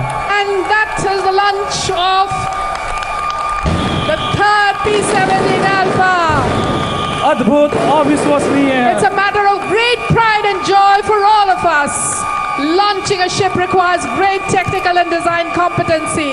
It is the culmination of months of hard work in designing, planning, fabrication, production, installation, alignment and is a source of encouragement for one and all. It is truly a matter of great pride for all those who are involved in bringing the ship to her present shape and getting her ready for launching. Bharat की माननीय राष्ट्रपति महोदया के कर कमलों से इस अद्भुत अविश्वसनीय पोत का जलावतरण हो चुका है। ये ऐतिहासिक और स्वर्णिम पल हैं जिसके साक्षी बनने का गौरव आज हम सभी को प्राप्त हो रहा है। पोत को इसके वर्तमान स्वरूप में लाने एवं जलावतरण हेतु तैयार करने में शामिल सभी के लिए ये बेहद गर्व का विषय है। आज हम सभी गौरवान्वित हैं।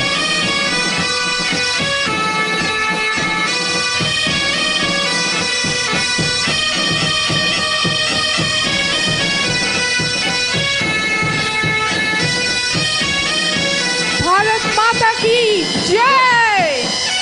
भारत माता की! भारत माता की! जय! भारत माता की!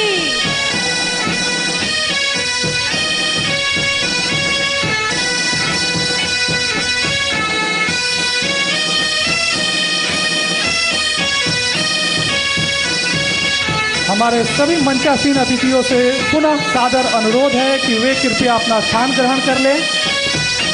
हमारे सभी मंचासीन अतिथियों से पुनः सादर विनम्र अनुरोध कि वे कृपया अपना स्थान ग्रहण कर लें।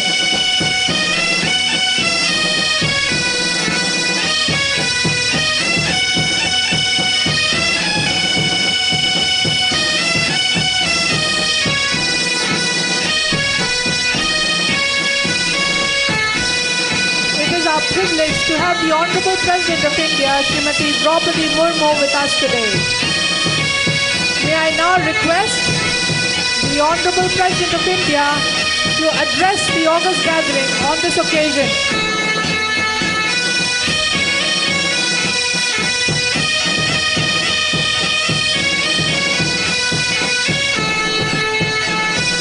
We are going to witness the address by the Honorable President of India. Band may kindly go on a silent mode.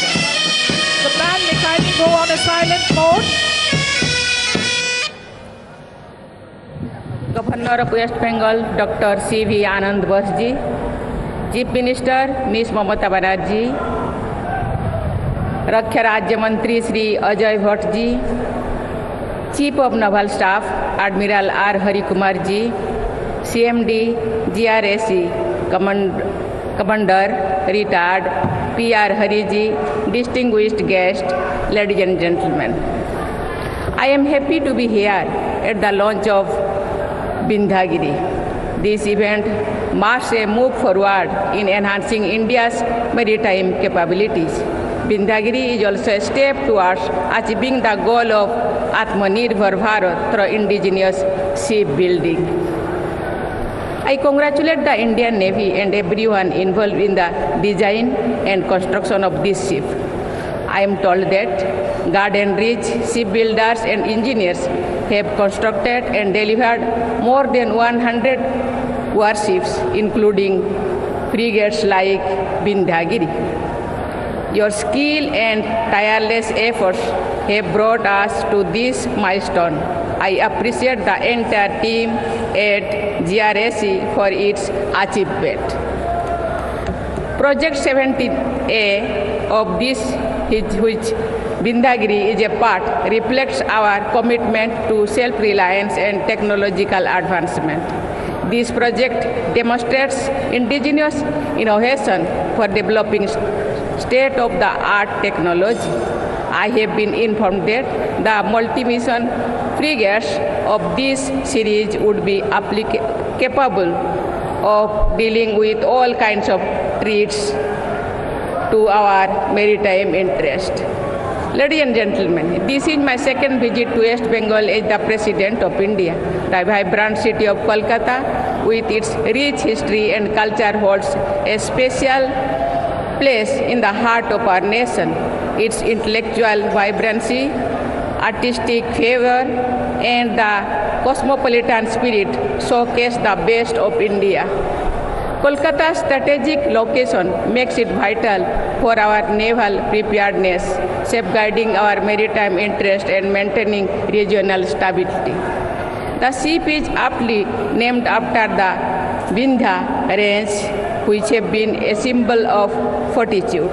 I am confident that when this warship gets commissioned, it will symbolize the robustness of Vindhyas. Ladies and gentlemen, last year I was pleased to attend the Navy Day celebration in Visakhapatnam.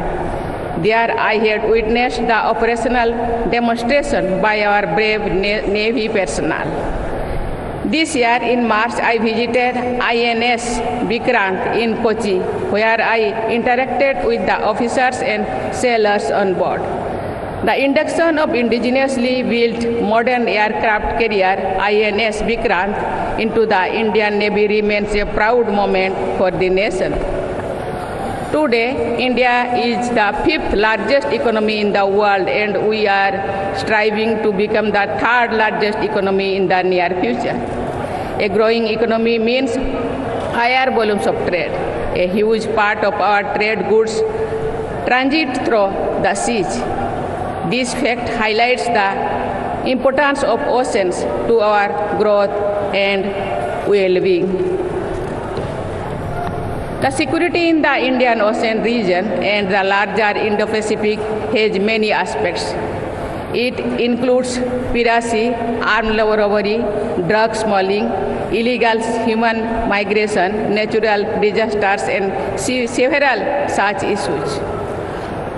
Against this backdrop, the Indian Navy has the mandate to protect, preserve, and promote India's maritime interests. The Navy has to always remain proactive in tackling security threats. As we witness the launch of this warship today, I once again congratulate the Indian Navy, the designers, and everyone involved in its construction and launch. I convey my best wishes to the Indian Navy in all its endeavor. Thank you. Jai Hind, Jai Bharat. माननीय राष्ट्रपति महोदया, आपके इन प्रेरणादायी शब्दों के लिए हार्दिक धन्यवाद। कोलकाता से आप सीधा प्रसारण देख रहे थे, जहां पर राष्ट्रपति द्रौपदी मुर्मू ने विंध्यागिरी प्रोजेक्ट को लॉन्च किया। उन्होंने नौसेना की जो असीमित ताकत है उसका तो इसे उदाहरण बताया ही, साथ ही उन्होंने कहा कि आत्मनिर्भर भारत की भी ये अनूठी मिसाल है। ये दिखाता है भारत के गर्व को, भारत के आत्मविश्वास को, भारत की आत्मनिर्भरता को और भारत की क्षमता को। और अब बात करते हैं परंपरा और विरासत की।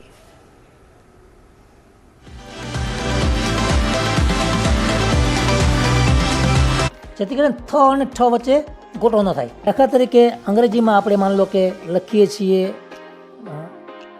થોટ, બરાબર, આને આપણે ઊંચા કરીએ છીએ થોટ, પણ એ માત્ર 3 અક્ષરમાં લખી શકાય એમ છે। દાખલા તરીકે માની લો આ છે તે આ ઇંગ્લિશનો થ છે, આ કર્યો ઓ અને આ કર્યો ટ, થોટ 3 અક્ષરમાં લખાઈ ગયું। તો જેથી કરીને 7ને બદલે 3 જ અક્ષર થઈ જાય છે। આ બીજો અક્ષર છે THROUGH, થ્રુ, અને ખાલી આમ જ વંચાય છે। જ્યારે કે ઇંગ્લિશમાં લખાય છે આ થ્રુ, 3 અક્ષરમાં પૂરું થઈ ગયું। ભારત લખવું હોય ભારત, તો આ આપણે લખ્યું ભારત। હવે આને આપણે ભરત પણ વંચાય, ભારત પણ વંચાય, ભારત પણ વંચાય, ભરત પણ વંચાય, કેટલી રીતે વાંચી શકાય। પણ માની લો આપણે ઇંગ્લિશમાં લખીએ, આ થઈ ગયો ભ, આ થઈ ગયો આ ભા, આ થઈ ગયો ર, આ થઈ ગયો અ। આને દુનિયાનો કોઈ પણ માણસ ભારત જ વાંચે, અલગ રીતે વાંચે જ નહીં। અને આને કારણે ગુજરાતના નામના એટલા પ્રોબ્લેમ થાય છે ને કે રોજના માટે નામ ચેન્જ કરવાની હજારો અરજીઓ આવે છે। પણ મને વિચાર આવ્યો કે દુનિયામાં કંઈ પણ સોલ્યુશન તો હોવું જોઈએ, એટલે ઇનિશિયેટિવ લેવું જોઈએ, એટલે મેં ઇનિશિયેટિવ લીધું। અને પછી 2012ની પહેલાં મેં આખી જે સોફ્ટવેર ડેવલપ કરી અને ટાઈપ થાય તેવું મેં તૈયાર કર્યું। અને પછી 2012ની અંદર મેં એના માટે એપ્લિકેશન આપી। તો ઘણી બધી ચર્ચાઓને કરીને અંતે 2023ની અંદર 18મી મેએ મને પેટન્ટનું સર્ટિફિકેટ આપવામાં આવ્યું કે જેથી કરીને તમારું વાસ્તવમાં ઇન્વેન્શન જેવું છે। અત્યારે એક બુક તૈયાર થઈ રહી છે ઇંગ્લિશ નામની, લગભગ 1.5 મહિનામાં બુક આવી જશે અને પછી એક ડિક્શનરી તૈયાર કરશું અને આ બધું તૈયાર કરીને અમે સરકારની સામે સમાજની સામે મૂકશું અને પછી આ કંઈ 2-5 દિવસની વાત નથી અને વર્ષો લાગે જ્યારે લોકો પહેલાં સમજે, એના મગજમાં ઉતરે. અને આમે દુનિયાનો નિયમ છે કે જે વસ્તુ સરળ હોય ને તેને લોકો દલીલ કર્યા પછી પણ સ્વીકારે તો છે જ. એટલે આ એટલું સરળ બનશે ને કે લોકોને સ્વીકારવાનું મન થશે અને પહેલાં અહીંયા આપણે લોકલ લેવલે સ્વીકાર થશે અને પછી બહાર પણ લોકો સ્વીકારશે. ગુડ ન્યૂઝ ગુજરાત માટે જતીન ભટ્ટ સાથે નિકેતા શુક્લનો રિપોર્ટ. તો મિત્રો, આ હતો અમારો કાર્યક્રમ ગુડ ન્યૂઝ ગુજરાત. આપ પણ આપના અભિપ્રાય અને ગુડ ન્યૂઝ અમને મોકલી શકો છો. અમારું ઈમેલ આઈડી છે goodnewsgujarat@gmail.com. દર્શક મિત્રો, આપ અમારો આ એપિસોડ અમારી YouTube channel DD news Gujarati પર પણ નિહાળી શકો છો. તો અત્યારે આપની રજા લઈએ. ફરી મળીશું આ જ કાર્યક્રમમાં આવતા સપ્તાહે. ત્યાં સુધી નમસ્કાર.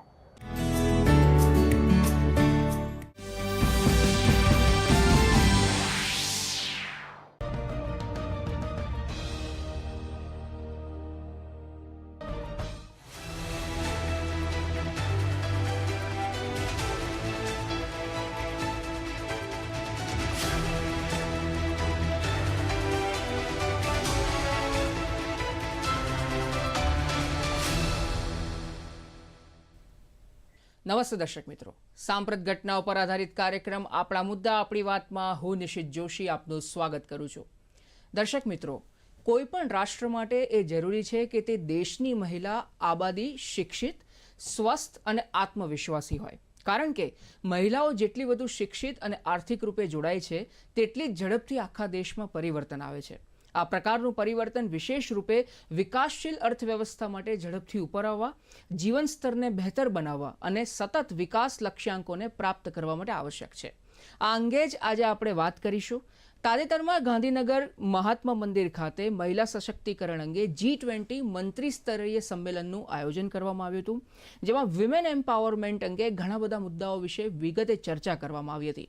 પ્રધાનમંત્રી નરેન્દ્ર મોદીએ આ સંમેલનને સંબોધન કર્યું હતું. પોતાના સંબોધનમાં તેમણે જણાવ્યું હતું કે જ્યારે સ્ત્રીઓ સમૃદ્ધ થાય છે ત્યારે વિશ્વ સમૃદ્ધ થાય છે. તેમણે કહ્યું કે ભારતમાં મહિલાઓ મિશન લાઈફ એટલે કે લાઈફસ્ટાઈલ ફોર એન્વાયરમેન્ટ માટે બ્રાન્ડ એમ્બેસેડર રહી ચૂકી છે. વધુમાં તેમણે ઉમેર્યું હતું કે પ્રકૃતિ સાથેના તેમના ગાઢ જોડાણને ધ્યાનમાં રાખીને મહિલાઓ આબોહવા પરિવર્તનના નવીન ઉકેલોની ચાવી ધરાવે છે.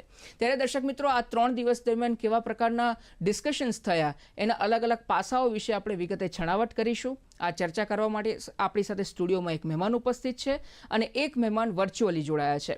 દર્શક મિત્રો, આપણી સાથે જે વર્ચ્યુઅલી જે મહેમાન જોડાયા છે તેમનો પરિચય પહેલાં મેળવી લઈએ. દર્શક મિત્રો, આપણી સાથે જોડાયા છે ડૉક્ટર સંગીતા રેડ્ડી, જેઓ ચેરપર્સન છે G-20 એમ્પાવર इंडिया અને તેઓ जॉइंट मैनेजिंग डायरेक्टर છે अपोलो हॉस्पिटल्सના. संगीता रेड्डी मैम, आपका बहुत बहुत स्वागत है इस कार्यक्रम में. લાગે છે કે ટૂંક સમયમાં આપણી સાથે ડૉક્ટર સંગીતા રેડ્ડી જોડાશે. અને જે આપણા બીજા મહેમાન છે એ એમનો પરિચય મેળવી લે. તેઓ છે Monika Yadav, chairperson CII Indian women network ગુજરાતના. મોનિકાજી, આપનું ખૂબ ખૂબ સ્વાગત છે. તો મોનિકાજી, ચર્ચાની શરૂઆત આપથી કરીએ, જેમ બીજા ગેસ્ટ ટૂંક સમયમાં જોડાશે આપણી સાથે. સૌથી પહેલો પ્રશ્ન એવો થાય કે છેલ્લા 3 દિવસની જે આખી કોન્ફરન્સ ચાલી એમ્પાવરમેન્ટ ઉપર G-20, કેવા પ્રકારના ડિસ્કશન્સ થયા અને કઈ બાબતો ઉપર વિચાર વિમર્શ કરવામાં આવ્યો? ઓકે, પહેલાં તો થેન્ક યુ મને ઇન્વાઇટ કરવા માટે. G-20ની જે 3 દિવસનું આખું કોન્ફરન્સ અને સમિટ હતી જે ફોકસ કરતી હતી વુમેન એમ્પાવરમેન્ટ ઉપર, વુમેન ઇન્ક્લુઝિવ ડેવલપમેન્ટ. એટલે જે ડેવલપમેન્ટ થાય એમાં વિમેન ક્યાં છે અને જે આપણું દેશ જે આપણે આવતા વર્ષોમાં વિચારીએ છીએ એમાં મહિલાઓનું શું યોગદાન છે એના વિશેનું જો આ 3 દિવસની કોન્ફરન્સ અને બિઝનેસ સમિટ હતી. આ કોન્ફરન્સ ઉપર education, women in stem, health, nutrition અને સ્કિલિંગ વિશે વાત થઈ હતી. અને એ દરમિયાન એક્ઝિબિશનમાં 50 એવા સ્ટોલ્સ હતા જે આખા ઇન્ડિયામાંથી વિમેન જે ભિન્ન ભિન્ન અલગ અલગ બિઝનેસીસમાં છે એ લોકો ત્યાં જાતે જ હતા અને એ લોકોએ ફોકસ કર્યો હતો કે કઈ રીતે એક ડેલિગેશન જોડે ઇન્ટરેક્શન થાય, કઈ રીતે પોતાને બિઝનેસને એક ઇન્ટરનેશનલ પ્લેટફોર્મ ઉપર રિપ્રેઝેન્ટ કરે, કઈ રીતે બધા જોડે વાત કરી શકે, અને B2B અને B2C એટલે ડાયરેક્ટલી બિઝનેસીસને અને જે આવતા ડેલિગેશનને એ લોકો બિઝનેસ આખું એક્સપ્લેન કરી શકે અને કરી શકે બિઝનેસ. બરાબર છે. તો એમાં અલગ અલગ આસ્પેક્ટ્સને લઈને વાત કરવામાં આવી હતી. તમે એક્ઝિબિશન્સ પણ ત્યાં ઘણા બધા સરસ સ્ટોલ્સ મૂકેલા હતા, એની અંદર ઘણી બધી ઇન્ફોર્મેશન આપતી હોય એવા ઇન્ફોર્મેટિવ એક્ઝિબિશન્સ હતા. તો એ એક્ઝિબિશન કયા કયા પ્રકારના હતા અને એમાં જે ડેલિગેશન વિઝિટ કરવા આવ્યું હતું એ ડેલિગેશનના કેવા પ્રકારના ફીડબેક હતા એની અંદર? તો આપણે હું જ્યારે એ એક્ઝિબિશનમાં જતી હતી ત્યારે મને એવું રિયલાઇઝ થયું કે આખા દિવસના દરમિયાનમાં તમે જ્યારે ઉઠો ત્યારથી ખાવા પીવાનું ચાલુ કરો, પહેરો અને ત્યારથી તે બી ટેકનોલોજી તમે વાપરો, બધું ત્યાં ઉપસ્થિત હતું. એટલે વિમેન મહિલાઓ એ ખાલી એવું નથી કે ભાઈ હેન્ડીક્રાફ્ટ જ કરતા હતા કે ખાલી ફૂડ બિઝનેસીસમાં હતા. ત્યાં જે વિમેન હતા એ નાના દરે ફૂડ બિઝનેસીસમાં, ન્યુટ્રિશનના બિઝનેસીસમાં, ઘણા લોકો મિલેટ બેઝ પ્રોડક્ટ્સ લઈને આવ્યા હતા. પછી હેન્ડીક્રાફ્ટ ટેક્સટાઇલના પ્રોડક્શનના બિઝનેસમાં હતા. પછી ઘણા લોકો AI અને રોબોટિક્સમાં હતા. ઘણા લોકો ઇન્ડસ્ટ્રીયલ રોબોટ અને એજ્યુકેશનલ રોબોટ બનાવે છે, મેન્યુફેક્ચર કરે છે, નવી ટેકનોલોજી ઉપર કામ કરે છે, AR અને VR થ્રુ ન્યુટ્રિશન ઉપર ને હેલ્થ ઉપર ટેકનોલોજી ઉપર કામ કરે છે. 3D પ્રિન્ટિંગથી કઈ રીતે પ્રોટોટાઇપિંગ કરે છે. ઇલેક્ટ્રોનિક્સના સર્વિસ પ્રોવાઈડર હતા. એનાથી લઈને ફાર્મા કંપની હતી જે આખું બાયોટીન અને ન્યુટ્રિશન બેઝડ એક્સપોર્ટ્સ કરે છે.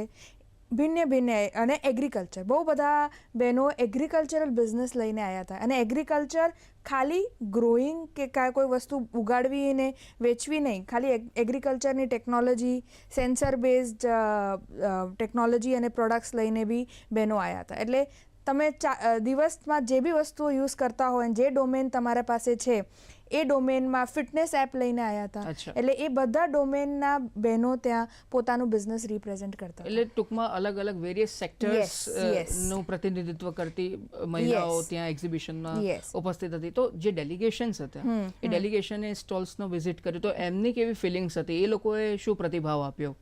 તો આઈ થિંક 15 કન્ટ્રીઝથી ડેલિગેશન્સે વિઝિટ કર્યું હતું એક્ઝિબિશનમાં આ 3 દિવસના દરમિયાન. અને ઘણા લોકોની જે પેલું કહીએ ને અઝમ્પશન હોય કે લોકો ધારણા હોય કે આવું હશે, બહેનો તો એટલું બધું નહીં કરતા હોય, મને એવું લાગે છે ધારણા એક જગ્યાએ બ્રેક બી થઈ. કારણ કે જે પહેલાં લોકો કહેતા હતા કે ભાઈ લોકો વિમેન, જેમ કે આપણે વાત બી કરીશું કે વિમેન ટેકનોલોજીસમાં નથી હોતી, તો ત્યાં તો વિમેન આમ રોબોટ ચલાવતી હતી ને AIમાં કામ કરતી હતી. અને પ્લસ કેટલી મહિલાઓ સારી પેલું આપણે મડ વર્ક છે, પેલું કાંચકામ છે, એ બધું લઈને બેઠા હતા. એટલે આખું જે એક અમારું ઇકોસિસ્ટમ છે ઇન્ડિયામાં, જે આપણે ટેલિવિઝન સ્ક્રીન ઉપર પણ જોઈ શકીએ છીએ, આખું ત્યાં પ્રેઝન્ટ હતું. કે જે આપણું ટ્રેડિશનલ છે, બેમ્બુ કામ તમે જોઈ રહ્યા છો, બેમ્બુ કામ છે, હાથકામ છે, કચ્છી કામ છે, એ ટ્રેડિશન અને ટેકનોલોજી બંને આખું ત્યાં પ્રેઝન્ટ હતું. એટલે ઇન્ટરનેશનલ ડેલિગેશનને બહુ જ અમને સારું ફીડબેક આવ્યું છે. ઘણા લોકોએ એક્સપોર્ટ્સની બી વાતો કરી છે. ઘણા લોકો જેમ કે દિવાળી કોર્પોરેટ ગિફ્ટિંગ આવવાની છે તો એમાંય આ હેન્ડીક્રાફ્ટને ઇન્ક્લુડ કરવાની વાત કરી છે. એટલે બહુ બધા નોટ્સ એક્સચેન્જ થયા છે. બહુ બધા લોકોએ, કારણ કે એક ઓપન સ્પેસ હતી, કારણ કે મહિલાઓ ત્યાં ઊભા હતા ને એમને એક ચાન્સ મળ્યું હતું કે ભાઈ અમે અમારા બિઝનેસને રિપ્રેઝેન્ટ કરીશું.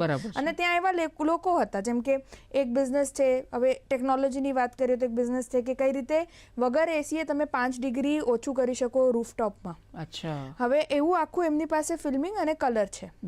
અરે એવા લોકો હવે એ લોકો ઇન્ડસ્ટ્રીયલ લેવલે પિચ કરે છે. આખું B2B ઇવેન્ટ હતું. ત્યાં જે આવે છે એ લોકોનું બી પોતાની ઇન્ડસ્ટ્રી છે, કાં તો કન્સ્ટ્રક્શનમાં છે, એમને પિચ કરવાનો જે મોકો મળ્યો છે એ આ એક્ઝિબિશનમાં મળ્યો છે. બરાબર છે. બહુ મહત્વની વાત કરી આપે મોનિકાજી.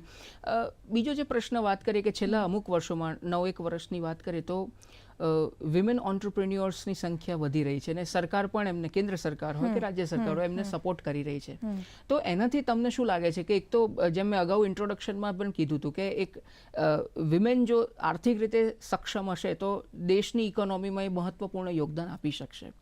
છેલ્લા 8-9 વર્ષની આપણે વાત કરીએ તો એમાં જે સરકાર દ્વારા જે સહાય આપવામાં આવે છે એનાથી મહિલાઓ કેટલી આર્થિક રીતે પગભર બની છે?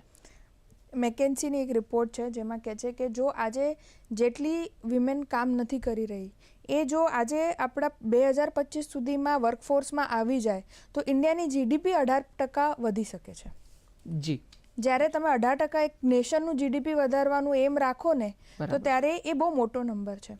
અને એ મોટા નંબરને પહોંચી વળાય એના માટે આપણી ગવર્મેન્ટ કાં તો પોલિસી લેવલ ઉપર ઇવન મોટિવેશન લેવલ ઉપર બી ઘણું કરી રહ્યા છે. બરાબર છે. પોલિસી લેવલ ઉપર જેમ કે MSMEમાં વુમન ઓન્ટરપ્રેનરને ઇઝી લોન, અનસિક્યોર્ડ લોન અને ઇઝી અપસ્કિલિંગ માટે તમે ક્યારે બી જઈ શકો છો, એ બહુ બધું એક્સેસ છે, બહુ ફટાફટ થઈ શકે છે. એટલે એ પોલિસી લેવલ ઉપર વાત થઈ. બરાબર છે. અને એની સિવાય બહુ બધું આઈ થિંક એની સિવાય બીજું બધું બી આપણે મોટિવેશનલ લેવલ ઉપર બી થઈ રહ્યું છે. એ આપણે ચર્ચા કરીએ મોનિકાજી. દર્શક મિત્રો, આપણી સાથે જોડાઈ ગયા છે ડોક્ટર સંગીતા રેડ્ડી, જેઓ ચેરપર્સન છે G20 एम्पावर इंडिया અને તેઓ जॉइंट मैनेजिंग डायरेक्टर છે अपोलो हॉस्पिटल्स ने. संगीता मैम, आपका बहुत बहुत स्वागत है पहले तो इस कार्यक्रम में, और कार्यक्रम में जुड़ने के लिए आपका बहुत बहुत शुक्रिया.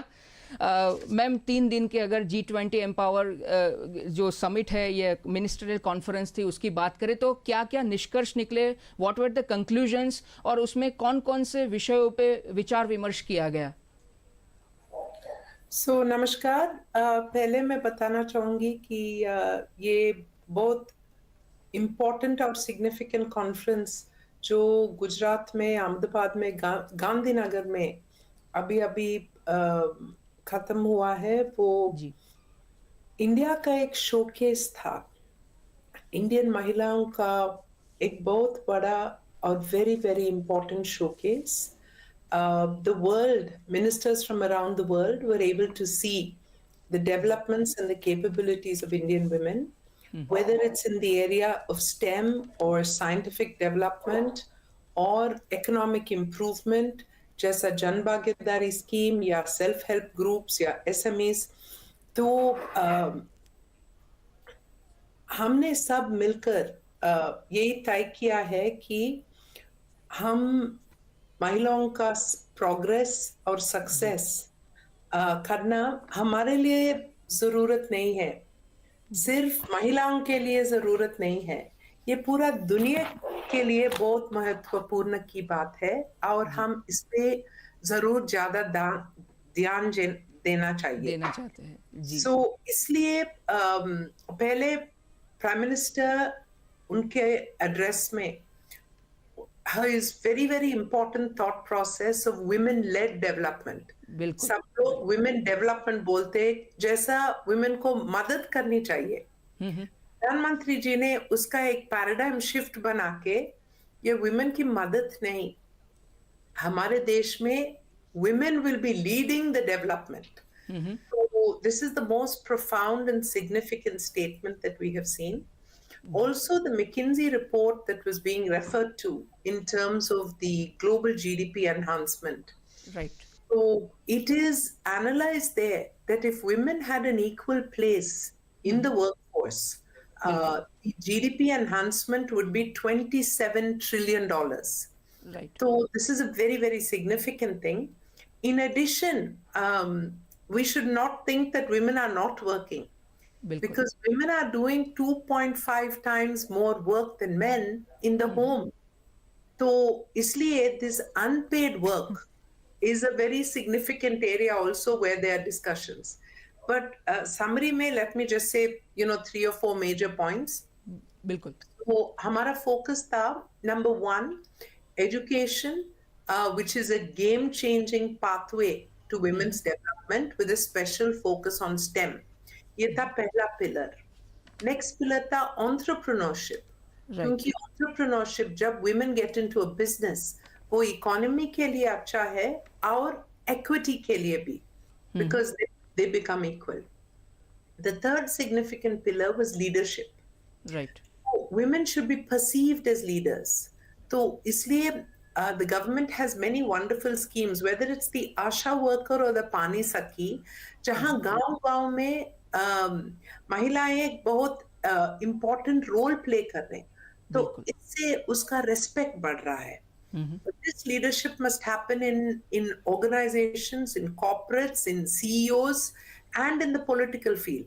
तो political field में पंचायत में now 40% panchayat positions are filled by women. Right. This is a very significant beginning because society will begin to perceive the capabilities of women as leaders. So these three pillars, education, entrepreneurship और leadership at all levels including the grassroots, इन तीनों में एक important common element था and वो था digital inclusion. So G20 Empower, this 9 months, we have put forth as India's gift to the world, equity. Right. क्योंकि हम सब लोग जानते हैं कि AI, artificial intelligence, machine learning, chat GPT, or robotics, ऐसा every day there's something new happening and technology is changing the world. Ji. So technology की ना जानने से women run the risk of not being included in the workforce or of losing their jobs or not being promoted. इसलिए हमने बनाया है ये platform Intel और many organizations के मदद से ये प्लेटफॉर्म में 107 free courses on technology. So how to open your email ID or most advanced how to understand the latest of AI or how to do Python programming. True. So we have 120 languages and 3 personas for the curious mind, for the student, for the advanced learner. और इसमें हम help का एक feature है तो people can understand what is the course which is best for them. इसमें financial inclusion के बारे में है, digital learning के बारे में है, programming और coding के बारे में, the latest in AI. तो ये सब लोग बहुत appreciative थे इसके बारे में क्योंकि G20 Empower में ज़्यादा से ज़्यादा काम जाता है पॉलिसी में. इंडिया के प्रेसिडेंसी में 2 इम्पोर्टेंट एंगल्स हुआ था. एक जन भागीदारी जहां हमने ये प्रोग्राम्स की वजह से ये पूरा ध्यान पॉपुलेशन में पब्लिक में लिया है और almost 300,000 women were touched during this period. Right. So one was making it a people's movement through Jan Bhagidari. Our second, action-oriented, result-oriented, जैसा ये platform. Besides this platform, we have also created a mentorship platform. We have taken the KPI dashboards. ये KPI dashboard बहुत important चीज है क्योंकि when you have data, gender disaggregated data about women and their participation in the workforce, their leadership levels, the women directors, women promotions, then you can track how they are improving. Right. ये data की वजह से हमने और एक बहुत India के presidency में एक बहुत इम्पोर्टेंट स्टेप हुआ था इंडोनेशिया से मिलके हमने इसमें इंडियन इन एसएमई और इंडियन सेल्फ हेल्प ग्रुप उनको इसमें ऐड कर दिया क्योंकि इसके पहले only women in large corporations were being counted. तो ये एक हमारा प्रेसिडेंसी का एक बहुत इम्पोर्टेंट एंगल था कि women who are not in the room and women who are not normally counted should be counted because every woman is important and no one should be left behind. ये kind of philosophy और ये भावना से हमने proceed किया. The Ministry of Women and Child Welfare और especially Srimati Smriti Irani ji. Within 1 year of this entire program, cyber frauds में significant control आएगा. Already जो फ्रॉडस्टर्स जो सेंटर्स पे काम करते थे, कुछ हॉटस्पॉट्स बने हुए देश में, already they have started feeling the pressure. Already वहाँ से हमको फीडबैक आ रहा है बैंकिंग सेक्टर के जरिए से, पुलिस के जरिए से, इंटेलिजेंस के जरिए से आ रहा है कि they have started feeling the pressure. But we would like to put this increase this pressure now significantly क्योंकि देश में जो करीब 90 करोड़ इंटरनेट यूजर्स हैं, डिजिटल की दुनिया से जुड़े हैं, डिजिटल इंडिया के बेनिफिशरीज हैं, उन सब के प्रोटेक्शन के लिए स्ट्रॉन्गेस्ट पॉसिबल मेजर लेने चाहिए. तो आज उसी कड़ी में 2 बड़े सिग्निफिकेंट चेंजेस रिफॉर्म्स किए जा रहे हैं. पहला है, हम लोगों ने अभी तक का जो डेटा और जो एविडेंस देखी उससे ये समझ में आया कि बहुत बड़ी कॉम्प्लिसिटी है डीलर की. जो पॉइंट ऑफ सेल होता है, जो सिम बेचता है, उसकी बहुत बड़ी कॉम्प्लिसिटी होती है। वो एक्चुअल जितना चेक करना चाहिए, जो कानून के हिसाब से जो वेरिफिकेशन एक्चुअल में करना चाहिए, वो वेरिफिकेशन नहीं करते हैं। किसी न किसी तरीके से उस वेरिफिकेशन प्रोसेस को शॉर्ट सर्किट करके सिम बेचने में उनका फोकस रहता है।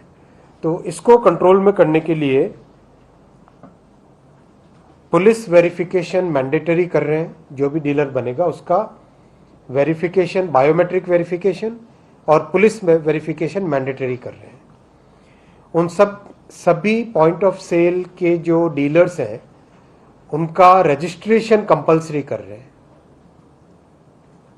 इससे रजिस्ट्रेशन और वेरिफिकेशन से जिसने भी फ्रॉडुलेंटली सिम बेचा या फ्रॉडुलेंट डॉक्यूमेंट के बेसिस पे सिम बेचा, उस व्यक्ति को अकाउंटेबल किया जा सकेगा इस प्रोसेस में। तो ये अकाउंटेबिलिटी लाने का बहुत बड़ा एक स्टेप है और ये बहुत डिटेल चर्चा करके, फील्ड में डेटा देख के, टेलीकॉम सर्विस प्रोवाइडर्स से बातचीत करके, पुलिस एजेंसीज के साथ बातचीत करके, एक्चुअल में फील्ड में जाके कुछ टेस्ट चेक करके, इन सब को करने के बाद में इस नतीजे पे पहुंचे कि बहुत बड़ा सोर्स है फ्रॉडुलेंट सिम बेचने का, वो है डीलर। इसलिए डीलर के ऊपर एक प्रॉपर अकाउंटेबिलिटी का सिस्टम बनना चाहिए। तो ये साथियों पहला रिफॉर्म है। दिखने में छोटा लगता है ये रिफॉर्म, लेकिन इस छोटे से चेंज से मेरा आपसे विश्वास है कि आप देखोगे कुछ ही महीनों के अंदर अंदर फ्रॉडुलेंट सिम बेचने की संख्या में एक सिग्निफिकेंट कमी आएगी। दूसरा बड़ा रिफॉर्म है कि बहुत सारे लोग बल्क में सिम खरीदते हैं। आप समझो 80% तो उसमें जेन्युइन है, जिनकी रिक्वायरमेंट होती है, बिजनेसेस हैं, कॉरपोरेट्स हैं, ऐसे लोग हैं जिनके किसी एक पर्टिकुलर बड़े इवेंट के लिए एक बड़ा ग्रुप है, मान लो कोई संगम हो रहा है, अपना समागम हो रहा है, निरंकारी समागम हो रहा है, कोई कुछ ऐसी बड़ी चीज़ होती है, बड़ा इवेंट होता है, तो बल्क में लिए जाते हैं। तो उसके लिए बल्क कनेक्शन वाला एक प्रोविज़न था। लेकिन जो 20% मिसयूज़ है, वो मिसयूज़ बहुत बड़ा है। उसमें क्या होता था, बल्क कनेक्शन के नाम पे खूब सारे सिम ले लिए और एक डिवाइस होता है सिम बॉक्स। सिम बॉक्स के अंदर एक साथ खूब सारे सिम डाले जाते हैं और उस एक सिम बॉक्स के जरिए से फिर बहुत सारे ऑटोमेटेड कॉल्स होते थे। पहला ये मिसयूज होता था और दूसरा मिसयूज ये होता था कि एक साथ बल्क में ले लिए और उसके बाद में आज 5 सिम लिए, 5 सिम से फ्रॉडुलेंट कॉल किए, उन 5 सिम को डीएक्टिवेट किया, कल और 5 सिम से फ्रॉडुलेंट कॉल्स किए, डीएक्टिवेट किया, फेंका। फिर ऐसे करके एक तरीके से एक फ्रॉडुलेंट कॉल्स की, साइबर फ्रॉड्स की एक कड़ी बन जाती थी। तो इसमें भी बहुत डिटेल स्टडी हुई है और जितने भी बल्क कनेक्शन से उनका एनालिसिस हुआ है, फील्ड में जाके वेरिफिकेशन हुआ है, अच्छी डिटेल्ड एविडेंस, अच्छे से डिटेल स्टडी करने के बाद में ये तय किया गया है कि बल्क कनेक्शन का सिस्टम डिसकंटिन्यू करेंगे, उसकी जगह प्रॉपर बिजनेस कनेक्शन वाला कॉन्सेप्ट लेके आएंगे, जिसमें कोई भी बिजनेस ग्रुप, कोई भी कॉरपोरेट, कोई भी इवेंट के लिए अगर बड़ा कोई लेना चाहता है तो उसका एक प्रॉपर जो रजिस्ट्रेशन होता है, मान लो बिजनेस है तो उसमें जीएसटी रजिस्ट्रेशन होगा, पैन होगा, उसका आईटी रजिस्ट्रेशन होगा, राइट। कोई भी कॉरपोरेट है तो उसका एक प्रॉपर सिस्टम होगा, उसके बेसिस पे बिजनेस कनेक्शंस दिए जाएंगे। और उस बिजनेस कनेक्शन में भी जो भी इंडिविजुअल है, उस इंडिविजुअल का केवाईसी भी करवाना पड़ेगा।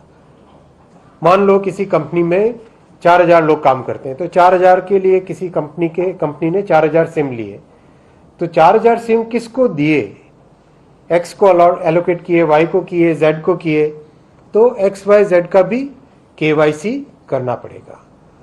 ये इंटरनेशनल बेस्ट प्रैक्टिस से भी प्रूव होता है कि दुनिया भर में भी इसी तरह का सिस्टम है कि अगर बिजनेस कनेक्शंस दिए जाते हैं तो बिजनेस कनेक्शंस वाले मामले में, केस में, इंडिविजुअल जिसको एलोकेट किया है उसके एलोकेशन के केवाईसी किए जाते हैं। मान लो कोई व्यक्ति एक कंपनी छोड़ के दूसरी कंपनी में जाता है और अपनी सिम को सरेंडर करता है या सिम को कंटिन्यू करता है, तो उस केस में भी उसका केवाईसी काम में आएगा। तो we hope that with these two reforms cyber fraud पे और यूज़र प्रोटेक्शन पे एक बड़ा सिग्निफिकेंट चेंज आएगा। जैसा मैंने आपको बताया, मई वाले रिफॉर्म्स के बाद में सिग्निफिकेंट चेंज आया है, सिग्निफिकेंट कंट्रोल आया है साइबर फ्रॉड, साइबर कॉल्स में। और आज ये दोनों जो रिफॉर्म्स आपके सामने रखे हैं, इससे भी बहुत बड़ा सिग्निफिकेंट चेंज आएगा। इतना ही था आपके सामने, जो मैं प्रॉमिस किया था कि 2 और रिफॉर्म लाएंगे, तो ये दोनों रिफॉर्म्स। अब एक अपना हमेशा वाला प्रोसेस लगाएंगे। सुनो तो, वो 9 के 9 ही रह रहे हैं, वो कम नहीं किया वो, लेकिन अपन अपने हमेशा वाले प्रोसेस से चलेंगे ना। पहले LLBs, lords of last bench. हाँ, एक एक करके स्टार्ट करें। हाँ तो क्या हुआ, प्रश्न नहीं पूछ सकते? फर्स्ट प्रोसेस में अपने डीलर को बायोमेट्रिक एंट्री की मैंडेटरी कर दिया है, तो एक जो सेकंड प्रोसेस में क्या जो इंडिविजुअल जो सिम लेंगे, क्या उनको भी आप बायोमेट्रिक मैंडेटरी करेंगे? क्योंकि ये इसलिए सवाल इम्पोर्टेंट हो जाता है सर, जीएसटी में जो इंडिविजुअल्स के लिए देखो, जो सितंबर 21 में रिफॉर्म्स हुए थे, उसके बाद में करीब 99% authentication KYC has become digital. Almost 99% has become digital. और जितने पेपर कैप्स थे, आपको याद होगा कि करीब 200 करोड़ के आसपास जो पेपर डॉक्यूमेंट्स वेयर हाउसेज में जमा थे, उनका डिजिटाइजेशन का प्रोसेस करीब जितना जानकारी कंप्लीट होने का है या हो गया, सितंबर एंड में कंप्लीट हो जाएगा। तो करीब सितंबर एंड में वो डिजिटाइजेशन कंप्लीट हो जाएगा। तो आप देख रहे थे प्रेस कॉन्फ्रेंस कम्युनिकेशन रिफॉर्म्स को लेकर के। IT both एक इंस्पिरेशनल लीडर के साथ she supported all our developments जी। So tech equity platform, mentorship platform, the KPI dashboard, the new website, the playbook जो बोलते हैं, 149 best practices from across the world, ji. UK, USA, Germany, Japan, सबने इसमें contribute किया। And finally the communicate के वजह से जो हमारा recommendations है, women in the workplace, care economy, financial inclusion for women, women का bank loans, training for women, digital special help for startups, ये पूरा recommendations communique में डाला है। और ये चर्चा के वजह से और discussion के बाद ये communiques all 20 countries का approval मिला और वो sign किया। तो ये हम इंडिया में लिख रहे हैं, मगर ये एक ही वॉइस, ये ग्लोबल वॉइस है, और वो फाइनल करके मंत्री को प्रेजेंट किया। जी, एक ग्लोबल वॉइस को फाइनल करके आप प्रेजेंट करेंगे। बहुत अच्छी और बहुत महत्वपूर्ण बातें कही। मैम, मेरे सिर्फ 2 क्वेश्चंस है कि अगर हम कोई बैरियर्स की बात करें that restrict women's access to markets, global value chains and affordable finance, तो उसको हम दूर करने के लिए कौन से स्टेप्स लेने चाहिए? और दूसरा प्रश्न भी मैं जोड़ देता हूँ कि वर्ल्ड की इंडिया से क्या अपेक्षा है? What the world aspects from India? So, पहली बात है, I think my thought process is that there should be and there will be nothing holding India back. So that I think is the first thought process. The second important thought process is that we should find a way to enhance the capability of women across all areas. So we spoke about that. शायद वो access to capital हो या education हो, किसी भी तरह से हम उनका सपोर्ट करें तो महिलाएं कुछ भी कर सकते हैं। जी, that is point number 1। And I think in terms of the world's expectation of India is very simple. They expect leadership, humane leadership, क्योंकि हमारे प्रेसिडेंसी में एक बहुत इम्पोर्टेंट बात आया है। What India does in terms of development is not for India alone. Vasudeva Kutumbakam, उसमें one family, one earth, so sustainability, और हम सब मिला के one future, को क्रिएट करना चाहिए, वो फ्यूचर जो आज से बेहतर हो, आज से महत्वपूर्ण हो। साइंस और डेटा और टेक्नोलॉजी के वजह से ह्यूमैनिटी से मिलके हम हमारे बच्चों के लिए एक बेटर वर्ल्ड छोड़नी चाहिए। तो that is the expectation that India will lead with science, technology and humanity to create a concept of one family, the creation of a sustainable world and a more beautiful future.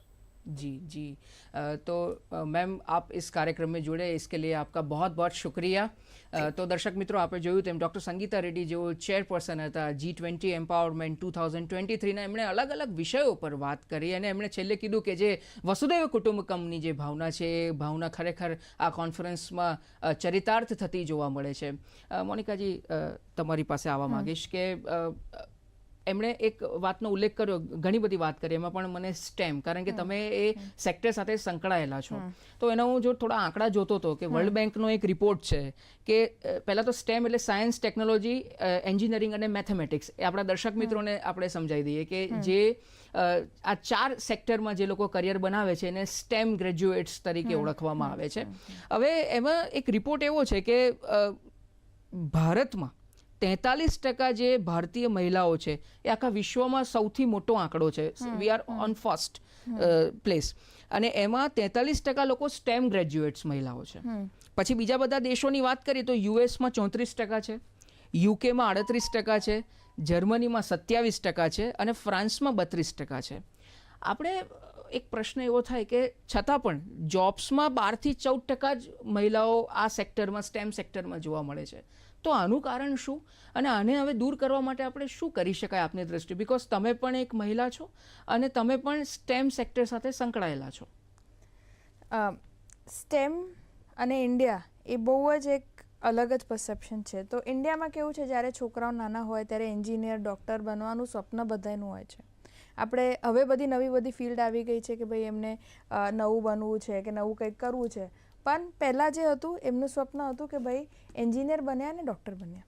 એ સ્વપ્ન બધા પૂરું કરે છે, ભણે છે, બધા engineer બને છે, માસ્ટર્સ કરે છે, ડૉક્ટરમાં તો એવો ઇશ્યુ નથી, પણ જ્યારે 1 વર્ષ 2 વર્ષ જોબ કરે, ત્રીજા વર્ષે મેક્સિમમ જે તમે જે કીધું તો કે 12 થી 13% જ ખાલી વર્કફોર્સમાં છે, એમાં મેજર ઇશ્યુ એ છે કે 3 થી 4 વર્ષ જે અર્લી કરિયર ટાઈમ છે ત્યાં મેક્સિમમ ડ્રોપ આવે છે અને એની પાસે બહુ બધા રીઝન છે। અમુક જગ્યાએ કંપનીમાં એક્સેપ્ટન્સ, સિક્યોરિટીનું બી રીઝન છે ઇન્ડસ્ટ્રીઝમાં, બીજું રીઝન છે સોસાયટી એક્સેપ્ટન્સ બી છે, જેમ કે એન્જિનિયરિંગ માટે કે સિવિલ માટે તમે જે બહારનું કામ કહીએ કે કાં તો ફેક્ટરીમાં કામ કરવું પડે, એમાં સેફટી, સિક્યોરિટી, ટાઈમિંગ અને પછી એની જોડે ઘર સંભાળવું, એ બધાનું જે આખું સોસાયટી ધારણાઓ છે એ અત્યારે ઇન્ડિયામાં છોકરીઓને રોકી રહી છે કે 3 ને 4 વર્ષ પછી એ લોકો ઇન્ડસ્ટ્રીયલ જોબ કે સ્ટેમ જોબ જેવું કહીએ છીએ, ટેકનિકલ જોબ કહીએ છીએ, એ મૂકીને એવું જોબ શોધે છે કે ભાઈ એડમિન હોય। એક સોસાયટલ છે, એ બી ટાઈમસરે ચેન્જ થઈ રહ્યું છે। બીજું છે જેમ કે મારી કંપની રેસ્પાયર એક્સપિરિયન્શિયલ લર્નિંગ, અમે લોકો છે ને રૂરલ એરિયામાં બહુ બધું સ્ટેમ એજ્યુકેશનનું કામ કરી રહ્યા છે અને જ્યારે અમે રૂરલ એરિયામાં જ્યારે જઈએ, હજુ તો સિટીમાં શું છે કે ભણવાનું જે છોકરાઓને ભણાવે એ જ છોકરીઓને ભણાવે, પણ રૂરલ એરિયામાં હજુ બી એવું નથી। એમને એવું લાગે છે જ્યારે અમે જઈએ અને પછી આવું રોબોટિક્સ અને AI કરાવીએ ત્યારે એમને એવું થાય છે કે રોબોટિક્સ છોકરાઓ શીખે ઠીક છે, ઇલેક્ટ્રોનિક્સ, સોલ્ડરિંગ કરશે અને PCBથી પેલું કાર બનાવશે, પણ છોકરીઓ શું કામ કરે? હવે ત્યાં ને ત્યાં જે આખું અન્ડરસ્ટેન્ડિંગ છે એ અન્ડરસ્ટેન્ડિંગ રોકાઈ જાય છે। છોકરીઓને બી એવું લાગવા લાગે છે કે હા ભાઈ આ છોકરાઓ માટે છે, જેમ કે આપણે પેલું કહીએ ને કે હમણાં જે મૂવી આવી હતી કે પેલું બોમ્બલાસ્ટ વાળી મૂવી ઓપનહાઇમર છોકરાઓ માટે છે, બાર્બી છોકરીઓ માટે છે, પણ એવું જે એ નાના લેવલે સ્કૂલ લેવલ ઉપર થવા લાગે છે। એ થોડું ટીચર્સ બી કરે છે, થોડું સિસ્ટમમાં બી છે, સોસાયટીમાં બી આવી જાય છે કે એવું લાગવા લાગે છે કે ભાઈ રોબોટિક્સ અને AI તો છે ને છોકરાઓ માટે છે ને છોકરીઓ માટે નથી। હવે એ છોકરીઓ પછી 12મા પછી એવું વિજ્ઞાનનું હાયર એજ્યુકેશન લેતી જ નથી, લે બી તો કેવું ખાલી ગ્રેજ્યુએશન કરવા માટે, પછી એ જોબ નથી લેતી, પછી એવું નથી વિચારતી કે હું આગળ આવતા 15 વર્ષમાં કેમેસ્ટ્રીમાં એવું રિસર્ચ કરીશ કે મેડિસિનમાં એવું રિસર્ચ કરીશ કે હું નોબેલ પ્રાઇઝ લઈ શકું. બહુ સરસ, તમે નોબેલ પ્રાઇઝની વાત કરી. એમાં 1903માં જે મેરી ક્યુરી જે છે ત્યારથી લઈને અત્યાર સુધીનો થોડોક આંકડો અમુક વર્ષો પહેલાનો જોઈએ તો માત્ર 17 મહિલાઓને નોબેલ પ્રાઇઝ મળેલા છે. એટલે તમે વિચાર કરો એની સામે મેલ્સ કેટલા બધા છે. જી. અને એ જે છે એ આખું નોશન છે, હવે ચેન્જ થઈ રહ્યું છે. અર્બન સિટીઝમાં ફટાફટ ચેન્જ થઈ રહ્યું છે, રૂરલ અને ટાયર 2 સિટીમાં થોડું ધીમેથી ચેન્જ થઈ રહ્યું છે. પણ પહેલાં કેવું હતું કે બહુ જ છોકરીઓ તમે 30 વર્ષના થાય એટલે 2 બાળકો થાય એ એક આઈડિયલ નોશન છે આપણી સોસાયટીમાં. અને એ સોસાયટીમાં જો છોકરાઓને સંભાળવા માંગે કે જઈને રિસર્ચ કરે એવો પ્રશ્ન આવી જાય છે ક્યાંક ને ક્યાંક. પર હવે ચેન્જ થઈ રહ્યો છે. એના માટે મારે બી એવું, હું પોતે આ ઉંમરે અને એન્જિનિયરિંગ ગ્રેજ્યુએટ થઈને આ કામ કરું છું તો મને એ જ લાગે છે કે હવે સિસ્ટમ ચેન્જ થઈ રહ્યું છે. બહુ બધું ઇકોસિસ્ટમ છે, ડે કેર્સ છે, હવે એવી બધી ફેસિલિટીઝ અવેલેબલ છે, નાના દરે આંગણવાડી બી છે. એટલે બધા વર્કફોર્સમાં આવી રહ્યા છે. અને જ્યારે વધારે મહિલાઓ વર્કફોર્સમાં આવશે તો એ પછી સ્ટેમ હોય કે બીજું કોઈ બી ફિલ્ડ હોય એમાં એમનું રેશિયો વધશે અને ઓવરઓલ વધશે. બહુ મહત્વની વાત કરી. થોડુંક ઇકોનોમીના પર્સપેક્ટિવથી તમારી સાથે વાત કરવી છે કે આ મિલેટ યર પણ છે ને ત્યાં મિલેટનો મુદ્દો પણ સારા એવા પ્રમાણમાં ચર્ચાયો હતો કોન્ફરન્સમાં. મિલેટ્સ અને ઇકોનોમી એને આપણે જો સાંકળવું એટલે એનું એવું કહું કે ન્યુટ્રિશન, વેલ્યુ અને ઇકોનોમી, તો એને કઈ રીતે તમે સાંકળશો? અમે લોકો જ્યારે એક્ઝિબિશનમાં હતું એક સ્ટોલ હતું જ્યાંમાં અમે લોકો I think ministry of women and child ડિપાર્ટમેન્ટનું જ ઇનિશિયેટિવ છે જ્યાં એ લોકો millet base product pregnant women, young girls, બધી કિશોરીને બધાને આપે છે. હવે શું છે આ જે ન્યુટ્રિશન છે ને એ તમે જે અત્યારે માર્કેટમાં આપણે જઈએ તો પ્રોટીન પાવડર છે ને એ બધું મોંઘું ન્યુટ્રિશન છે. આ ઇકોનોમિકલ અને સસ્ટેનેબલ આપણા દેશમાં બધી જગ્યાએ ગ્રો થઈ, બધાના પોતપોતાના મિલેટ છે એ ગ્રો થઈ રહ્યા છે. હવે એ જ્યારે ન્યુટ્રિશનના મેઇન સ્ટ્રીમમાં આવે છે, હવે બધા ઓલરેડી રાગીના લાડુ પોપ્યુલર થઈ ગયા છે. હવે બધા કહે છે કે સારું શિયાળામાં રાગીના લાડુ ખાવશું, મિલેટ પીઝા બી આવવા માંગ્યા છે. તો એ જ્યારે ન્યુટ્રિશન મેઇન સ્ટ્રીમમાં આવી રહ્યું છે અને જે છોકરીઓ એવા વર્ગના ઘરમાંથી છે કે જ્યાં ન્યુટ્રિશન એમનામાં અમુક વખત છોકરીઓના ન્યુટ્રિશનમાં કોમ્પ્રોમાઇઝ થાય જ્યારે એ યંગ હોય કે મધર સ્પેશિયલી હોય તો એ એવું વિચારે કે કામ કરતા છોકરાને ખવડાવી અને મધર પ્રેગ્નેન્ટ વુમેન ના ખાય. હવે એ જ્યારે આવું ન્યુટ્રિશિયસ લેશે, મિલેટથી ઇકોનોમિકલ મિલેટથી ન્યુટ્રિશન લેશે, વી આર મેકિંગ શ્યોર કે આ જે આખું એક જેન્ડર છે, દેર આર હાફ જેન્ડર, મેલ અને ફિમેલ. ફિમેલ જે છે એ ન્યુટ્રિશિયસ હશે, હેલ્ધી હશે, ફિઝિકલી મેન્ટલી સ્ટેબલ હશે કામ કરવા માટે, એજ્યુકેશન લેવા માટે, એમને એમની ફેમિલી સંભાળવા માટે. અને that is how we are changing the whole system. That is how we are going to change the impact જે આવવાનું છે છોકરાઓ. બરાબર છે. બહુ મહત્વની વાત કરીને આમ વિષય કદાચ સમય આપણો ખોટી પડે પણ વિષય ક્યારે પૂરો ન થાય. અંતમાં તમે શું સંદેશ આપવા માંગશો જે આ પ્રકારની કોન્ફરન્સ થઈ છે અને આવનારા સમયમાં એના કેવા આઉટકમ્સ હશે અને તમારો મેસેજ? તો છે ને આ જે કોન્ફરન્સ અને એક્ઝિબિશન થયું એ જ્યારે એમ કે ફક્ત મહિલાઓ માટે કેમ થયું એવું વિચારીએ કે ભાઈ મહિલાને જ કેમ ઓન્ટરપ્રેનરશિપ માટે પ્રમોટ કરી રહ્યા છે ને એવું કરી રહ્યા. આમાં છે ને વિન વિન સિચ્યુએશન છે. આમાં ઇક્વિટી બી છે અને ઇકોનોમી બી છે. ઇકોનોમી બી સચવાઈ રહેશે આખા દેશની અને ઇક્વિટી જેમના આજે અમુક જે નેશનના જે પાર્ટ્સ છે એમાં એ લોકોને જે લેવલ નહોતું મળી રહ્યું હવે એ લોકો મેલ જોડે સેમ લેવલ ઉપર આવશે. એમાં પોલિસી એ ગવર્મેન્ટ કરે છે, મોટિવેશન એ આખું સોસાયટી કરી રહી છે. પણ આવી કોન્ફરન્સ એક પુશ આપે છે, જેવું રોકેટને પહેલાં પુશ આપે ને એવું પુશ આપે છે. અને આઈ થિંક આ પુશ આખી ઇકોનોમી અને ઇક્વિટી ઓફ ધ સોસાયટી માટે ઇમ્પોર્ટન્ટ છે. અને આનું પાર્ટિસિપેશન, આના જે પાર્ટિસિપન્ટ્સ હતા, આના જે ડેલિગેટ્સ હતા એ બધાએ બહુ જ સારી રીતે આને પોતાના રોલ નિભાવ્યા છે. અને આ બહુ સ્લો પ્રોસેસ છે. આપણે 8 વર્ષ પછી 10 વર્ષ પછી કદાચ વિમેન જે 18% જીડીપીમાં ગ્રો કરવાની હોય તે થઈ જશે અને આપણે કદાચ વાત કરીશું કે કઈ રીતે હવે એક આખી ઇક્વિટેબલ દુનિયા છે. બહુ મહત્વની વાત કરી. તો આપ દૂરદર્શનના સ્ટુડિયોમાં અને એટલી રસપ્રદ ચર્ચા કરી બદલ આપનો ખૂબ ખૂબ આભાર. તો દર્શક મિત્રો, આપણે જોયું તેમ કે વસુધૈવ કુટુંબકમ જે ભારતે જે સ્લોગન આપ્યું છે, વન અર્થ, વન ફેમિલી અને વન ફ્યુચર, ત્યારે આ પ્રકારની જે કોન્ફરન્સીસ ને આ જે ઇવેન્ટ્સ થઈ રહી છે G20ની એ ખરા અર્થમાં સાર્થક થાય એવી અપેક્ષા સાથે અત્યારે કાર્યક્રમમાં બસ આટલું જ. આવતા મંગળવારે ફરીથી એક નવા વિષય સાથે, નવા મહેમાન સાથે ઉપસ્થિત થઈશું. ત્યાં સુધી અમને રજા આપશો. નમસ્કાર. દર્શક મિત્રો, મિત્રતા ગમે તેટલી જૂની હોય પણ હંમેશા તાજી જ લાગતી હોય છે. જુઓ ને, વિજ્ઞાન, વારસા, કલા, સંસ્કૃતિ અને પ્રેરણાદાયી વાતો કરતા કરતા 5 વર્ષ થઈ ગયા આપણી આ મિત્રતાને, આપણા આ સાથને. દર્શક મિત્રો, ગુડ ન્યૂઝ ગુજરાતમાં આજે એક ઝલક જોઈએ એવી કેટલીક સ્ટોરીઝની જેને આપે પસંદ કરી છે, અને મળીએ ગુડ ન્યૂઝ ટીમના સભ્યોને. 5 વર્ષ પોઝિટિવિટીના, 5 વર્ષ મોટિવેશનના. કોરોના કાળમાં પણ ન થમ્યો સકારાત્મકતાનો પ્રવાહ. 5 વર્ષોથી ચાલતો ઉત્સાહ, ઉમંગ અને હકારાત્મક ખબરોનો સિલસિલો ગુડ ન્યૂઝ ગુજરાત. આ 5 વર્ષોમાં આપણે જોઈ 80% મેન્ટલી ચેલેન્જ્ડ જયની સુંદર ચિત્ર કલાકારીને અને તેના પિતાની હિંમતને. ભગવાને આપેલી એવી કિંમતી ગિફ્ટ છે કે હું એને જોઈને રોજ જીવવાની ઉમ્મીદ કરું છું. આપણને પ્રેરણા આપી કેન્સર, ટ્યુમર જેવી ગંભીર બીમારીઓથી પીડિત પણ ટેબલ ટેનિસમાં કાઠું કાઢનાર ધ્વનિએ. જેમ ક્રિકેટમાં MS ધોની છે, એ મારું નામ ધોની છે, એટલે મારે TTના ધોની બનવું છે. જોયું બાલ શૌર્યજીતનું મલખમ અને જોયો ગો કાર્ટિંગ ચેમ્પિયન મીરા અરેડાનો જુસ્સો અડીખમ. મને છોકરાઓ સાથે ચલાવીને એ લોકો સાથે એક ઇક્વલ લેવલ પર કમ્પીટ કરવું છે, and that was the reason કે મેં રેસિંગ સ્ટાર્ટ કરી. જોઈ કલાત્મક રંગભરી માતાની પછેડી, તો રોગન આર્ટ પેઇન્ટિંગ નિહાળવા પકડી કચ્છની કેડી.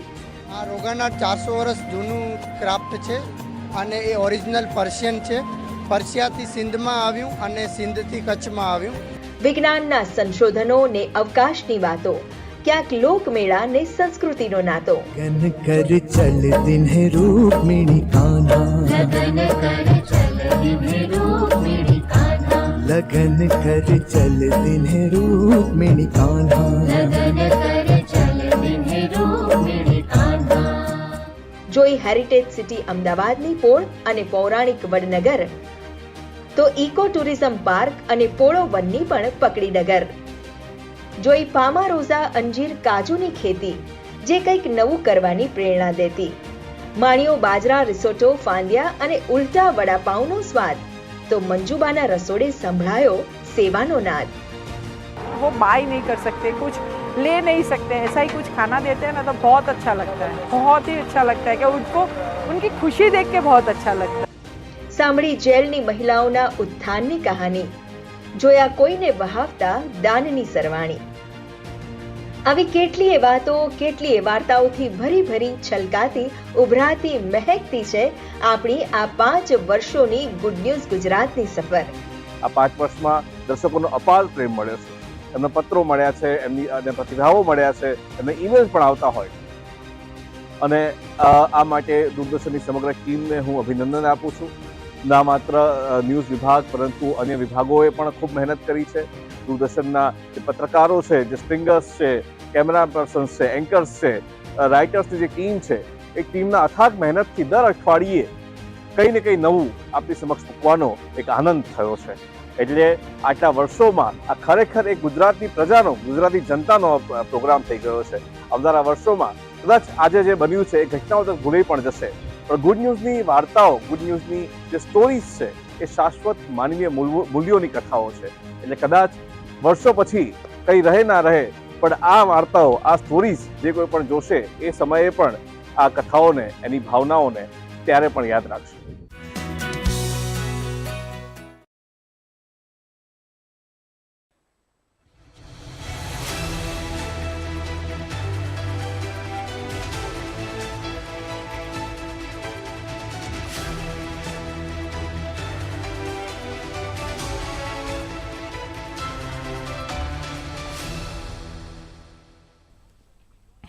નમસ્કાર દર્શક મિત્રો, આપણા મુદ્દા આપણી વાત કાર્યક્રમમાં આપનું સ્વાગત છે. હું છું ઉત્સવ. દર્શક મિત્રો, સ્કૂલના જૂના દિવસો આજે યાદ આવે છે, અને નવી શિક્ષણ નીતિ જ્યારે લાગુ પડી ચૂકી છે ત્યારે સ્કૂલનું સ્વરૂપ થોડું બદલાઈ રહ્યું છે, અભ્યાસની પ્રક્રિયા ઘણી બદલાઈ રહી છે. એટલે આજે આપણે જે સ્કૂલ થોડી કૂલ બની છે એ કૂલ સ્કૂલોની વાત કરીશું અને કેવી રીતના આજની જનરેશન, આજની પેઢીના જે છોકરાઓ છે, યંગસ્ટર્સ છે, કેવી આ નવી પદ્ધતિમાં ભણવાના છે અને કેવી રીતના પેરેન્ટ્સ, ટીચર્સ પણ એમને ભણાવશે, શિક્ષકોનો શું ભૂમિકા રહેશે, વાલીઓની શું ભૂમિકા રહેશે, એના પર ચર્ચા કરીશું, વાત કરીશું. અને આ મસ્ત મજાની ચર્ચામાં આપણી પાસે મસ્ત મજાના બે ગેસ્ટ છે. આપણી સાથે છે આલોકભાઈ શાહ, કે જે આલોકભાઈ, હું મેથ્સમાં બહુ ફેલ થતો હતો અને મેથ્સના ટીચર છે, મેથ્સ બહુ સરસ ભણાવે છે, લેખક છે, ટ્રેનર છે. આલોકભાઈ, આપનું ખૂબ ખૂબ સ્વાગત છે. આભાર. જી. તો એમની પાસેથી ગણિત આપણે શીખવાનું છે. અને બીજા આપણી પાસે ગેસ્ટ છે વિશાલભાઈ ભાદાણી. વિશાલભાઈ ભાદાણીને હમણાં આપણે ઘણા બધા ઇન્સ્ટાગ્રામ રીલ્સમાં જોયા હશે અને ન્યૂ એજ્યુકેશન પોલિસી વિશે એમના જે વિચારો છે, વક્તવ્યો છે, એ ઘણા વાયરલ પણ થતા હોય છે. તો વિશાલભાઈ આજે આપણને નવી શિક્ષણ નીતિ વિશે આપણને વાત કરશે. જી. તો વિશાલભાઈ, આપનાથી શરૂઆત કરીએ કે સૌથી પહેલા નવી શિક્ષણ નીતિ જે લાગુ પડી છે તો એ સ્કૂલને કુલ કેવી રીતના બનાવશે? શું આ આપણી જૂની સ્કૂલની પદ્ધતિ હતી, જે આપણું 10મું બોર્ડ, 12મું બોર્ડ, એ પ્રકારની જ પદ્ધતિઓ રહેશે કે હું 12મા પછી આર્ટ્સ, સાયન્સ, કોમર્સ લેવાનો જે હંમેશા એક વિકટ પ્રશ્ન રહેતો એમ, એવા પ્રશ્નો આજના વિદ્યાર્થી પાસે બી રહેશે કે પછી એ કંઈક આમાં કંઈક ચેન્જ આવ્યો છે? જી, થેન્ક યુ. મારે પહેલી વાત એ કરવી છે કે સ્કૂલ કુલ બની છે, આ વાત આપણે સૌએ વધાવવાની છે. કારણ કે રાષ્ટ્રીય શિક્ષણ નીતિમાં એવા ઘણા બધા પહેલુઓને સમાવવામાં આવ્યા છે કે જેમાં ખરેખર આજના વિદ્યાર્થીઓને સાયન્ટિફિક રીતે ભણવાની મજા પડે અને પરિણામ પણ મળે. હું એક બે ઉદાહરણ આપું શરૂઆતમાં. આ આખી રાષ્ટ્રીય શિક્ષણ નીતિની જેમણે રચના કરી છે એ કસ્તુરી રંગન કમિટી છે, એ સાયન્ટિસ્ટની કમિટી છે. એટલે ઓન સાયન્ટિફિક ગ્રાઉન્ડ્સ આ એટલી બધી સોલિડ છે કે એના પર ક્યાંય આપણે પ્રશ્નાર્થ મૂકી શકીએ એમ છીએ નહીં. બાળકોને મજા એ આવવાની છે કે હવે બહુ બધું લખવાનું, બહુ બધું સાંભળવાનું પૂરું થાય છે. રાષ્ટ્રીય શિક્ષણ નીતિ એમ કહે છે કે પહેલા 5 વર્ષ બાળકોને પ્લે બેઝડ મેથડથી ભણાવવાના છે. આમાં શિક્ષકોનું કામ પણ હળવું થાય છે, કારણ કે જે શિક્ષકો આપણે બધા જ્યારે ભણ્યા ત્યારે આપણને બોલીને જે ભણાવતા હતા એના બદલે હવે આપણને પ્રવૃત્તિઓ મળશે, ગેમ્સ મળશે, વર્કશીટ્સ મળશે અને આનાથી જ એ કુલનેસનો અનુભવ કરશે. અને તમે જે પ્રશ્ન કર્યો કે 10મા 12માના બોર્ડના આર્ટ્સ, કોમર્સ, સાયન્સ કે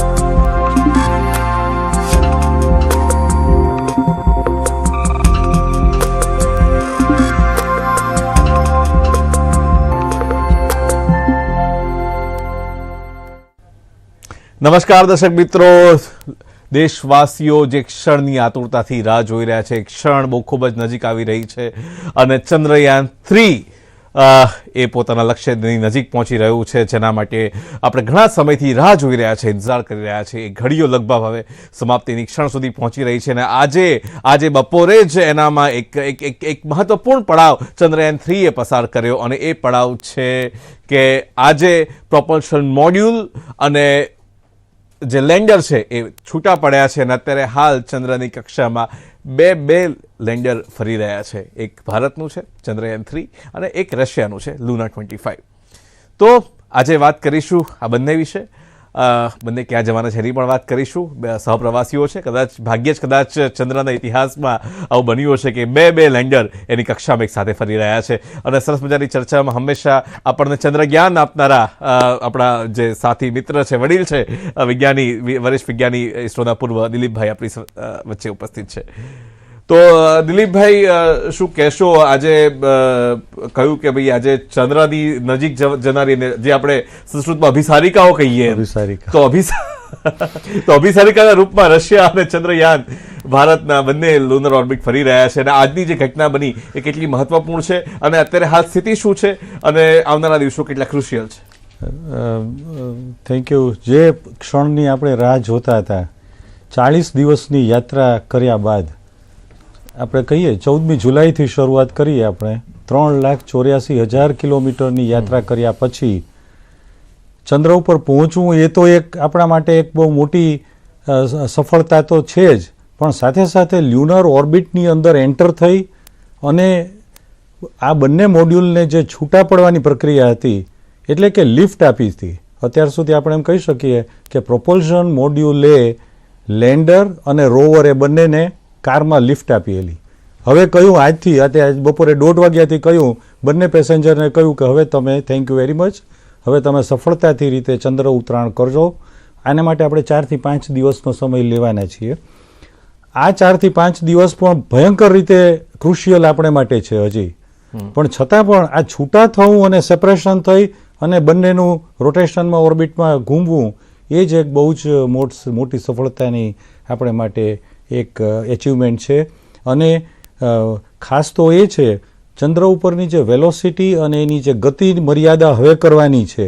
અત્યારે લગભગ 153 કિલોમીટર બાય 163 કિલોમીટરની ઓર્બિટમાંથી પ્રોપલ્શન મોડ્યુલે પોતાની જવાબદારી હવે પૂર્ણ કરી અને લેન્ડર અને રોવરનું કમ્બાઇન્ડ ને સાથે કહ્યું છે કે તમે you prepare for the landing. હવે આપણે ધીમે ધીમે ઘટાડતા 100 કિલોમીટર બાય 30 કિલોમીટર્સ જેટલા નીચા વાતાવરણમાં આપણે ચંદ્રમાં એન્ટર થવાનું છે. હવે સૌ આપણે જેમ જાણીએ છીએ ઉત્સવભાઈ કે ચંદ્રને કોઈ આપણે જેમ વાતાવરણનું ઘર્ષણ છે એવું કોઈ ઘર્ષણ છે જ નહીં, એટલે ત્યાં ઉતરાણ કરવાની ઘટના જેટલી ડિફિકલ્ટ છે મોટાભાગ આપણે માટે જ નહીં, ઘણા દેશોએ પ્રયત્ન આની પહેલા કરી ચૂક્યા છે અને નિષ્ફળતા પ્રાપ્ત કરેલી છે.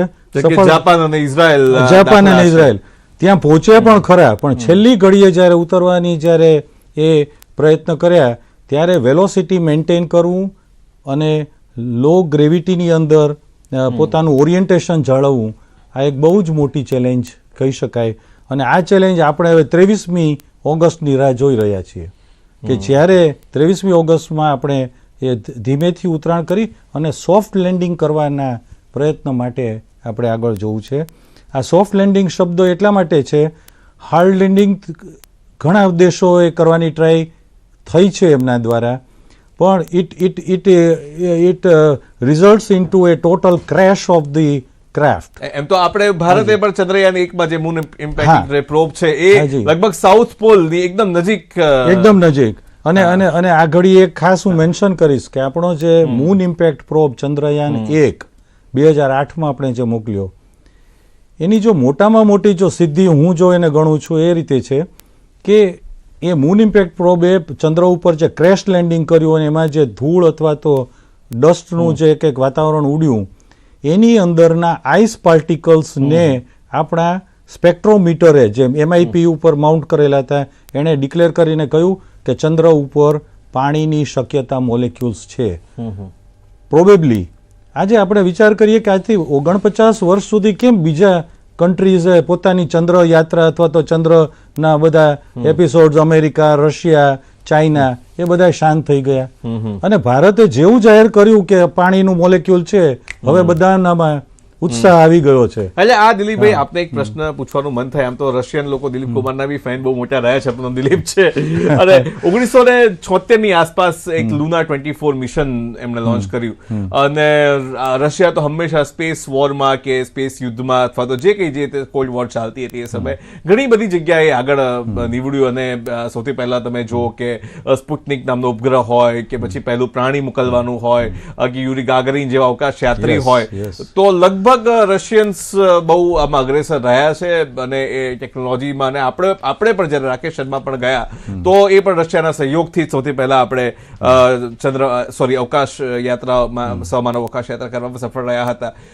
આટલા સમૃદ્ધ અને ટેકનિકલી એફિશિયન્ટ હોવા છતાં લગભગ 47 વર્ષ સુધી પડોશી સામે નજર ના કરવાનું કારણ શું હતું રશિયાનું અને અચાનક પડોશી પર પ્રેમ કેમ ઉભરાયો છે, તો એનો જવાબ પૂછો તમે આપો. આનો જે આખો જીઓ પોલિટિકલ પ્રશ્ન જે છે આપને ખાસ યાદ એ અપાવું કે there was a time era of cold war. એક આપણે આખું વિશ્વ એક કોલ્ડ વોર એરામાંથી પાસ થયું છે જેમાં અમેરિકા અને રશિયા એકબીજાને પોતપોતાના પ્રતિસ્પર્ધી તરીકે ગણી અને કોણ વહેલો પહોંચે એની જે કરતા હતા. ભારતને અને રશિયા સાથે એ આપણે ક્યારેય એના પ્રતિસ્પર્ધી ભાવે લીધેલા નથી. હું તો ત્યાં સુધી કહીશ, એક સાદા શબ્દમાં કહું, એ ગુરુ ભાવે પણ રશિયાએ આપણને ક્રાયોજેનિક એન્જિન ટેકનોલોજી પણ આપણને આપેલી છે ઈસરો માટેનો જે આગળ વધવામાં. આપણે પછી સ્વદેશી રીતે આપણે બહાર કરી એ જુદી વાત છે, એ આપણી પોતાની સિદ્ધિ છે એક અલગ રીતે, પણ એણે એ પણ આપેલું છે.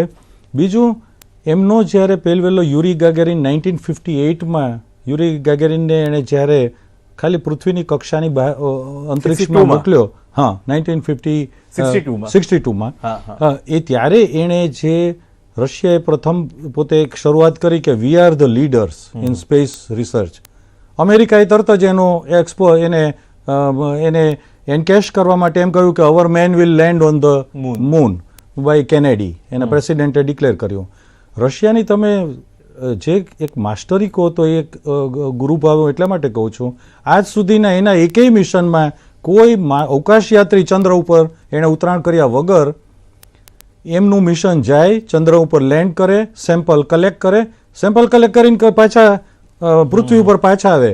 આ એક જે એની માસ્ટરી છે, કોઈ સમાનવ નહીં પણ માનવ રહિત કોઈ પણ ઉડ્ડયનો કરવા, ઇટ ઇઝ ડેફિનેટલી ક્રેડિટેબલ. અને એમાં સોફ્ટ લેન્ડિંગ પાર્ટ પણ આવી ગયો, ઉતરવાની ટેકનિક પણ આવી ગઈ, ફરીથી પાછા પડવાની પણ પાછી એની જે છે સફળતા. આને હું નથી માનતો કે બીજા કોઈ બીટ કરી શકે વિશ્વમાં. હવે એ જ્યારે આપણી આગળ હોય કે આપણી પાછળ, એમણે પણ અત્યારે લ્યુના 25નું લોન્ચિંગ કરેલું છે. અત્યારે મોટા ઘણી વખતે લોકો હસતા હસતા એ પણ કહે છે આપણે વહેલા પૂછશું કે એ વહેલા પૂછશે. એમાં એ વહેલા કે આપણે વહેલા અગત્યનું નથી, જે નોલેજ અને જે જ્ઞાન મળવાનું છે એ આખા વિશ્વને સંયુક્ત રીતે બંને ભેગા થઈ અને આ જ્ઞાનનો ઉપયોગ આગળના મિશન્સ માટે કરવાનો છે. આની સાથે હું એક મેન્શન એ પણ કરું કે એક ટ્રીટી થયેલી છે, આંતરરાષ્ટ્રીય ટ્રીટી 1967. આ ટ્રીટીમાં 60 દેશોએ પોતે ભાગ લીધેલો અને એ ટ્રીટીમાં એમ બધાનો પ્રશ્ન એ હતો કે કોઈ પણ ગ્રહ ઉપર અથવા તો બ્રહ્માંડમાં કોઈ જ્યારે ઉતરાણ કરે તો હુ ઓન્સ ધેટ પ્રોપર્ટી, આ પ્રોપર્ટી કોની?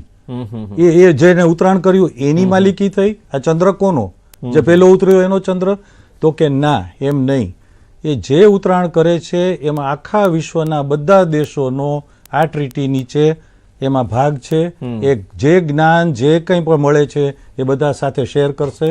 અને એને કારણે એક સાદું દાખલો કહો કે મહાસાગર છે આખો આપણો દરિયો, આખી પૃથ્વીમાં 70% દરિયો છે, એ કોનો?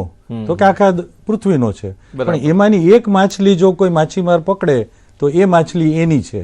એમ આમાં જે કોઈ પ્રાપ્ત કરશે, સોનું, ડાયમંડ, યુરેનિયમ, કોઈ પણ ધાતુ પ્રાપ્ત, હ્યુમેનિટીની લેગેસી છે, એ હ્યુમેનિટીની લેગેસી છે. એન્ટાર્કટિકામાં આપણે એ રીતના, એન્ટાર્કટિકા વેરી, આર્કટિકમાં પણ આપણે મૈત્રીનું જે સ્ટેશન બનાવ્યું છે એમાં ભારત એમાં સહયોગી છે અને આપણે પણ we are A part of that. એક વૈશ્વિક માનવીય વારસો ને આ તો કોસ્મિક વારસો કહીએ તો પણ ખોટું નથી. કોસ્મિક વારસો, યસ, વેરી રાઈટ. આપણી સાથે દીક્ષિતભાઈ જોડાયા છે લીમડીથી. દીક્ષિતભાઈ કેમ છો, કેવી છે તબિયત આપની? હેલો, નમસ્કાર. નમસ્કાર જી દીક્ષિતભાઈ, પૂછો, આપનો પ્રશ્ન પૂછો.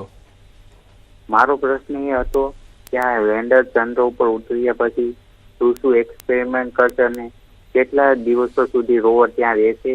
અને બીજો એ પ્રશ્ન હતો કે ચંદ્રની અસર તો આપણા સમુદ્ર ઉપર પણ થતી હોય છે, જેમ ભરતી અને ઓટ, તો ચંદ્રને આનાથી આપણે શું ફાયદો થશે દેશને? એમણે બહુ સરસ સવાલ જે પૂછ્યો છે, એક છે કે ભાઈ એને કરશે શું, કેટલા દિવસ સુધી આ મિશન ચાલવાનું છે અને ચંદ્રનું શું મહત્વ છે, ખાસ કરીને ભૌગોલિક ખગોળીય મહત્વ શું છે આપણા માટે? બે ભાગમાં. ઓકે, આનો પહેલા પ્રશ્નનો જવાબ આપીશ. બહુ સુંદર પ્રશ્ન છે. એક તો જે લેન્ડર જે આપણું ઉતરાણ કરશે 23મી ઓગસ્ટ ચંદ્ર ઉપર જે ઉતરાણ કરશે, એમાંથી એક નાનકડું 6 પૈડાવાળું રોવર બહાર નીકળશે. એ રોવર ત્યાં ફરશે અને એ માહિતી જે કલેક્ટ કરશે ચંદ્ર વિશેની, એના ઉષ્ણતામાન, એનું તાપમાન, એમાં કયા કયા મિનરલ્સ, ધાતુઓ, કયા કઈ વસ્તુઓ છે, એ માહિતી પ્રાપ્ત આપશે. એ પૃથ્વીમાં આપણને ટ્રાન્સમિટ કરવામાં આવશે. દિવસનો જે આપણે કહ્યું કે કેટલા દિવસ ત્યાં રોકાશે, તમને ખ્યાલ હશે કે 14 દિવસ આપણા પૃથ્વીના બરાબર મૂનનો 1 દિવસ. આ એટલા માટે કારણ કે મૂનનું જે પરિભ્રમણ અને પરિક્રમણવાળો આપણી પૃથ્વીની આજુબાજુનો સમય છે 27 દિવસ 7 કલાક 43 મિનિટ અને 11.5 સેકન્ડ. આ બંનેનું જે સિંક્રોનાઇઝેશન થયેલું છે એને કારણે દિવસ હશે તો ચંદ્ર ઉપર દિવસ જ રહેવાનો 14 દિવસ સુધી, અને રાત્રિ હશે તો 14 દિવસની રાત્રિ હશે. એટલે બહુ જ ક્રુશિયલ અને ક્રિટિકલ ફેઝ છે. અને એવા માઇનસવાળા ઠંડા વાતાવરણમાં પણ આપણા મોડ્યુલે કામ કરવાનું છે, આપણા ઇલેક્ટ્રોનિક્સે કામ કરવાનું છે. સો આ એક બહુ મોટી ચેલેન્જ થવાની છે. એટલે જ્યાં સુધી આપણે એમ કહી શકાય કે બેટરી ખલાસ ના થાય ત્યાં સુધી એ કામ કરશે, પણ એ પણ બન્યું છે, એવું પણ બન્યું છે કે જ્યારે તમે બેટરીને સુષુપ્તાવસ્થામાં રાખેલી હોય, ફરી પાછા પહેલા 14 દિવસનો સૂર્યોદય થાય ત્યારે ફરીથી પુનર્જીવિત થઈ અને એ બધું ચાલવા પણ માંડે. એટલે આમાં તો બધા ઘણા સરપ્રાઇઝીસ આમાં સમાયેલા છે અને વી વેઇટ ફોર, આપણે એ બધા રહસ્યો પાછળ આપણે જોઈએ. બીજું લુના 25 જે મિશન છે એ લગભગ 120 કિલોમીટર દૂર આપણે લેન્ડિંગ સાઇટથી બુગોલવાસ્કી ક્રેટરની આસપાસ ક્યાંક ઉતરવાનું છે, પણ એનું મિશન 1 વર્ષનું છે. હા, રશિયાએ જે લ્યુના 25નું જે મિશન રાખેલું છે એમાં કોઈ પણ રોવર જેવું ચાલવાવાળું કોઈ મિકેનિઝમ નથી. એ ઉતર્યા પછી 1 યરનો એક્સપેક્ટેડ ટાઈમ સુધી એમણે કહેલું છે કે ઇટ વિલ સ્ટે ધેર. પણ એ પણ સાઉથ પોલની ડાયરેક્શનના પાણીના મોલેક્યુલ્સનો પણ સ્ટડી કરવા માટે આપણે જેને કહીએ છીએ ને રિમોટ સેન્સિંગ, કે ત્યાં જવાની જરૂર નથી, પણ તમે ઇન્ફ્રારેડ, તમે સ્પેક્ટ્રોમેટ્રી દ્વારા, પોલેરીમેટ્રી દ્વારા તમે you try to find out કે કયા કયા તત્વો છે, કયા કોમ્પોઝિશન છે, એ ઘણી માહિતી એ લ્યુના 25 એમાંથી કલેક્ટ કરશે. અને ભારતને આપણને એ ફાયદો એ થશે, આપણી માહિતી અને એની માહિતી એ બંને સંયુક્ત રીતે એકબીજાને મદદરૂપ થશે. So that will be complementary to each other and not a competitor to each other. So આ એક બહુ મોટો એક ફાયદો થશે. એક જ પ્રોજેક્ટના અલગ અલગ હિસ્સાઓ છે, જે એક જ 2 વિદ્યાર્થીઓને આપણે અલગ અલગ વિષયનું હોમવર્ક આપ્યું છે, એક આનું કરશે, એક આનું કરશે, અને ટીચર બંનેની જે કોપી ભેગી કરીને એક આખી સમજણ ક્લાસને સમજાવશે કે બંને પાસેથી શું મળ્યું છે, રાઈટ, સાદી ભાષામાં જો કહીએ. દર્શક મિત્રો, ચંદ્ર અંગેના આપના કોઈ સવાલ હોય, ચંદ્રયાન 3 મિશન અંગેના આપના કોઈ પણ સવાલ હોય તો ચોક્કસ નીચેના નંબર ઉપર આપ ફોન કરી શકો છો, સવાલ પૂછી શકો છો, આપની જે જિજ્ઞાસા છે, ક્યુરોસિટી છે એને સંતોષી શકો છો. તો જે અગત્યની વાત એમણે પણ દીક્ષિતભાઈ પણ પૂછી રહ્યા હતા કે સૌથી પહેલા આપણે પૂછવાનું મન થાય કે ભાઈ ચંદ્રની મહત્વ, ઘણી બધી વાર આપણે વાત કરતા હોઈએ કે ભાઈ એક બહુ સરસ મજાની વાર્તા છે, એક ગોલ્ડી લોક ઝોનની વાર્તા છે કે ભાઈ આપણે એવી આપણી કક્ષામાં પૃથ્વી એવી સરસ મજાની જગ્યાએ છે કે જ્યાં અનુકૂળ તાપમાન છે, અનુકૂળ વાતાવરણ છે, બધું અનુકૂળ છે, ભેજ, ઘનતા, ડેન્સિટી, તમે જે કહો એમ, કે જેણે જીવનને ઉત્પન્ન થવાના ઉજળા સંજોગો પેદા કર્યા અને જીવનની જે આપણી સમજ છે એ પ્રમાણે. તો આપને પ્રશ્ન પૂછવાનું મન થાય કે આ જીવનની જે સમજ જે આપણે લઈ રહ્યા છીએ એ અંગેની કોઈ સમજણ શું પ્રોપલ્શન મોડ્યુલ કે એમાં લાગેલા કોઈ ઉપકરણો આપણને આપવાના છે કે? ભાઈ, બહુ સુંદર પ્રશ્ન છે. એટલા માટે કે અત્યારે પ્રોપલ્શન મોડ્યુલ આજે બપોરે 1:30 વાગે છૂટું પડી ગયું, આપણે એમ ન માની લેવું જોઈએ કે હવે પ્રોપલ્શન મોડ્યુલનું કાર્ય પૂરું થયું. હવે જ ઇનફેક્ટ પ્રોપલ્શન મોડ્યુલનું એક બહુ જ અગત્યનું કાર્ય એટલા માટે શરૂ થાય છે કે એમાં એક શેપ નામનો SHAPE આપણે એની ઉપર એક સેન્સરમાં લોડ કરેલું છે, એ નિયર ઇન્ફ્રારેડ NIR માં કામ કરે છે અને 1 to 1 NIR એટલે કે 1 to 1.7 માઇક્રોન તરંગ લંબાઈ લેમ્બડા માં એ કામ કરી અને એ એવી રીતે કે પૃથ્વીની સામે જોઈ અને એ એવી સિગ્નેચર લેશે કે પ્લેનેટ હેબિટેબલ છે કે નહીં. એટલે કે habitable aspect of the earth A propulsion module ત્યાં બેઠા બેઠા એ શોધશે, એ સિગ્નેચર આપણને આપશે અને ભવિષ્યમાં આખા બ્રહ્માંડમાં કોઈ પણ પ્લેનેટ ઉપર લાઈફ છે કે નહીં, જીવન લાઈફ એટલે કે વેજીટેશન અને બાયોલોજીકલ સેલ્યુલર લાઈફ, એ સિગ્નેચર અને આ સિગ્નેચર મેચ કરવામાં આપણને બહુ જ મોટો એડવાન્ટેજ મળવાનો છે. એટલે એણે એને લિફ્ટ આપી છે એટલું જ જરૂરી નથી, એ ફરતા ફરતા પણ હવે પૃથ્વી સામે બારીમાંથી જોઈને ફોટા પાડશે NIR બેન્ડમાં, જે કંઈક બીજું જ સંશોધનનો આ એક્સપેરિમેન્ટલ મોડ્યુલ છે ઇસરોનું. અને એ આપણને લેટેસ્ટ હોપ, જે ગ્રહ પર જીવન હોય તો આવું દેખાય. અને આ જે હયાતીના હસ્તાક્ષર છે, જો બ્રહ્માંડમાં જો બીજે ક્યાંય હોય તો બંને સિગ્નેચર મેચ થાય, તો જે 2 સિગ્નેચર મેચ થાય અને બેંકમાં જો ચેક પાસ થતો હોય એવી રીતના આ અહીંયા આગળ જીવન છે એવું નક્કી થાય. સરળ ભાષામાં દર્શકો માટે આપણે વાત કરી રહ્યા છીએ. મહેશભાઈ જોડાયા છે પાટણની અંદર, પાટણથી જોડાયા છે મહેશભાઈ. હેલો. બળવંતભાઈ પાટણથી જોડાયા છે. હેલો. બનાસકાંઠા સર. બનાસકાંઠાથી. ઓ માફ કરજો બળવંતભાઈ. યસ. બોલો બળવંતભાઈ, કેમ છો? મજામાં સર. બસ આપતો સવાલ પૂછો.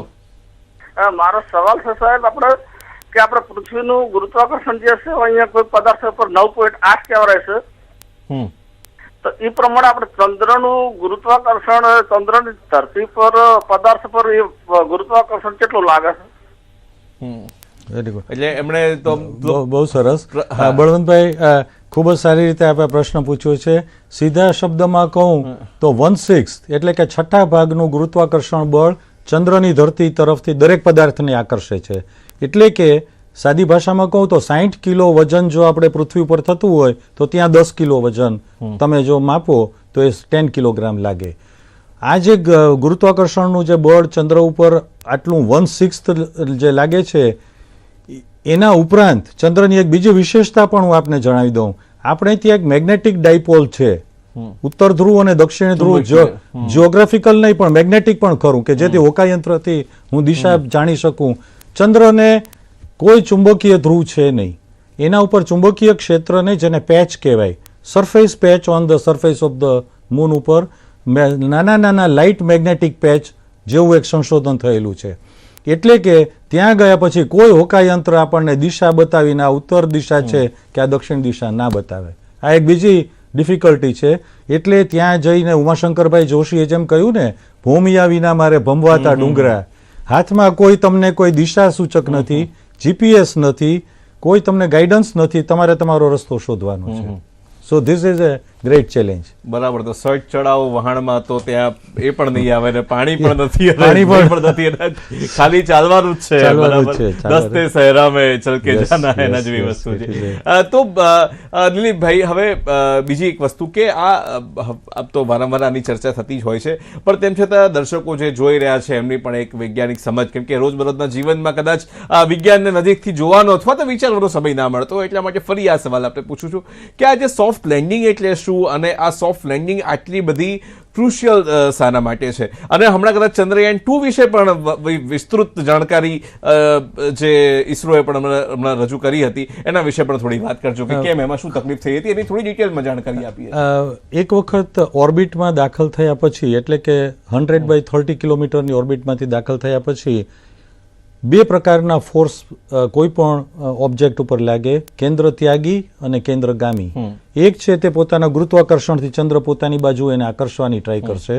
બીજો જે છે તેની ગતિને કારણે એક સેન્ટ્રીફ્યુગલ ફોર્સ જેને કહેવાય, એને બહાર ફેંકવા માટેનો જે છે, આ બંનેને બેલેન્સ કરતા કરતા તમારી જે સ્પીડ છે એને રિવર્સ થ્રસ્ટરથી, એટલે કે નીચેની તરફ ધક્કો મારી અને આપણી સ્પીડને ઓછી કરવાની છે, અને લગભગ 0.2 મીટર પર સેકન્ડ છેલ્લે ની વેલોસિટીથી ધીમે ધીમે ધીમે, જેને આપણે સોફ્ટ લેન્ડિંગ કહીએ છીએ, એ નીચે ઉતરાણ કરવાનું છે. આપણે જાણીએ છીએ કે આમાં 4 લિક્વિડ થ્રસ્ટર્સ છે, 600 ન્યૂટનના. ઓલરેડી એની અંદર જે મોનોમિથાઇલ હાઇડ્રેઝિન અને N2O4 અથવા તો એ બંનેના કોમ્બિનેશનથી નીચે થ્રસ્ટ આપશે. એક બાજુથી એ થ્રસ્ટને આપણે કંટ્રોલ કરવાનો છે વેલોસિટીની પ્રમાણે, કે જેથી ધીમેકથી એ ઉતરાણ કરે અને ક્રેશ લેન્ડિંગ ના થાય. બીજું જે પ્રશ્ન છે કે ઉતરતી વખતે એના ઉપર જે જુદા જુદા એક્સેલરેશન અને વેલોસિટીના જે વેક્ટર્સ લાગે છે, ત્યાં કોઈ વાતાવરણ નથી ચંદ્ર ઉપર. એટલે સામાન્યતઃ કોઈ એમ કે એ તો અંદર ગયા પછી પેરાશૂટ ખોલીએ તો ન ઉતરાય, પેરાશૂટથી ધીમે જ ઉતરાય ને, પણ ત્યાં પેરાશૂટ કોઈ કામ ન કરે, કારણ કે કોઈ વાતાવરણ જ નથી. પૃથ્વી પર પેરાશૂટથી તમે હળવેકથી ઉતરી શકો, ત્યાં તમારે આ બેલેન્સિંગ કરતા કરતા. બીજું આપે જે સેન્સરનું પૂછ્યું, એટીટ્યુડ સેન્સર, એક્ચ્યુએટર્સ અને there are guidance and control માટેના સ્પેશિયલ સેન્સર્સ આમાં માઉન્ટ કરેલા હોય છે. એ સતત એના ઓરિએન્ટેશનનું ધ્યાન આપે. એટલે કે ડાયરેક્શન પ્રમાણે કહું તો એને નીચે ઉતરવાનું છે, તો એ કઈ ડાયરેક્શનમાં નીચેની ડાયરેક્શન છે એ શોધવા માટે XYZ, અમારી ભાષામાં એને pitch, yeah and role control કહીએ છીએ. એટલે કે પિચિંગ એક એક્સિસ છે, બીજી રોલ એક્સિસ છે, બીજી યા એક્સિસ છે. આ ત્રણેયને સ્ટેબિલાઇઝ કરવા માટે there is a special arrangement of stabilization, અને તો જ એ 3 ડાયમેન્શનલી ધીમેકથી હળવાશથી નીચે ઉતરી શકે.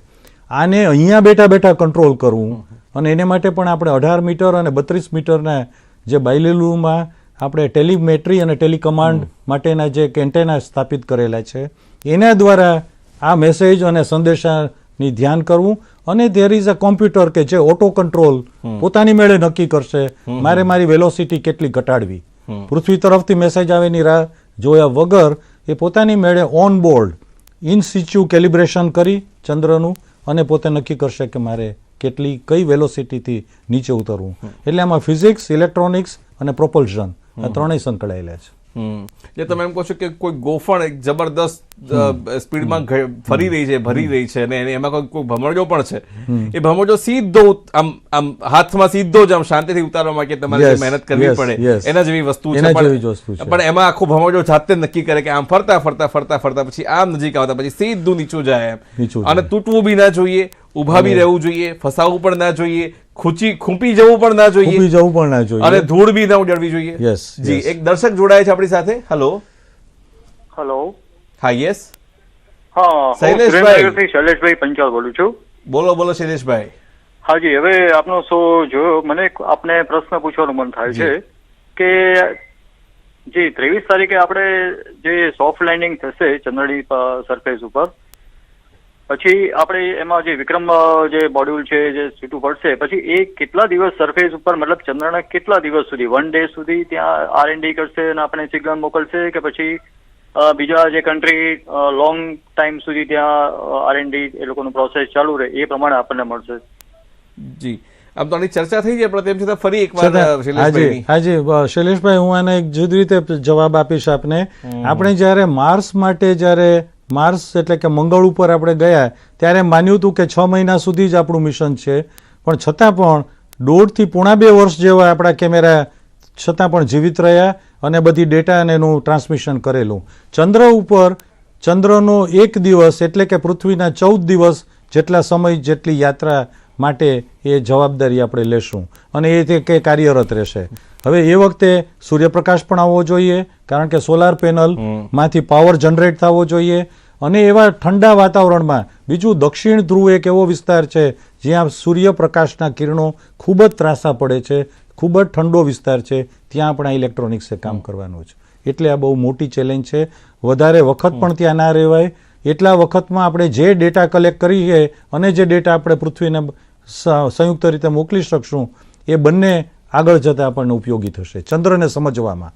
જી, દર્શક મિત્રો, તમે જોયું છે કે ચંદ્રનો હંમેશા આપણને એક જ બાજુ દેખાય છે, અને એટલામાં કે તમે જો જ્યારે પૂનમ હોય ત્યારે પૂનમની બાજુ, અને અમાસ હોય ત્યારે તો એકદમ કાળો ભાગ છે, દેખાતો જ નથી, એના પર પ્રકાશ પડતો જ નથી.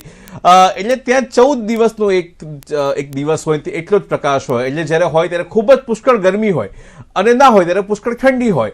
અને એટલા માટે મશીનો તમે સમજી શકો છો. કોઈક વસ્તુ તમે ધારો કે એક આપણા ત્યાં જરા પણ આપણા જે ડિવાઇસીસ છે, મોબાઈલની વાત કરો કે નાની મોટી વસ્તુઓની, કે જરા પણ ટેમ્પરેચર ઠંડી અને શિયાળો ઉનાળામાં 20-25 ડિગ્રીનો ફેરફાર પડતો હોય તો પણ કેટલો એના કામમાં મોબાઈલ તરત ગરમ થઈ જાય અથવા મોબાઈલની સપાટી તરત ઠંડી થઈ જાય. બરાબર છે. હવે વિચાર કરો કે એ જો તફાવત જે તાપમાનનો છે 100, 200, 300 ડિગ્રી જેટલો હોય તો કેટલી તકલીફ પડે. નંબર 1 વસ્તુ આ છે.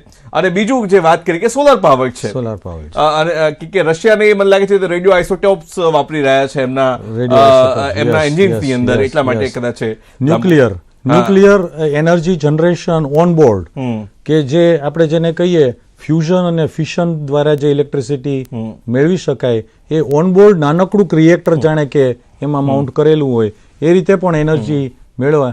લાઈક વોયેજર જે આપણી આખી બ્રહ્માંડની બહાર ગયેલું છે, એનું સિગ્નલ વળી પાછું એને મળ્યું.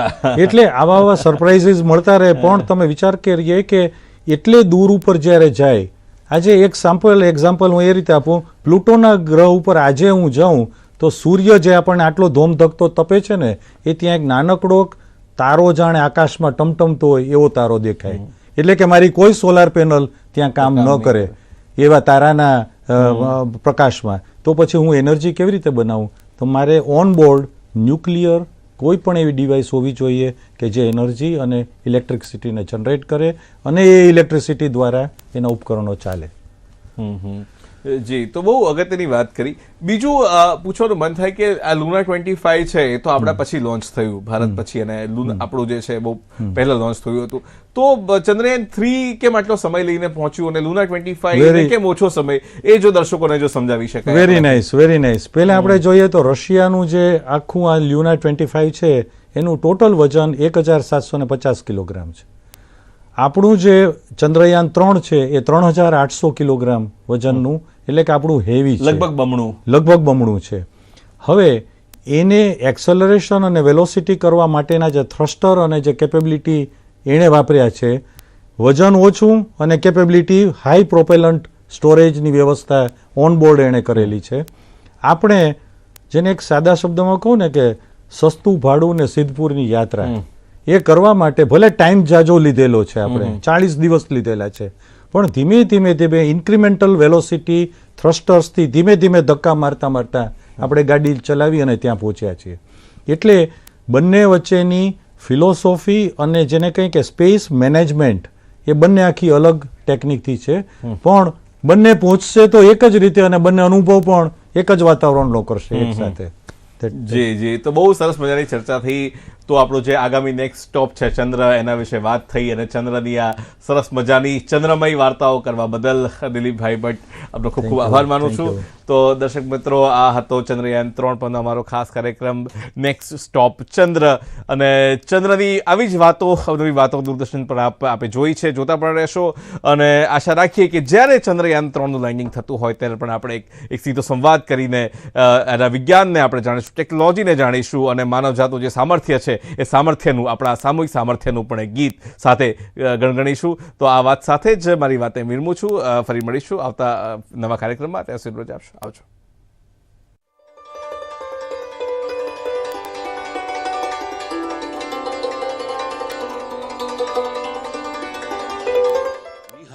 ડાયરાની રમઝટ ડીડી ગિરનાર પર.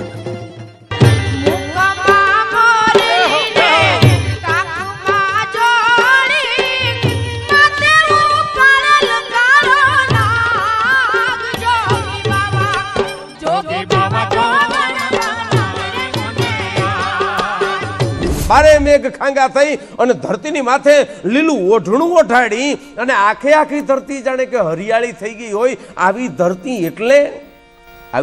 એટલે પંચાળની ધરતી.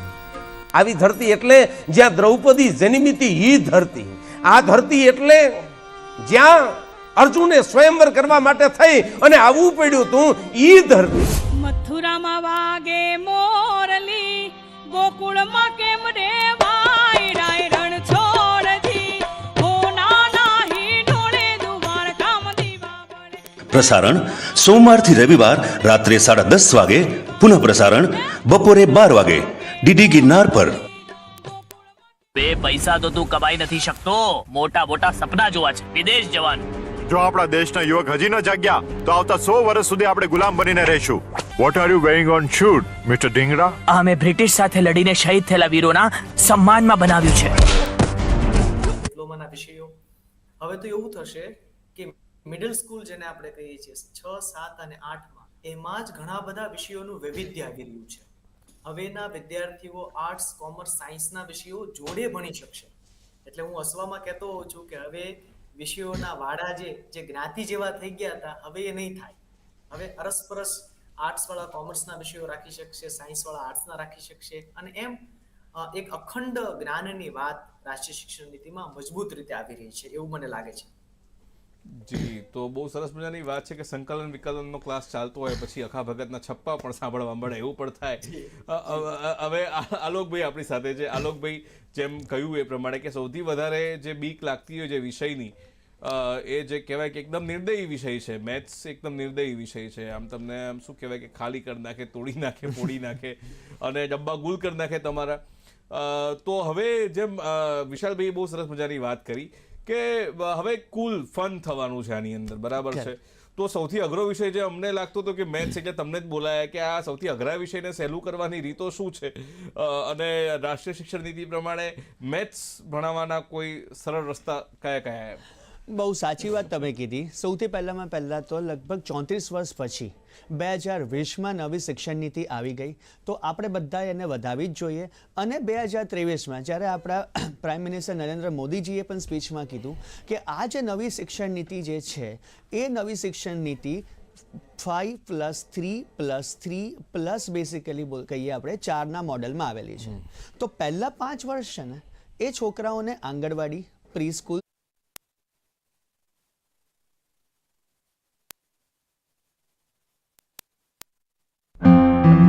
4-5 દિવસથી અને ખૂબ જ તાવ છે. માથું, શરીરના સાંધા અને આંખોની પાછળ દુખાવો પણ થઈ રહ્યો છે. શરીર પર લાલ ચકામા પણ છે. આ ડેન્ગ્યુના લક્ષણ છે. ડેન્ગ્યુ? ગભરાઓ નહીં. ડેન્ગ્યુ એક સામાન્ય વાયરલ તાવ છે. યોગ્ય ઇલાજ અને પ્રવાહી પદાર્થ લેવાથી તે ઘરે જ ઠીક થઈ જાય છે. બહુ ઓછી બાબતોમાં તાવ ઉતર્યા પછી પણ લોહીનો સ્ત્રાવ અથવા બીપી ઓછું થવા પર હોસ્પિટલમાં દાખલ થવાની જરૂર પડે છે. ડેન્ગ્યુના લક્ષણ દેખાતા ડોક્ટરને મળો, લોહીની તપાસ કરાવો અને ડેન્ગ્યુથી બચો.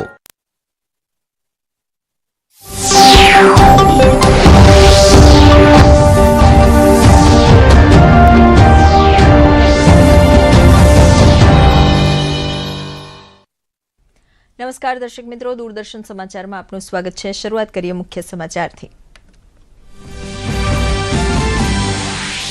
ચંદ્ર પર સફળ ઉતરાણ તરફ આગળ વધ્યું ચંદ્રયાન 3. વિક્રમ લેન્ડર સફળતાપૂર્વક પ્રોપલ્શન મોડ્યુલથી થયું અલગ. આગળની યાત્રા પર એકલું આગળ વધતું વિક્રમ લેન્ડર. ચંદ્ર પર ચંદ્રયાન 3ના ઉતરાણનું કાઉન્ટડાઉન થયું શરૂ.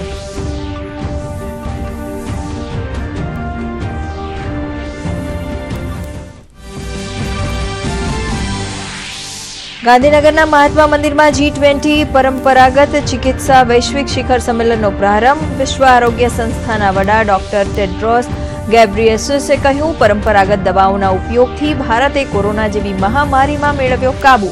આયુષ મંત્રાલયે કહ્યું, કોરોનાના સમયે જાહેર કરેલી ગાઈડલાઈન માત્ર ભારત જ નહીં પણ વિશ્વ માટે પણ થઈ ઉપયોગી. ગાંધીનગરમાં આજથી શરૂ થયેલી G-20 આરોગ્ય સમિટમાં ભારતને પરંપરાગત ચિકિત્સા ક્ષેત્રે નવીનતમ વૈજ્ઞાનિક અભિગમથી આગળ વધારવા કેન્દ્રીય આરોગ્ય મંત્રીએ વ્યક્ત કર્યો નિર્ધાર. તો વિશ્વ આરોગ્ય સંસ્થાના વડા ડોક્ટર ટેડ્રોસ ગેબ્રિયેસસે કહ્યું કે દવાઓના ઉપયોગ અંગે જાગૃતતા માટે વૈશ્વિક સ્તરે યોજાશે કાર્યક્રમ. રાષ્ટ્રપતિ દ્રૌપદી મુર્મુએ કોલકાતામાં વિંધ્યાગીરી પ્રોજેક્ટનું કર્યું લોન્ચિંગ. ભારતીય નૌસેનાના યુદ્ધ જહાજ વિંધ્યાગીરીનું કરાયું જલાવતરણ. મારું બંગાળ નશામુક્ત બંગાળ અભિયાનના શુભારંભ કરાવતા યુવાનોમાં નશાખોરીના વધતા પ્રમાણ પર રાષ્ટ્રપતિએ વ્યક્ત કરી ચિંતા. હિમાચલ પ્રદેશમાં થયેલા અતિવરસાદથી 71 લોકોના મોત, 38 લોકો લાપતા. સતત વરસી રહેલા વરસાદને કારણે બચાવ કાર્યમાં આવી રહ્યો છે અવરોધ. પ્રભાવિત ક્ષેત્રમાં યુદ્ધના ધોરણે બચાવ અને રાહત કાર્ય યથાવત.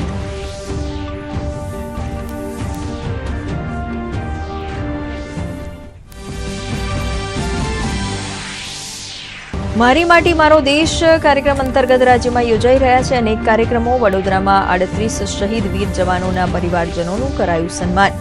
વડોદરા મહાનગરપાલિકા દ્વારા કમલાનગર તળાવ ખાતે શિલાફલકમનું કરાયું અનાવરણ.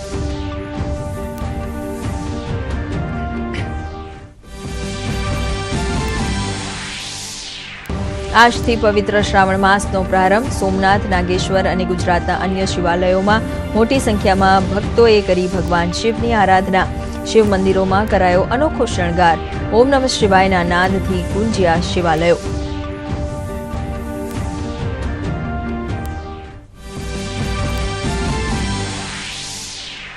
$388 આંકના ઘટાડા સાથે સેન્સેક્સ 65,151 પર રહ્યો બંધ. 99 આંકના ઘટાડા સાથે નિફ્ટી 19,365 પર બંધ.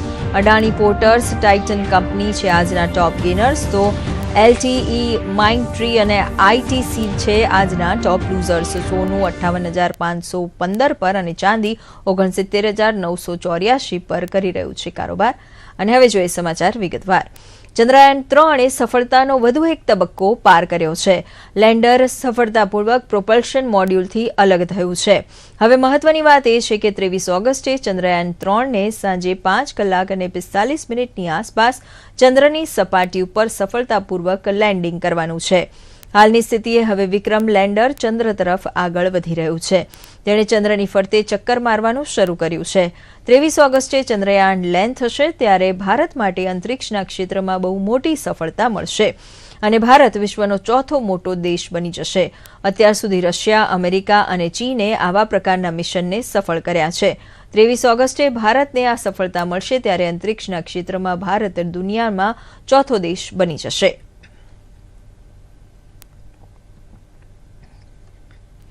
ગાંધીનગર ખાતે આજથી G-20 આરોગ્ય સમિટનો પ્રારંભ થયો છે.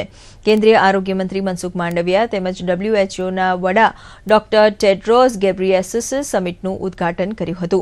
બેઠકમાં પરંપરાગત દવાઓના મહત્વ વિશે વિસ્તૃતમાં ચર્ચા કરવામાં આવી રહી છે, જેમાં WHOના વડાએ કહ્યું કે કોરોના જેવી મહામારીમાં ભારતે પરંપરાગત ચિકિત્સા પદ્ધતિનો ઉપયોગ કરીને માત્ર ભારતને જ નહીં પરંતુ વિશ્વના અનેક દેશોને સારવાર માટે નવી દિશા આપી છે. સદીઓ જૂની પરંપરા ચિકિત્સા પદ્ધતિ આજે સમગ્ર વિશ્વ માટે આદર્શ બની રહી છે. તેમણે ભારતની ટેલિમેડિસિન સિસ્ટમ તેમજ સારવાર માટે આરોગ્ય વિભાગ દ્વારા કરવામાં આવેલા આયોજનની પણ નોંધ લીધી હતી. આ ઉપરાંત તેમણે મહત્વની વાત કરતા કહ્યું કે G-20 બાદ WHO વૈશ્વિક સ્તરે પરંપરાગત ચિકિત્સા માટે વિશેષ આયોજન કરશે. તો કેન્દ્રીય આરોગ્ય મંત્રી મનસુખ માંડવિયાએ કહ્યું કે પ્રધાનમંત્રી નરેન્દ્ર મોદીના નેતૃત્વમાં ભારતે કોરોના જેવી મહામારી સામે માત્ર કાબૂ નથી મેળવ્યો પરંતુ વેક્સિનથી માંડીને વિશ્વને દવાઓ પૂરી પાડવા સુધી મહત્વની કામગીરી કરી હતી. તો મુખ્યમંત્રી ભૂપેન્દ્ર પટેલે કહ્યું કે ગુજરાત આરોગ્ય ક્ષેત્રે વૈશ્વિક સ્તરે સારવાર આપતું મુખ્ય કેન્દ્ર બની રહ્યું છે. I believe this global summit will provide a unique opportunity for us to engage in dialogue, exchange of ideas, foster collaboration and establish international partnership to advance the agenda of traditional medicine and to work together toward promoting and leveraging the potential of traditional healthier practices worldwide. Traditional medicine have played a significant role in promoting health at personal and community levels for many countries. It's an honor to be with you here in Gandhinagar for the first WHO Traditional Medicine Global Summit. I thank Prime Minister Modi and the government and people of India and Gujarat for their hospitality and for their leadership in traditional medicine as part of their commitment to universal health coverage through the Ayushman Bharat scheme. विश्व नेता और हमारे परम आदरणीय प्रधानमंत्री श्री नरेंद्र भाई मोदी हमेशा ही वसुधैव कुटुंबकम के सूत्र के साथ विश्व के स्वास्थ्य और कल्याण की बात करते हैं. कोरोना के कारण जब पूरी दुनिया में हलचल मच गई थी तब हमारे लोकप्रिय प्रधानमंत्री श्री नरेंद्र भाई के मन में आयुष सेक्टर को विकसित करने का विचार आया. हम सभी ने यह महसूस किया है कि आयुर्वेद दवाओं, आयुष काढ़ा और ऐसे कई उत्पादों के कोरोना के कठिन समय में लोगों की इम्यूनिटी को बढ़ाने में मदद की है. ગાંધીનગર ખાતે G-20 અંતર્ગત WHO ટ્રેડિશનલ મેડિસિન ગ્લોબલ સમિટનું ઉદ્ઘાટન કરવામાં આવ્યું હતું. આ કાર્યક્રમમાં WHOના પ્રમુખ ડોક્ટર ટેડ્રોસ ગેબ્રિયેસસે તેમજ કેન્દ્રીય આરોગ્ય મંત્રી મનસુખ માંડવિયા ઉપસ્થિત રહ્યા હતા. આયુષ મંત્રાલય અને વિશ્વ આરોગ્ય સંસ્થા દ્વારા આ 2 દિવસીય શિખર સંમેલનનું આયોજન કરાયું છે. આ સંમેલનમાં પરંપરાગત ચિકિત્સા અંગેના ભારતના વિશાળ અનુભવ અને કુશળતાને ધ્યાનમાં રાખીને વિચાર વિમર્શ કરવામાં આવી રહ્યો છે.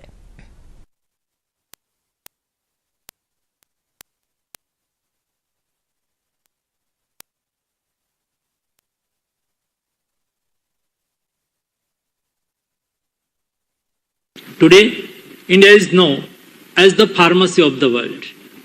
It is the largest provider of generic medicines globally and has a share of 20% in the global supply volume and contribute to around 60% of global vaccines. Through the Vaccine Maitri initiative, India has supplied over 298 million COVID-19 vaccines to around 100 countries, which shows our commitment to the global community and dedication to help our brothers and sisters in all parts of the world. We have to build our capacities, but at the same time, maybe each country may not cover everything, and there could be countries that may specialize in some areas that can help in medical tourism. G-20 અંતર્ગત ગાંધીનગર ખાતે મેડિટેકનું ઉદ્ઘાટન કરાયું હતું, જેમાં medical ટેકનોલોજીને લગતા વિવિધ સ્ટોલ્સનું પ્રદર્શન યોજવામાં આવ્યું હતું. કેન્દ્રીય મંત્રી સર્વાનંદ સોનોવાલે આ પ્રદર્શનનું ઉદ્ઘાટન કર્યું હતું. કેન્દ્રીય મંત્રી ડોક્ટર મનસુખ માંડવિયાએ કહ્યું હતું કે આ પ્રદર્શનને કારણે ઘણી બધી મહત્વપૂર્ણ માહિતી ઉપલબ્ધ થશે.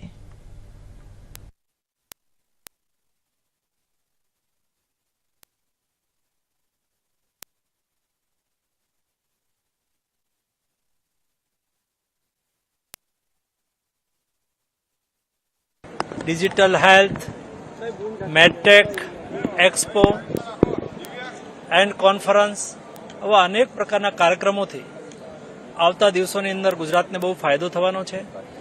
આજે વિશ્વના 70 દેશના ડેલિગેટ્સ ગુજરાતની અંદર મેડિકલ વેલ્યુ ટ્રાવેલ માટે થઈને યાને કે વિદેશના નાગરિકો ભારતની અંદર પોતાની ટ્રીટમેન્ટ કરવા માટે આવે એના માટે આજે પોર્ટલ પણ લોન્ચ કરવામાં આવ્યું છે, જેનો લાભ લઈ અને વિશ્વ ભારતની અંદર અને ખાસ કરીને ગુજરાતમાં ટ્રીટમેન્ટ માટે આવશે, તેથી ગુજરાતને એનાથી ફાયદો પણ થશે.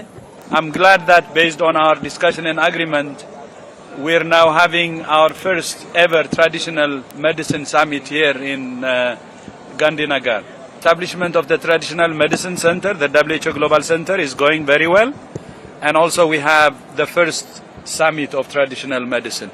परम आदरणीय प्रधानमंत्री जी ने पिछले 9 साल के अंदर आयुष को आगे बढ़ाने के लिए जो विशेष कदम उठाए, अनटायरिंग एफर्ट, इसके वजह से आज हमारी परंपरागत चिकित्सा पद्धति ने सिर्फ देश के अंदर नहीं दुनिया में अलग सा पहचान बनाने में सफलता प्राप्त की है. तो इसलिए आज आप लोगों ने देखी है पहली बार के लिए WHO का global centre for traditional medicine Hindustan की धरती पे उसको स्थापना की गई है, पहली बार के लिए.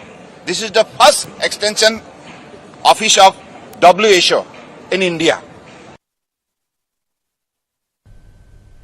કેન્દ્રીય મંત્રી અશ્વિની વૈષ્ણવે જણાવ્યું હતું કે ટેલિકોમમાં સુધારાઓ કરવામાં આવ્યા હતા, જેના પરિણામો સારા આવ્યા છે. તેમણે કહ્યું હતું કે આપણું લક્ષ્ય સાયબર છેતરપિંડીને ઘટાડવાનું છે, જે માટે અત્યાર સુધીમાં 52 લાખ કનેક્શનો બંધ કરાયા છે, તેમજ 67,000 ડીલરોને બ્લેકલિસ્ટ કરાયા છે. તેમણે સિમના વેચાણમાં વેરિફિકેશનને વધુ સુદૃઢ બનાવવા બાયોમેટ્રિક તેમજ પોલીસ વેરિફિકેશન ફરજિયાત બનાવવાનું નક્કી કર્યું હોવાનું જણાવ્યું હતું. તેમણે કહ્યું હતું કે સિમનું વેચાણ કરનારા ડીલરોને जवाबदार बनावा माटेना कड़क पगलाओं भरवामां आवशे.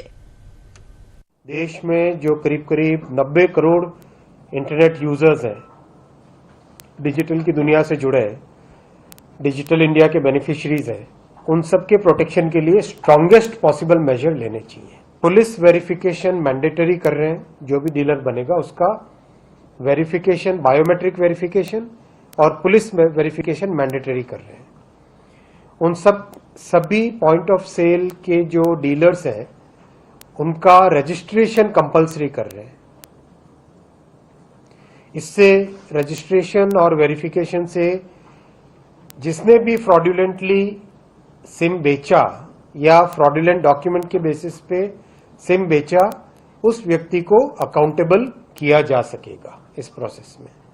तो ये अकाउंटेबिलिटी लाने का बहुत बड़ा एक स्टेप है कि बल्क कनेक्शन का सिस्टम डिसकंटिन्यू करेंगे, उसकी जगह प्रॉपर बिजनेस कनेक्शन वाला कॉन्सेप्ट लेके आएंगे, जिसमें कोई भी बिजनेस ग्रुप, कोई भी कॉरपोरेट, कोई भी इवेंट के लिए अगर बड़ा कोई लेना चाहता है तो उसका एक प्रॉपर जो रजिस्ट्रेशन होता है, मान लो बिजनेस है तो उसमें GST रजिस्ट्रेशन होगा, पैन होगा, उसका IT रजिस्ट्रेशन होगा, राइट. कोई भी कॉरपोरेट है तो उसका एक प्रॉपर सिस्टम होगा, उसके बेसिस पे बिजनेस कनेक्शंस दिए जाएंगे. હિમાચલ પ્રદેશમાં છેલ્લા કેટલાક દિવસોથી ભારે વરસાદ અને ભૂસ્ખલનના કારણે 71 લોકોના મોત થયા છે, જ્યારે 38 લોકો લાપતા છે. રાજ્યના ઇન્ફ્રાસ્ટ્રક્ચરને પણ નોંધપાત્ર નુકસાન થયું છે. અસરગ્રસ્ત વિસ્તારોમાં યુદ્ધના ધોરણે બચાવ કામગીરી ચાલી રહી છે. સેના અને NDRFની ટીમ પૂરમાં ફસાયેલા લોકોના બચાવ કાર્યમાં લાગેલી છે. પ્રધાનમંત્રી નરેન્દ્ર મોદીના નેતૃત્વમાં કેબિનેટની બેઠક યોજાઈ હતી, જેમાં લેવાયેલા મહત્વપૂર્ણ નિર્ણયોની પત્રકાર પરિષદ દ્વારા કેન્દ્રીય મંત્રી અનુરાગસિંહ ઠાકુરે માહિતી આપી હતી. તેમણે જણાવ્યું કે પીએમ ઈ બસ સેવાને મંજૂરી આપવામાં આવી છે, જે ₹57,613 કરોડના ખર્ચે 10,000 નવી ઇલેક્ટ્રિક બસની સુવિધા શરૂ કરવામાં આવશે. આ યોજના 2035 સુધી ચાલશે. આ ઉપરાંત કેન્દ્રીય મંત્રી અશ્વિની વૈષ્ણવે જણાવ્યું હતું કે વિશ્વકર્મા યોજનાને કેબિનેટમાં મંજૂરી આપવામાં આવી છે. આ યોજના કુશળ કારીગરો અને ગ્રામીણ અર્થવ્યવસ્થા માટે મહત્વની સાબિત થશે. આ યોજના અંતર્ગત 30 લાખ પરિવારોને ફાયદો થશે. આ ઉપરાંત રેલવેના 7 નવા પ્રોજેક્ટને મંજૂરી આપવામાં આવી છે. ₹32,500 કરોડના ખર્ચે શરૂ થનાર પ્રોજેક્ટથી 38 जिल्लाને फायदो થશે. वर्तमान और भविष्य के ट्रांसपोर्टेशन के लिए एक बहुत महत्वपूर्ण निर्णय किया गया है, जो ministry of housing and urban affair से जुड़ा हुआ है. पीएम ई बस सेवा की मंजूरी दी गई है और पीएम ई बस सेवा पर 57,613 करोड़ रुपए खर्च किए जाएंगे. 10,000 नई इलेक्ट्रिकल बसेस की सेवाएं उपलब्ध करवाई जाएंगी. 7 प्रोजेक्ट्स अप्रूव हुए, 32,500 करोड़ रुपीस के. सातों के सातों प्रोजेक्ट्स बहुत ही इंपॉर्टेंट है. देश के 9 राज्यों में 35 डिस्ट्रिक्ट्स कवर करेंगे और टोटल इसकी लेंथ है 2,339 किलोमीटर्स. गांधीधाम सामाख्याली में अभी दोहरी लाइन है, उसका चौहरीकरण करने का प्रोजेक्ट अप्रूव हुआ है, जिसमें करीब 53 किलोमीटर लंबा ये सेक्शन है. और जो अगर हम रेलवे की भाषा में ट्रैक किलोमीटर की जब बात करते हैं तो 112 ट्रैक किलोमीटर करीब इसमें चौहरीकरण किया जाएगा. 1,572 करोड़ रुपए इसकी कीमत आंकी गई है. तो ये जो इंडस्ट्रियल क्लस्टर हैं, इनको इससे गति मिलेगी और जो गुजरात के विकास में एक एक्सेलरेंट का ये काम करेगी. રાષ્ટ્રપતિ દ્રૌપદી મુર્મુએ આજે પશ્ચિમ બંગાળની મુલાકાત દરમિયાન કોલકાતામાં વિંધ્યાગીરી પ્રોજેક્ટનું લોન્ચિંગ કર્યું હતું. ભારતીય નૌસેનાના યુદ્ધ જહાજ વિંધ્યાગીરીનું જલાવતરણ કરાયું. નૌસેનાએ પોતે જ વિંધ્યાગીરીની ડિઝાઇન નક્કી કરી છે. એમણે મારું બંગાળ નશામુક્ત બંગાળ અભિયાનનો શુભારંભ પણ કરાવ્યો હતો. આ સાથે જ રાષ્ટ્રપતિએ જણાવ્યું કે આજના સમયમાં નશીલા પદાર્થનું સેવન દેશ અને સમાજ માટે ચિંતાનો વિષય છે. આપણા દેશના યુવાનો આ વ્યસનના કારણે સાચી દિશાની પસંદગી કરી શકતા નથી. આ ખૂબ ચિંતાજનક બાબત છે અને આ બાબતે તમામ મોરચા પર કામ કરવાની આવશ્યકતા છે.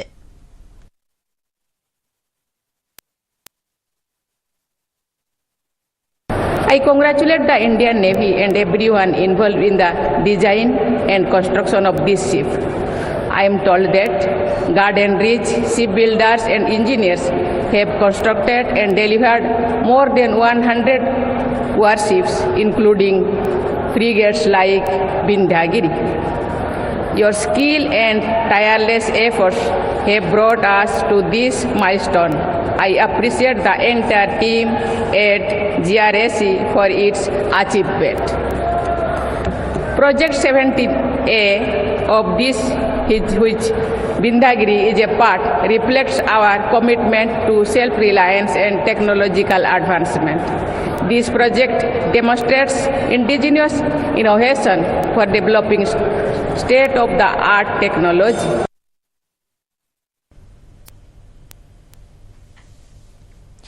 વૈશ્વિક બજારમાં સામાન્ય ઘટાડાની અસર ભારતીય શેર બજારમાં પણ જોવા મળી રહી છે. 388 અંકના ઘટાડા સાથે સેન્સેક્સ 65,151 પર બંધ રહ્યો છે. 99 અંકના ઘટાડા સાથે નિફ્ટી 19,365 પર બંધ થયો છે. અડાણી પોર્ટ્સ ટાઇટન કંપની આજના ટોપ ગેનર્સ છે, તો એલટીઈ, માઇન્ડ ટ્રી અને આઈટીસી આજના ટોપ લૂઝર્સ છે. સોનું 58,515 પર અને ચાંદી 69,984 પર કારોબાર કરી રહ્યું છે.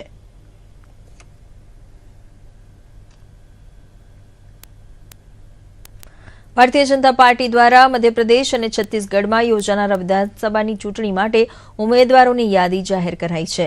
ભાજપે મધ્યપ્રદેશમાં 39 અને છત્તીસગઢ માટે ઉમેદવારોના નામની જાહેરાત કરી છે.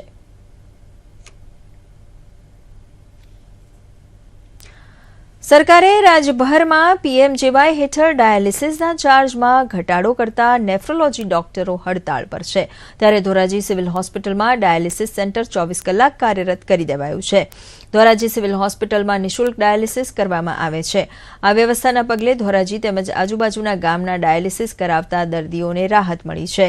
ધોરાજી સિવિલ હોસ્પિટલના અધિક્ષકે જણાવ્યું હતું કે ખાનગી હોસ્પિટલના ડોક્ટરોની હડતાળના પગલે ડાયાલિસિસના દર્દીઓને હેરાન ન થવું પડે તે માટે સિવિલ હોસ્પિટલના ડાયાલિસિસ વિભાગના સ્ટાફને 3 શિફ્ટમાં કાર્યરત કરાયા છે. એક સાથે 5 બેડમાં સારવાર આપવામાં આવી રહી છે.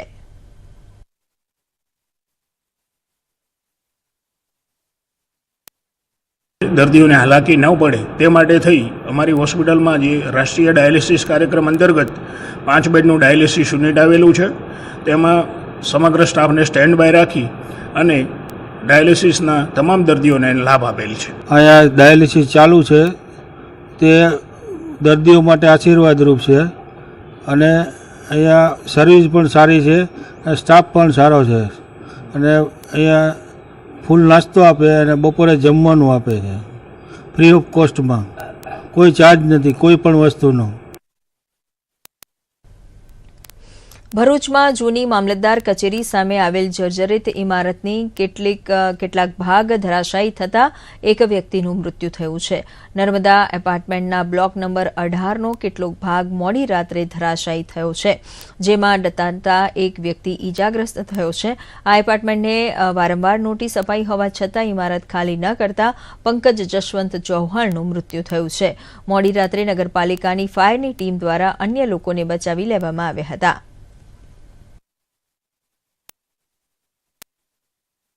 ભરૂચના નર્મદા એપાર્ટમેન્ટ ખાતે ગત રોજ મોડી રાત્રે એક ઇમારતનો ભાગ ધરાશાયી થયો. જર્જરિત ઇમારતો અહીં આવેલી છે, ખૂબ જ જૂની ઇમારતો છે અને આપ જોઈ શકો છો આ ઇમારતનો જે ભાગ ધરાશાયી થયો છે તેનો આપ દ્રશ્યો જોઈ શકો છો. ખાસ કરીને આ એક પાલિકા દ્વારા પણ અવારનવાર નોટિસો આપવામાં આવે છે, પરંતુ ક્યાંક ને ક્યાંક વૈકલ્પિક વ્યવસ્થા કરવામાં આવતી નથી રહેવા માટેની, કારણ કે અહીંયા ઘણા બધા એપાર્ટમેન્ટ આવા આવેલા છે જે જૂના બિલ્ડિંગો છે અને ગુજરાત હાઉસિંગ બોર્ડ દ્વારા આ બનાવવામાં આવેલા અને તેમાં અહીંયા લોકોને ફાળવવામાં આવેલા. પણ શું કહેશો, શું ઘટના બની છે અને આપ શું ઈચ્છો છો? રહેવાનું ઘર મારે છોકરો તો મરી ગયો. હાઉસિંગ બોર્ડ દ્વારા આ પગલા લઈ અને નવા મકાનો, નવા ફ્લેટ્સ અહીં બનાવવામાં આવે તેવી સરકાર સમક્ષ અહીંના સ્થાનિકોની રજૂઆત છે. ભરત ચુડાસમા, દૂરદર્શન સમાચાર, ભરૂચ. બોટાદ માર્કેટિંગ યાર્ડના લાઠીદળ ગામે કોટન સબયાર્ડમાં આજથી નવા કપાસની આવક શરૂ થઈ છે. પ્રથમ દિવસે શરૂ થયેલી હરાજીમાં કપાસનો 1 મણનો ભાવ 3150 રૂપિયા બોલાતા ખેડૂતોમાં આનંદ જોવા મળ્યો હતો. નવા કપાસ હરાજીના પ્રારંભે બોટાદ માર્કેટિંગ યાર્ડના નવનિયુક્ત ચેરમેન મનહર માતડિયા, યાર્ડના સભ્યો, વેપારીઓ અને ખેડૂતો હાજર રહ્યા હતા.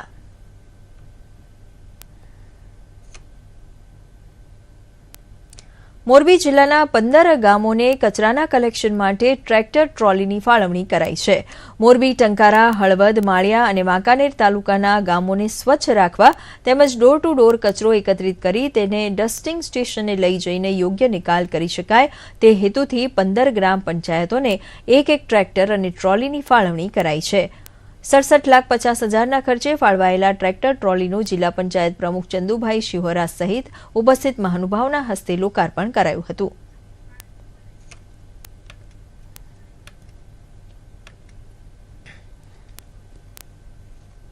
મગફળી અને કપાસના વાવેતર માટે જાણીતા જૂનાગઢ જિલ્લામાં છેલ્લા 2-3 વર્ષથી ખેડૂતો સોયાબીનનું વાવેતર વધારી રહ્યા છે.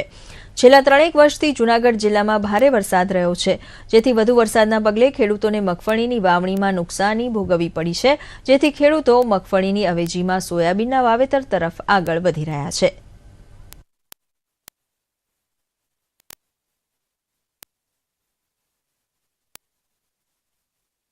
ચાલુ વર્ષે ખરીફ સિઝનમાં જૂનાગઢ જિલ્લાના વાવેતરની વાત કરીએ તો ટોટલ 3,28,000 હેક્ટરની આસપાસ વાવેતર થયેલ છે, જેમાં મગફળી પાકનું વાવેતર 1,92,000 હેક્ટરની આસપાસ થયેલ છે.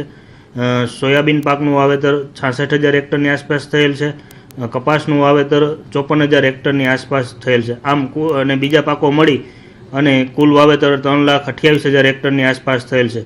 ચાલુ વર્ષે મગફળીની કરતાં મગફળીની સામે થોડુંક સોયાબીનમાં વાવેતર છે જે દર વર્ષ કરતાં થોડોક વધારો જોવા મળેલ છે. દમણ કોસ્ટગાર્ડની ટીમે મુંબઈથી 200 કિલોમીટર દૂર દરિયામાં પનામા ફ્લેગવાળા જહાજમાંથી એક ચીની બીમાર વ્યક્તિને બચાવ્યો છે. ચીનના નાગરિક યિન વિયાંગને હાર્ટ એટેક આવ્યો હતો. રાત્રિના અંધારામાં સ્વદેશી હેલિકોપ્ટર ધ્રુવનો ઉપયોગ કરીને ચીની બીમાર વ્યક્તિને એરલિફ્ટ કર્યો હતો. મેડિકલ ટીમે હેલિકોપ્ટરમાં જ તેના સ્વાસ્થ્યની તપાસ કરી હતી. તેને બચાવીને વાપીની હોસ્પિટલમાં દાખલ કરવામાં આવ્યો હતો.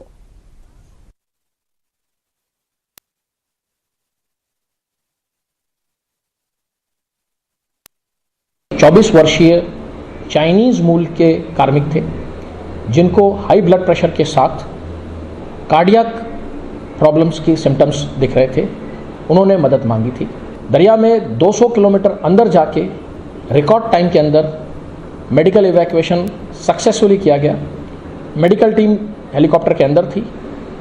प्राथमिक चिकित्सा जो चाहिए थी वो हेलीकॉप्टर के अंदर ही दी गई और उसके बाद 2:55 पे जब हेलीकॉप्टर यहाँ लैंड किया तो हरिया हॉस्पिटल की टीम मौजूद थी और पेशेंट को तुरंत हरिया हॉस्पिटल के आईसीयू वार्ड में भर्ती करवाया गया है. अब उनकी स्थिति नॉर्मल है. બ્રહ્માકુમારી ઈશ્વરીય વિદ્યાલય વિસનગર શાખા દ્વારા મીડિયા કર્મીઓને રાખડી બાંધી રક્ષાબંધન પર્વની ઉજવણી કરવામાં આવી હતી. આ સમયે બ્રહ્માકુમારી દ્વારા મનના બંધન તોડીને એકબીજાની નજીક આવવા તેમજ યુવાનોને વ્યસનથી દૂર રહેવા હાકલ કરાઈ હતી. દેશ જ્યારે આઝાદીનો અમૃત મહોત્સવ ઉજવી રહ્યો છે ત્યારે બ્રહ્માકુમારી ઈશ્વરીય વિદ્યાલય સ્વર્ણ જયંતિ ઉજવીને દેશને સ્વર્ણિમ ભારત બનાવવાના પ્રયત્ન કરી રહી છે.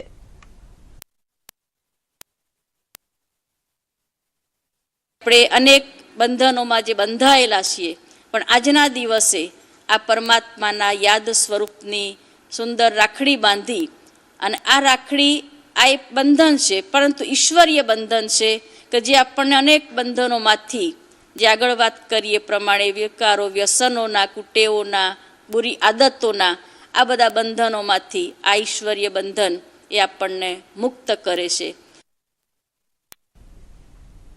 તો આ સાથે અત્યારનું આ ન્યૂઝ બુલેટિન સમાપ્ત કરીએ. નમસ્કાર.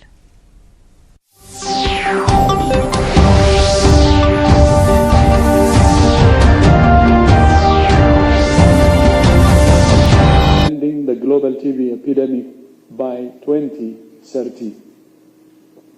It's an extremely ambitious but achievable target. We have new and powerful tools to do it, including rapid tests, which reduce testing times from 3 days to less than 2 hours, and new all-oral treatment regimes for drug-resistant TB that reduce treatment times from 18 months to 6 months. These are game changers for diagnosis and treatment, and both are now becoming widely available in more than 100 countries. But there is one important tool we still need, and that's a new vaccine.